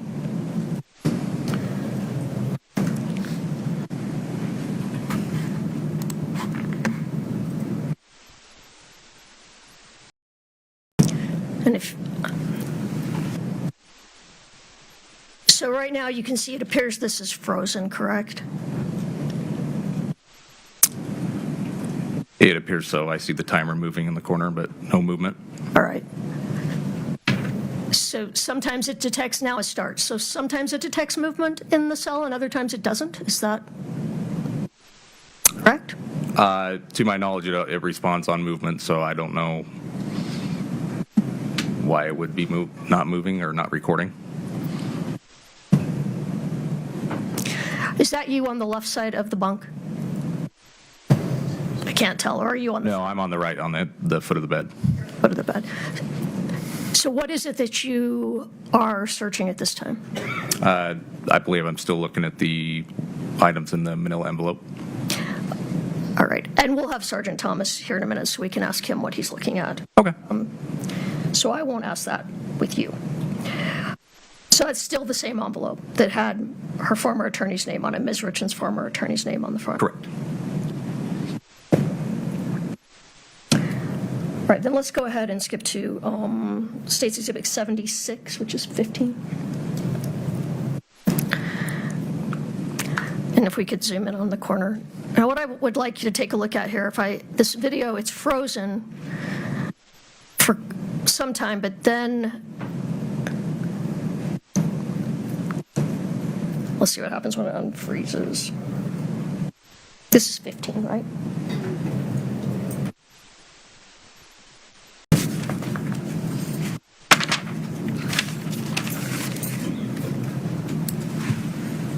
I'm sorry, it's hard. We can't pinpoint the exact spot, but these videos aren't too long, so.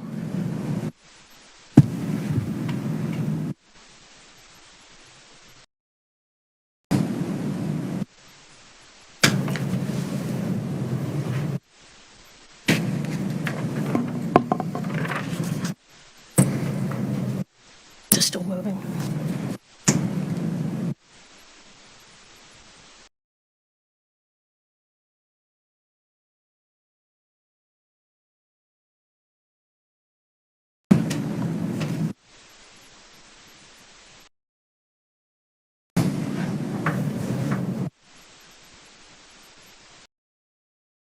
All right, the envelope that's in your hand right there, that's the envelope we've been talking about. Is that right? Correct. And Sergeant Thomas is looking at some other papers, correct? I believe so, yes. Do you know what he's looking at this time? All right, then we'll just ask that to him. Let's skip to, and I believe 16, the entire thing is frozen. I'm sorry, State Exhibit 77. Let's skip to 78. And while we're doing that, let me ask you, so when Sergeant Thomas found the 6-page document that says walk the dog on top, did he tell you about it right when he found it? He made indication that he thought he had found something. And did he make indication as to where he had found it? I don't recall. Okay. I think he said it could have been in a book. I'd have to review my report. Go ahead, Dennis.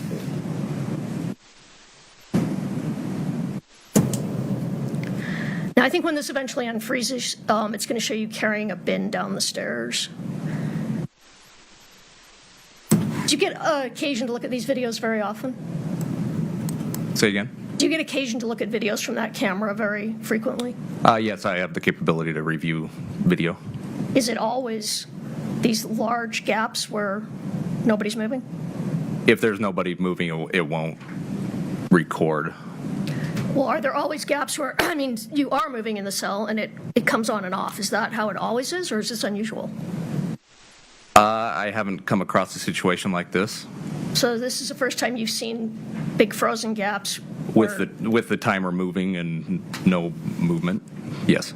So you're now walking downstairs with a bin. Yes. Now, did you put everything in that bin yourself, or was that stuff that was already in a bin in her cell? I gathered her items up, yes. Okay.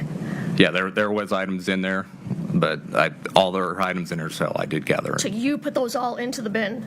It may not have been all of them, but I put some in them. There may have been items in it already, but there was stuff added to it for sure, yes. Are you aware of a book she had in her cell that was an LSAT study prep book? Not at that time. You weren't aware of it at that time? Correct. So you aren't aware if that is something you put in that bin? No, I wasn't aware of what. All right. What was your involvement after this in the rest of this search, after you searched the envelope? To gather her items up and move it to the cell that you saw me move the box to. All right. Did you personally seize anything from the cell during that search that was... I did not know. So you didn't take anything out of the cell? Everything was put back in the envelope or in the bin and moved to her new cell? Correct. Okay. If I just have one moment.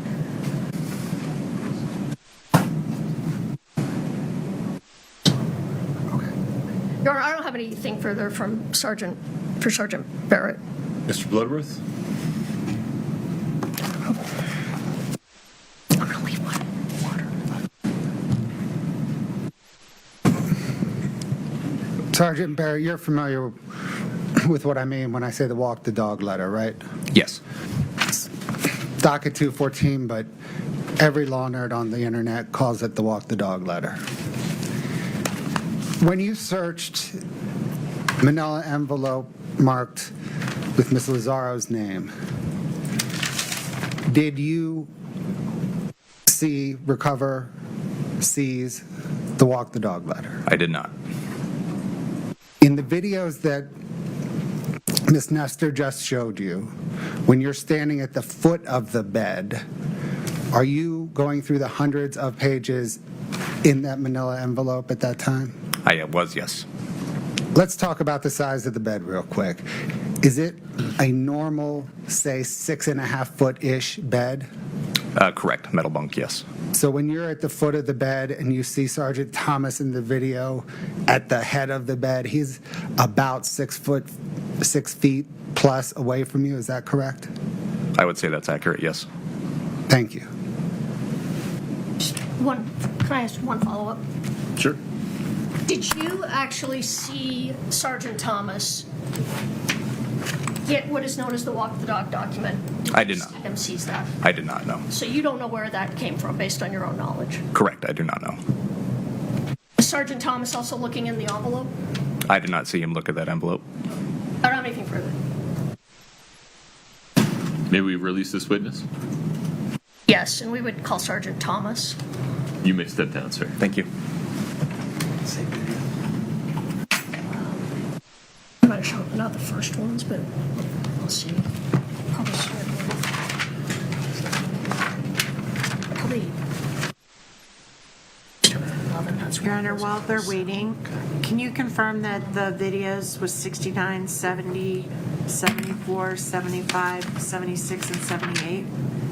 I don't know that we played. Did we play 78? I think so. That was the last one. That was the last one where Sure. Sergeant Barrett was carrying the video. Okay. Sounds right. Sergeant Thomas, would you step in front of Brittany? We'll get you sworn in.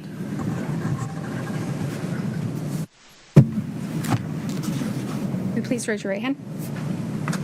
Do you solemnly swear the testimony you're about to give in the matter before the court to be the truth, the whole truth, and nothing but the truth, subject to suits and penalties of perjury? Thank you. Have a seat.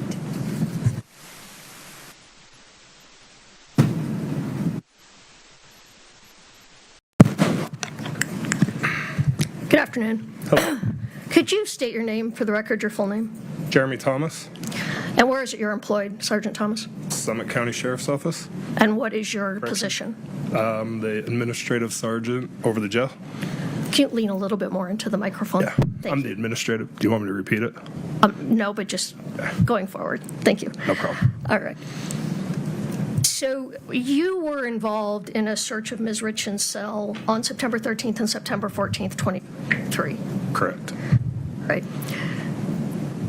What happened to initiate the first search on September 13th? The first search that I was involved in, or Or were you involved in all of the searches those 2 days? wasn't. I was only involved in one search. Which search were you involved in? I believe it was the second search. On September 13th? Yeah. All right. And what initiated the second search on September 13th? Your Honor, we have a date confusion. I think Sergeant Thomas, as depicted in the video, was involved in the search on. All right. So the 14th. So you were only there for the search on the 14th. All right, that's fine. So the search on the 14th, what was the purpose of the search on the 14th? There was a discussion about a role violation that Ms. Richins had engaged in over holding a letter up during a video visit, and so we were attempting to locate that letter. Okay, so again, I don't know if we have the dates confused now. You were involved in either search on the 13th. Negative. Are you aware of the searches on the 13th? Vaguely. I don't know the details of it. All right. So is your recollection that the second search on September 13th was looking for the letter that was held up to the video? I'm not aware. You're not aware? I'm aware of the I didn't see the incident, but I'm aware that she had held a paper up during a video visit. And you're aware, or are you aware, that there was a search on the 13th to try and locate that paper? I believe, yes. And it wasn't located, correct? Yes. And just that paper turned out to be something that was not related to this case or even contraband, correct? I wouldn't know. You don't know? I didn't see the letter. The letter was never found, so I don't know. Okay. So the letter was not seized from the cell? No. As far as I know, the letter that she held up was not seized. All right. So now September 14th, the search on September 14th, that was of the entire pod, correct? Yes. Or the one that I was involved in, yes, the whole pod was. The whole pod. So the purpose of that search was not just to search Ms. Richins' cell? Negative. It's to search the whole unit. Okay. And were you looking for anything specific in that search? The main goal was to find that letter that she held up. That had not been found the day before? That had not been found. Okay.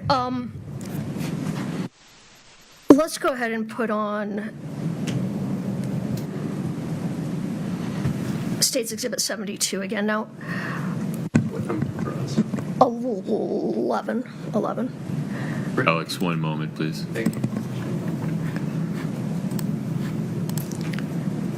And now, before we get started, let me just ask you, on these videos, are you the one that collected these videos for evidence? Yes. And tell me how that process happens. How do you collect those videos? You you go to the camera and on the computer and then just download it onto a flash drive and then submit it into evidence. All right. And have you had occasion to look at the videos of this particular search on September 14th before today? I have seen it before, yes. So you're aware that during these videos, the video freezes a number of times for lengthy periods? Yes, it could. It's motion activated, so if it doesn't detect motion, it would probably shut off. Okay. Let's go ahead and play this. Now that's you standing outside of Ms. Richins' cell up on the far right of our screen, correct? Yes. With your back to the camera. Yes, ma'am. And what is going on in the cell at this time? Sergeant Barrett is in the process of searching some documents at the foot of the cell, of the bunk. And those documents were located in an envelope, correct? I have no idea. I wasn't paying attention. He would have been blocking my view of what he was actually searching. All right. So I'm looking at his back. So at this time, you're not clear what he's going through, just that he's going through documents? Correct. Okay.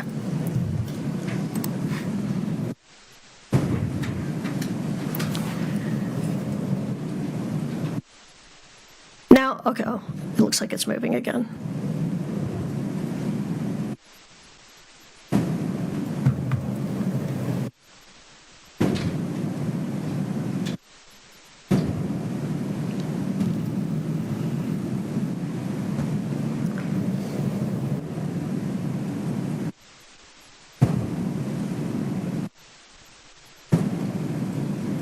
All right, have you up to this point been in her cell at all? No. All right. Let's go ahead and move to number State's Exhibit 7413 for us.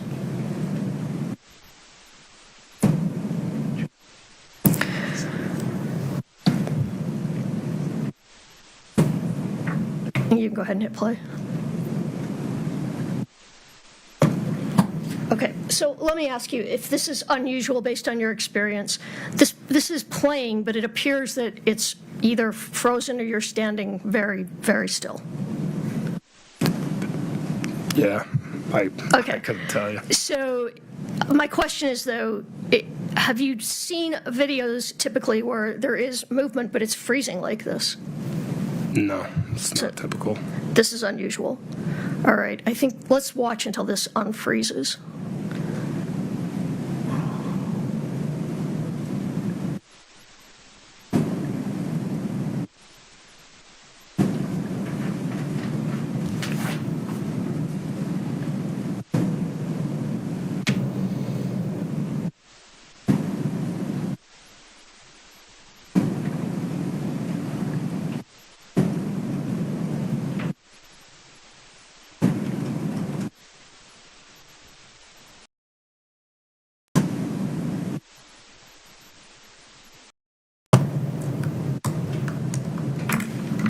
It does unfreeze eventually, I promise. I think. There we go. So that's the first time you go into the cell. Correct. And are you now looking at what? Can you pause that, Alex, right there? And zoom in. You're looking at what Sergeant Barrett is looking at this point. Well, you can see what he's looking at, let me put it that way. Yeah, I could see. I'm not paying attention to what he's doing. All right, but I'm sorry, I didn't mean to talk over you. Were you finished? Yeah. All right. You have an envelope in your hand right there, correct? I have no idea. I can't tell what it is. All right, do you recall, well, let's take another look. You still aren't sure what that is? Mm-mm. Do you recall seeing the envelope in the cell that said the name of Ms. Richins' former attorney on the front of it? No. So you don't know what that is that you're looking at right there? It looks like an envelope, right? I can't tell what it is. It looks like there's papers, yes, but okay. I don't know if it's an envelope or not. I don't remember touching an envelope in the cell at all. All right. So tell me what you did after this point, if you recall. So my recollection was there on the top bunk, there was papers and books on the top. So I figured I would start searching in that area because we were looking for the document. I remember flipping through some pages on the top, and then there were some paperback books on the top bunk and the LSAT book on the top bunk. And Stop you for 1 minute. Let me just a couple of clarifications. So on the top bunk, there were, you said pages. yeah, it was nothing of significance. It was like, I couldn't even tell you what they were. They were just letters, or like, it was nothing that stood out to me. So All right. Were there a lot of pages, though, on the top bunk? there was a few. I couldn't tell you how many, but yeah, it was scattered paper on the bunk right there. So, on the bunk or the book? I'm sorry, what did you say? On the metal part of the bunk. And then there was some books off to the side, and then there was the LSAT book on the top of the bunk right there also. So the book was on top of the bunk? Yeah. All right. Let's go ahead then and look at some of these videos, because I want to see if you can point out to me where you might be looking at the books. So that was number, what was that, Alex, that we just played? It's 13. All right, I guess let's do State Exhibit 75. And again, this is another one that is frozen on and off. Which number is it? 14.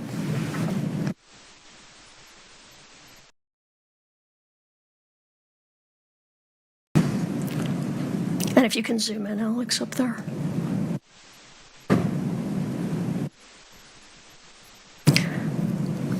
And then, is it frozen or is it stopped? All right, so we can't see what is, oh, there we go, it's moving. So at this point, you are looking at some papers, correct? Correct. Sorry, could you answer all that? Correct. Sergeant Barrett just had an envelope. I don't know if you saw that. I did.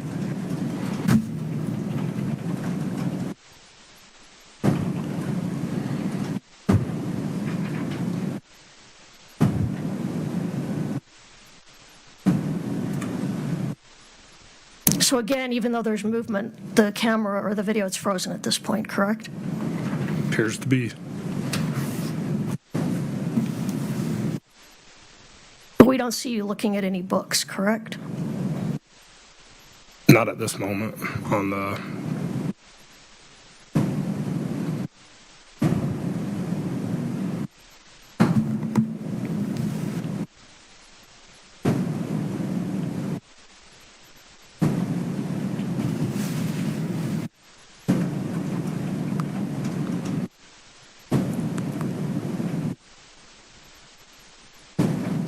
I think this unfreezes again. Oh, that was the end of it? It's been the end of it for a minute. All right, let's go on then to the next one. That's why it was frozen. Yeah, it's hard to keep track of where it starts and stops. All right, let's look at number 15, which I know a lot of this one's frozen too.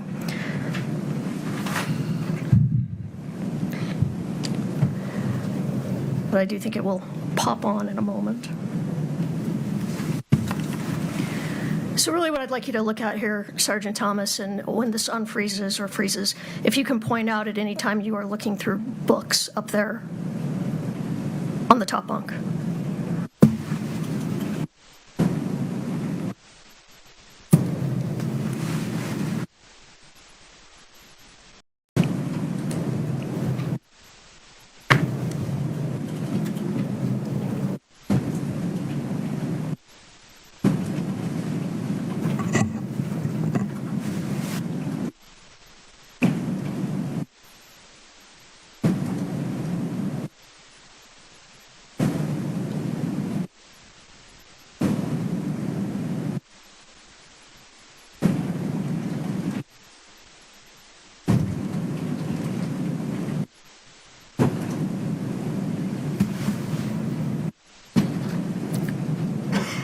I think it's moving now, if you could.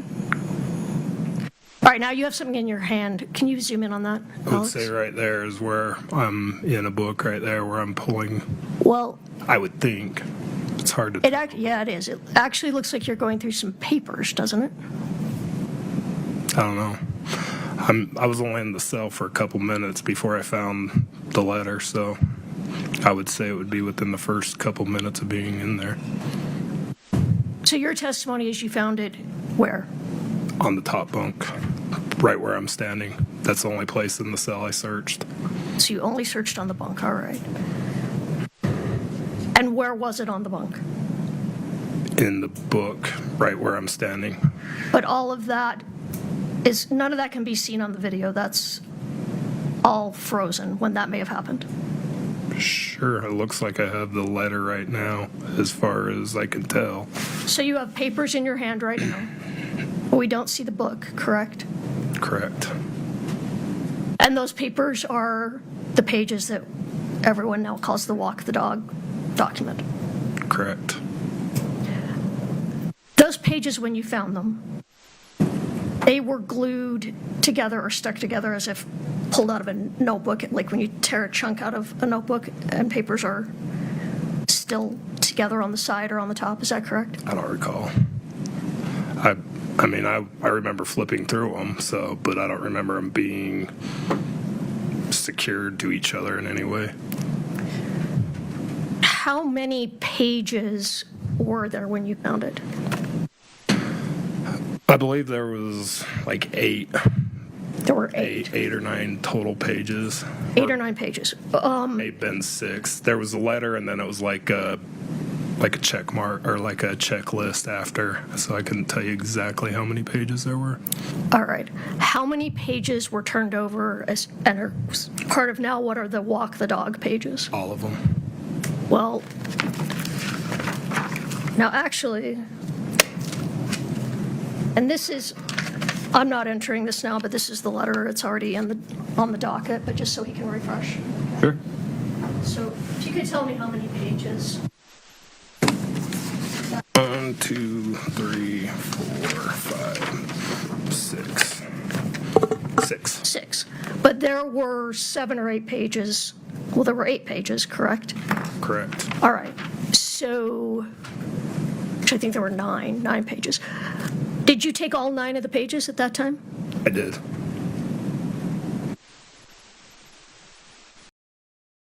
So when you saw these pages that were in a handwriting, you read all of them, right? I read most of the document on my way out because once I verified that there was something in there of concern, then I was taking them out of this section to take to my supervisor. So the very beginning of that, in front of you, the first couple of lines, and you can just read it to yourself right now, Okay. is about a conversation between Ms. Richins and her attorney, correct? No. Just saying she's referred to this guy as the third person. Right, she's talking about something that her attorney told her, correct? Correct. All right, so as you started to read this, you immediately saw that she was talking about something between her and her attorney, correct? Correct. But you continue to go on and read it? Correct. So I scanned the document, and then fairly quick, she talks about basically what she's telling her brother to say. Well, I understand that's what your interpretation of the document is, but let me back up a little bit. So when you come across documents that are privileged, do you typically go on and continue to read them? They weren't marked as privileged. When you come across documents about an individual's case that they've written? We scan those documents, yes, to look for safety security threats. You scan them or you read them? To scan them.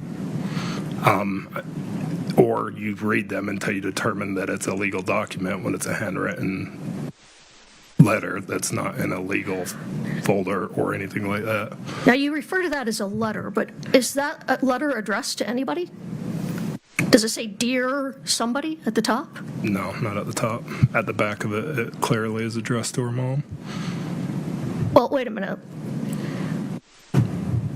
Let's clarify here. Addressing a letter would, there's no, Hold on. oh, sorry. Go ahead, Mr. Bloodworth. Like all the other documents in this case, it says what it says. We don't need a quiz on what it says. Are there questions about why Sergeant Thomas did or didn't do whatever he didn't do next that you need to ask? There is, and it's laying foundation for argument that will be made in the briefs. If you need to ask questions about what he did or didn't do, that's fine. Well, I think it's important to clarify, for purposes of argument and privilege, whether or not this document was obviously a letter. Well, but you can, candidly, I don't care whether he thinks it was obviously a letter. I can address that, and I have to, under the law, make an objective determination of that. If you want to ask him why he did whatever he did or didn't do next, that's fine. Okay. All right. Well, can I get an answer to the first question? Is there a salutation on the letter to somebody? No. All right. But you continued to read it. Correct. Anyway. And it's not signed on the bottom by Ms. Richins. It's not Love Kouri on the bottom, correct? I would have to... Well, go ahead and take a quick Ms. Lewis, look. if you just ask the next question, I'm going to move you along just a little bit here. Was there an envelope with that to mail it? No. Were there any letters in her cell that were ready to be mailed out that you found that day? I don't recall any. This is the only letter I remember. This was the only letter of significance that I felt was a violation of rules and a safety security threat. All right, and it was attached to 3 other pages that were just notes, correct? Yeah, it was just like a checklist it appeared to be a checklist. I couldn't really tell you everything that was on it, on the last 3 pages. Okay, but it wasn't part, you didn't think it was part of the first 6 pages? Yeah, I thought it was part of the actual document, yes. All right, are you aware that the next page, page 7, was found to be privileged by the taint attorney in this case? No. You're not aware of that? No. All right, do we need to introduce, or maybe we should just introduce this?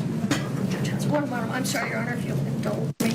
So this is, there's one where he says it's privileged. 6 pages.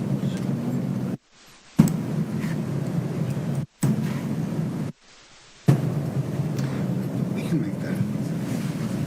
I just want to make sure it's the right one that he says, the next page. Yeah.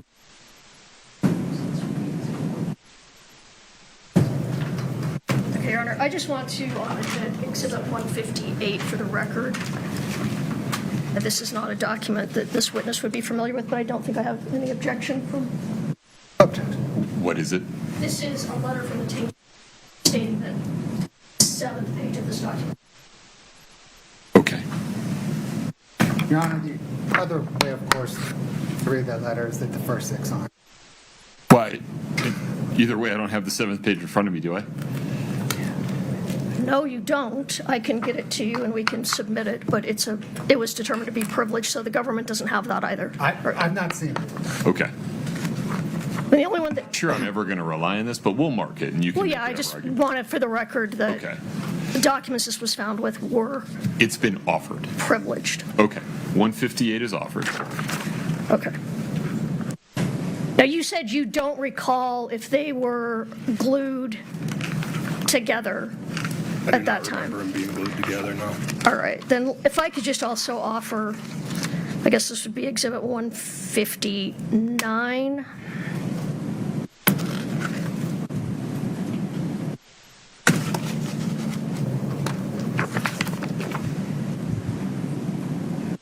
This is just the emails between.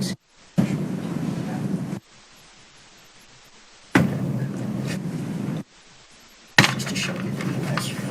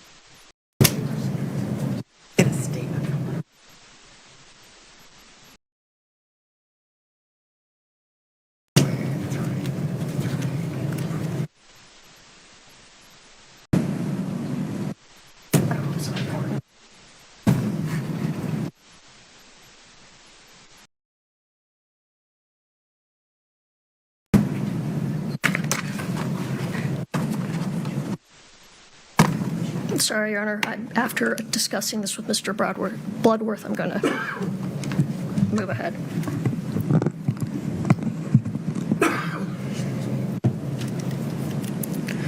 All right, so the only thing that was taken from the cell was this 8-page, 9-page document, correct? Correct. And what did you do with the document after you took it from the cell?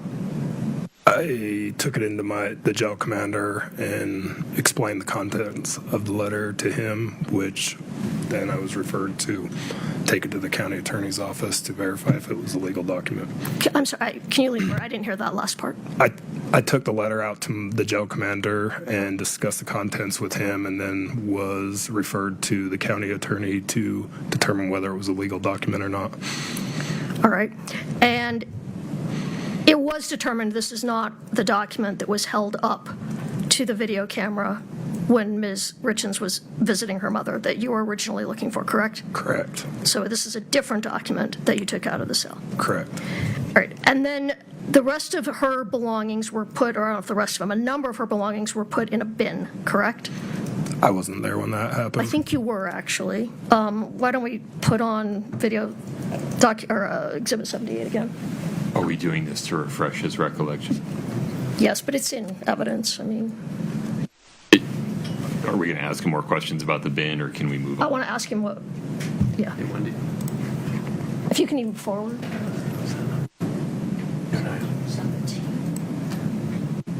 17.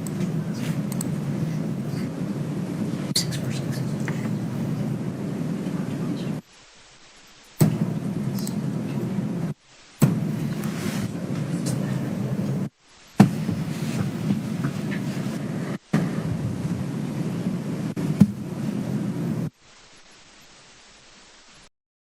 What's that?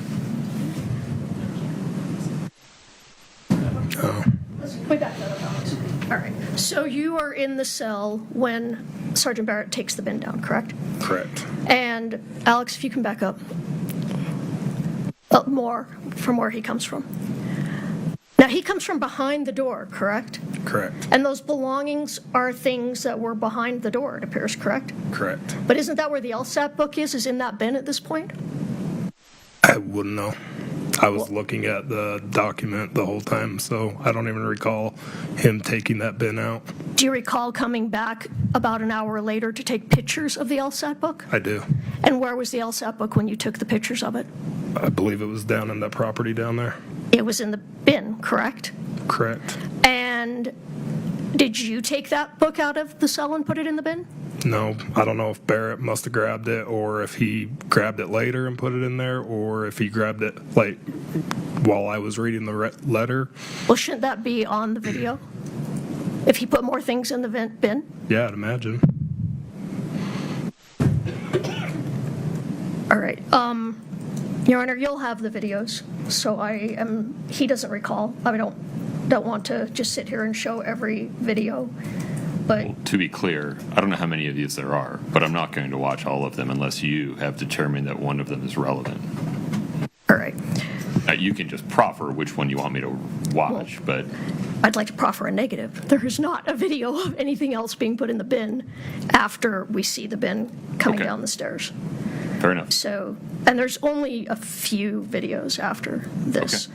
But so there is a video, though, of you pulling the book out of the bin, correct? Correct. And taking a picture of it. All right. Let me see.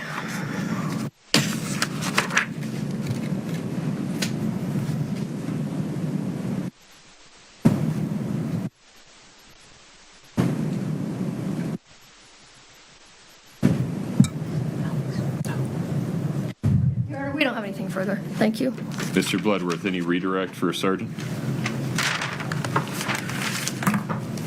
Yes, Your Honor, thank you.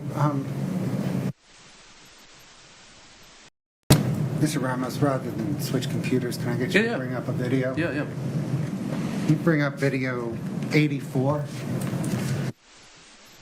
84? Yes, Exhibit 84. It's the second video, number 22. Yes, the second 22. Going down. Actually, no, it might be the top. But let me look.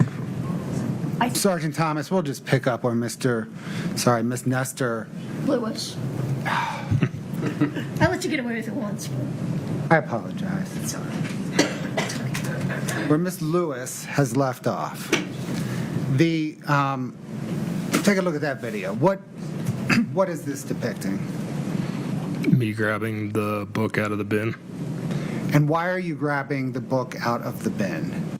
So I could take a picture of where I found the letter. And by book, you mean the LSAT book? Yes. And why did you want to take a picture of where you found the letter? To book it into evidence or attach it to the report of where I found the letter. Okay. Because I stated it in my report.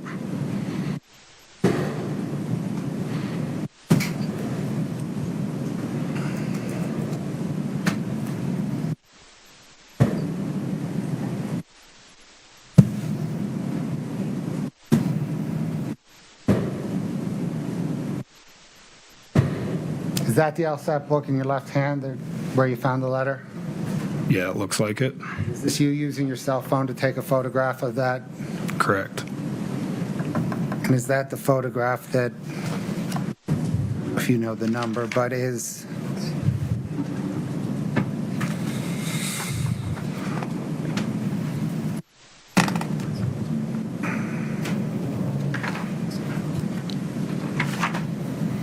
found at 86 in the court's binder. We can show you that photograph. Do we have it real quick? Connor, can I borrow the court's binder to show?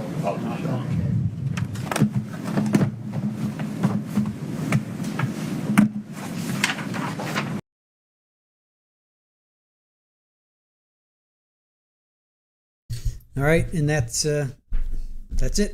They just cut us off right there. So I think we saw, I'm sure we saw the majority of it. That was just cross, right? Because the defense called him up. Anyway, so all right, so that's that. That's going to conclude our coverage for today. Now tomorrow it seems like right now, okay, Kouri has two hearings tomorrow and then Thursday, so the 7th and the 8th. But right now, it doesn't look like judge is going to allow them to be live streamed. So it seems right now that we're going to have to pick them up when they're released, which would probably be either that night. So we're going to do it the following day. I know it's confusing, but that's kind of where it is right now. So I have like 10 hours more of hearings. I have, so we're going to be on tomorrow, which is Wednesday. And we're going to be picking up more hearings from 2025. We have one more from 2024. That's when I switched out. And then everything else is from 2025. Evidentiary, trial evidence. Again, more trial evidence, preliminary hearing.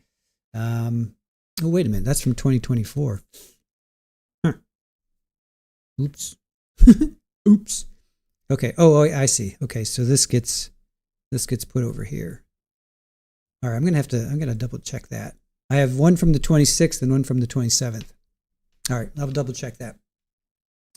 Anyway, so tomorrow we have all kinds of hearings from 2025.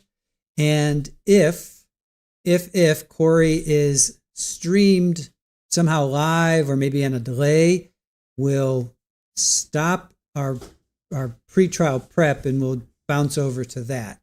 I'm not going to just like cut it off. Like if we're going to start at 9 tomorrow Eastern. So if and they're 2 hours behind us, 3 hours behind us. So I think they're supposed to start at 11. So if like 12 o'clock, all of a sudden she goes live, I'll just, let you guys know, hey, we're going to end at like 1 and then we'll bounce over or whatever it is. So if she is streamed on a delay tomorrow, we'll pick up on that. If they don't release it until later tomorrow night, then we'll stream it. We'll watch it the following day. So either way, we got you covered. We're going to continue with our pretrial prep, and if not, and then the following day or later tomorrow, we'll pick back up on whatever they give us for the next 2 days. So 2 hours behind Eastern. Okay, thanks Northwestern. So I think she's supposed to go on at 9, so that would be 11 o'clock Eastern. If it's delayed by like an hour, 2, 3 hours, I have no idea. We'll just have to see what happens tomorrow. But either way, we've got content for you guys tomorrow. Actually, for the rest of this week, either way. We also have Davine Michaels. Don't forget her. Davine Michaels' sentencing is Thursday as well. Thursday at 11 Eastern. So we have Davine Michaels' sentencing. So we're going to watch that as well. We'll probably do a dual stream, or we'll see what happens. They are, Paula. Yep, they are public defenders. They are both public defenders. So with that, have a wonderful evening. Thank you guys for joining us today. Really appreciate it. Oh, Dwayne, if you're watching, I got Super Ball. Super Ball is hanging out over there. Hey, Super Ball. Hi. Look, kiddo. Yeah, come say hello. Come say hello. Come on. Come here. Yeah, it's a good girl. All right. Yeah, tell me all about it. Do you like Kouri Richins' new lawyers, new representation? What do you think about this trial? Do you care to comment? Do you care to comment on the kittens? How are they treating you? Okay. Super Ball doesn't have any comments. All right, you guys. Thanks for watching. Appreciate you spending your day with us. Tomorrow we're going to go on at 9 with we're just going to pick up where we left off with more pretrial hearings. And if Judge M decides that he is going to release the hearing tomorrow during the day, then we'll just jump over to that because I'd rather cover that. But if he releases it later that day, then we'll just cover it the following day. So with that, thank you to our mods. Thank you to Erin. She created a short about Raul Valle. He has representation. His next hearing is going to be March 25th. So go check out that short. They did a press conference. So go check out that short. And yeah, I think that's about it. Paul Canero, they're still in jury selection. So we're going to, as soon as that one kicks in, we're gonna. I hope they get a jury selected sooner than later because I definitely want to cover Kouri, and she starts the 23rd. What is she? 23rd. Her opening statements are the 23rd, so that's gonna be cutting it really close with Paul Canero. He's supposed to go 10 weeks. I'm hoping he goes like maybe 8 weeks, which would get us. Yeah, that's gonna be close. That's gonna be close, you guys. So anyway. All right. With that, have a good night. Thank you, mods. Thank you, Aaron. And Super Ball says thank you for watching as well. And we will see you tomorrow, 9 o'clock Eastern. Have a good one. Bye.